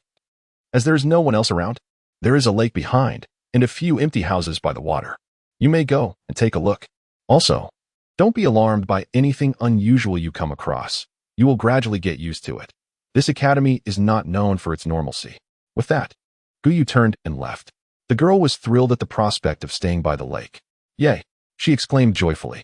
All right, Suemo said, affectionately ruffling her hair, and then took her hand as they walked towards the houses indicated by the third senior sister. Suemo and the young girl found 2 adjacent houses by the lake, settling in comfortably. As night fell, after ensuring the little girl was settled, Suemo sat cross-legged on a stone by the lakeside. The wind swayed the trees, leaving him pondering whether it was the trees that moved or the wind. Gazing at the darkening sky, he fell into deep contemplation. Although the events in the west of the city seemed to have reached a temporary conclusion, several questions perplexed Suemo. First, why did the emperor suddenly present a blank scroll during this spring examination? This defied logic. Second, why did his seemingly exploratory essay, which held no real significance, make it onto the list? Third, why did the emperor entrust him with the Nian Chuan Lingyu, compelling him to reveal it? Fourth, regardless of how negligent the prince and princess of Ing were, Tong Tong should not have encountered any mishap. Even if something did occur with their capabilities, they should have sensed the undercurrents in the western city, unless someone of great cunning deliberately concealed everything. Fifth, how did that woman with the swaddled infant manage to escape from such a place underground in the western city, only to end up on the streets? Sixth, why could the academy not intervene in matters of national fortune? Suemo closed his eyes, deeply reflecting on every detail of the incident, attempting to weave them together. He began by analyzing each question individually, initially setting aside the matter of the academy's non-involvement in national affairs, as it logically bore no connection to the entire event, at least on the surface. Thus, he commenced with the first question, analyzing the outcome in reverse. What could a blank scroll signify? Suemo furrowed his brow, struggling to find an answer. Something crucial was missing, a key element that could tie the entire situation together. He meticulously revisited the entire sequence of events, each scene flashing through his mind like frames of a film. Suddenly, 2 images distinctly emerged from the rest. Suemo abruptly stood up. The first image was of himself being whisked away by eunuch Ji from the boat to the palace in the blink of an eye. When he inquired how Ji had accomplished this, the eunuch had replied, "In the realm beneath the heavens, is there not the king's land?" The second image was of the emperor, under pressure from the sacred ancestor in the court, declaring the power of national fortune and uttering, "In the realm beneath the heavens, is there not the king's land?" Suemo murmured to himself, "In the realm beneath the heavens, is there not the king's land? In the realm beneath the heavens, is there not the king's land? National fortune." Suddenly, a bolt of realization struck Suemo, sending chills down his spine. Confucian cultivation. Confucian cultivation. How does it differ from others? He longed to instantly search online in his past life to understand the distinctions between Confucian cultivators and other practitioners. Ah, yes, there was a great calamity within the spiritual sea. Suemo plunged his consciousness into the spiritual sea and immediately beheld the eerily enigmatic Book of Life and Death suspended above it. The cover of the Book of Life and Death was pitch black, resembling a type of wood, with subtle and simple patterns visible. The side of the book was encased in 3 bronze rings. It appeared to be an exceedingly ancient artifact. The book emitted wisps of black smoke, which continuously appeared and dissipated, as if undergoing some cyclical process. The 3 characters Book of Life and Death glimmered with a dim crimson light, reminiscent of an ancient entity inhaling and exhaling. Strange energies emanated from the book, oscillating between vitality and death. Beneath the Book of Life and Death, a voluptuous woman, draped in thin garments, lay serenely on the surface of the spiritual sea, appearing grand and imposing from the side. Suemo wiped his nose, regaining his composure. Calm down, focus on the matter at hand. He was no longer afraid of the great calamity, whether it was numbness or a consequence of witnessing the treachery of humanity. He realized that if his conjecture were correct, he had learned a valuable lesson about the terrifying nature of human hearts. In comparison, this great calamity seemed almost endearing. The great calamity appeared to sense Suemo's presence, opening her eyes and casting a glance at him. "Oh, our little brother is finally done with his tasks. Remember to check back in your spiritual sea." The great calamity remarked with a teasing tone. "Look at this remarkable book. Your sister prepared it for you." Before Suemo could respond, the great calamity gestured towards the Book of Life and Death, her loose sleeves falling away in the process. Suemo took a deep breath, turning his head away. Amitba. One must not gaze upon what is inappropriate. At that moment, he had no time to concern himself with the book of life and death. Unraveling his doubts was of utmost importance. I have 2 questions I would like to ask. Suemo addressed the Great Calamity with a solemn tone. The Great Calamity glanced at him. Call me sister. Sumo's lips twitched. Great Calamity, sister. I have 2 questions I would like to ask. Ask. The Great Calamity woman seemed indifferent, showing no resistance to his inquiries. Do you know about the power of national fortune? Suemo inquired. The Great Calamity rolled her eyes. If you were asking me about the power of the heavenly way, I would be much happier. Do you look down upon me? However, the Great Calamity woman lazily sat up. Pondering for a moment before responding, you can understand it as a certain unconscious power that arises when a nation is recognized by heaven and earth, wielded by its emperor. Suemo inhaled deeply, continuing his questioning. What can an emperor do with this ability? He can control many aspects within the nation, such as teleporting himself or others to any location within the realm, concealing any location's unique aura, or the Great Calamity seemed to imply something, looking into Sumo's eyes. Monitoring all mortals within the nation, Suemo felt a chill as the Great Calamity's answer confirmed his suspicions. He pressed on. Is there anything special about Confucian cultivation? Upon hearing this, the Great Calamity woman became serious. There are many distinctions between Confucian cultivators and others. To put it simply, Confucian cultivators do not enter the 6 paths and do not break the divine transformation. Speaking of which, the Great Calamity woman looked at Suemo with a teasing expression. Confucian cultivation aligns splendidly with the power of national fortune. If Suemo gazed at the Great Calamity woman, what could be the reason someone would go to great lengths to induct another into the Confucian path? The ominous woman narrowed her eyes and approached Suemo. Either that person is your father, or he desires your Confucian foundation. Sumo's expression turned blank, a chilling sensation coursing from his head to his toes. His heart filled with unparalleled horror. So it was. His aim was to create a Confucian practitioner. But the one they intended to forge was not Lu Feng. From beginning to end, it was Suemo. He utilized the power of national fortune to observe every mortal within the realm, selecting those whose temperament was most likely to embrace Confucianism. With the Lu family and the lives of thousands intricately woven into their scheme, they aimed to usher me into the path of Confucianism. That woman cradling an infant was merely a pawn sent to confront me. The answers to those several questions could be elucidated in an instant. The wordless scroll was the final test, assessing my choices. Being on the list and the Lingyu of Nian Chuan were both vital components of the chess game. It also clarified why Tong Tong unexpectedly became involved, yet managed to remain concealed from the royal couple. The power of national fortune could obscure the unique aura of the west side of the city. Heh, Suemo chuckled, a laugh tinged with desolation. Chapter 55. Life is like chess, how splendid. Suemo trembled all over. He actually did this for me, to guide me into Confucianism, for the foundation of my Confucian path. Thinking about it, I was never truly in danger in that courtyard in the west of the city. They could never let me die. Even without the monk and the Taoist, they would have deliberately exposed a flaw to lead me into the underground to take a look. No wonder the defenses in the west of the city are so weak. Only a foundation establishment cultivator and just a handful of others. Moreover, there wasn't a soul underground. Thus, the 3 foundation establishment cultivators who came later were not there to kill. They simply came to investigate when they saw the previous cultivator failing to follow their rhythm. Everything became clear, interconnected, with tightly woven logic. He even calculated my temperament. Sumo's expression fell into despondency as he embraced the enigmatic woman known as Great Misfortune, burying his head deeply in her long hair, resembling a heartbroken child. In truth, was he not merely a child?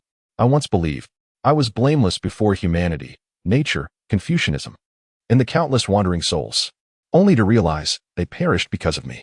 A flicker of displeasure passed through the eyes of the Great Misfortune woman. Yet upon seeing the disheartened Suemo, her demeanor softened. He was merely 16, still a child with an incomplete understanding. He was simply terrified. You need not blame yourself. Their deaths are not your fault. In a game of chess, there cannot be only one crucial piece, even without you. Other pieces would still enter the game. They would still die. The Great Misfortune spoke. Moreover, your release of those wandering souls was a tremendous fortune for them. The Great Misfortune recalled the grievances dissipating into the void above. You have not seen the countless resentful spirits burdened with endless grievances, unable to extinguish or disperse. Trapped between life and death. It seems I underestimated an emperor's complexity. In the embrace of Great Misfortune, Suemo inhaled the ethereal fragrance from her hair. As if he grew in that moment. How could a majestic emperor be a simple character? The Liu family truly put on a splendid performance for the emperor. What were they willing to sacrifice their lives for? The Confucian scholars are so pedantic. My scholarly integrity became my greatest flaw. Thus, even if I did not go, they would still have contingencies to advance the game. For instance, they could abduct me, or a deep fear flickered in Sumo's eyes. Abduct the girl. A sudden dread washed over him. Had I not gone that day, they might have captured her underground. They would not care for her life or death. How could I believe that an emperor of this realm could not enter the way? He is not incapable of entering the way. Rather, he desires to enter Confucianism. After a burst of venting, the Sea of Spirits fell into an endless silence. In the Sea of Spirits, there was no wind. The waters surged, raising wisps of mist. This extraordinarily bizarre realm appeared strikingly simple compared to the outside world. The great misfortune woman looked up at the vast stars above the Sea of Spirits. A complex expression flashing in her enchanting eyes, as if recalling past events, she sighed. Human hearts are like the deep sea. You can only perceive the tranquility or tumult of the surface. The chasms beneath the deep sea remain forever unseen. The world is like a chess game. The grand scheme controlling the minor moves, each move affecting the next. The player also becomes a piece, and is he not also a piece for other players? This game appears complex, yet in truth, it is quite superficial, full of flaws. Otherwise, you would not discern it so easily. Suemo, in a daze, asked solemnly, "This game is superficial." Great Misfortune sighed, a self-deprecating smile gracing her lips. Some games are played over millennia. Countless people live a lifetime, unaware that they are merely pieces on the board of certain existences.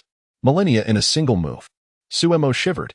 Great Misfortune gazed into Sumo's eyes. Her expression suddenly serious. Remember, the human heart is far more intricate than you imagine. There is no clear boundary between pieces and players. A player may one day become a piece, and a piece may one day turn into a player. Suemo nodded earnestly, etching the words of Great Misfortune into his heart. If my foundation in Confucianism were to be taken from me, what would happen?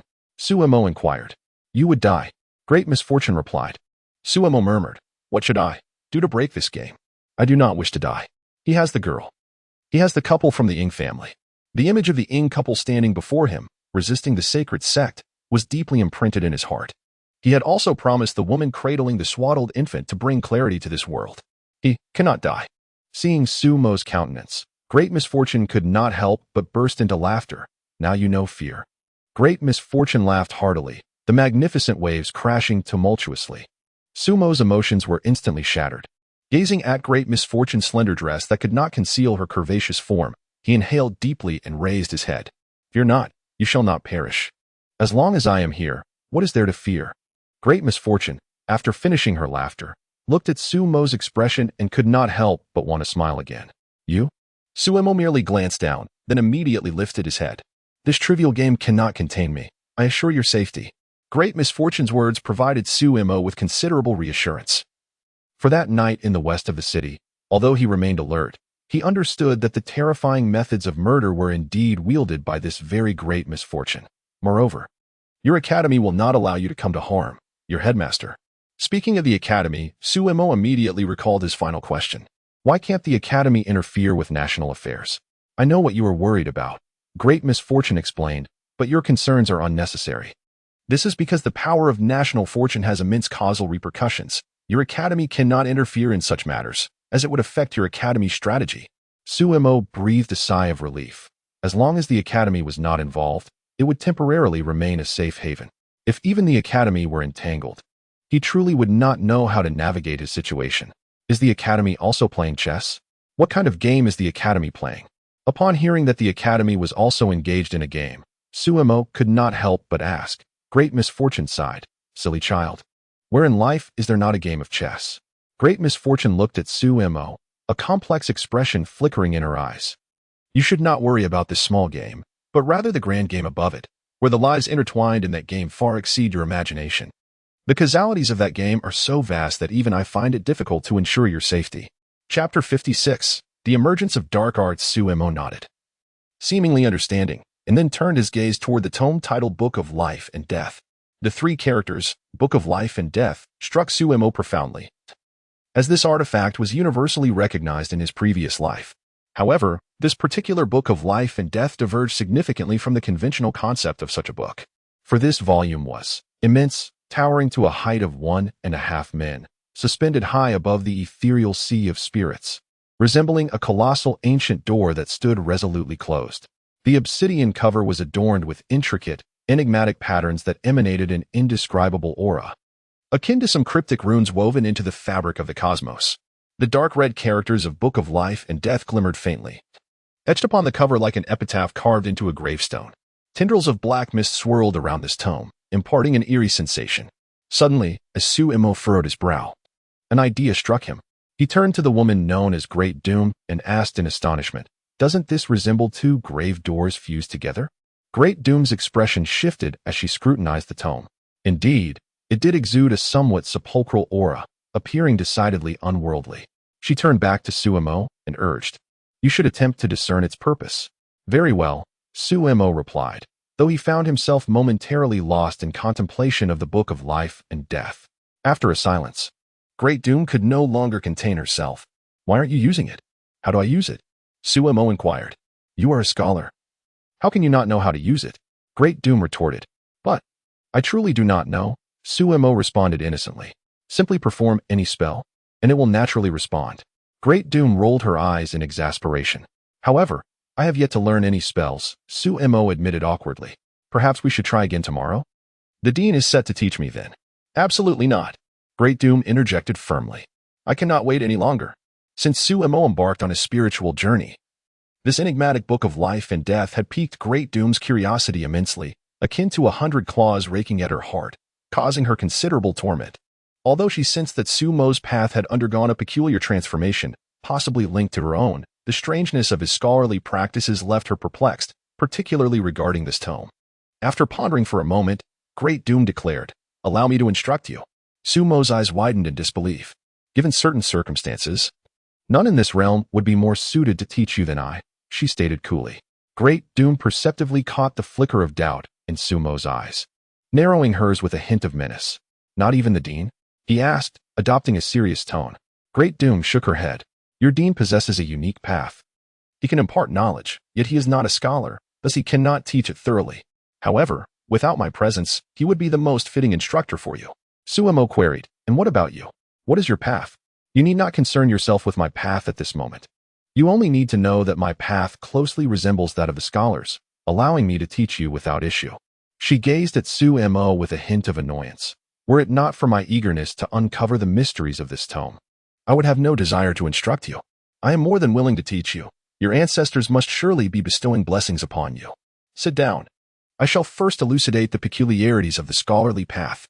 Great Doom seemed to find standing tiresome and promptly settled into a cross-legged position before addressing Suemo. As she sat, the undulating waves of her presence could not be fully concealed by a sheer veil, and Suemo, from his elevated position, could observe every detail. "I am but a child." Suemo felt a warmth creeping to his cheeks, inhaling deeply and swallowing the heat that threatened to escape.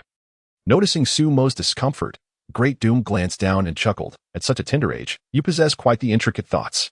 Would you like to draw nearer for a clearer view?" Sumo's face flushed again, and he hastily waved his sleeve, adopting a righteous demeanor as a scholar. "I am imbued with noble virtue. I implore you, Great Doom, refrain from such jesting. I truly cannot endure this." "Oh," Great Doom laughed lightly, choosing not to expose him further. Once Suemo settled into a meditative posture, she began to explain the characteristics of the scholarly path. Scholars, as the name suggests, enter the path through literature. Yet, the scholarly path is unlike any other. Generally, cultivators enhance their strength to transcend limitations and elevate their realm. Conversely, scholars must also transcend their limitations, but not through personal strength. Rather, they do so by comprehending the principles of the universe to break free from constraints and elevate their realm. The essence of scholarly cultivation lies in understanding and mastering the principles of the cosmos. "I have a question," Suemo interrupted. "Ask." Great Doom nodded, pleased with his proactive approach. "What are the principles of the universe?" Suemo asked, a hint of embarrassment coloring his tone, fearing he had posed a rather naive question. "Allow me to illustrate with a few examples, and you shall comprehend." Great Doom began. "Why does 1 + 1 = 2 and not 3? "Because it simply equals 2, Suemo replied. Why must water flow downward? Because water flows downward. Why does cultivation exist in this world? Sumo's expression shifted as he pondered the last question, which seemed unrelated to the previous two. But was it truly unrelated? Why does cultivation exist? Because it already does. Why must water flow downward? Because gravity already exists. Why does 1 plus 1 equal 2? Because it has always equaled 2. Rules are pre-existing constructs. Could there be worlds where 1 plus 1 does not equal 2? Where gravity does not exist? Where cultivation is absent? Yes. That last answer. Suemo felt he had grasped something ineffable. Was this the essence of universal principles? Great Doom observed Suemo, who appeared lost in thought. Incredulous, she perceived that he seemed to understand this level of insight. Great Doom stared at Suemo, whose eyes gradually brightened. Fearing that Sumo's comprehension might not be sufficiently deep, she prepared to elaborate further when Suemo, seated cross-legged, suddenly extended a finger toward the void between them. There should be fire here. A surge of spiritual energy converged from all directions, coalescing at the point indicated by Sumo's finger.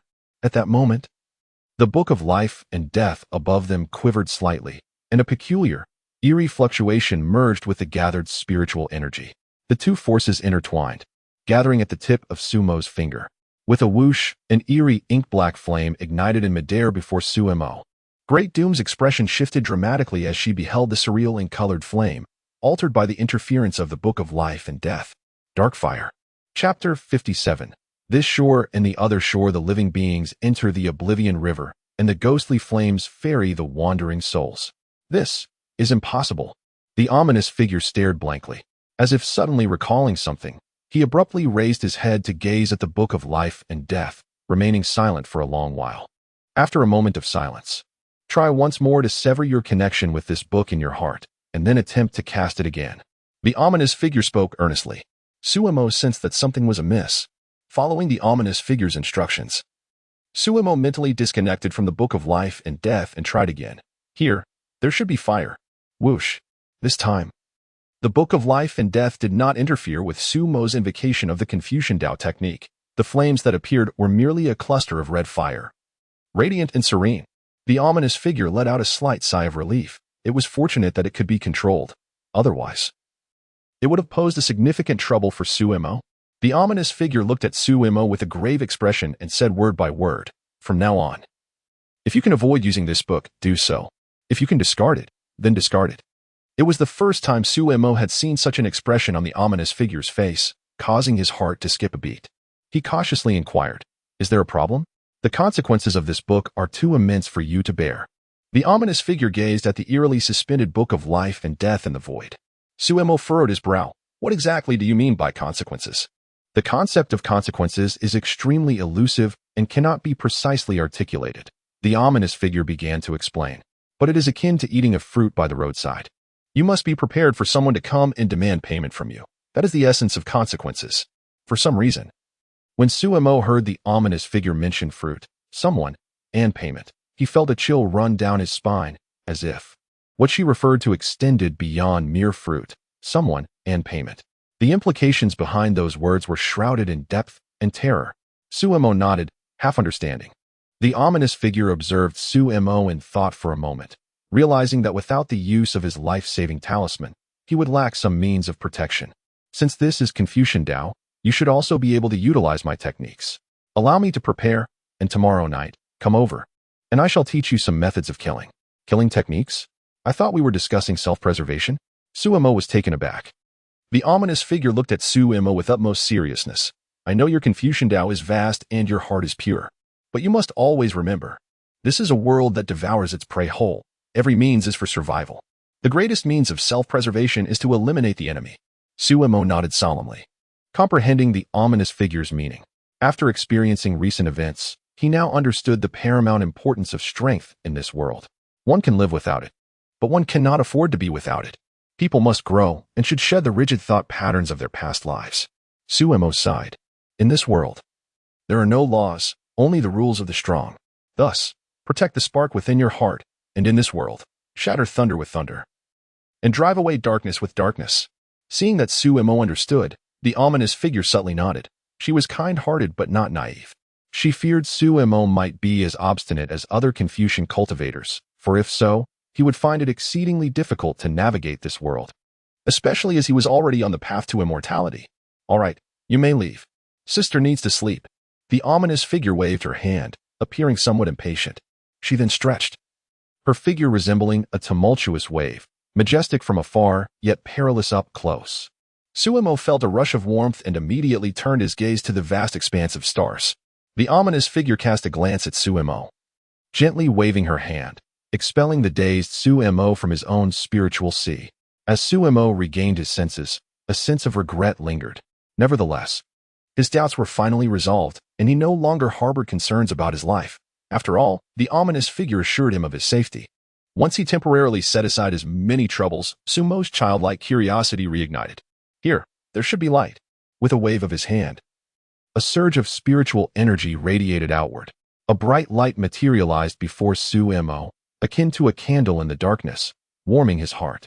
After a moment, the light gradually faded, and Suemo fell into contemplation. The Confucian Tao in this world was remarkably unique.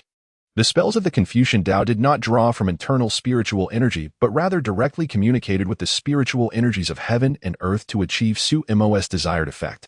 It was as if he were an anomaly on the path of cultivation, a favored child of the universe. Since the Confucian Tao connects with the spiritual energies of the heavens, primarily relying on perception, could the outcomes differ based on the words used?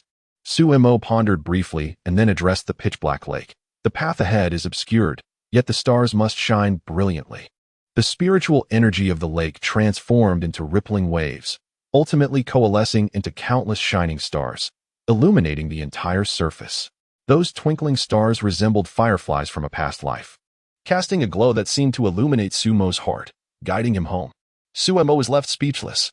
Gazing at his hands, he murmured, Su, have finally also hung something. Ha ha ha ha. Suppressing his excitement, Suemo turned to the nearby tree and tentatively spoke. At this moment, there should be wind. A gentle breeze stirred, causing the tree's branches to sway slightly, and Sumo's white Confucian robe to flutter gently.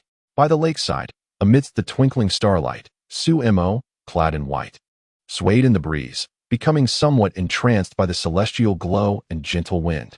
When he finally regained his senses, the twinkling stars above the lake had vanished. Suemo contemplated once more, feeling somewhat unsatisfied. It was time to unleash his imagination. He refused to believe that the Confucian Tao was limited to merely performing these menial tasks of gathering firewood and summoning wind. The shore and the other shore. I should be on the other side. With a surge of spiritual energy, Sumo's vision blurred. When he came to, he found himself on the opposite shore of the lake. Suemo stared in astonishment, gazing across the lake at the distant shore. He was at a loss for words. Could the Confucian Tao truly be utilized in such a manner? Suemo raised his hand and pinched himself hard. Ouch, that hurt. Rubbing his reddened arm, he was momentarily dazed. The Confucian Tao indeed. The greater the imagination, the greater the capability. Yet, upon reflection, this resembled a certain type of character from a past life game, a support role, flashy and extravagant, yet lacking in damage. Suemo could not believe that shouting at an enemy, "Heavenly Tao is vast, you shall perish," would lead to their demise. The Confucian Tao was not a path of killing. He would have to see what means the ominous figure could provide him tomorrow. Suddenly, Suemo felt that he should share the good news of having learned the Confucian Tao techniques with his third senior sister. Taking a deep breath, he calmed himself and muttered, "This shore and the other shore. I should be before my third senior sister." As Sumo's vision sparkled, when it cleared, he found himself gazing at a graceful figure, an expanse of white filling his sight. Gyu lifted her head, looking at the suddenly appeared Suemo with a dazed expression. Sumo's face reflected a look of bewilderment. Gyu turned away, silently drawing her long sword. Chapter 58, Laughter and Tears. The next day, the director gazed in confusion at the bruised and battered Suemo. What happened? Suemo couldn't help but glance at senior sister Gyu, who narrowed her eyes, her gaze filled with an unmistakable threat. Last night, as soon as Suemo saw senior sister draw her sword, he snapped to attention, inwardly lamenting his fate, and immediately shouted, "This shore and the other shore. I shall remain outside." By the time senior sister dressed and chased after the fleeing Suemo, she had sealed his cultivation. Although she refrained from using her sword to strike him down, she did unleash a thorough beating to vent her frustrations.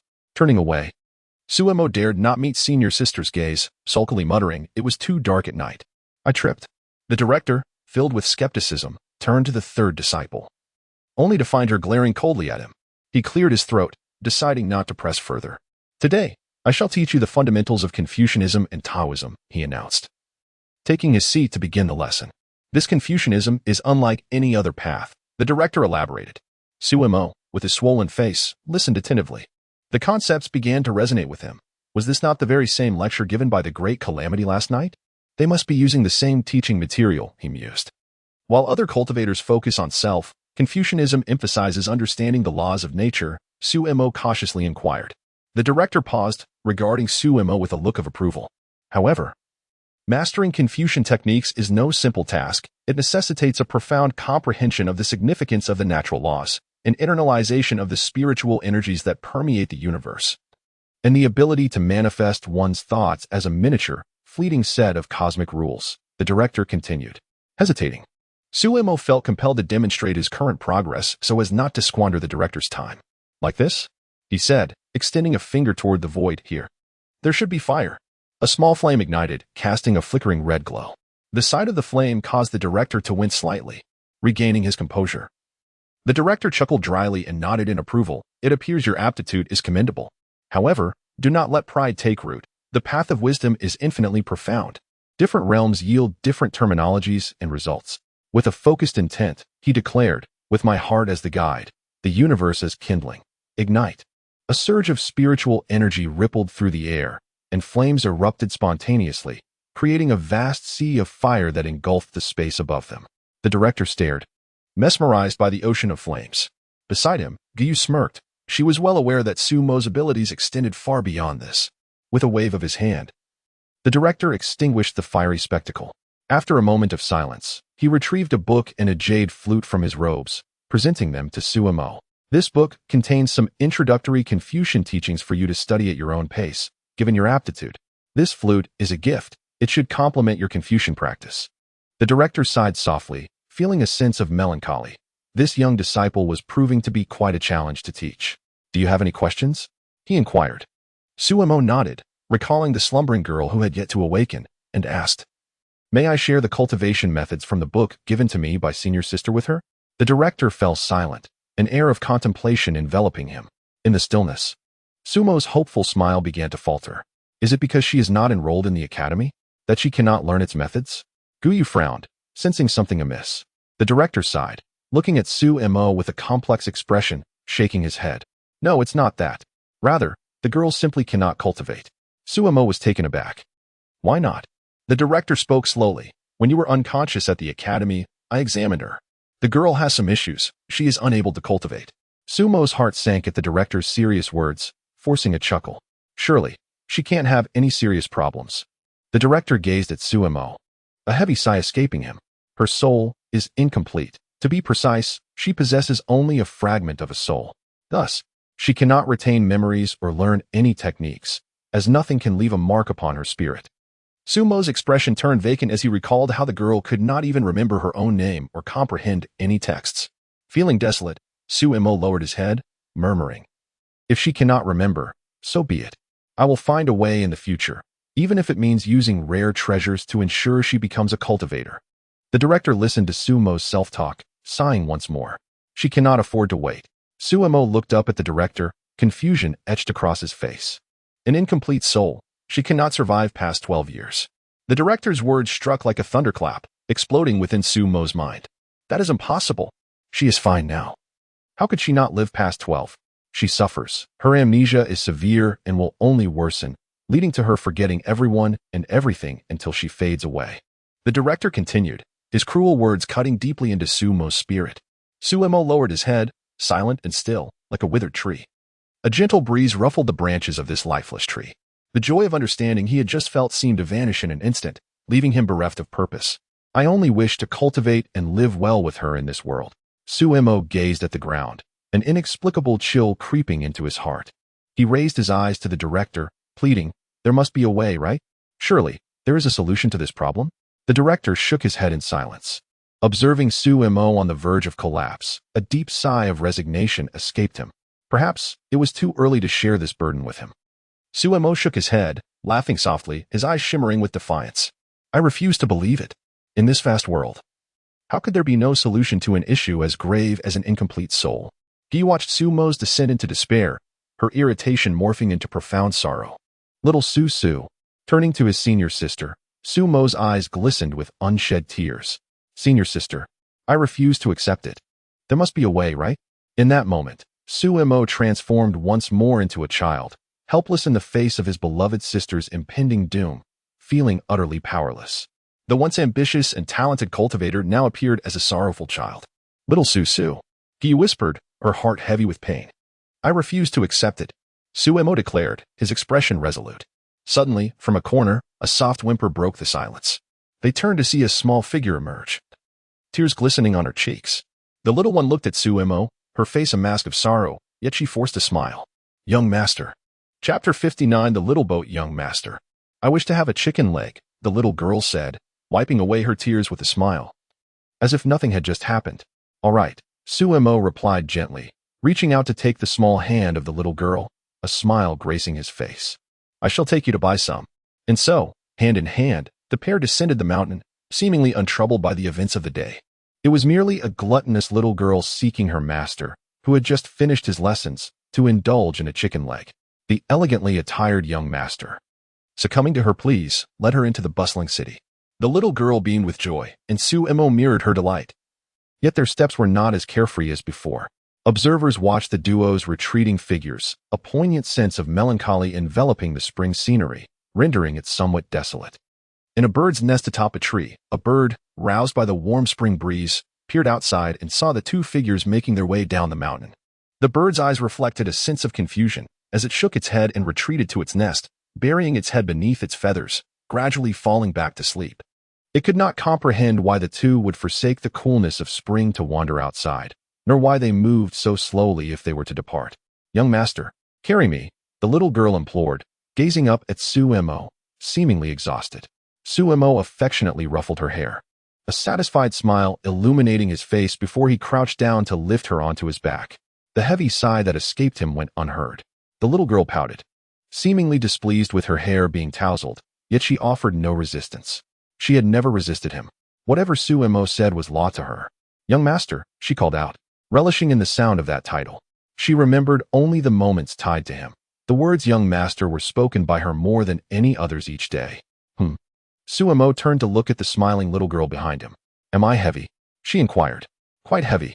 Sumo chuckled, adjusting her weight on his back. Can you still carry me? She tilted her head, questioning. Even if you grew as large as a pig, I could still carry you. Sumo jested, continuing down the mountain. How rude. Young master is the one who has become a pig. She pouted, clearly dissatisfied with his description. Even as a pig, I would carry you. Sumo laughed. Then, will you carry me for a lifetime? Of course. One day, when I become a master of Confucianism, I shall carry you as we conquer the world. All right, it's a promise. The little girl nestled against Sumo's back, her head pressed closely, ensuring he wouldn't see the tears that fell silently. Little did she know, those tears soaked through the fabric of his scholarly robe and seeped into his heart. As Sumo bore the little girl, he wandered aimlessly, merely indulging her whims, purchasing chicken legs and candied fruits, as if he wished to acquire all that she adored. They strolled through the streets, and countless passers-by recognized the young master bearing his maid, none other than the esteemed Su Juiyan. Admiration and affection filled the gazes directed at the duo. By day's end, Sumo felt no fatigue, while the little girl clutched a bounty of treats in her hands. Young master, shall we return to our little painting boat? She suggested. Certainly, Sumo replied, ever obedient to her desires. Yet, he wondered if the boat still awaited them. Upon reaching the familiar riverbank, the little painting boat rested quietly, its mooring seemingly secured by recent hands. A clear path had been swept along the bank, as if anticipating the return of the siblings. Sumo glanced back at the crowd, where several kind smiles shone brightly. See, human hearts harbor not only malice but also beauty. The common folk understood who truly cared for them. They recognized that those who gathered warmth for the people must not be left to perish in the cold. They knew that this was the home of Su Juiyan and his little maid. Chapter 60. The burden of sorrow. The melodious chirping of birds heralded the arrival of spring, while the buzzing of insects signified the warmth of summer. In the courtyard, Luoyin gently played the zither, the ethereal sound weaving delicately through the mountains. Clad in red, Gu floated in, glancing at Luo Yin before raising her gaze toward the distant library tower, sighing, "Is he still up there?" Luo Yin followed her gaze, her fingers pausing on the strings as she too sighed softly. It had been 3 long months. He had not stirred an inch. Guyu's expression was a tapestry of complexities. Suemo had said. He could not believe there was no way to save the little girl. Suemo had proclaimed. He would forsake everything, as long as he could save her. Suemo had insisted. Even if the entire world offered no solution, he would uncover a way, no matter the cost. The library housed countless tomes, and Suemo believed he could surely find a remedy among them. For 3 months, the academy had descended into an unprecedented sorrow. The elder brother had awakened once, met with Suemo, and then returned to slumber. He had told Suemo, should he be needed, he could be summoned with a heartfelt flute call. The second and sixth brothers had also returned to the academy during this time. However, the bird that had once perched in the second brother's hand was now absent. The sixth brother lacked his usual cheerfulness. It appeared that this journey had profoundly altered them both. Neither spoke of it. After meeting Suemo, the second brother had shaken his head and sighed as he descended the library tower, merely stating, "Let him be. It does him no harm." The fourth and fifth brothers had also been released by their master, eagerly wishing to invite Suemo to explore the imperial tombs, but were halted by Guyu. Upon hearing of Suemo and the little girl's plight, they simply sighed and departed on their own. They mentioned seeking treasures in various blessed lands that might prove useful. The dean often ventured out, occasionally returning to glance around before hastily departing. Suemo remained ensconced in the library for 3 solid months, tirelessly perusing a multitude of books day and night. He delved into the arts of medicine, pharmacology, soul cultivation, alchemy, and botany. Suemo had no specific aim, nor did he discriminate. As long as he deemed a book potentially relevant, he would read it. Thanks to his mastery of Confucianism, he possessed an unparalleled ability to remember and comprehend the contents of every tome with just a single glance. From the study of souls to botany, as Suemo diligently flipped through the pages, his own cultivation advanced, reaching the pinnacle of qi training, just a step shy of foundation establishment within a mere 3 months. "Young master, would you care for some water?" the little girl offered, bringing a cup to the library. Suemo, with tousled hair and disheveled white robes, sat cross-legged on the floor amidst towering walls of books that appeared to have all been perused. As she watched him engrossed in his reading, the little girl's eyes shimmered with endless admiration and confusion. She longed to implore him to pause, to convey, "Young master, I fear not death. There is no need to exert yourself for me. I am but a little maid you found by the roadside." Yet, the little girl wished to remain by his side forever. What if he truly found a solution? Moreover, the second elder brother had affirmed that this endeavor bore no ill consequences for him. Thus, this thought lingered in the little girl's heart. Perhaps it was a small act of selfishness. However, witnessing Suemo's relentless quest through the pages filled her with profound sorrow. "Oh, I'm here." Suemo turned his head, beckoning her closer. "Come, come." He pulled her down beside him, pointing to the book he was perusing. "Today I read about nourishing the soul. Did you know? A person's spirit can be nurtured and strengthened with divine medicine." Suemo appeared elated, and the little girl felt her heart lift at his joy. "Please, young master, have some water first," she urged, presenting the cup before him. "Very well." Suemo took a sip before setting it aside and returning to his reading. The little girl rose, methodically placing the books he had already examined to the side. "Just set aside the books you've read. There is no need to revisit them," he instructed. She understood his remarkable memory, but couldn't help but feel a flicker of despair at the towering pile of tomes. Had he truly exhausted all options? Did any of the remaining books hold the key? As she gazed at Sumo's hurried figure, her heart ached with longing. If no solution existed, simply encountering the young master was already fulfillment enough for her. With tear-filled eyes, the little girl retrieved a comb and gently began to untangle Sumo's disheveled locks from behind. Outside, the insects chirped, as if sharing their innermost thoughts, yearning to exchange more words with their companions during this fleeting existence. Creak, creak. The sounds continued unabated. "Young master, your hair has turned considerably grayer," she remarked while grooming him. Suemo waved his hand dismissively. "Let it be. It's merely white. More one tea make a difference." The little girl nodded, continuing her delicate work. Her technique remained as graceful as ever, and once she had gathered his hair into a neat bundle, she realized with dismay that nearly half of his once dark tresses had turned white. Though black still dominated, the strands of silver had tinged his hair a muted gray. Observing Sumo's aged locks, the little girl wrestled with her emotions. Finally, she found her voice. Young master, perhaps you should take a rest. There is no need to rush. What is it? Suemo turned to her, noticing her tear-filled eyes. The little girl took a breath, her nose slightly congested. I just don't want you to be so weary. Hearing this, Suemo chuckled lightly, shaking his head. These books are filled with wonders. Though I am already a high-achieving scholar, I still wish to learn more. He did not voice his desire to discover a means to save the little girl. But how could she not understand? He merely wished to alleviate her burdens. He did not want her to be reminded of her fleeting lifespan. He did not want her to feel that it was because of him that she endured sleepless nights. The little girl remained silent, tears glistening in her eyes. Suemo shook his head with a smile. Have you written in your journal today? She shook her head. Suemo feigned annoyance. Then hurry and write. The little girl retrieved the journal from a nearby shelf, where she had pinned only a few words. Today, amidst the summer's buzzing insects, I saw the young master's hair grow grayer. Chapter 61. The year of snow. As the chirping of insects gradually faded and the leaves swayed in the autumn breeze, the landscape transformed into a tapestry of red and gold.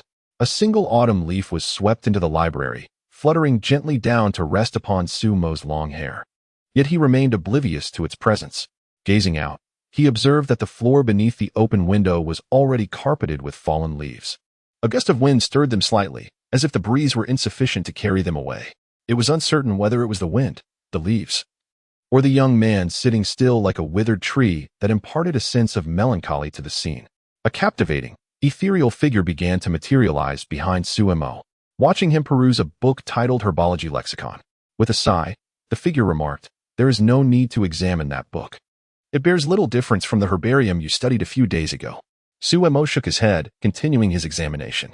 Although the herbology lexicon was not markedly different from the herbarium, it contained additional entries regarding various plants. I shall continue to look. There may be clues yet to uncover. The alluring apparition lingered at a distance, observing the now graying Suemo with a heavy sigh. I have long said that your little girl is not a soul fragmented by fate. She is inherently a remnant spirit, too diminutive to resist the inevitability of dissolution. It is beyond human intervention.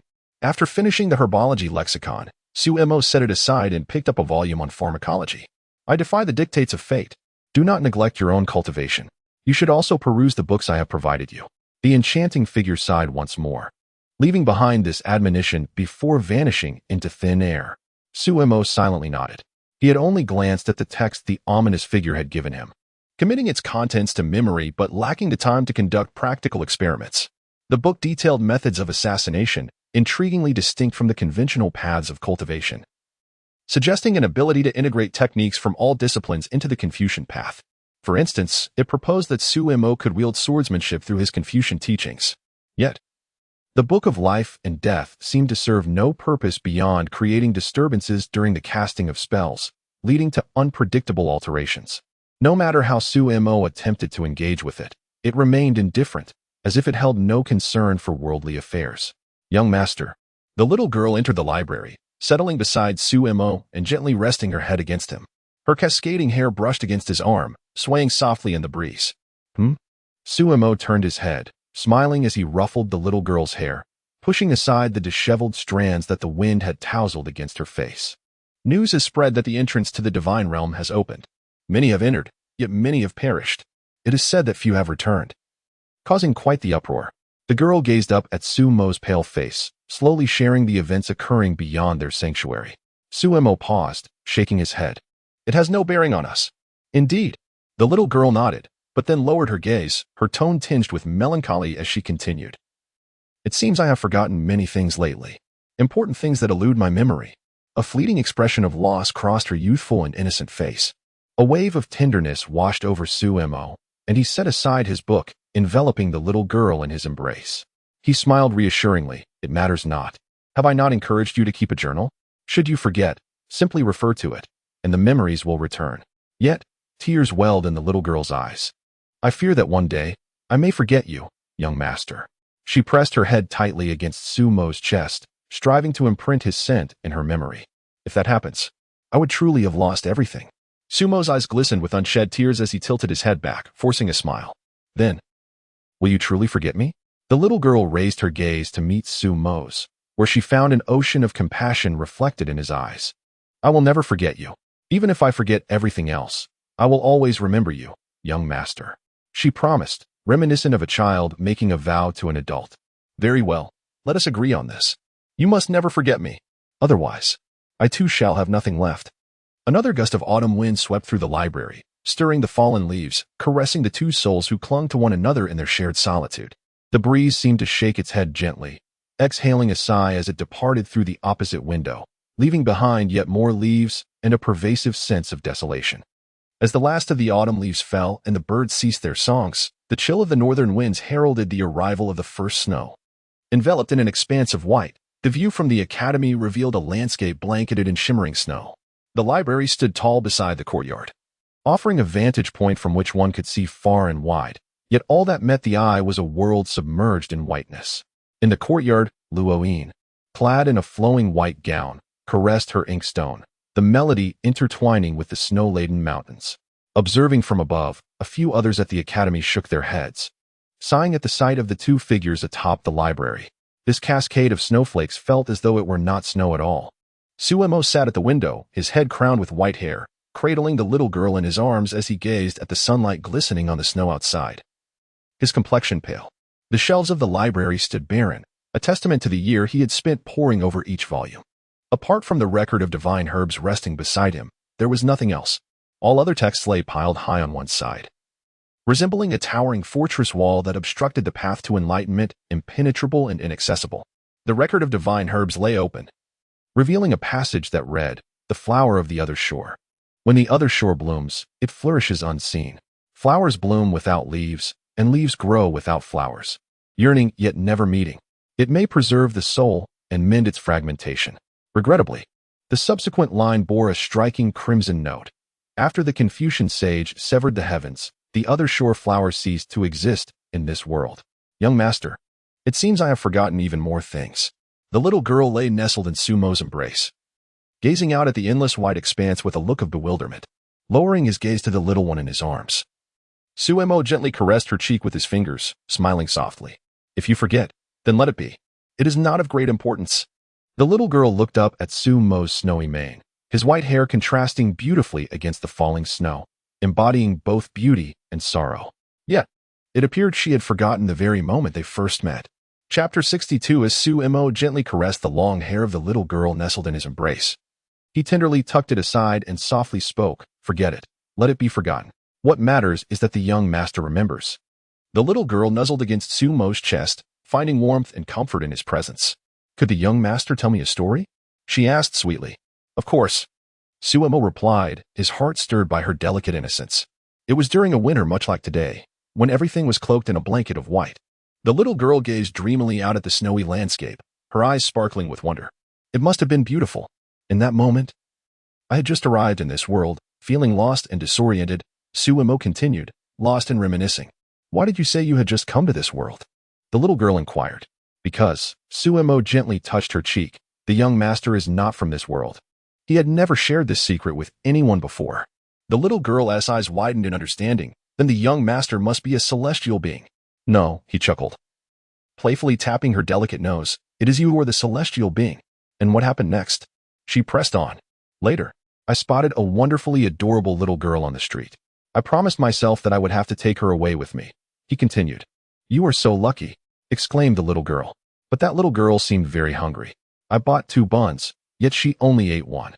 A glimmer of excitement danced in her eyes as she slowly recalled, but she couldn't eat them all, or the young master would go hungry. Suemo looked up, tears brimming in his eyes. "Thus, I bought 2 more buns. Only then did the little girl agree to eat the other.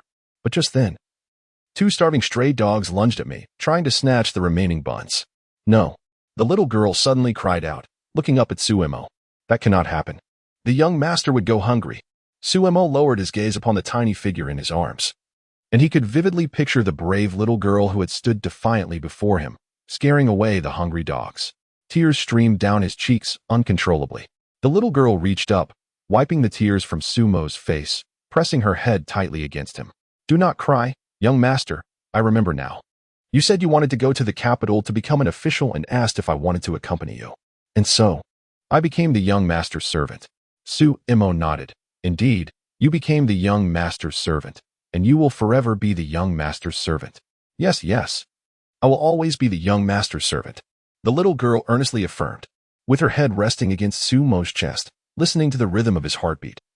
Inhaling his scent and gazing at the snowy scenery outside, she felt an overwhelming sense of peace.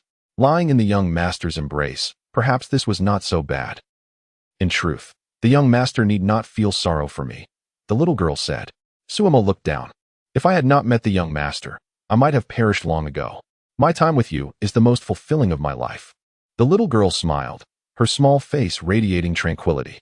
Even though I am not yet dead, I likely won't live past 12. To meet the young master before I die must be the blessing I earned over several lifetimes. And there are my 3 senior sisters, Sister Luo, and the Dean. They have all been so kind to me. They are like family to me. I am already immensely satisfied. I fear nothing, except that I might forget everyone in the end. Forget the young master. Suemo extended his hand, and a notebook floated into his grasp. He held it before the little girl, flipping it open to reveal pages filled with her handwritten notes. Fear not, for when you forget, the young master will read your notes to you.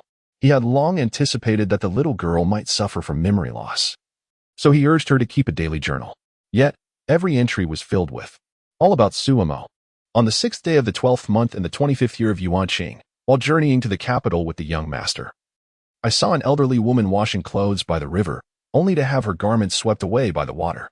The young master, without hesitation, stepped into the icy river to retrieve her belongings, despite still wearing his boots.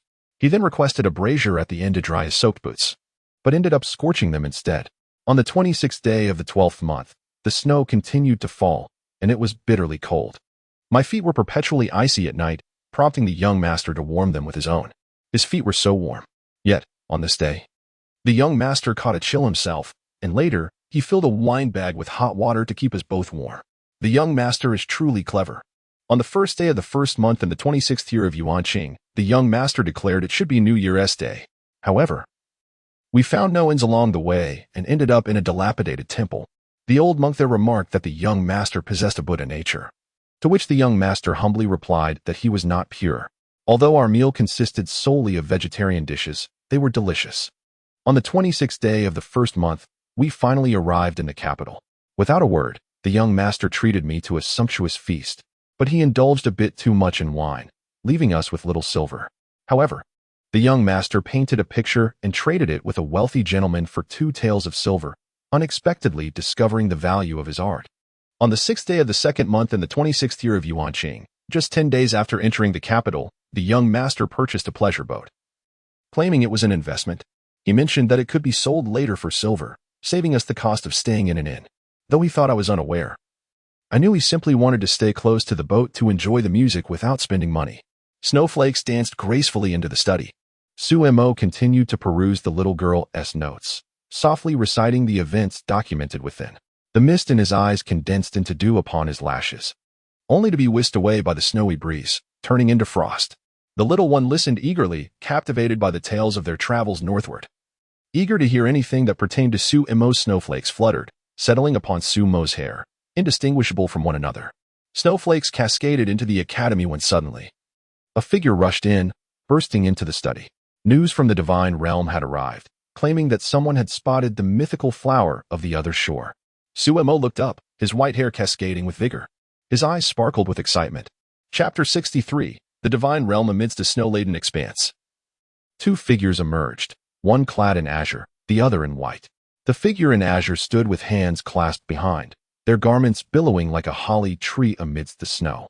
The one in white, adorned with a jade flute at their waist and draped in scholarly robes, had their silvery hair elegantly tied back, while a crimson sash danced in the swirling snowflakes.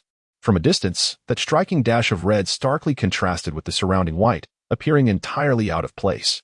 The footprints left behind were soon obscured by the hurried gusts of snow. You wish to enter the divine realm. I shall not hinder you, the figure in azure mused, gazing at the youth beside them, whose vibrant red sash fluttered in the wind. A deep sigh escaped their lips. However, this divine realm, a look of reminiscence flickered in their eyes. Although titled as such, it was far from a paradise. Suemo turned to the dean and inquired, "What exactly is the divine realm?" The dean shook his head slowly, responding, "The divine realm is exceedingly peculiar. While our world can access it, the divine realm exists outside of our realm, not within our world." "What does that mean?" Suemo questioned, perplexed. The dean regarded him and asked, "Have you ever heard of the 9 heavens and 10 earths?" Suemo shook his head. The dean sighed, under normal circumstances. "I would not divulge this information to one of your current cultivation level. However, since you wish to enter the divine realm, I must provide you with a brief overview to aid your understanding." Suemo nodded respectfully, recognizing that the dean's willingness to share stemmed from concern for him. This world is vast, so vast that it is said to comprise the 9 heavens and 10 earths, while we occupy merely a fragment of it, the dean said, gazing toward a distant area blanketed in white, where a few dilapidated temples stood. "Do you notice anything amiss in the phrase 9 heavens and 10 earths?" the dean asked. Turning back to Suemo pondered. 9 heavens, 10 earths. Suddenly, he looked up at the dean, exclaiming, "One of the earths lacks a heaven." The dean nodded. "That earth without a heaven is the divine realm." Sumo's gaze turned vacant. "Why is there no heaven in the divine realm?" he murmured.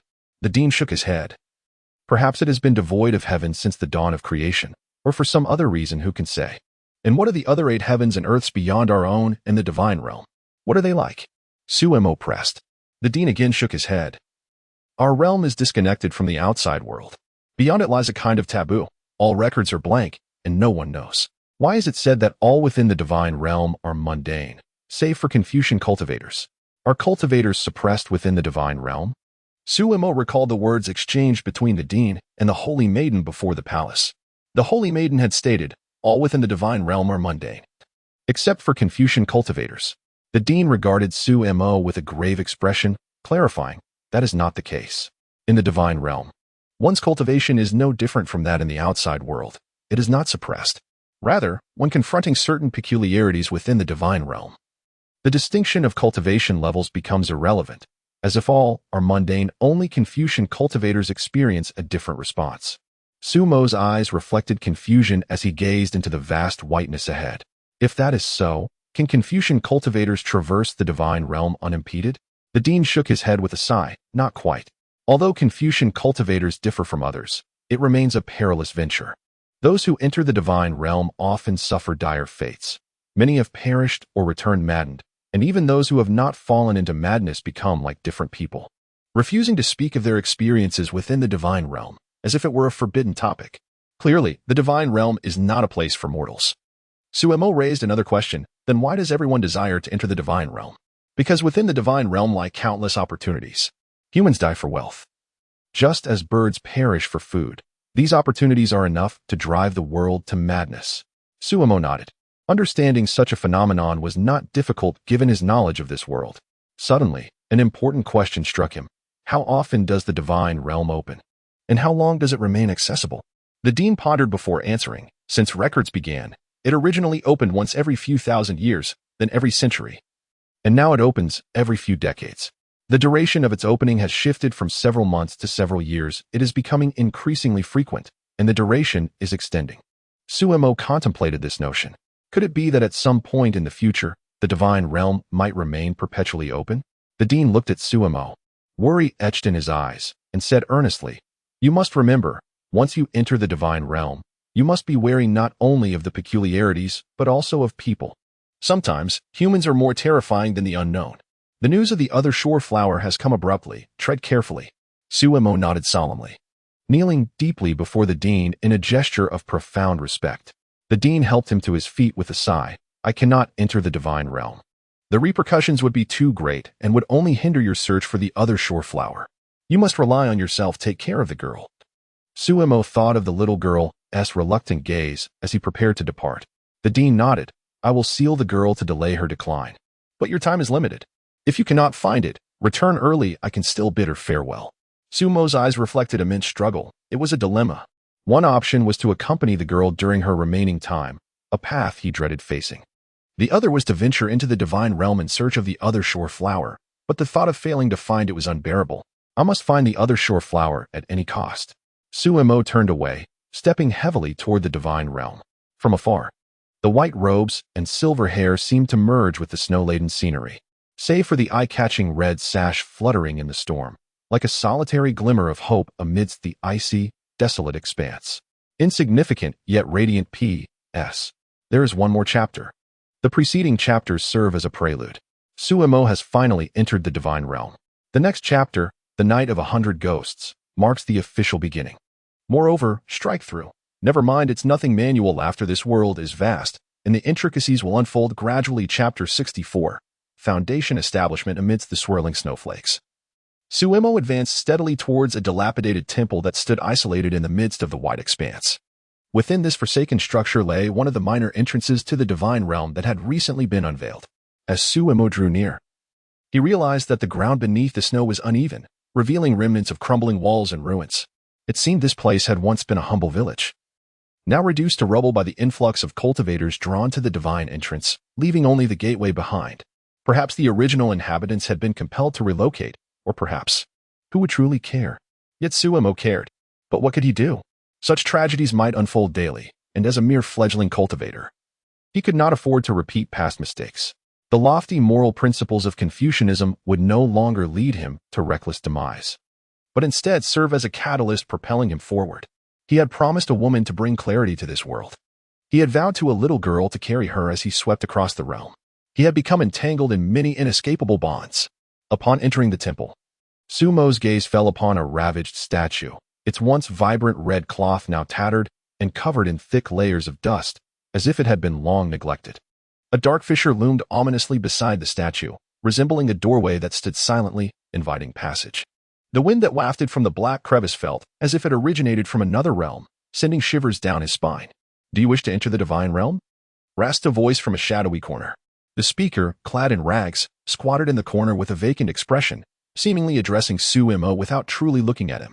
Above the figure, a roof tile had crumbled, allowing snow to cascade down, blanketing the odd individual in white. "I advise you to reconsider. The divine realm is enigmatic and not of this world. You will regret entering."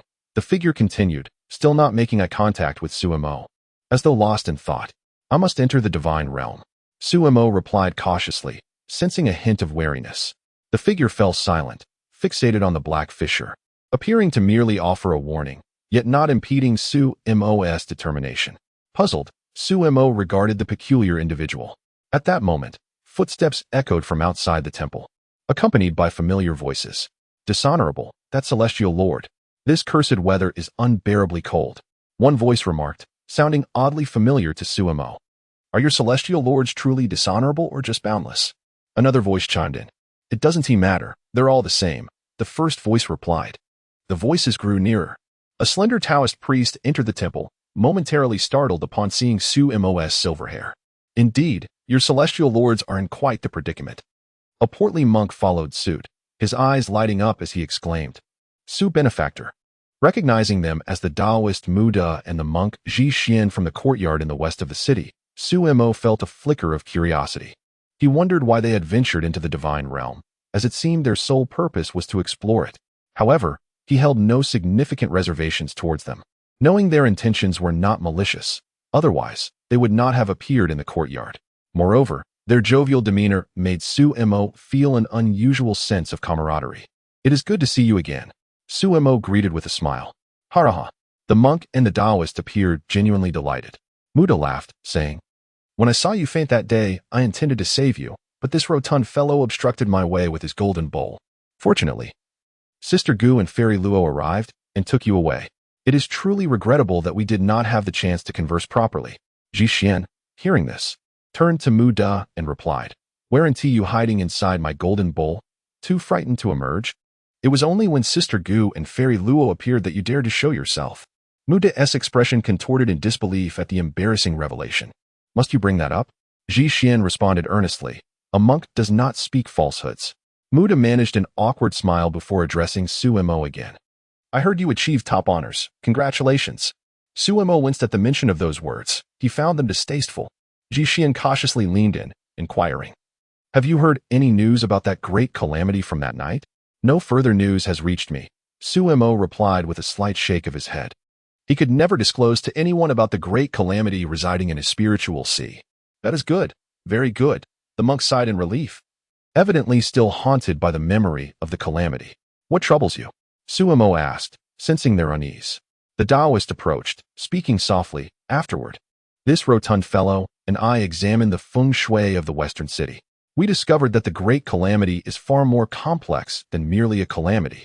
It has likely been underground for an extensive period, influencing the very geography of the land, its impact significantly widespread. Zhixian added, upon returning to our sect, we dared not share our findings with anyone. Who would believe us, after all? That calamity has not harmed you, Su Benefactor. It is merely your incredible fortune. Muda stated, with Zhixian nodding in agreement. Su Mo grimaced. Indeed, the great calamity had not harmed him, merely residing in his spiritual sea. Are you both also seeking to enter the divine realm? Su Mo shifted the topic. The two exchanged sighs, the monk lamenting. It is because none of our elders who entered have returned. We intend to investigate. A chill ran through Su Mo at their words. The peculiar figure in the corner suddenly spoke again, echoing his previous warning. Do you wish to enter the divine realm? Zhixian and Muda turned, startled by the figure's continued presence. Yet the individual remained fixated on the black fissure, lost in reverie. I advise you to reconsider. The divine realm is enigmatic and not of this world. You will regret entering, the figure reiterated hoarsely. What is happening? Zhixian and Muda exchanged glances. Bewildered, Su Mo shook his head slightly, indicating his own confusion. Muda tentatively addressed the figure, esteemed elder, we must enter the divine realm. We hope for your understanding. The figure fell silent once more, appearing as a dazed lunatic, eyes glued to the black fissure, allowing the snow from the roof to accumulate upon him. As the topic of the divine realm lingered, Zhixian and Muda grew serious. The monk inquired, Su Benefactor, why do you wish to enter the divine realm? You do not seem like one who would recklessly seek fortune. Su Mo's expression dimmed, recalling the sweet, gentle girl still at the academy. I have reasons I cannot ignore. Muda glanced at Su Mo's silver hair, unable to suppress a sigh. Surely, Su Benefactor has endured much. Zhixian sighed, hesitating for a moment before speaking, though I do not know why you feel compelled to enter the divine realm. However, the divine realm is far from a benevolent place. It is advised that Master Su refrain from entering until he has reached the foundation establishment stage. Su Mo gazed at the two individuals, subtly releasing his aura. Both Zhixian and Muda inhaled sharply in astonishment. Hiss. Foundation establishment. Hiss. Late stage.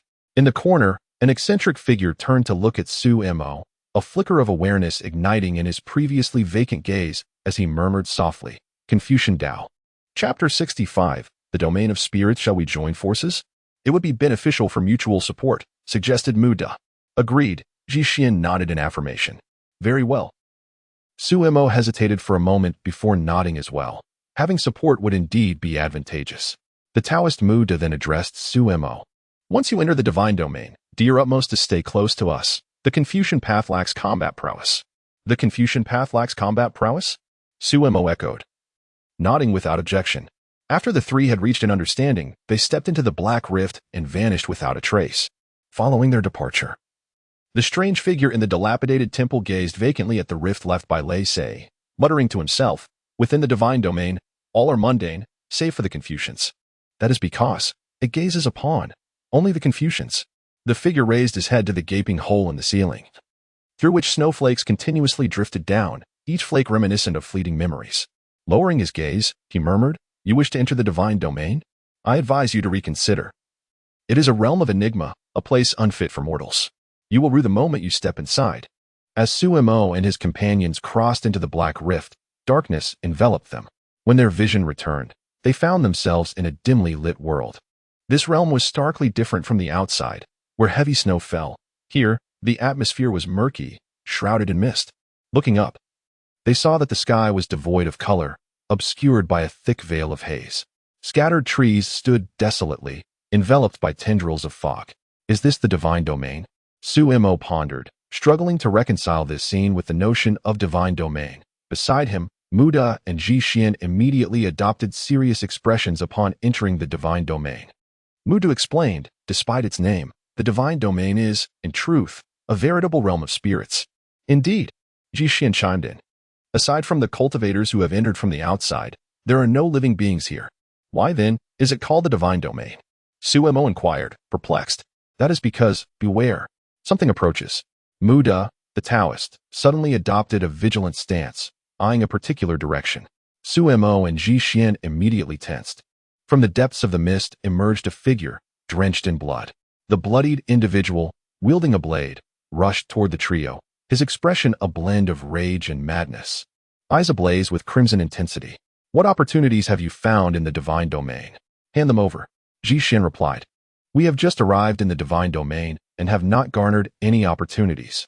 Just as the figure was about to erupt in fury, he suddenly convulsed in agony, a flicker of clarity flashing in his bloodshot eyes.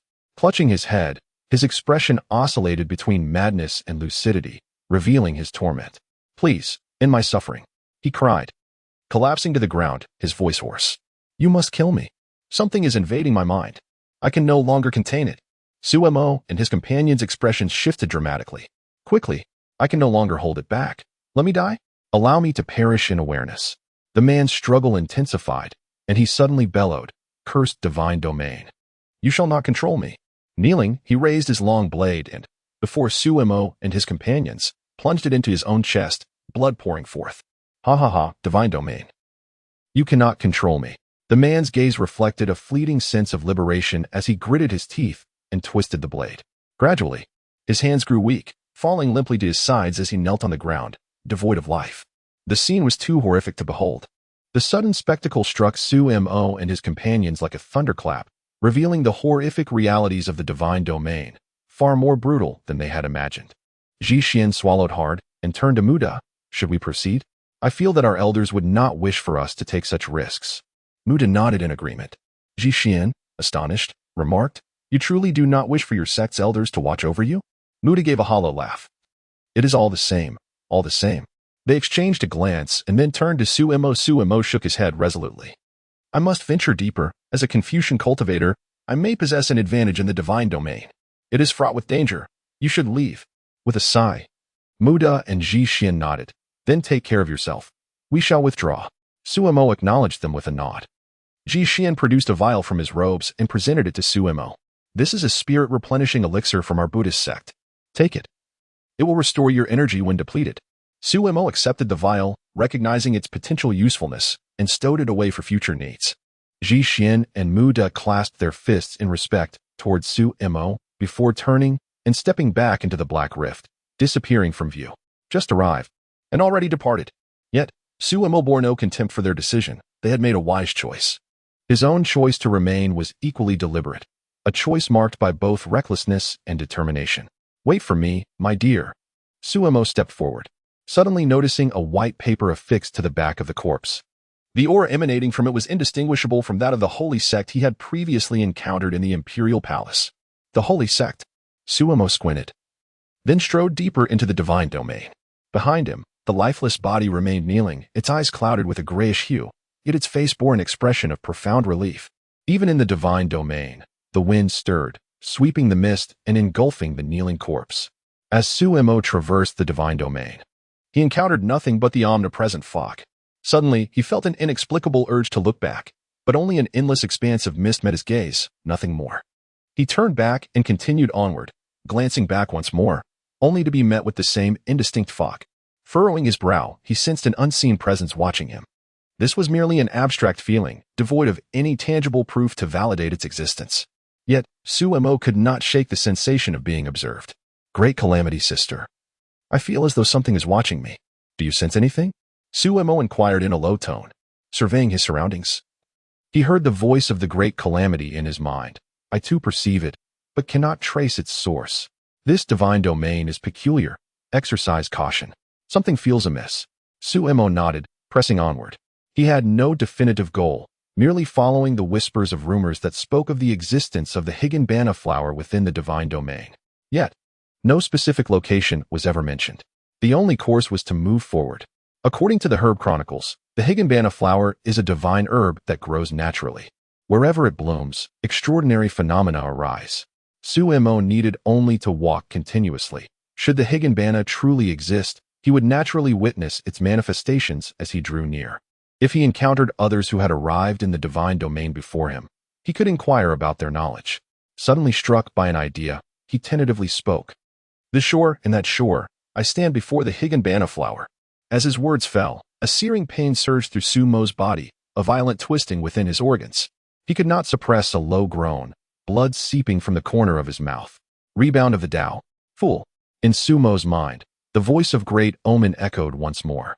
You are of Confucian Tao, not of heavenly Tao. How can you wield your magic in such a manner? Which path do you expect the power of rules to lead you to? The Confucian Tao can only create the laws of the universe based on what it comprehends. Do you know where the other shore flower is? Is it enough to merely shout? If you do not even know your destination, how can you expect the rules you have established to guide you? Moreover, even if you were aware of the other shore flower's location, with your mere foundational cultivation, should the distance prove too great, you would only face the fate of depleting your spiritual energy and perishing. The alluring great omen harshly berated Su Mo within his spiritual sea. Although the words were undeniably harsh, Su Mo discerned a hint of concern within them. Wiping the blood from the corner of his mouth, he smiled brightly. I understand now. I simply wish to test it. What if it works? With renewed determination, Su Mo pressed onward. A chilling wind swept past, causing him to shiver unexpectedly. As the mist before him began to dissipate, he beheld a desolate village amidst the barren landscape, devoid of life, enveloped in an eerie silence. Chapter 66. The murder of Confucianism and Taoism in the dim realm of divinity. The dilapidated village appeared somewhat eerie amidst the swirling mist. As Su Mo intended to approach the sinister ruin, he hesitated, retracting his step. After a moment's contemplation, he turned away, reasoning that since he was in search of the elusive ghost flower, there was no need to court unnecessary peril. A gentleman does not stand beneath a perilous wall. Wait. The words of great misfortune echoed within his mind. What is it? Su Mo was momentarily taken aback. Go there. Great misfortune commanded succinctly. I won't. There is no ghost flower there. What purpose would it serve? Su Mo firmly declined. Great misfortune inhaled deeply, seemingly irked. There is something useful to you at the entrance of the third house. Su Mo paused, glancing at the mist-shrouded, foreboding village, utterly reluctant to venture forth. What is it? He scrutinized the entrance of the third house, but the mist obscured his view, rendering it impossible to discern clearly. A stone tablet. Great misfortune revealed. Su Mo's face contorted in confusion. There is a strand of hair upon it. Great misfortune gasped. Su Mo's bewilderment deepened. What use do I have for a strand of hair? With a sigh, Great misfortune explained. That is a hair of the sage of Confucianism. It retains a remnant of his will, which may prove beneficial to you. Su Mo's expression hardened. Why would the sage of Confucianism leave a hair here? Cautiously, he approached the dilapidated village, and as he drew nearer, an unsettling aura enveloped him. The village once seemed tranquil, with well-established facilities, poultry enclosures, water channels, and vegetable patches. Su Mo found it inconceivable that such a place could have transformed into its current state. As he advanced, the wind stirred the mist behind him. Upon entering the village, the stench of decay assaulted his senses, yet nothing peculiar occurred. Upon reaching the third house, he indeed discovered a stone tablet, forcibly embedded in the ground. And there it was, a strand of hair atop the tablet. He picked it up and tucked it away. Now was not the time to sense the sage's lingering will. However, as his gaze inadvertently fell downward, he froze in shock. The tablet bore an inscription, etched deeply. I, within 3 days of the celestial change, have slaughtered 86 souls in this land. My heart grieves deeply. I leave a strand of hair to honor the departed. What does this mean? A chill swept over Su Mo, and he was struck by an absurd realization. Great misfortune claimed this strand belonged to the sage. But the inscription suggested that he had slaughtered 86 individuals and left behind a hair as an offering to the souls. Did the sage of Confucianism annihilate everyone in this village? As the revered leader of the Confucian scholars, esteemed by all, how could he senselessly massacre an entire village? Suddenly, the first line of the inscription captivated Su Mo's attention. I, within 3 days of the celestial change.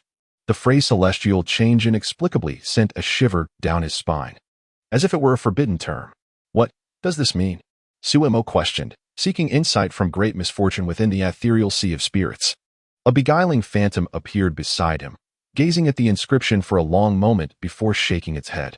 I do not know. It is quite strange. There is no lingering aura of malevolence from the sage on this tablet.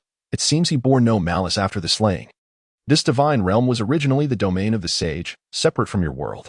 However, there are rumors that one day, the sage erupted into madness, severing the heavens of this realm, thereby cutting off its connection to your world. Great misfortune elucidated. Why would the sage do such a thing? Su Mo inquired. No one knows, only that after severing the heavens, this divine realm became isolated.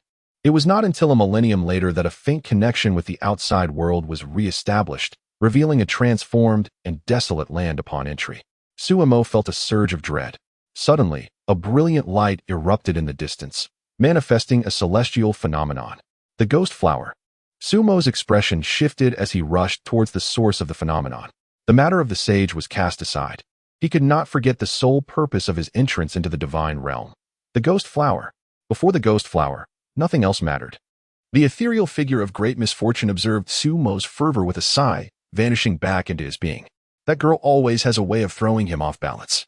With his foundation at the late stage of cultivation, Suemo surged forward, the swirling mist of the forest parting like waves in his wake. He had perused countless tomes in the academy. His cultivation ascended steadily and effortlessly, breaking through to the late stage of foundational cultivation. As he continued to delve into the texts, his prowess soared, and by the time he finished reading, he had reached the pinnacle of foundational cultivation.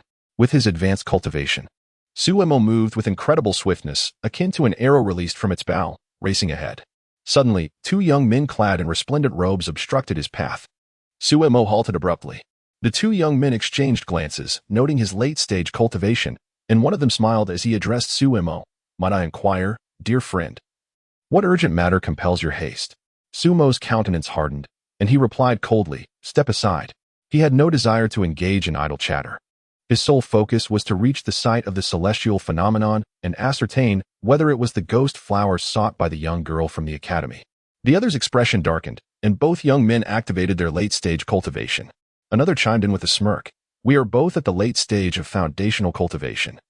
I advise you to speak calmly. You stand alone before us. Should we choose not to let you pass, your escape will be quite difficult." Suemo inhaled deeply. Responding slowly, "What do you want?" Seeing Suemo appear somewhat submissive, the two laughed.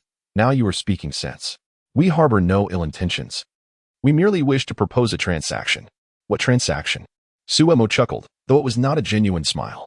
His priority was to reach the phenomenon as swiftly as possible. If it truly was the ghost flower, he could not afford to waste time.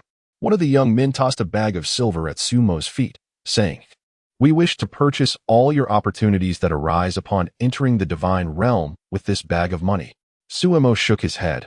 "I refuse. You may step aside." The man chuckled. "Surely you recognize what happens to those who reject us." The two glanced at each other, their disdain for Suemo palpable. They continued, "Earlier, someone also rejected us. Can you guess what happened? We severely injured his consciousness with a holy paper, leaving him vulnerable to strange attacks." Ha ha. Their laughter was wild and unrestrained, their gazes towards Suemo, as if he were already theirs to claim. "So it is you, the holy sect." Suemo immediately recalled the individual he had encountered upon entering the divine realm, whose life had ended in despair. He regarded the two with icy disdain. "You truly are lawless. In that case, there is nothing more to discuss. Should we kill you, we can seize your opportunities." Upon witnessing Sumo's reckless defiance, two elegantly attired individuals exchanged disdainful glances before brandishing their long swords. With a mutual understanding, they charged towards Suemo, their blades radiating a golden light. One struck down while the other swept across, enveloping the air with fierce sword she aimed squarely at him. Observing their advancing assault, Suemo merely shook his head and softly uttered a word. Yet, as the sound faded, his figure vanished, reappearing several dozen meters behind them. The two warriors, missing their target, narrowed their eyes in disbelief, realizing Sumo's sudden relocation. A Confucian cultivator? One mused. Suemo remained silent, his gaze fixed upon them. The two exchanged serious glances, acknowledging that while Confucian cultivators might lack offensive prowess, their escape skills were unparalleled. They could not afford to let him slip away. Raising their swords, they chanted incantations. "Holy decree, rise sword, seize the enemy." In an instant, their swords ignited with divine light, soaring through the air towards Suemo with ferocity. Indeed, they were practitioners of the holy sect. The aura emanating from their swords was reminiscent of that old white-haired sage who had wielded the white paper down in front of the imperial palace. Sumo's expression hardened.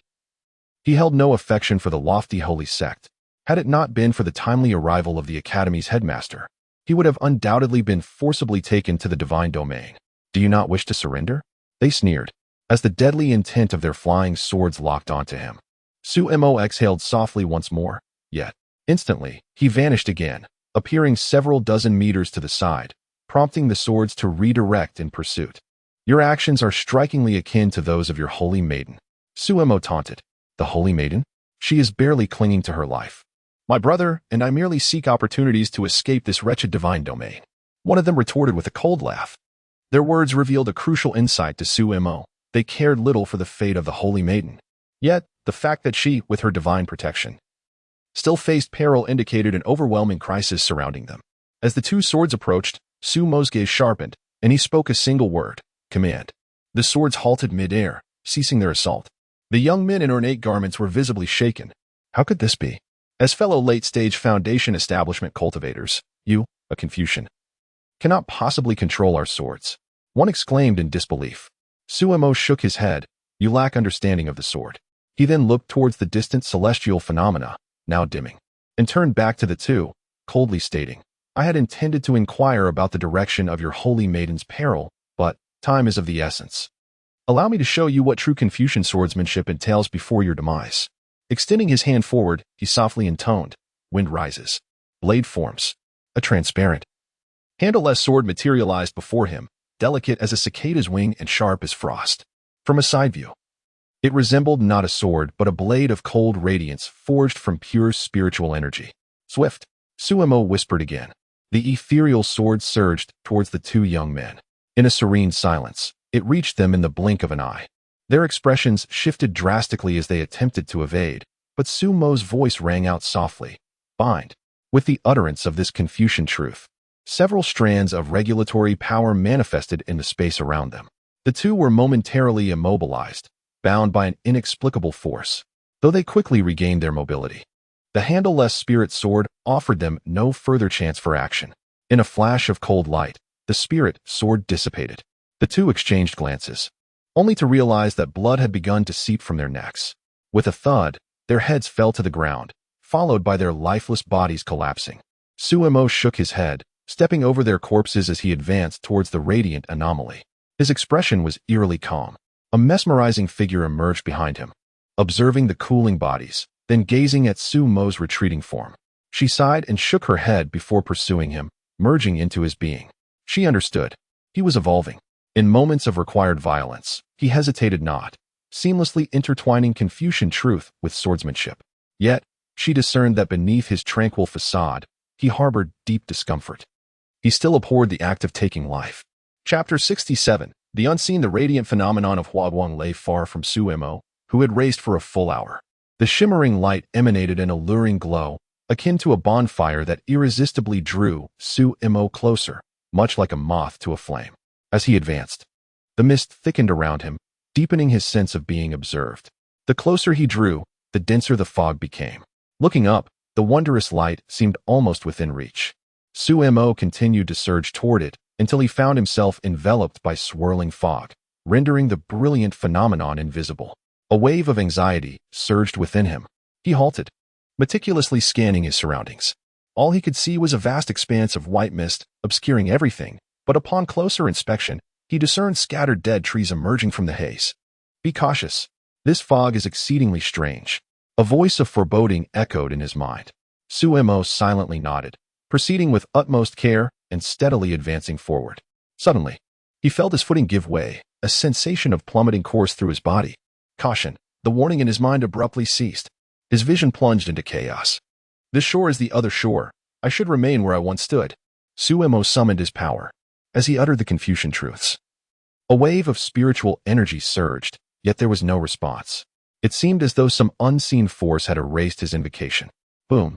It felt as if he had fallen to the very bottom. A violent impact rendered him dazed, his vision darkened, and he slipped into unconsciousness. A thick fog descended, enveloping him completely. The surroundings fell into an eerie silence. No wind, no chirping of insects, no birdsong. Only a pair of unseen eyes watched quietly over the unconscious Suemo. The swirling mist concealed him from sight. Suddenly, a series of urgent ringing sounds pierced through Suemo's consciousness. He awoke in a daze, greeted by a scene both familiar and distant. Someone gently tapped him on the shoulder, and he turned to find a girl with a ponytail. Suemo, tomorrow is a holiday. Do you have any plans for your break? She asked with a smile. Suemo shook his head, bewildered. The scene before him left him utterly perplexed. The girl, slightly shy, suggested, Then let's go out and have fun. My dad said he would take me abroad for a trip. Would you like to join? Suemo stared blankly at her and instinctively shook his head slowly. Disappointment flickered in her eyes as she picked up her backpack and silently left the classroom. Suemo sat motionless at his desk, watching as one by one his classmates exited.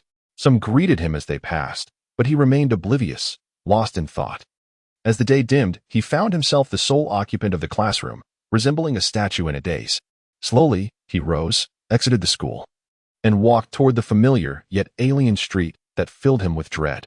Entering the neighborhood, ascending the stairs, he pushed open the door. Inside, two figures appeared to be embroiled in an argument. A woman wielded a broom, incessantly sweeping the floor while scolding. Why on earth is it so exhausting to sweep the floor? I might as well do it myself. Look under the coffee table. It's littered with sunflower seeds and your stinky socks. Did you even clean under there? I've told you not to throw your socks around. Is it really that hard to put them in the balcony sink? Look at what your son brought you. The woman continued her tirade. The man, meekly submissive, seemed to want to protest, but ended up offering excuses. I saw the socks. I just thought I put them in the sink. Did the wind blow them here? The woman fumed. Does your house have wind strong enough to blow socks from the balcony sink to the coffee table? Say that again. I dare you. The man waved his hands, smiling obsequiously. No more, no more. I'll make sure to put them in the sink next time. At that moment, he noticed Suemo at the door and exclaimed, Hey, hey, hey, Xiaomo is back. Why are you so late today? The man hopped over to Suemo, casting desperate glances as if seeking rescue. Suemo gazed blankly at the man, his eyes gradually reddening as he softly uttered, Dad. Su's father was taken aback. The woman approached, her tone turning harsh. Why did you return so late? Where have you been wandering? Suemo looked at her, his eyes glistening with tears, his voice choked, Mom. Su's mother was momentarily stunned, her fierce demeanor dissipating in an instant, replaced by concern. She dropped the broom and rushed to support Sumo's arm, asking, What happened? Did you face difficulties at school?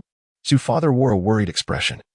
Their lively and kind-hearted son seemed uncharacteristically off today. Suemo shook his head, stepping closer, and embraced his parents tightly, as if he were a wayward child returning home, fearful that letting go would cause them to vanish. Su's father's stiff hands hovered over Sumo's back, but did not clasp him. Meanwhile, Su's mother, undeterred, gently patted Sumo's back, saying, It's all right, it's all right. Let's eat. Yes, indeed. Your mother has prepared a feast of your favorite dishes. Let's have dinner. Su's father chimed in. All right. Dinner, dinner. Suemo joined his parents at the table, gazing at the array of familiar yet strange dishes. His heart a tumult of emotions. He picked at the food, each familiar flavor sending jolts through his senses, as if trying to carve out a piece of his soul. Take your time eating. No one is competing with you. Su's mother insisted, placing a piece of meat in Sumo's bowl. Su's father also reached for the meat, but was swiftly swatted away by Su's mother. Look at you. You've gotten so plump. Why eat more meat? Su's father glanced at his belly, feeling aggrieved, and instead picked up a piece of green vegetable. Suemo placed a piece of meat into Su's father's bowl, instantly brightening his father's expression. Seeing this, Su's mother rolled her eyes, and Suemo added another piece of meat to her bowl, encouraging everyone to eat together. Joy spread across Su's mother's face as she began to eat with a smile. The family shared a harmonious moment. Chapter 68. The Unseen Path. After finishing his meal, Suemo was ushered by his mother to watch television. Yet, his gaze remained fixated on his parents bustling about in the kitchen and living room. The expression in his eyes was one of deep enchantment, as if merely observing them could stretch into eternity. Are you an idiot? I asked you to bring the dishes in, and you only took the bowls and chopsticks. Suma's voice echoed in discontent as she scolded Suba. He emerged from the kitchen, looking rather sheepish, and carefully gathered the plates from the dining table before retreating back. Suemo observed, astonished, as his usually stern father displayed a rare display of affection towards his mother, only to be met with her dismissive retort of get lost. Suemo watched, a foolish smile dancing on his lips. A sigh interrupted the moment, and a captivating figure appeared beside him. The figure, captivated by the sight of Sumo's parents, felt the same intoxicating sensation wash over her. Is this what his childhood was like? No wonder it shaped him into such a sincere and tranquil individual. Yet, why have I never encountered such a scene anywhere else? The figure turned, gazing at the entranced Suemo, and sighed. This is merely an illusion. Suemo continued to stare at his playful parents, and a hint of reluctance crept into his expression. No. How could he not? He had reached adulthood in his previous life, and if he truly returned to that longed-for home, It should be in his adult years. However, the scene before him felt so vividly real that he couldn't bear to shatter it. It was as if experiencing this sensation once more within the illusion was more than sufficient. In their lives, and then escape the illusion. The figure urged with a sigh. Suemo shook his head in refusal. He simply could not do it. They are merely illusions. The figure insisted, growing anxious. If you do not end their lives, how will you escape this illusion? Suemo turned to face the ominous figure, stubbornly shaking his head. He then turned back to his busy parents, his eyes filled with affection and hesitation. In this moment, he felt like a child with a home. Yet, alas, one person was still missing. A little girl who was impossible to appear, yet whom Suemo deeply wished could be there. I have a plan. I just want to take one last look. Just one last glance, Suemo softly spoke, his gaze etched with the busy and fulfilling figures of his parents. One last look. Mom and Dad, I wish I could stay and accompany you. But, Suemo whispered, there's a little girl waiting for me. I must return to save her. If I have the chance, I will bring her back with me. We shall reunite properly. Reluctantly, Suemo walked to the balcony, looking up at the pitch-black night sky. His gaze seemed to penetrate the lofty stars, as if he could see beyond the illusion to the unseen eyes watching over him. Thank you. Suemo turned back for one last lingering glance at his parents, then leaped from the balcony. The scene crumbled into chaos as he leaped. Yet, the fragments of the collapsing image reformed into a new tableau. Suemo found himself on a bustling street, surrounded by a throng of people. Yet he could not recall having ever encountered this scene before. He looked at himself, only to realize he appeared as an old man with a head full of white hair within this illusion.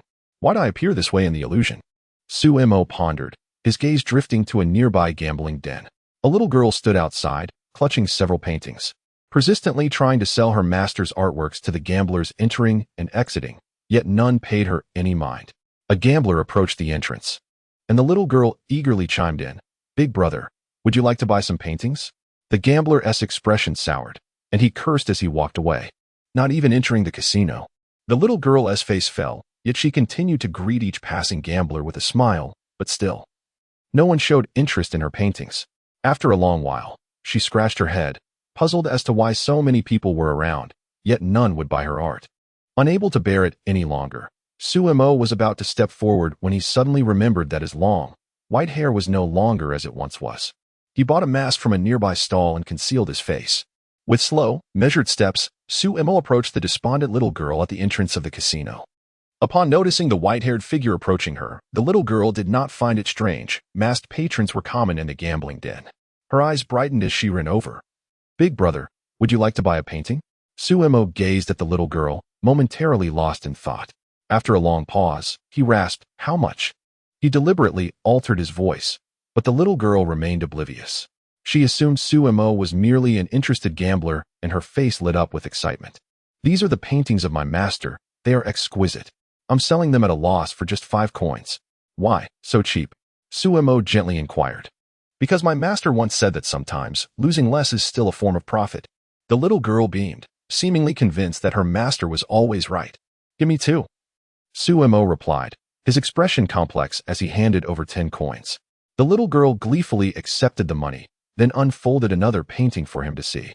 Once he approved, she rolled up the 2 paintings and handed them to him. Why does your master want you to sell paintings? Suemo asked, observing the little girl's joyful demeanor. She shook her head, pondering for a moment before replying. He didn't say, but I know. He must think my health isn't good. So he wants me to move around more. In truth, he doesn't really care whether the paintings sell. In that instant, Suemo felt a weight settle in his heart, a suffocating sensation enveloping him. The little girl, content with her silver coins, dashed toward a small boat adorned with paintings. Watching her skip away, Suemo could not help but murmur, little girl. He felt a bitter taste at the corners of his mouth, hastily wiping away the inexplicable moisture on his face. The little girl had gone far, and he hurriedly followed. She bounded back to the painting boat, where a young man lounged on a rocking chair, sipping wine. Master, don't drink so much. We have no money left, she chattered. The young man, with an air of scholarly grace, turned to her with a resigned expression. Didn't I tell you to sell the paintings? From a distance, Suemo watched the scene unfold, lost in a peculiar sensation. Whose memories were being played out in this illusion? Were they his? But why did he perceive them from a third-person perspective within this illusion? Suemo found himself in a state of bewilderment. He yearned to summon the great misfortune from the depths of the spirit sea for an inquiry, yet the spirit sea remained enveloped in an eerie silence, offering no response. He lifted his gaze towards the diminutive figure aboard the ornate boat, observing her in tranquil stillness, as if a single glance could stretch into eternity. As time flowed by, the sun and moon exchanged their roles, yet Sumo's attention remained fixated on the little girl. Gradually, he lost track of the duration. He was no longer Sumo. His perspective ascended, enabling him to behold the vast expanse of the heavens and the earth. Still, his focus remained solely on that petite being, her laughter, her spirited chatter. It was only when he witnessed a silver-haired youth stepping into a dilapidated temple amidst a boundless expanse of snow that Sumo was jolted into lucidity. Who am I? The scene shifted abruptly, and the illusion dissipated. Chapter 69. The third. As Sumo's consciousness returned to the divine realm, he experienced a moment of disorientation. The second illusion had left him with an inexplicably strange feeling, as if he were being observed by some unseen entity, transcendent, lofty, and inextricably captivating, yet simultaneously imbued with an overwhelming sense of detachment. After a prolonged moment of stupor, Sumo finally emerged from the haze of the recent illusion. Upon regaining his senses, he was met with the familiar faces of two individuals, Taoist Muda and Monk Xixian. Bewildered, Sumo inquired, "Did you not return? Why are you still in the divine realm?" With a grave expression, Monk Xixian responded, "There is a problem within the divine realm. Entry is permitted, but exit is not." Nodding in agreement, Taoist Mude added, "We were supposed to return to the dilapidated temple after passing through the rift. Yet we found ourselves here instead." Looking around, Sumo noticed that they were not alone. Dozens of others were present as well. "Every exit has encountered difficulties," Monk Xixian explained, gesturing to the others. "No matter which path one attempts to take, they will inevitably arrive here. We suspect this is the second layer of the divine realm." Taken aback by the revelation, Sumo asked, "What does the second layer signify?" Taoist Mudo elucidated, "We theorize that some unforeseen event has transpired in the divine realm, leading to the emergence of this second layer. Thus, all exits from the first layer have transformed into entrances to the second layer. To escape, we must locate an exit within this second layer." The term unforeseen event left Sumo in a contemplative state. Noticing his distraction, Taoist Muda queried, "Su benefactor, what troubles you?" Shaking his head, Sumo refrained from answering, sensing a connection between this event and the presence that had been observing him from the shadows. "What of your sect's elders?" Sumo hesitated before asking, with a heavy sigh. Taoist Muda's expression turned sorrowful. Sumo responded with a sympathetic sigh, "My condolences." Monk Xixian, perplexed, observed the two of them lamenting. "What is the matter with you?" Feeling a sense of disquiet, Sumo inquired, "Did something happen to your elders?" "Not at all," Monk Xixian clarified. "Our elders likely arrived here long before us, and are probably searching for an exit deeper within." Sumo's expression stiffened, casting a sidelong glance at Taoist Muda, whose demeanor remained grave. "Is it disappointing to learn that your elders are still alive?" Before Taoist Muda could respond, a thick fog suddenly enveloped the surroundings, causing alarm to wash over him and Monk Xixian. As Sumo began to speak, Xixian covered his mouth and whispered urgently, "Do not speak or move. There is something in the fog."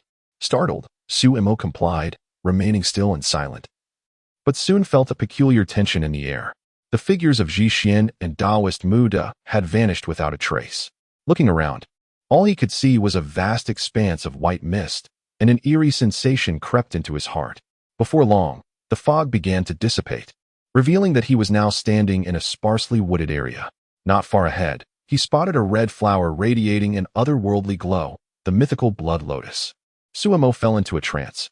It seemed he had never before approached the flower, never been ensnared by illusions.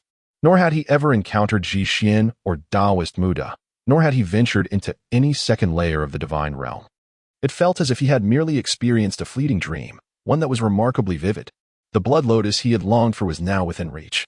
True to the descriptions he had read, the flower bloomed without leaves, a solitary blossom standing apart from its surroundings.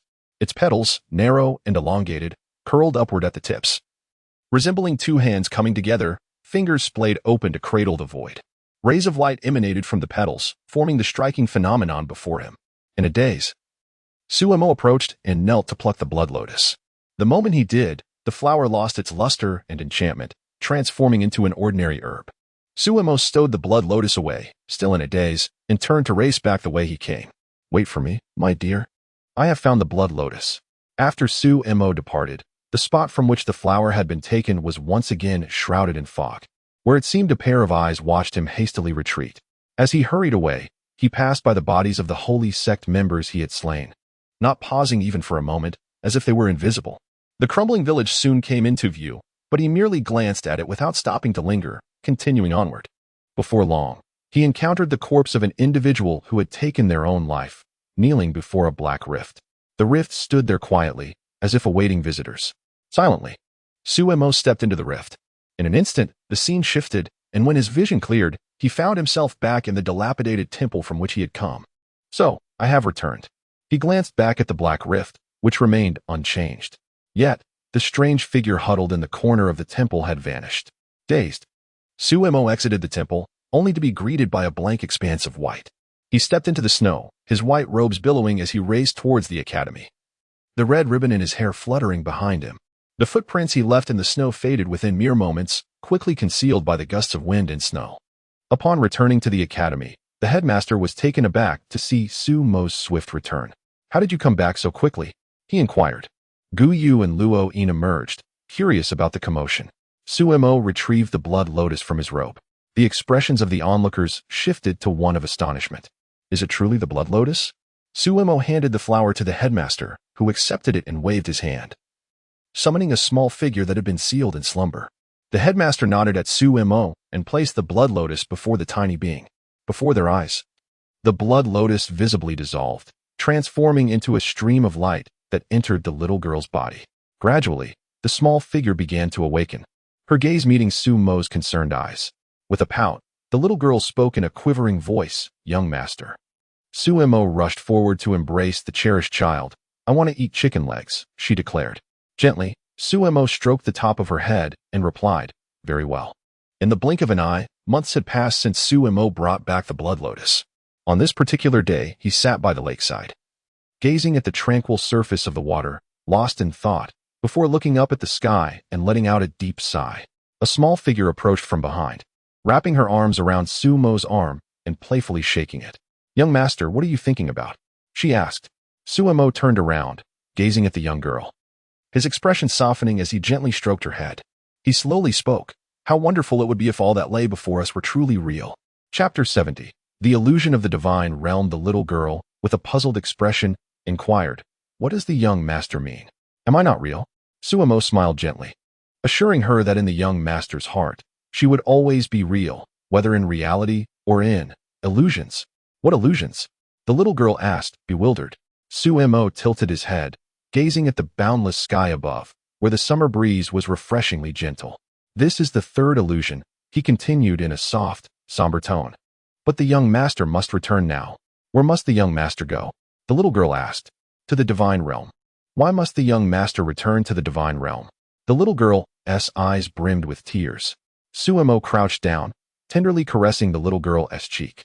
"The young master wishes to stay with you always, but he must return to the divine realm. He has rested long enough. It is time to rescue you." Though the little girl could not comprehend the young master's words, she nodded in agreement, her obedience unwavering, even within the illusion. A cool breeze swept through, seemingly freezing time in that moment. The wind, insects, birds, and beasts, everything continued to move as usual. Yet, for some reason, Suemo felt as if everything before him had come to a standstill. This scene appeared both real and beautiful, yet it was overwhelmingly illusory. The appearance of the other shore flower in the divine realm, obtaining the other shore flower, rescuing the little girl. Everything Suemo desired seemed to manifest in this world. However, the person within his spiritual sea was absent. Since the onset of the second illusion, the great calamity could no longer enter his illusions. Yet if he truly returned to reality, shouldn't she have appeared by now? The three illusions seemed to reveal something to Suemo. The first unveiled his longing. The third expressed his hope. As for the second, Suemo could not fathom what the divine realm sought to show him. Observing everything around him, Suemo understood that it was all a mere illusion. Yet he remained uncertain of how to escape it. Countless times he had attempted to break free, but this illusion mirrored reality perfectly. No matter what Suemo did, he could not leave the illusion. He even jumped from heights, attempting suicide. yet he felt no harm whatsoever. It was as if he were invincible. It seemed that the divine realm intended to ensnare him within this illusion indefinitely. After casting one last glance at the little girl, Suemo resolutely surged in a specific direction. A bold idea blossomed in his mind. He needed to verify something first. Suemo raced to the western part of the city. Upon reaching the red walls and white-tiled courtyard, he halted. Before him lay desolation. The once grand courtyard had been reduced to rubble. The dense forest now lay flat. Tombstones stood erect across the barren ground, affirming Suemo's suspicions. Gazing upon the desolate western city, Suemo chuckled. He looked up at the vast sky and spoke, "Divine realm, to trap me. You have constructed an illusion based on reality to deceive me." It dawned on him that the illusion crafted by the divine realm mirrored his memories. Or perhaps reality itself. The academy within the illusion was identical to his recollections, but he could not verify it. Places he had never visited remained a mystery. Still unprovable. However, one location could confirm this matter, a place he had been to, and he knew for certain it could not possibly resemble his memories anymore. That place was the Western City. He was unaware of its current state, but he knew it would not be as he remembered. With the truth unveiled, the corpses in the Western City could no longer be ignored. As long as he witnessed the current state of the Western City, he could ascertain whether the scenes within the illusion were reality or memory. Suemo smiled at the sky, seemingly no longer in a hurry. He spoke softly, as if to himself, "O divine realm, have you ever played with Russian nesting dolls?" With a chuckle, Suemo rose and set off in a determined direction. Upon arrival, he found a dilapidated temple standing solitary amidst the ruins. Slowly, he entered the crumbling temple. A dark crack stood beside the decayed idol. The once radiant light of the snow had vanished, leaving the temple dim and somber. The strange figure in the corner had disappeared just as it had the last time. The gaping hole in the corner had grown larger. Suemo approached the black fissure and stepped through into the temple. In a flash, he found himself within the illusion crafted by the divine realm. The corpse that had fallen to its knees lay in a state of decay, a dagger embedded in its chest. Indeed, this third illusion, even the divine realm, constructed it based on reality. Suemo observed the rotting corpse and shook his head as he departed. He followed the path of his memories to the dilapidated village, which remained as eerie as before. The stone tablet still stood before the third house, though the long hair of the sage carved upon it was now absent. As Suemo strolled through the crumbling village, he no longer treaded with the same caution as before. After all, within this illusion, he was invincible and need not fear harm. After exploring the desolate village, Suemo turned to leave. He began an extensive exploration of the divine realm within the illusion, traversing one area after another, stepping into each corner. This divine realm resembled a long-abandoned world, complete with towns and villages, devoid of any anomalies, as it was merely an illusion. With each step, Suemo ventured further, drawing nearer to the heart of the divine realm. He wandered through the illusory divine realm for a full month, encountering many dilapidated and foreboding villages or cities. Each place that had once been inhabited now exuded an air of chilling dread. In every such location, a stone tablet left by the sage stood, inscribed with the words, "In 3 days, I slaughtered 86 souls in this land. My heart aches, leaving one strand of hair to honor the departed." However, the number of victims recorded on each tablet varied, some in the dozens, others in the thousands. With each tablet he encountered, Suemo felt a pang in his heart. He refrained from taking the strands of hair on the tablets, for he recognized them as mere illusions. He discovered several entrances leading to the second layer. After traversing the first layer, he entered one of the entrances into the second layer. The second layer mirrored the first, though on a smaller scale. It contained only one entrance leading down to the third layer, and Suemo did not rush to enter. After thoroughly exploring the second layer, he finally proceeded to the third layer. Upon reaching the third layer, he discovered it was even smaller. It consisted solely of a grand and majestic palace. Suemo entered the palace, akin to a diminutive ant venturing into a grand royal edifice. Within the towering and magnificent halls, his insignificance starkly highlighted the sheer vastness of the palace, as if it were not constructed for mortal beings at all. As Suemo journeyed deeper into the palace, he ultimately arrived at a terminus. A lofty statue of a sage stood before him. A radiant flower, the ethereal blossom known as the bienhua, shimmered with an otherworldly brilliance, flourishing in its full glory. Suemo murmured to himself, "At last, I have found you." Yet he refrained from plucking the enchanting flower, for he understood it to be an illusion. Shaking his head, he sat down before the bienhua. Smiling gently as he began to speak, Oh, divine realm, now you comprehend why, upon realizing that you ensnared me in an illusion constructed from reality. I no longer felt an urgency to escape. For, if the illusion is indeed a facet of reality, it implies that I can discover within it the treasures I seek. And then, upon my return to reality, I could simply come here to gather the bienhua. Could I not? You must be curious. What significance does it hold if I find what I seek within the illusion? What use is it if I cannot escape? Suemo chuckled softly, continuing his soliloquy. We both know that as long as I perish within the illusion, I can break free. Yet, how can I bring myself to death? He lifted his gaze to the divine realm within this illusion, speaking with a smile. I cannot bring about my own demise, but you can. Suemo raised his arms, extending them outward as an aura of complete foundational cultivation emanated from him. Unbeknownst to him, within this illusion, his realm had unknowingly reached the pivotal moment of breaking the mirror. The Confucian path's breakthrough to foundational cultivation entails facing a death tribulation. Your divine realm's illusion has presented me with this very tribulation. I shall not resist. Chapter 71. Ineffable. The ascension of Confucianism and Taoism to foundational establishment must traverse a perilous ordeal known by an unusual name, the withered leaf. This particular calamity signifies that during the breakthrough to foundational establishment, the internal organs of the practitioner decay akin to withered leaves, a unique tribulation inherent to Confucianism and Taoism. For eons, the cause remains an enigma. In the realm of illusions, he would not perish, however, the tribulation would still manifest, potentially leading to Suemo's demise and the shattering of the illusion. In this manner, Suemo not only located the position of the other shore flower but also dispelled the illusion, cleverly utilizing the realm of illusions to navigate through the withered leaf tribulation. A trifecta of accomplishments.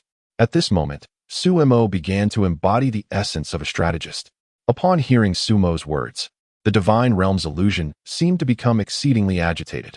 Clouds billowed ominously, and a sudden, excruciating pain erupted within Suemo's abdomen as his organs withered, sending anguish surging through his mind. Initially, his heart felt as if it were being torn apart, blood rushing to his face, causing veins to throb visibly. Suemo let out a muffled groan but offered no resistance. Subsequently, a wave of intense pain coursed through his liver, causing blood to seep from the corner of his mouth. Suemo relinquished all sensory perceptions and raised his head, boldly declaring, "Is this all the power you possess?" The clouds swirled even more violently, then abruptly surged. A simultaneous eruption of anguish resonated from his spleen, kidneys, and lungs, akin to thousands of daggers twisting within him. Suemo clenched his teeth, shivering uncontrollably, as crimson blood trickled from his lips. His cultivation continued to ascend, as the vitality of his withering organs coalesced into a golden elixir within him. However, as the elixir formed, Suemo, drained of vitality, was engulfed by darkness, leading to the shattering of the illusion. In a realm of chaos, Suemo gradually opened his eyes. Before him were two familiar faces, Taoist Muda and Monk Xian. "Su benefactor, how did you arrive at the second layer?" Monk Xian inquired curiously. Suemo was taken aback, slowly responding, "What do you mean? Have we not met before?" Monk Xian scratched his head in confusion and replied, "When did we meet? We just saw you lying here. You have been in a coma and have only just awakened." Suemo's expression shifted. Could the third illusion follow directly after the second? Was his exchange with Monk Xian and Taoist Muda merely an illusion? "Sister de Xiong?" Suemo called out in his spiritual sea. "I am here." A familiar voice echoed within the sea of consciousness. "I?" Suemo tentatively asked. "Am I presently in an illusion or reality?" The voice of de Xiong responded slowly, "You are in the reality of the divine realm." Suemo's mind raced as he surveyed his surroundings, feeling an overwhelming sense of unreality. After a moment's pause, he asked de Xiong in his spiritual sea, "Do you have any proof?" De Xiong rolled her eyes, her alluring figure materializing before Suemo. "Is this proof enough? But you also appeared in my first illusion." Suemo countered. Taoist Muda and the monk looked at Suemo, bewildered by his soliloquy. "Su benefactor, who are you speaking to?" Taoist Muda inquired. Suemo glanced at de Xiong and silently asked, "Can they not see you? Can they not sense your presence?" "Of course not. Do you think anyone can see me?" De Xiong retorted irritably. "But during the first encounter in the western city, Taoist Muda clearly sensed your existence." Suemo pressed on. "That was because my spirit had nowhere to hide, and I required your assistance to escape the mountains and rivers, allowing them to perceive a trace of my essence," de Xiong explained further. "But now my spirit resides within your spiritual sea. What you see is merely a projection." They naturally cannot see or sense me. Suemo inquired. Then how can you prove that I am not in an illusion? He found himself unable to distinguish between illusion and reality, resembling a startled bird. The ethereal figure, visible only to Suemo, approached him, bending down to scrutinize him intently. Do you believe me now? Suemo gazed at the magnificent scenery, turning his head away. He believed. Observing Suemo's hesitation, Deshong rose and sighed, saying, while being cautious and contemplative is commendable, do not remain overly tense. When I am present, you may afford yourself a moment of relaxation. Suemo shook his head. Transitioning from a mere pawn to a player, he could not allow himself the luxury of relaxation. The burdens weighing upon him had significantly multiplied unbeknownst to him. Those unspeakable responsibilities. Suemo then turned to Taoist Muda, reflecting on the events that transpired in the illusion. Tentatively, he asked, did you not leave? Why have you returned? Monk Ji Xian, his expression grave, interjected. The divine realm is in turmoil. One can only enter but not exit. The monk's response caused Suemo's countenance to darken in an instant. Turning to Taoist Muda, he asked, what of your elders? Taoist Muda sighed heavily, his expression sorrowful. Suemo felt as if struck by lightning. Deshong observed Suemo's reaction, her expression shifting as she asked, what is the matter? This scene. I witnessed it in the third illusion. Suemo surveyed the chaotic divine realm around him, a convoluted sensation causing his thoughts to spiral. What a divine realm. How long have we been in the divine realm? When did you last see me here? Suemo questioned Monk Ji Xian. Monk Ji Xian appeared perplexed, unable to comprehend Suemo's inquiry.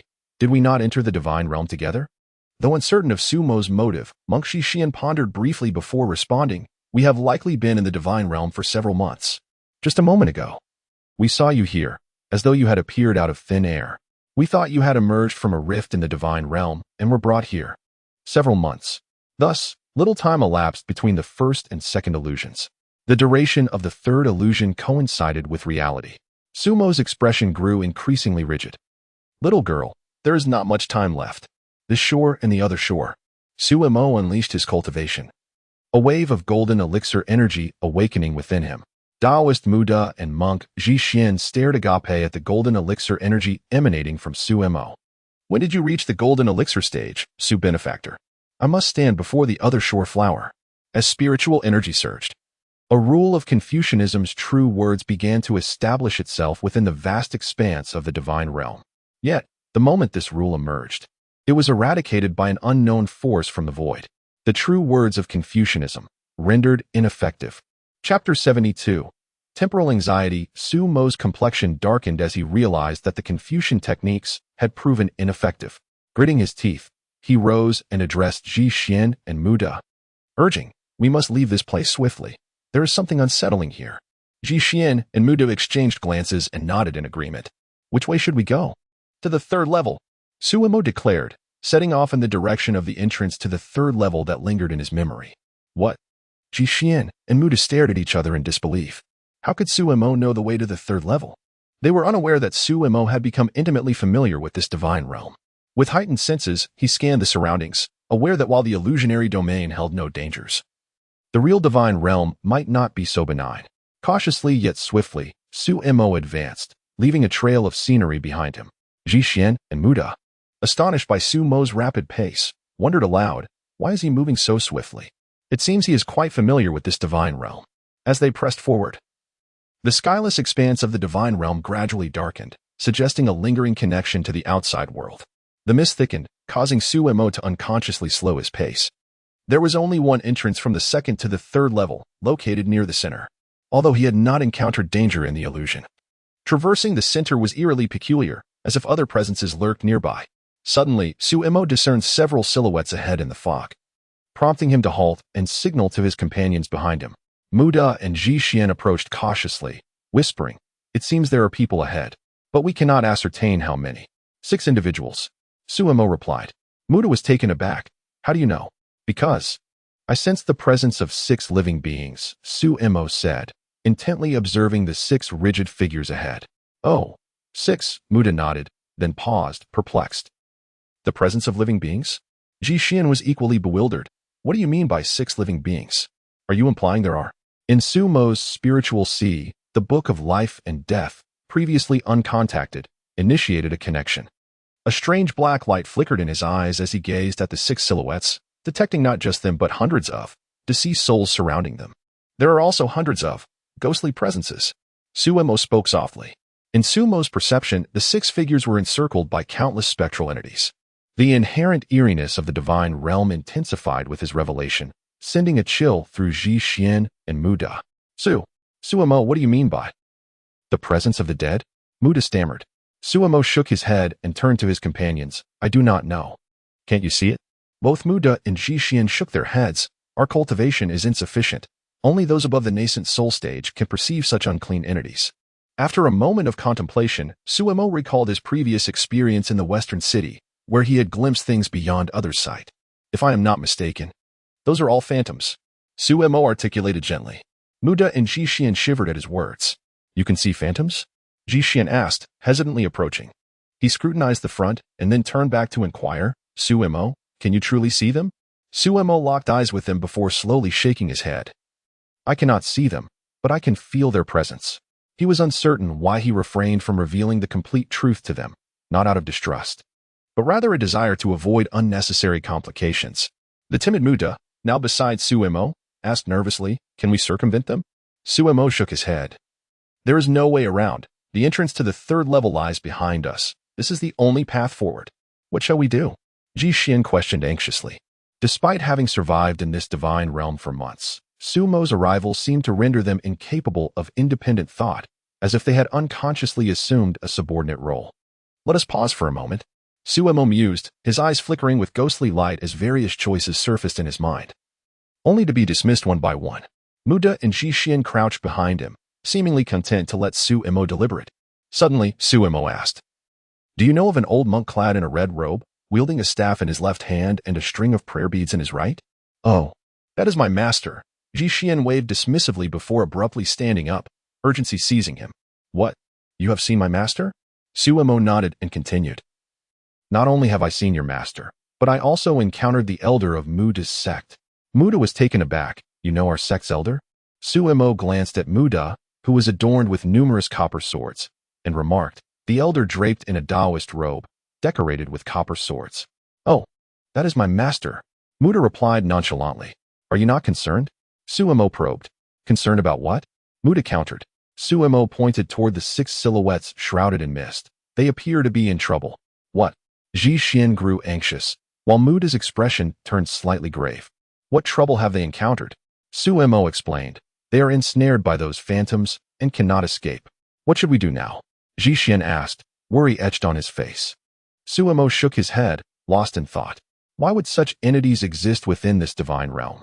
The realm was meant to be a domain of mortals, suggesting that even the most formidable cultivators were powerless against these apparitions. Yet there was an exception, the Confucian practitioners. Did this imply that these bizarre entities would not trouble those of Confucian cultivation? Suemo's singular focus was to reach the 3rd level, acquire the other shore flower, and return to the academy to save the young girl. The headmaster had warned that she would not survive past 12 years of age, and a year had already elapsed within the academy's library.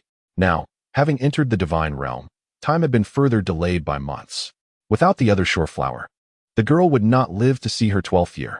The implication of not reaching that age meant she would perish before her 12th birthday.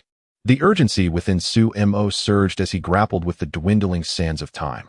There was little left to lose. Chapter 73. Scholar Suemo gazed steadfastly ahead at the figures obstructing his path to the 3rd level. Nothing could impede his journey.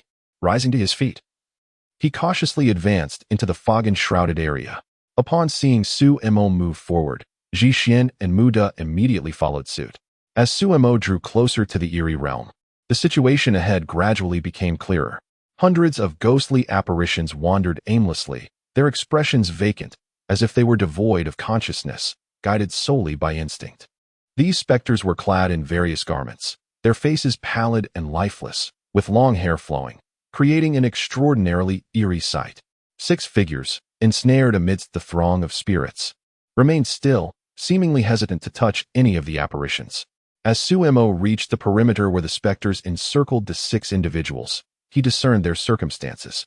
An elderly Taoist priest stood alongside an aged monk. A young man in splendid attire exuded an extraordinary aura, closely guarded by an elderly woman. A slender maiden in a purple gown appeared calm, while another figure caught Su Mo's eye, the saintess of the holy sect, Ning Baishiwa. At that moment, Ning Baishiwa's expression was filled with sorrow, completely devoid of her previous haughty demeanor before the palace. The white-haired elder who had accompanied her was nowhere to be seen. Su Mo held no fondness for the holy sect saintess. He merely cast her a cold glance before shifting his focus elsewhere. Instead, it was the maiden in the purple gown who captured Su Mo's attention. He noticed her unperturbed demeanor as she leisurely tidied her hair amidst the chaos. The arrival of Su Mo and his companions soon attracted the gaze of the 6 individuals. "Master?" Ji Xian called gently to the old monk, who was encircled by the spirits. The old monk turned his gaze towards Su Mo's companions, and, upon recognizing Ji Xian, softly inquired, "Ji Xian?" "Master," Ji Xian exclaimed, eager to rush forward. Yet, he was halted by Su Mo, and the old monk shouted, "Do not approach." Ji Xian paused, his expression filled with confusion. "We are trapped in an exceedingly bizarre formation, surrounded by hundreds of wandering spirits. We must not touch them, or disaster will surely follow," the old monk explained to the trio outside. The elderly Taoist beside the monk also looked over, his expression darkening as he spotted Muda. "You ungrateful disciple. How did you end up here? This is no place for you." Muda scoffed. "If you had imparted the latter volume of the Daoxian scripture to me, I wouldn't have had to come to this wretched place." "You." The old Taoist was so enraged he nearly lunged at Muda. "Enough. You must leave immediately. Do not enter. This formation is extraordinarily treacherous. We are unable to escape. Find an exit and leave the divine realm," the old monk urged. "Master." Ji Xian stood in a daze before shaking his head. Muda's gaze turned to the old Taoist, his expression complex. The old Taoist, noticing the movements of those outside, shouted at Muda again, "Why are you still here? What are you waiting for?" Muda shook his head defiantly. "No way.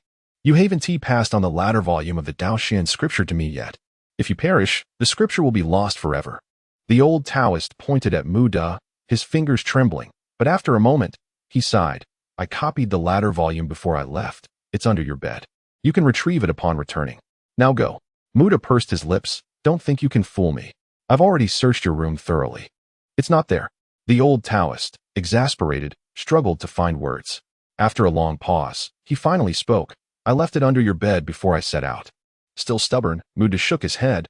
"I don't enjoy reading, and your handwriting is atrocious. If you don't teach me personally, I won't learn anything." The old Taoist's expression turned complicated. Su Mo shook his head and turned to Ji Xian and Muda, saying, "Stay close to me." Ji Xian and Muda immediately adhered closely to Su Mo, recognizing that he had a plan. Su Mo tentatively advanced, approaching a wandering spirit. The apparition seemed to notice him and, with its ashen-wide eyes, glanced at Su Mo before parting its form to allow passage. Su Mo was taken aback. Within the divine realm, all were mere mortals, save for Confucian practitioners. Suddenly, he comprehended the meaning of this observation. The bizarre formation within the divine realm posed no threat to Confucian scholars. In this realm, Confucian practitioners were an anomaly. Abruptly, Su Mo recalled something and turned to Muda and Ji Xian, asking, "Have you encountered illusions within the divine realm?" Confused, both Ji Xian and Muda shook their heads. Su Mo contemplated the spirit that had made way for him, struggling to understand certain aspects. Why did practitioners other than Confucianists encounter various eerie dangers within the divine realm, while Confucian scholars were exempt? Yet, why did Confucian practitioners face illusions that others did not? Could it be because of the Confucian sage? With a flash of insight, Su Mo proceeded forward, and every spirit he encountered yielded to him, granting him unobstructed passage. Muda and Ji Xian followed closely, fearful of falling behind. As Su Mo advanced, the spirits retreated as if they bore an intrinsic reverence for the Confucian way, their instinct persisting even in their unconscious state. Su Mo treaded carefully, and with the spirits' retreat, he easily reached the 6 individuals at the heart of the formation. "Master." Ji Xian's face paled upon entering the formation, and he rushed to the old monk's side, anxiously asking, "Master, what has happened to you?" The old monk appeared frail, blood seeping from the corner of his mouth, and his demeanor was that of one gravely injured. The old Taoist beside him mirrored this condition. "It's nothing serious, just a little trouble. My spiritual energy is depleted. I'll recover in a year or 2. Muda said softly as he approached the wounded old Taoist. The old Taoist merely sighed, gazing at Muda without speaking further. The old monk then turned his gaze to Su Mo, trembling as he asked, Young benefactor, could it be that you are a Confucian scholar? The others regarded Su Mo with varying expressions. Ning Baixue, garbed in white, looked at him with a complex gaze, silent. She recalled their encounter a year prior before the royal palace, the memory of thousands of souls bound to Su Mo lingering vividly in her mind. She remembered the white-clad youth standing serenely, parting the souls with an air of tranquility. In that moment, she had wished to forcibly take him to the divine realm, only to relent when the academy's headmaster appeared.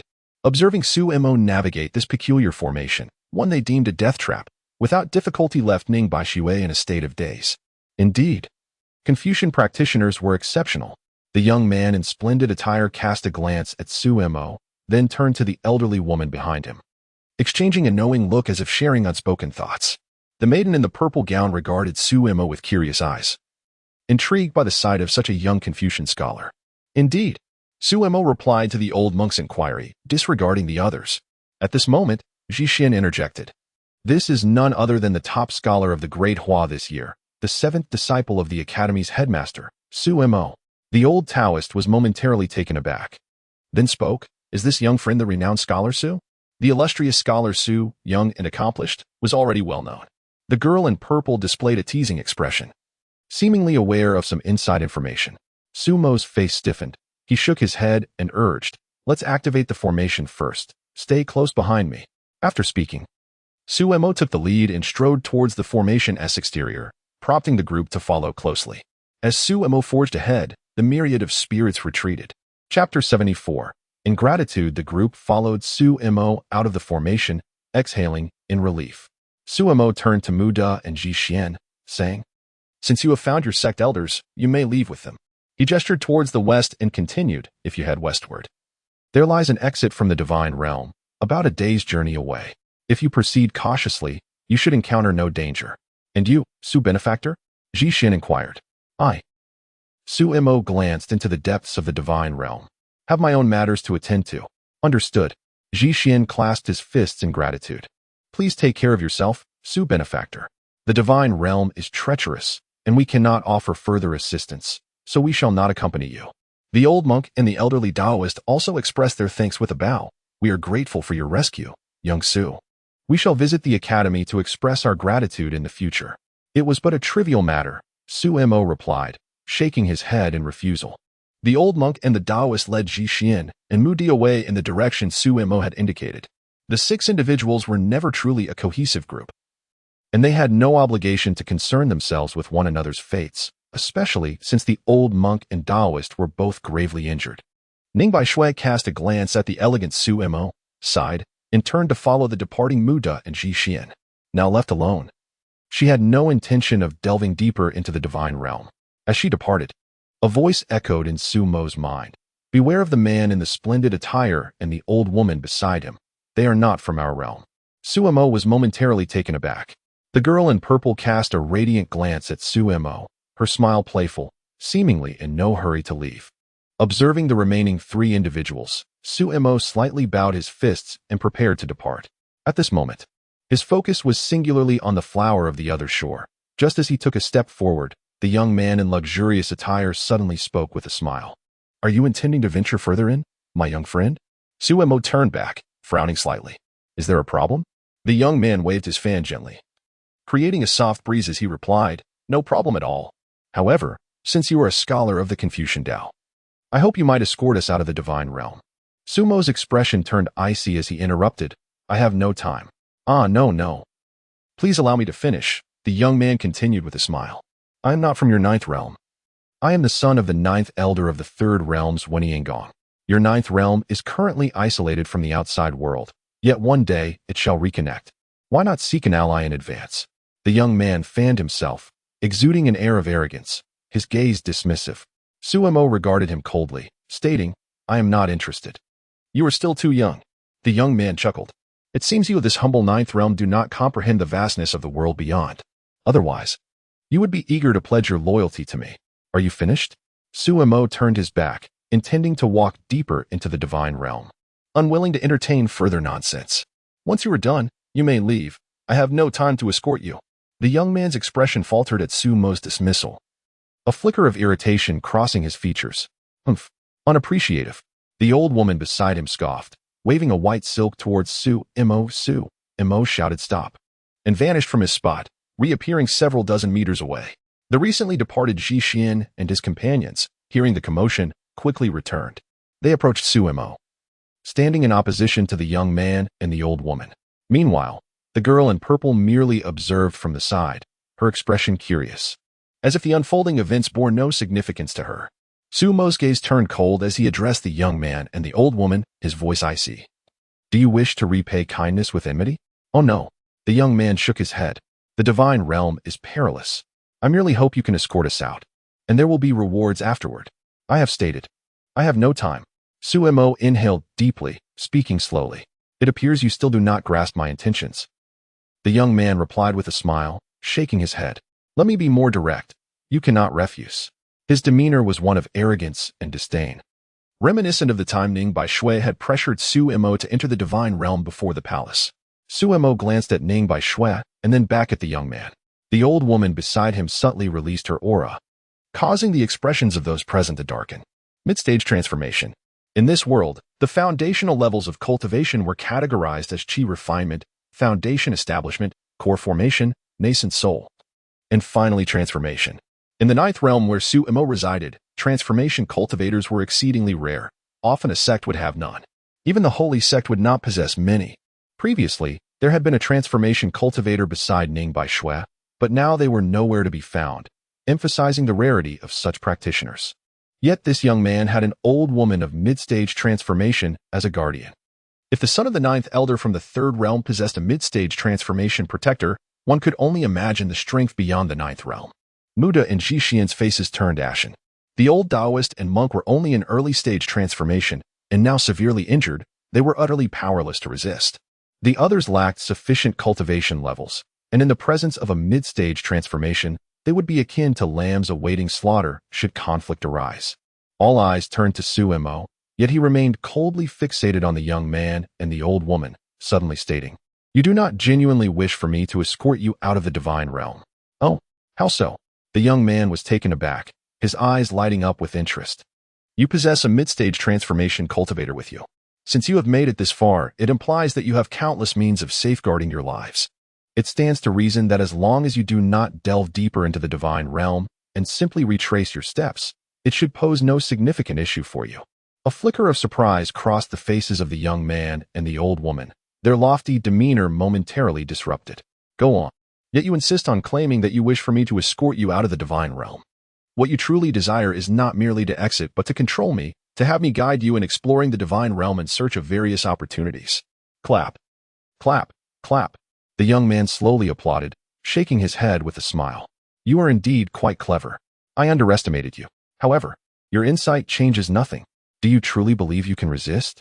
The young man mocked. You could have feigned ignorance and simply led us to seek opportunities.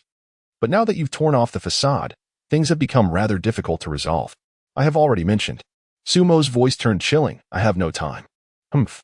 Oblivious to your own peril. The old woman beside the young man sneered, unleashing her transformation pressure upon Su Imo. In an instant, Su Imo felt as if he were confronting a divine entity, an overwhelming force pressing him to the ground. His frail body, merely at the core formation level, felt like an ant in the face of such pressure. Everyone's expressions shifted dramatically. Su Imo struggled to rise, his face pale and twisted as he glared at the old woman. I have no time, I declared emphatically. A yellow talisman slipped from Su Imo's sleeve, which he forcefully flicked upwards. Instantly, the talisman erupted with an overwhelming aura, soaring skyward. The yellow paper, radiating a dazzling brilliance, ascended into the heavens, hovering above the crowd, its light shimmering like a resplendent moon in the divine realm. In a flash, a force of regulation cascaded downwards like a torrential flood from the talisman. In that moment, the elderly woman beside the elegantly dressed youth found herself engulfed in shock and trepidation, her divine cultivation instantaneously suppressed beneath the threshold of transformation. This is impossible, she cried out, her face ashen. Upon the yellow talisman, suspended high in the void, two characters floated serenely. Forbidden deity. Chapter 75. Does it hurt? Under the decree of the divine prohibition, the transformation of the divine has been rendered impotent. The talisman bestowed upon Su Imo by the dean prior to his departure was now employed. This talisman bore an uncanny resemblance to the divine prohibition that the dean had placed within the palace. Suspended high above, The decree radiated in the dim divine realm like a resplendent moon. The elderly woman gazed upward at the decree, trembling with disbelief. What extraordinary power could possibly suppress a cultivator of the divine transformation realm beneath its threshold with merely a talisman? The creator of this talisman she dared not ponder further. Her eyes fixed on Suemo, filled with incredulity. "Who are you?" The elderly woman stammered in terror. Others had not experienced the terrifying essence of the talisman as she had. The aura emanating from it, the higher one's cultivation, the greater their trepidation. Images flooded her mind, and in her gaze, she could even perceive the immense presence standing behind Suemo. Sumo's eyes were firmly locked onto the elderly woman. Her cultivation, now constrained by the divine prohibition, diminished the oppressive force she had previously held. Rising to his feet, he coldly declared, "The seventh direct disciple of the Academy." The Academy, the elderly woman was unfamiliar with this term, possessing limited knowledge regarding the ninth realm. She had once thought of the ninth realm as a realm of insignificance. Yet that perception was swiftly overturned. It appeared that the ninth realm was unfathomably profound. "Will you continue to fight?" Suemo inquired. He genuinely feared entanglement, for their numbers lacked the strength to confront her, even though she had been suppressed beneath the threshold of divine transformation. Furthermore, at this moment, Suemo yearned to ascend to the third level, wishing to avoid unnecessary complications and delays. Before the girl, all matters seemed trivial. The elderly woman fell silent. Glancing at the elegantly dressed young man beside her, she was afraid. A single talisman capable of subduing a being of the divine transformation realm left her devoid of any will to resist. Moreover, Suemo appeared to have a profound connection with this fearsome entity. The young man's expression darkened, caught in indecision. "Sister, the great calamity." Suemo silently called upon the shadow within his spiritual sea, realizing that he might need her intervention. He observed the young man's shifting gaze and sighed. The great calamity was Suemo's greatest trump card, his utmost assurance for entering the divine realm. He could not ascertain the extent of the great calamity's power. Yet he felt that even a late-stage divine transformation cultivator would find no opportunity to retaliate against her. However, unless absolutely necessary, he was reluctant for her to act. The great calamity had previously stated that she would refrain from intervening unless in a life-or-death situation. Suemo could not allow himself to become reliant on her strength. Otherwise, his own cultivation would stagnate. "Now you remember me?" The great calamity rolled her eyes within Suemo's spiritual sea, but added, "I am unwilling to intervene at present." "Why not? Is this not a life-or-death moment?" Suemo was taken aback. "I am but a mere core formation cultivator. They could simply slap me. Just moments ago, she had merely intended to ensnare him. Otherwise, he would have already perished first. You suppressed her beneath the realm of divine transformation with the decree before calling me. Do you look down on me? Secondly, something is watching them. There is no need for me to act." The great calamity calmly replied. "What do you mean?" Suemo failed to comprehend immediately. Just then, a swirling fog suddenly enveloped them, causing the temperature to plummet. Everyone involuntarily shivered. The old monk's staff trembled violently in his grip, his expression shifting dramatically. Such intensity was unparalleled even in the face of the elderly woman's divine transformation prowess. "There is a monstrous entity." Everyone's faces paled in shock. The elegantly dressed young man and the elderly woman turned ashen. Slowly turning to look behind them from the depths of the thick fog, emerged a diminutive figure. The elderly woman's complexion shifted dramatically. She instantly sought to flee with the young man, but found her body utterly unresponsive. The small figure stepped forth from the fog and placed a finger to its lips, signaling for silence. Suemo stared at the emerging figure, momentarily entranced upon the appearance of this diminutive entity. The others found themselves immobilized, as if the air had solidified, dragging them into the depths of a swamp. Only the white stone at Suemo's chest flickered gently, leaving him unaffected. Yet, he remained transfixed, gazing at the figure. The small figure, resembling a child of about 10, bore a short sword embedded in its chest, blue light shimmering from the blade, dark red blood oozing around it. Yet, the child appeared utterly unconcerned with the weapon, sauntering leisurely into view. "Shoo, be quiet now," the small figure gently admonished the elderly woman. Its voice was sweet, yet that sweetness sent shivers down the spine. The tone seemed to emanate from an unknown realm. The elderly woman opened her mouth, but could utter no sound. "I am merely hungry. It won't be long before you feel no pain." The small figure smiled as it approached the elderly woman. "Do not scream should you awaken it. I would be in great trouble."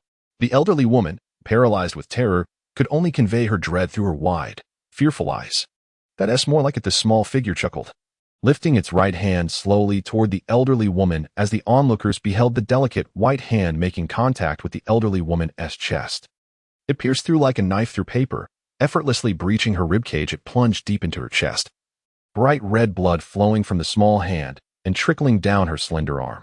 Drip, drip, each drop of blood echoed in the hearts of all present, reverberating like a drumbeat. The young man beside the elderly woman felt as though he had plunged into an icy abyss. He longed to move, to scream, yet found himself utterly paralyzed, helplessly watching as that delicate hand extracted a still-beating heart from the elderly woman's chest. The elderly woman's eyes gradually dulled to a gray hue, life slipping away. The small figure inspected the heart in its hand, seemingly dissatisfied, before turning its gaze toward the motionless, terrified young man. It then extended its other delicate hand, mirroring its previous actions. It inserted that slender hand into the young man's chest. Blood gushing forth, the young man watched in horror as that hand delved into his torso, extracting his heart. His eyes slowly lost their light, succumbing to death without collapsing. The two beings who had once seemed insurmountable to Sumo were reduced to lifeless corpses in an instant. The onlookers, frozen in fear, gazed upon the peculiar small figure, its chest adorned with a short sword. The small figure weighed the two hearts in its hands, a satisfied smile gracing its lips. The onlookers beheld as the two hearts visibly withered within the delicate, pale hands, only to transform into ashes shortly thereafter. The diminutive figure raised a hand, allowing the ashes to be carried away by the wind. Observing the remnants disperse, the small figure clapped its hands and smiled contentedly, seemingly letting out a satisfied burp. However, when the diminutive figure turned to gaze at Sumo and the others, it suddenly froze. Among the crowd, a youth clad in white with snowy hair fixed his intense gaze upon her and slowly stepped forward. "Can you move?" the small figure inquired. The youth in white remained silent, merely staring at her in a daze. "Are you not afraid of me?" she asked again. "What is this look in your eyes?" The small figure noticed the profound tenderness reflected in the gaze of the advancing youth. Yet, he continued to remain silent, gradually stopping before her. Suddenly, the small figure spotted a white pebble hanging from Sumo's chest, causing her to tremble violently. To her astonishment, the pebble emitted a streak of light, which gracefully flew towards the white pebble adorning the small figure's own chest. The luminous streak merged with her pebble. As the light fully integrated, countless fragments of memories flickered within the small figure's eyes. After a prolonged moment, she lifted her gaze to Sumo, her expression transforming. Her eyes were now filled with boundless affection and infatuation. Sumo's attention was drawn to the short sword embedded in the small figure's chest. "Does it hurt?" he asked. In that instant, the previously ferocious small figure's eyes glimmered with a rosy hue. "It hurts. Very much." Chapter 76. A Farewell Girl. Sumo gently called out. The small figure gazed at him with profound affection and softness, unabashedly revealing her emotions. In Sumo's eyes, she was a miniature version of the girl he cherished, sharing the same age, the same features, and a small white stone adorning her chest. Equally adorable, equally obedient. The little girl looked at Sumo and slowly shook her head. "I am not the girl." Sumo fell silent. He was well aware that the person before him was not the girl he missed, for she would never take a life, nor possess the capacity to do so. Yet, the longing in Sumo's heart compelled him to regard this identical little figure as his beloved girl. "Little girl." Noticing the despondent expression in Sumo's eyes, the small figure's gaze dimmed slightly. "Who are you?" Sumo softly inquired. The small figure shook her head slowly, remaining silent, then cast a glance at the individuals behind Sumo and turned to step into the swirling mist. The group regained their composure, and Sumo remarked, "You should leave the divine realm, Su benefactor." The group stared at Sumo, still not fully emerged from their terror, and were immediately astonished by the fierce creature's demeanor towards him. It seemed that this fearsome being exhibited an unexpectedly gentle disposition towards Sumo. "It's nothing," Sumo merely stated before pursuing the small figure into the fog. He had numerous questions to ask, about her, about the girl. As Sumo followed the small figure to the edge of a precipice, she sat there, her feet dangling above an abyss of immeasurable depth. She gazed quietly into the swirling mist below, an eerie calm enveloping her, devoid of the sinister aura she had displayed when effortlessly slaying two individuals. Sumo approached slowly, sitting beside the small figure, both of them staring into the abyss. She gently leaned her head against his arm and softly spoke. "Please, don't ask me. all right? I cannot tell you. Suemo hesitated. All right. The small figure turned her head to look at Sumo's profile, her eyes filled with endless affection, a longing that did not belong to her. How wonderful. She smiled faintly, then gazed back at the mist below, as if she could see beyond it. How fortunate she is. The small figure's murmured words trailed off. Young master.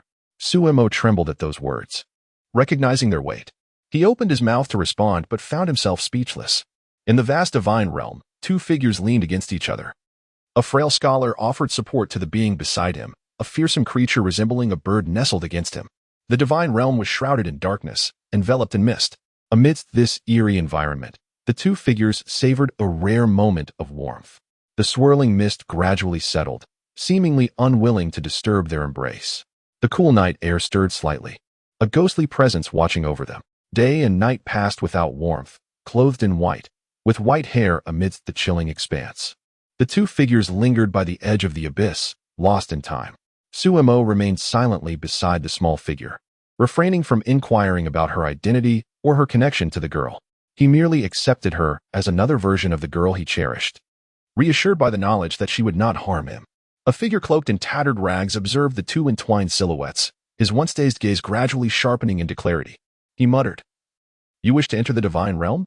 I advise you to reconsider. It is a realm of anomalies, not meant for humans, and you will regret your choice." The figure silently turned away, merging into the mist.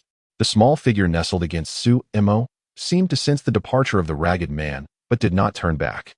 They sat by the abyss for what felt like an eternity. In the stillness, she suddenly spoke. "In the divine realm, there are no other shore flowers." Suemo shuddered, his complexion pale. "That cannot be. I clearly saw them."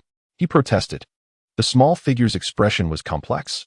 "I have been in the divine realm for a long time, and I have never seen the other shore flowers here." Suemo looked down at the small figure beside him, his eyes frantic. "But I saw them on the third level. That place." The small figure observed Sumo's agitation, a fleeting emotion surfacing within her that had never before manifested. "It is not the third level. It is the Confucian sanctum," she replied softly. "It does not reside in any layer. If it does not wish to emerge, you shall never find it." Suemo trembled at her words. The small figure, sensing his forlorn demeanor, slowly asked, "What price would you pay to save her?" Images of the obedient little girl flooded Sumo's mind, a smile gracing his lips. "Any price." The small figure regarded Sumo's resolute expression, a hint of envy flickering in her eyes. "How fortunate. She truly is lucky." "No. The fortunate one has always been me." Suemo shook his head. The small figure surveyed their surroundings and then turned to Suemo, revealing a sentiment of reluctance that had never been present before. She removed the small white stone from her chest, leaned closer to Suemo, and placed her stone next to his. The two white stones fused into one. The small figure beamed, her demeanor transforming from that of a fearsome creature to something radiant. Yet, she began to grow dimmer, her gaze fixed intensely upon Suemo. Suemo looked on in confusion at her actions. The small figure rose, her eyes filled with tenderness and sorrow as she regarded the white-haired, white-clad Suemo. "There truly are no other shore flowers here, but if you wish to see them, I shall help you summon them," she smiled. In Sumo's dazed gaze, the small figure erupted with an otherworldly aura. With a resounding hum, the entire divine realm reverberated with a deafening roar. A magnificent palace, towering like a mountain, gradually emerged and descended from above. A consciousness manifested atop the palace. As the palace landed, it stirred up billowing clouds of dust. The palace doors swung open automatically. From within, a strand of long hair floated out, drifting through the palace entrance like a feather, moving towards the small figure. Suemo watched as the hair pierced through the small figure's form like a holy sword. The small figure smiled gently at Suemo and softly asked, "Would you call me girl too?" Suemo felt as though struck by lightning, his gaze fixed upon her as the small figure began to dissolve into nothingness. "Girl," Suemo choked out softly. "Young master, the girl is indeed fortunate." At this moment, the little one has long lost the distinction between herself and the little girl cherished by Suemo. She envies that little girl, who can bask in the embrace of the young master, while she herself can only experience the boundless solitude within this vast realm of divinity. The little one gazes at Suemo with a smile, and then gradually dissipates. A short sword clatters to the ground. The sound resonates like a heavy blow to Sumo's heart. "Girl, girl." The thick fog rolls in, leaving no response. Suemo stands in a daze, lost in confusion. After a long while, An eerie presence awakens within Sumo. Slowly, he turns to gaze upon the resplendent temple, his eyes revealing an unprecedented madness. Divine domain. A massive shadow of a black tome materializes behind Sumo in the void. Chapter 77. The black attire. The ethereal image of a black tome materialized behind Sumo, enveloped in swirling black mist, exuding a faint scent of incense. The three characters' Book of Life and Death appeared ominously on the dark cover. Sumo gazed ahead at the Confucian Saint Palace, silently approaching with measured steps. The palace gates opened without obstruction. Upon entering, Sumo found the hall before him utterly vacant. In his recollections, there should have been a blooming higginbana flower in that spot. Yet, as he turned to look, a chill gripped his heart. There was no higginbana. Indeed, there was none. He raised his eyes to the towering statue of the Confucian saint, remaining silent. An empty palace, a colossal statue of the Confucian saint. Sumo clad in white robes with white hair, and the ominous tome of life and death hovering behind him. The Confucian Saint Palace was eerily silent. Suddenly, breaking the stillness, Sumo addressed the entire palace. Did you not wish to summon me? Now that I have arrived, why do you not show yourself? Images from before and after entering the divine realm flashed through Sumo's mind, seamlessly merging into yet another game of chess. Great Misfortune remarked, "Life is but a game of chess. I had assumed that it would be the emperor who lured me into the divine realm, thinking he sought to seize my foundation there. Little did I expect that it would be you, the divine realm, who orchestrated this. You are aware of my bond with the girl, cognizant of her dwindling life, and you also know she is connected to that." Sumo paused, still not knowing the name of that petite figure. You know she is associated with her. Thus, you conjured the illusion of the higginbana flower, luring me into the divine realm, compelling me to witness the mirage of the flower, ultimately drawing her out, so that you may slay her. I can only surmise that her demise would grant you some benefit. She is foolish, willingly walking into her death despite knowing your schemes, merely because she glimpsed the girl's small stone. Sumo lowered his head, gently caressing the small white stone. It seemed to encapsulate everything about the two little girls. The divine realm remained tranquil, devoid of response. Realizing this, Sumo felt no anticipation left. This divine realm had never possessed any higginbana flower. You have plotted against me, treating me as a mere pawn, and that matters little, after all. I am but a small piece on this board. However, Sumo slowly lifted his gaze, his breath growing increasingly fervent. You should not have used my bond with the girl to manipulate me. Boom. The ethereal image of the tome behind Sumo trembled violently. A torrent of oppressive energy erupted forth, accompanied by a resounding roar that reverberated through the divine realm. Sumo ascended, standing in the void.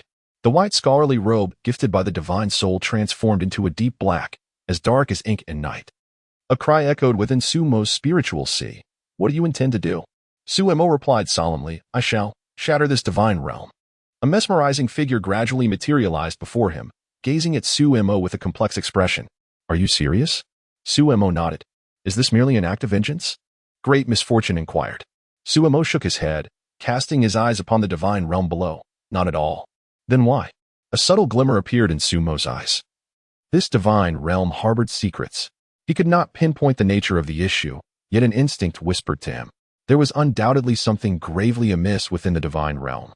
Observing the divine realm's myriad manifestations, it seemed to have birthed an exceptionally bizarre consciousness, one that posed a significant threat to countless beings within this world. Though small, the divine realm is still a realm. Aside from venting your anger, you can accomplish nothing. Great Misfortune stated calmly. Sumo nodded, then pondered. I may be powerless, but I hold a conjecture. Perhaps it does not require my intervention. Great Misfortune's expression shifted. What do you mean? I only need to ignite a spark.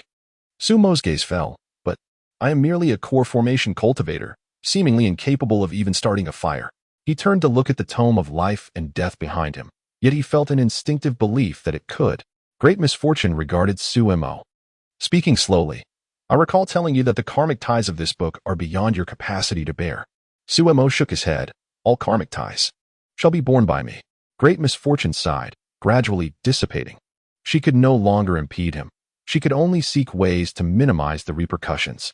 She understood that once Sumo made a certain decision, no one could restrain him. Then, let us see how brilliantly he can shine.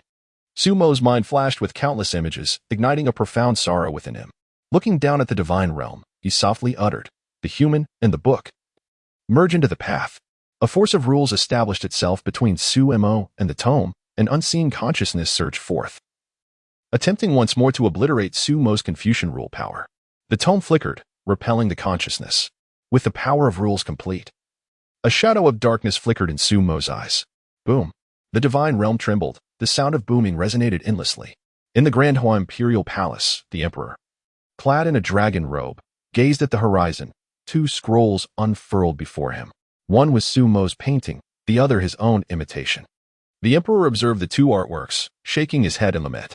I am not as skilled as you, your majesty. A figure appeared behind the emperor. In the academy, the young girl lay in bed, her complexion suddenly shifting. The dean, observing her, was momentarily taken aback, then hurriedly reached out to touch her forehead. After a moment, his expression turned peculiar. How could this be? The divine realm continued to resound with thunderous roars. And beneath Sumo, the earth gradually revealed a colossal human face. The visage was grotesque and sinister. Suddenly, the mountains and rivers seemed to come alive. The entire divine realm appeared as if it had become a sentient being. In the void above, Sumo and the Tome of Life and Death emitted an overwhelming aura. On the immense black tome, the three characters' Book of Life and Death burst forth with blinding radiance. The tome began to unfurl. A breath reminiscent of the underworld swiftly spread, transforming into the heavens of this divine realm. Heaven and earth, standing in stark contrast. The figure of Sumo, clad in black, morphed into countless stars, merging into the firmament. Immediately, a magnificent voice emanated from the heavens. Human one. The sound reverberated throughout the divine realm, deafening all. A colossal foot descended from the heavens, crushing down upon the divine realm. Boom. The realm quaked. Another immense foot followed suit, crashing down. Boom. The divine realm shuddered once more. A gargantuan figure materialized within the divine realm, towering to the skies. This divine realm seemed incapable of containing such a massive form. With the upper half obscured by clouds and mist, the figure waved a hand, dispersing the mist, revealing the entirety of the giant's visage. It was none other than Sumo himself. Standing tall, the black-clad Sumo gazed down upon the divine realm. His eyes filled with the evolving power of rules. A massive brush appeared in his hand. The enormous Sumo slowly lifted the brush, gracefully waving it in the void. The void traversed by the brush suddenly illuminated with a resplendent crimson glow. The colossal brush danced through the air, stirring up tempestuous waves. The giant, seemingly ill at ease with its own enormity, wielded the brush with an awkwardness that belied its size. Yet, it managed to complete a magnificent rune. Seal. The towering figure clad in black, Sumo, spoke softly, his voice resonating like a thunderclap, echoing throughout the heavens and the earth. The immense rune, upon the utterance of the word seal, instantly unleashed a surging might, descending with formidable force. The visage of a face etched upon the ground, grotesque and fearsome, gazed up at the approaching rune, promptly transforming the mountains of the divine realm into a colossal arm, attempting to counter the dazzling symbol as it tilted downward. However, the rune pressed on, impervious to any obstruction, slowly descending. The mountains crumbled, and the rune struck the earth. Chapter 78. The Sage of Confucianism. Boom. A colossal rune descended, stirring up a tempest of dust and debris. The rune transformed into a magnificent golden net, continuously spreading until it enveloped the entire divine realm, seemingly intent on ensnaring a certain consciousness within. The enormous visage formed by the land of the divine realm resisted, desperately attempting to break free from the net, which bulged under the strain. Once again, a mountain morphed into a gigantic hand, furiously trying to tear apart the rune net beneath it. The towering figure of Sumo, draped in black, gazed down upon the thrashing giant beneath. He raised his immense brush, poised to inscribe a rune. At that moment, a voice echoed from Sumo's spiritual sea. You cannot shatter the divine realm. Even if you harness the power of the Book of Life and Death, you can muster at most 2 strikes. After that, you will have only 1 blow left, which cannot inflict substantial damage. Following that strike, you will either perish or sustain grave injuries. The enormous figure of Sumo looked at the giant face that was on the verge of breaking the net and shook his head, responding in his spiritual sea. Who says I need to continue attacking him? What do you intend to do? The voice inquired. Without answering, Sumo raised his great brush and gently traced a line in the air, murmuring incantations. Flowers bloom on the other shore. The river of forgetfulness flows backward. As these 8 words escaped his lips, the brush fell. Above the void of the divine realm, devoid of a sky, a profound galaxy gradually manifested. The celestial river flowed from the horizon, then back to the horizon, seemingly crafted solely for Sumo's leisurely exploration of the divine realm. Within the waters of this river appeared countless obsessions. Awaken, Sumo spoke softly. As he did, a figure clad in white robes materialized above the divine realm, seemingly conjured from thin air. The figure, adorned in pristine white, moved gracefully, its robes billowing without wind, radiating a brilliance reminiscent of a sage re-embodied. The white figure cast a fleeting glance at Sumo before turning its gaze toward the struggling giant face below. With a faint sigh, the white figure extended an arm. Sumo observed as a small, unassuming Confucian sword materialized in the white figure's grasp. The figure, seemingly resigned, glanced once more at Sumo, and then gently waved the sword toward the immense shadow below. On this day, countless souls throughout the ninth realm of heaven and earth witnessed the sudden appearance of a gigantic Confucian sword in the sky, which then descended, its destination unknown. On this day, all entrances to the divine realm vanished into thin air. Sumo awoke, racked with intense pain, surveying his surroundings to find himself still within the divine realm. However, the strange aura that had pervaded it seemed to have dissipated, along with the sensation of being watched. Before him were two figures seated opposite each other on the ground, seemingly engaged in a game of chess. One figure, alluring and grand, contrasted with the other, cloaked in white and exuding an extraordinary scholarly aura. "Ah, you finally awakened," the alluring figure, known as Great Misfortune, remarked, casting a sidelong glance at Sumo before picking up a white chess piece and placing it on the ethereal board before her. "I thought you were going to die." The white figure turned to Sumo and then addressed Great Misfortune, asking, "Your disciple?" Great Misfortune disdainfully shook her head. "Why would I take such a fool as a disciple? No brains. Just brawn." The white figure shook its head, summoning a black chess piece and placing it on the board. "If your disciple were not clever, how could he have discovered my existence? Don't. Give me that." Great Misfortune rolled her eyes. "What does a mere remnant need with a disciple?" She added, "Besides, your remnant is on the brink of fading." Great Misfortune quipped, her words sharp, yet her hands remained busy, tossing another white piece onto the board. The white figure sighed, shaking its head. "You truly have a venomous tongue." Ignoring the white figure, Great Misfortune called out to Sumo, "Come here," with questions swirling in his mind. Sumo approached and sat beside Great Misfortune. "What is the current situation?" She shot him a glare and gestured toward the white figure. "Haven't you figured it out? This is the sage of Confucianism." The white figure added, "Merely a remnant of the sage." Sumo immediately rose and bowed respectfully to the remnant of the sage. "I humbly greet you, esteemed elder." The sage's remnant waved a hand, discarding a black piece onto the board. "Sit down, sit down. How did you deduce that there was something amiss with the divine realm and me?" Turning to Great Misfortune, Sumo adopted a childlike demeanor. "You say it." Great Misfortune grumbled. "Well," Sumo pondered briefly before speaking, "it was because of those 3 illusions. To be precise, 2 illusions."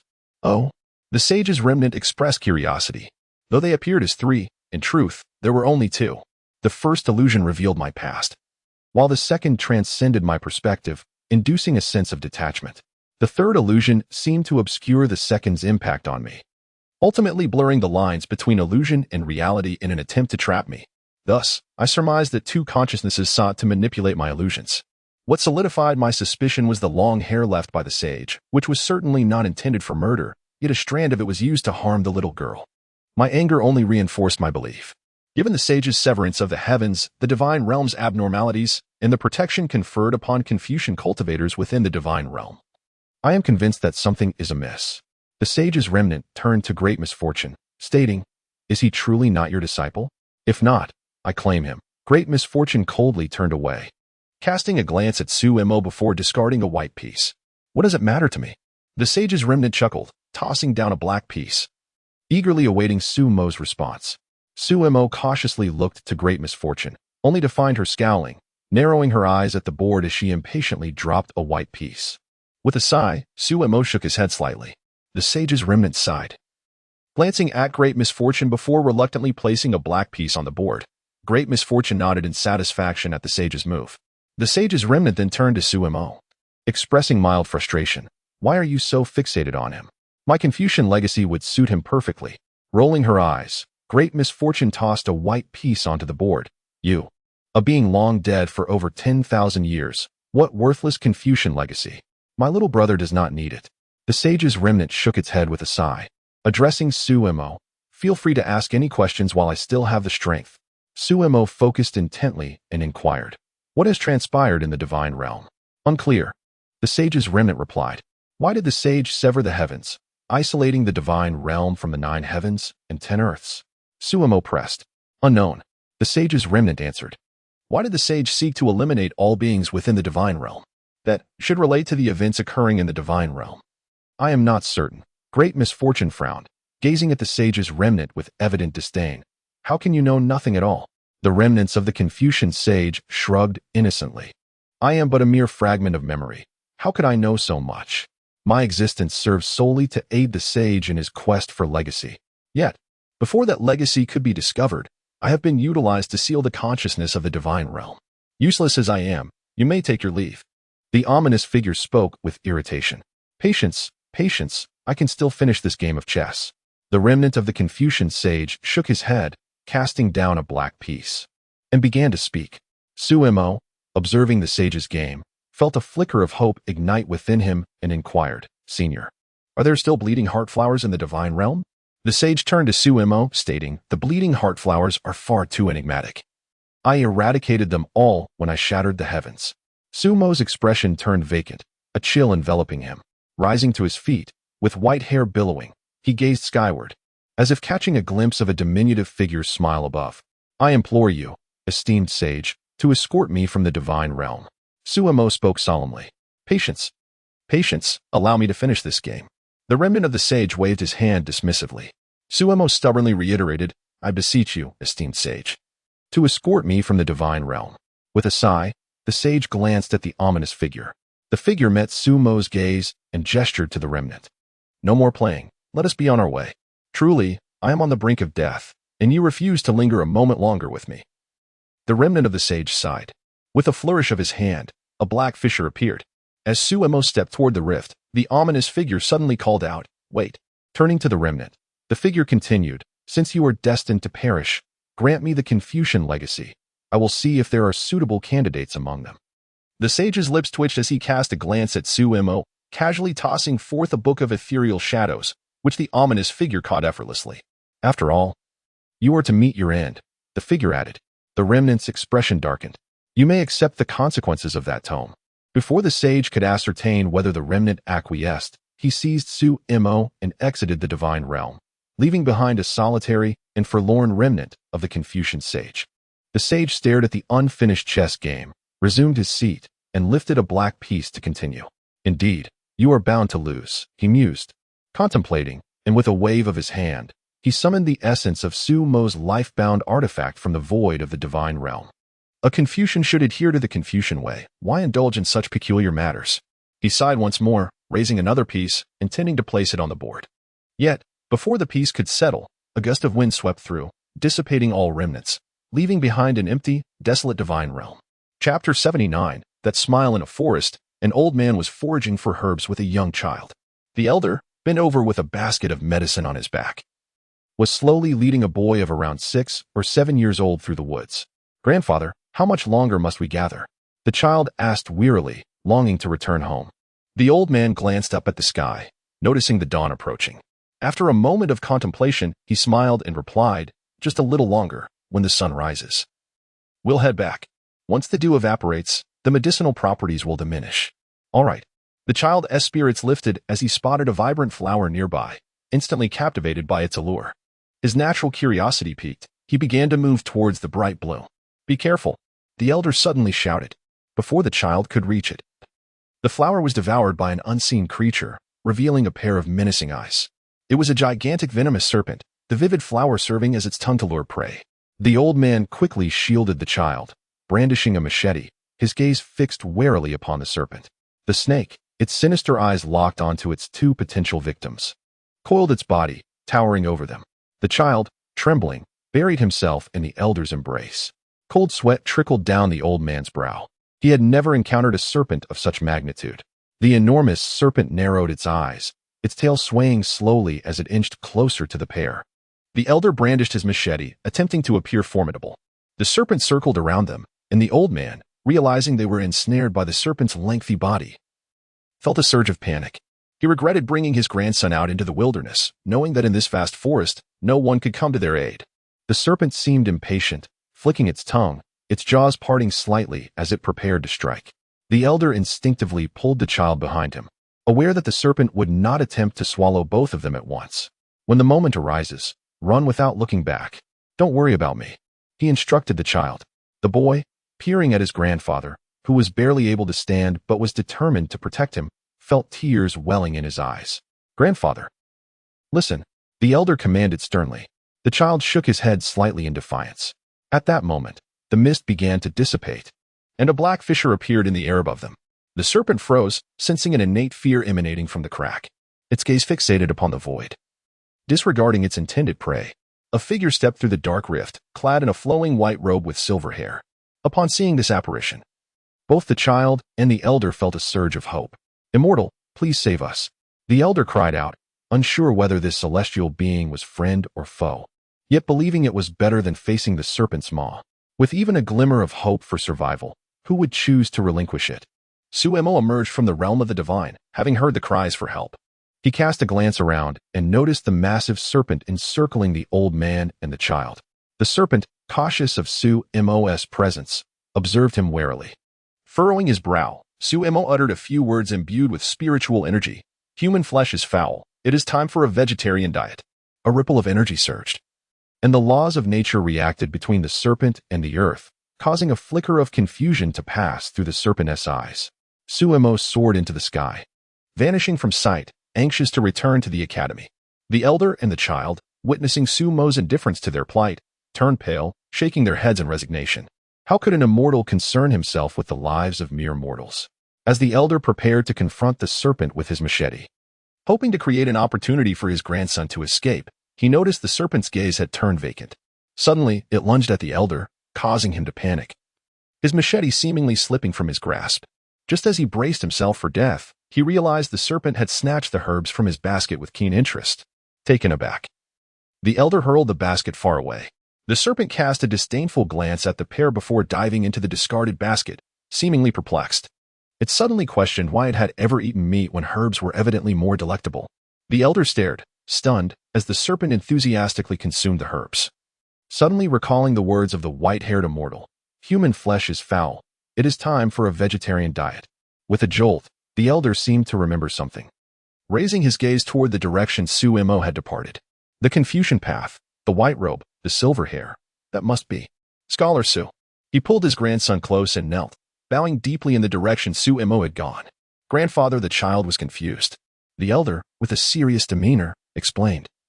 You must remember the immortal who appeared. That was Scholar Su, our esteemed Scholar Su of the Great Hua. Yes, the child nodded earnestly. Among the immortals, there is one named Scholar Su, and it is our fortune as mortals. Just now it was Scholar Su who saved us. The elder murmured. My grandson, may you never forget. The elder gazed toward the horizon, where Suemo had vanished, yet he felt he could still see the silhouette of the scholar. Scholar Su had returned to the capital. The days ahead would surely be challenging for those arrogant disciples of sects who had come to the city. Scholar Su would surely set things right and allow them to witness his grandeur. As Suemo sought to invoke the Confucian teachings to return to the academy, a voice within his spiritual seat interrupted him, warning, you are too far from the academy. If you wish to survive, I advise you to close the distance first. Suemo propelled himself forward, unleashing his essence, transforming into a streak of light as he sped toward the academy. His swift form resembled a white flash, cutting through the air and leaving a long trail behind. Below, the mortals gazed upward, marveling at the celestial sight. In an instant, the distance was compressed, each step covering thousands of miles. The white figure in the sky stretched, resembling a radiant rainbow crossing vast expanses. With a leap covering thousands of miles, Suemo felt dizzy and drained. Quickly retrieving a restorative pill from Muda and Jixin to replenish his energy, a wave of warmth surged within his spiritual sea. With another leap, he traversed thousands of miles. The weakness resurfaced, prompting Suemo to consume yet another restorative pill. Looking up, he realized he was nearing the academy. He slowly intoned, this shore and the other shore. A wave of dread enveloped Suemo's heart. He had never felt such fear before. I must be at the academy. With a surge of spiritual energy, the laws of nature manifested, and Sumo vanished from his location. The white figure reappeared in the academy's courtyard. Sumo looked up to see a black horse frolicking in the yard, carrying a small child who was joyfully laughing as he held the reins tightly atop the horse's back. That smile instantaneously brought a mist to Sumo's eyes. My dear girl. Chapter 80. The girl's magic upon the back of the horse. The little figure suddenly heard a familiar voice and turned to look. There stood the silhouette, clad in white with flowing white hair, etched into her very soul. Young master, the little figure murmured softly. The black horse, too, ceased its frolicking, turning to gaze at Sumo, momentarily taken aback. Girl. Sumo called gently, his eyes resting on the small girl. Young master. The girl leaped down from the black horse, her body soaring into the embrace she had longed for. With hair billowing like snow, Sumo held the tiny figure tightly, fearing that if he released her, she might vanish into thin air. This embrace felt eternal, as if time itself had come to a standstill. A few figures entered the courtyard, observing the two entwined in such a heartfelt reunion. They exchanged no words, simply standing in silence. Captivated by the beauty of the spring day, the girl buried her head deep within Sumo's embrace, inhaling the familiar scent that brought tears to her eyes. Young master. I missed you so much. Sumo's heart swelled with tenderness as he gently stroked the girl's hair, an overwhelming sense of unreality washing over him. I know, young master, she exclaimed, clinging tightly to his waist, unable to suppress her tears. They said, all the exits of the divine realm are closed. I thought I would never see you again. Sumo shook his head in disbelief. How could that be? Am I not here now? Young master. Yes. I want to eat chicken legs. All right, I will get them for you. And candied hawthorn. Of course, I shall buy that too. And braised pig trotters. Yes, I will buy those as well. Also, anything you wish for, I shall procure. A flower, basking in the warmth of the spring sun, began to bloom amidst the grass. As it opened its eyes, it beheld a vast expanse of vibrant blossoms all around. Under the radiant sun, spring awakened. How did the girl recover? Sumo crouched down, his white robe trailing on the ground as he gazed intently at the frolicking girl. Although the third senior sister had assured him that the girl's soul would not face issues in the short term, a flicker of worry remained. Upon Sumo's return to the academy, a joyous celebration ensued. He procured every delicacy the girl desired, and her delight was palpable. For several days, Sumo remained by her side. Whenever she had a moment, she would rush to play with the little black horse, which now followed her like a loyal companion. Several others crouched nearby. The academy's second, third, fourth, fifth, and sixth brothers were all present. Even Luoyin, maintaining her aloof demeanor, stood quietly to the side, her radiant smile captivating all who beheld it. Though she had yet to join the academy, she continued to reside there. In that moment, Sumo felt an overwhelming sense of fulfillment. With everyone present and the girl joyfully playing, the academy felt like a complete home. How wonderful it is to be alive. Old Fifth glanced at Sumo, casually plucking a blade of grass from the earth and popping it into his mouth. After a moment of thought, he spoke. I don't know. The third senior sister, Guyu, rolled her eyes in response. Old Fourth, his expression grave, pondered for a moment before declaring, I also do not know. Sumo turned his gaze toward the third senior sister clad in red. She pouted, shaking her head. Just a few days ago. The headmaster suddenly noticed that the girl's fragmented soul had inexplicably grown stronger. The headmaster himself is uncertain of the reason, so I am even more in the dark. Sumo then looked at his second senior brother, who, unbeknownst to him, was now holding a colorful bird. The bird's vibrant plumage was quite striking. The second senior brother amusedly played with the bird, then shook his head when he caught Sumo's gaze. I don't know. Sumo's attention shifted back to the bird. As it caught his stare, it suddenly spoke. Fool, why are you looking at me? I'm just a bird, what do I know? Sumo's expression darkened, momentarily at a loss for words. Calm down, calm down. Old Fourth and Fifth patted Sumo's shoulder. We told you before, aside from us brothers, there's nothing normal in this academy. Taking a deep breath, Sumo glanced over to see sixth senior sister staring intently at the bird held by the second senior brother, drool almost escaping her lips. Sixth sister? Sumo called out in confusion. Huh. The sixth sister turned around, her expression blank. What did you say? Nothing, Sumo replied, shaking his head. The sixth sister returned her focus to the bird, her eyes glued to it. However, before the headmaster departed, he mentioned that the girl wouldn't face any issues in the near term. He advised you to focus on your cultivation and not to worry. Sumo nodded absently as he continued to watch the girl play. Suddenly, a thought struck him, and he retrieved the small white stone from his pocket. He remembered the girl from the divine realm, who bore an uncanny resemblance to the little girl, had taken off her own small white stone and fused it with this very stone in his chest before sacrificing herself. A realization dawned upon Suemo, his expression shifting to one of complexity. Was this what she had intended? To use her own soul to replenish the little girl's essence? Surely. She must have detested the solitude of the divine realm, enviously observing the little girl's life. Who were they, truly? Girl. Suemo softly called out to the little one. Young master. Upon hearing his call, the girl abandoned the little black horse and leaped into Suemo's embrace. Crouching to meet her eye level, he gently tousled her hair. The girl pouted, a look of reluctance on her face, yet she did not resist. Do you feel any discomfort? Suemo inquired. The girl shook her head, then bit her finger in contemplation. I feel like I've grown a little taller. Does that count? Suemo was taken aback, realizing that she indeed seemed to have grown. Anything else? He asked again. After a moment's thought, the girl exclaimed joyfully. I can now perform magic. Suemo turned to his companions, his confusion evident as he caught sight of their incredulous expressions. Alarmed, he asked the girl. What magic can you perform? I can talk to little animals. Suemo was momentarily stunned. The girl eagerly looked at Suemo. Shall I show you, young master? He nodded, still in a daze. The girl dashed over to the second senior brother, pointing at the bird in his hand. Little bird, am I pretty? To her surprise, the colorful bird seemed much more enthusiastic about her than it had been with Suemo. Upon hearing her question, it chirped excitedly, beautiful. You are the most beautiful. The little black horse trotted over, nuzzling the girl's hand affectionately, eliciting peals of laughter from her. The onlookers from the academy couldn't help but twitch their lips in amusement. Chapter 81. The Treasure Hunting 9. Come on, little bird. Let's go play. The young girl called out to the bird. Instantly, the bird flapped its wings and flew onto her shoulder, proudly gazing at the group squatting on the ground. Young master, look, the little girl is quite impressive now, she exclaimed as she ran up to Suemo, eagerly awaiting his praise. Indeed, Suemo affectionately ruffled her hair. Our little girl is the best. And, shall I take them to play? She asked, seeking Suemo's approval. With a smile, Suemo nodded in agreement. Go ahead, but be careful. Let us go. Little bird. We're off to play? The young girl joyfully led Little Black and the bird away. Engaging in merriment, the 7 disciples of the academy watched the playful girl, 6 of them squatting on the ground, creating a heartwarming scene. Where's the dean? Suemo suddenly inquired.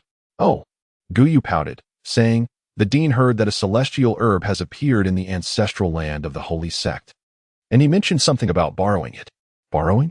Can such a thing be returned once used? Suemo remarked, intrigued upon hearing that the dean had gone to the ancestral land. He turned to his fellow disciples, the 4th and 5th brothers. 4th brother, 5th brother, last time you mentioned taking me to sweep through the blessed lands. When shall we depart? Feeling a pressing need for rare resources, Suemo hoped to find something that could elevate the young girl's realm. The 4th and 5th brothers exchanged glances, their expressions changing dramatically, filled with emotion. Little junior brother, we didn't expect you to remember our previous words. They embraced Suemo, declaring with righteous fervor, we can set out any time. Which sect's ancestral land do you wish to explore? We shall charge there at once. Wait. Don't act recklessly while the dean is away. You'll regret it once he returns, you warned, eyeing the 4th and 5th brothers. Suddenly, she felt that this little junior brother was not very upright, for how could a scholar conspire with the 4th and 5th brothers? The shame of a scholar. Where is your righteous spirit? Suemo looked at his 3rd senior sister with feigned innocence. 3rd senior sister, would you not join us? Guyu hesitated, incredulous. As the 3rd disciple of the academy, would I engage in such sordid affairs with you? However, since the dean is away, if we all go, he would be none the wiser. Besides, I've heard that blessed lands are filled with treasures. What if we stumble upon a fine sword? Guyu appeared tempted, glancing towards the 2nd and 6th brothers. Suemo turned to the 6th sister. 6th sister, shall we go together? The 6th sister looked perplexed and asked innocently, where to? 5th brother chimed in, Teat. The 6th sister's eyes lit up, and she sprang to her feet. When do we go? Suemo then turned to the 2nd brother. Furrowing his brow under the gaze of 5 pairs of eyes, he pondered for a moment before saying, I will accompany you for protection. Your combat abilities are lacking. Should danger arise, I can intervene. 3rd sister rolled her eyes. Then let us depart. Suemo glanced at the ethereal Luo-in, hesitating to speak. I shall fetch the ink zither.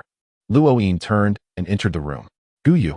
observing Luo In's unusual behavior, turned to Su Mo with narrowed eyes. This is entirely uncharacteristic of Luo In. Su Mo, bewildered by third sister's dangerous gaze, glanced at the young girl playing nearby before turning back to the fourth and fifth brothers. Will there be any danger? If not, I would like to bring the little girl along. I am uneasy leaving her alone in the academy. At that moment, Gu spoke up. We shall all act together. As long as we avoid the three major sects, other minor sects' ancestral lands are accessible.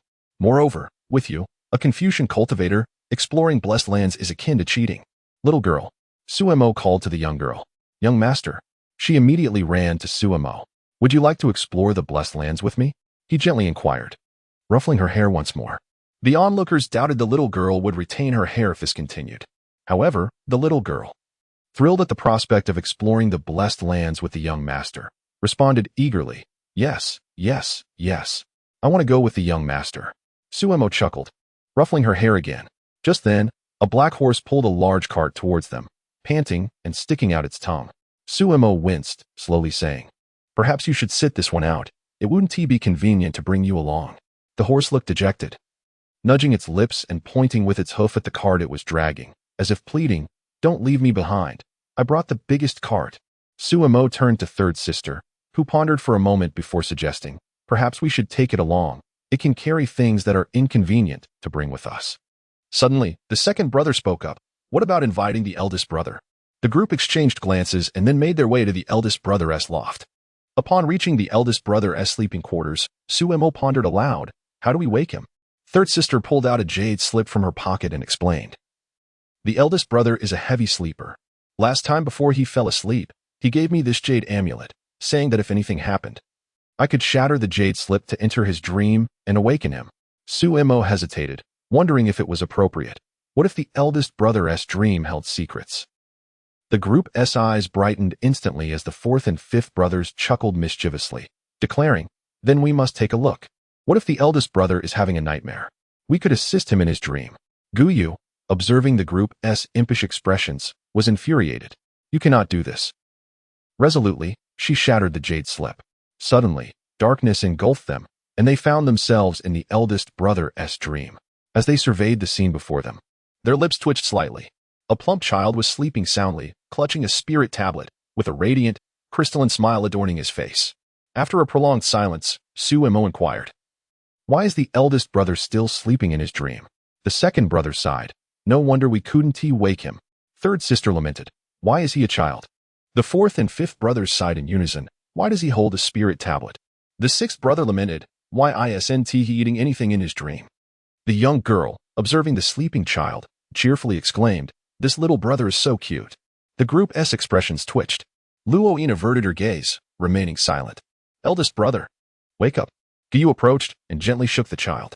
The child remained unresponsive, prompting Guyu to shake him again. Eldest brother, wake up. Still, there was no response. Just as Guyu prepared to call out again, the spirit tablet in the child's arms slowly opened its bewildered and dazed eyes. The group jumped back in surprise. The eldest brother's dream self was not a child, but that spirit tablet? Was he so insecure even in sleep? The spirit tablet, startled by the 8 pairs of eyes fixed upon it, quickly scrambled out of the child's embrace. In an instant, the scene shattered, and the group returned to the eldest brother's chamber. The senior brother opened his eyes, gazing at the onlookers, a flush of crimson creeping across his cheeks. What has happened? Why have you awakened me? He inquired first. The fourth and fifth brothers spoke up. We are preparing to seek out a place of fortune. Would you care to join us, senior brother? A look of confusion washed over the senior brother's face. Is this what it's about? Should I go or not? Guyu asked impatiently. Of course. There's nothing else to occupy my time. The senior brother replied with ease. Thus, the group set off in a grand procession. Boarding a carriage, the black horse showed no signs of struggle despite carrying 9 passengers. With its 4 hooves pounding the earth, the horse and its 9 riders swiftly departed from the academy, stirring up a cloud of dust. Not long after their departure, the air around the academy trembled. The headmaster, clutching a miraculous herb, stepped into the academy as if by magic, gazing at the serene surroundings with a perplexed expression. Third brother? Young lady? Little 7. No one answered. The headmaster advanced to the eldest brother's room, only to find it empty, plunging him into silence. After contemplating with a furrowed brow, He sighed deeply. Life is indeed dull. Chapter 82. The end of heaven's transformation. Haima urged the carriage to gallop away from the academy and into the bustling streets of the capital. The throngs of people and the mundane atmosphere left Sumo's fellow disciples feeling somewhat out of place. The 9 of them sat within the carriage, with a little girl reclining on Sumo's lap, animatedly chatting with the second senior brother's bird. The 6th brother leaned against the window, his mouth watering at the sight of various street foods. Lu Oyin sat quietly, cradling a, seemingly lost in thought, or perhaps contemplating nothing at all. The eldest brother leaned back, drowsily resting against the carriage. The 4th and 5th brothers spread out a large map, densely marked with blessed lands, as they debated which one's blessed land to visit first. As Sumo observed the lively scene outside, he noticed an abundance of cultivators among the crowds, many more than usual. He turned to inquire, why are there so many cultivators in the capital, dressed in red? Gu shook her head, replying, it is said that this generation's sect competition is being held in our Dahua, attracting many young disciples from various sects to our capital. Where immortals clash, mortals suffer, Sumo mused, lost in thought. Suddenly, he noticed a few cultivators grab items from a roadside stall without paying, simply turning away.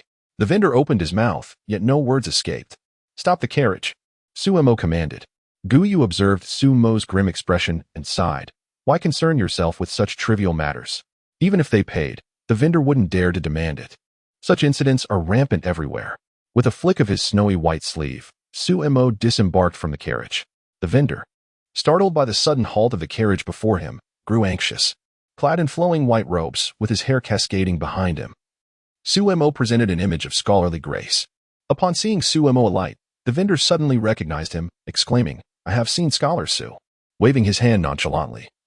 Sumo asked, what did that person take from you?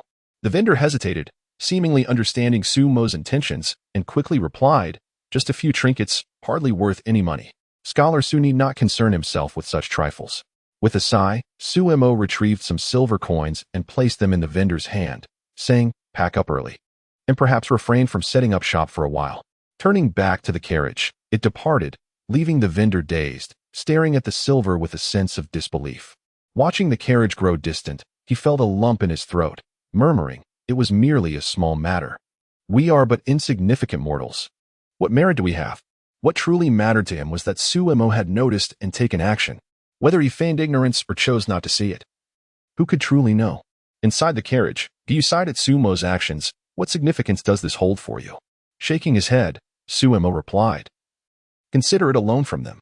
Guyu and the others were taken aback. A loan? What do you mean? Sumo leaned closer to the map of blessed lands, a slight smile gracing his lips. Since it's a loan, it would only be natural to reclaim the principal along with a bit of interest, wouldn't it? The 4th and 5th brothers' eyes brightened, their expressions filled with admiration. A noble cause indeed. I understand now. They exchanged glances, eagerly scouring the map for the small dots indicating blessed lands. Going forward, we must find justifications for visiting these blessed lands. This way, we shall harbor no regrets. Brilliant. The 7th junior brother's talents have been underestimated. They noted that those cultivators belonged to the Falling Sunset sect, plotting to recover their principal and interest from the Falling Sunset sect's blessed land. It made perfect sense.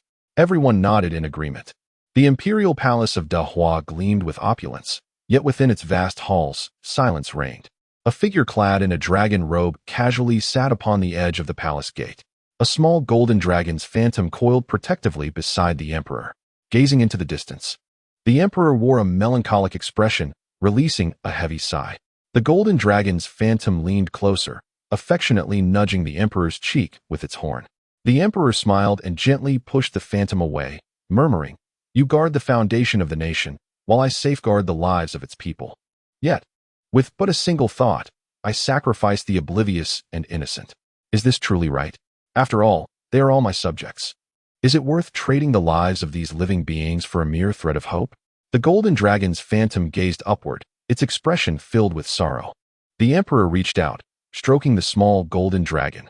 The phantom turned to face him, its eyes swirling with unspoken thoughts. The emperor shook his head. Your vision of the future is far too bleak. I must seek a glimmer of hope for this realm, even if it costs me everything. The golden dragon's phantom sighed, raising its claws as if to express something. You need not speak. I only hope that when the day comes, you will stand by my side. The golden dragon stared at the emperor, seemingly lost in thought for an eternity before slowly nodding. The emperor gazed into the horizon, softly whispering, "The celestial secrets reveal no hope, and the Hua dragon sees no promise, but I refuse to believe it. In the dreams of the thousand rivers, I seem to see a pure figure among the countless lonely graves. Little one, do not blame me. Your growth has been too slow." As spring blooms fall gently to the ground, the petals still bear the weight of sorrow. Butterflies seek the fragrant flowers, yet remnants of red still tug at the heartstrings. The academy's headmaster sat upon the ground, surveying the desolate premises, grief welling within him. The celestial herb that had been borrowed was now being consumed piece by piece. Once the herb was fully consumed, the headmaster gazed at the vast sky, releasing a long sigh. "Go on, make your commotion, but your time to revel is fleeting. Even if you cannot see it, that day shall inevitably arrive. Heaven will ultimately transform, yet in this lifetime, no Confucian sage shall sever the heavens once more." In a distant realm, a bird nestled quietly in its nest atop a tree branch, basking in the warmth of spring. A gentle breeze ruffled its feathers, prompting the bird to lift its head in displeasure, carefully rearranging its plumage with its beak. Another gust of wind swept through, disheveling its feathers once more. The bird meticulously groomed itself again, adjusting its position to rest in the direction of the breeze. Suddenly, a rift appeared, no longer resembling the previous dark entrance to the divine realm. Instead, a dim world could be glimpsed through the crack. Eerie, shadowy figures emerged from the rift, their expressions bewildered, whispering, "Lord of the underworld, where are you?"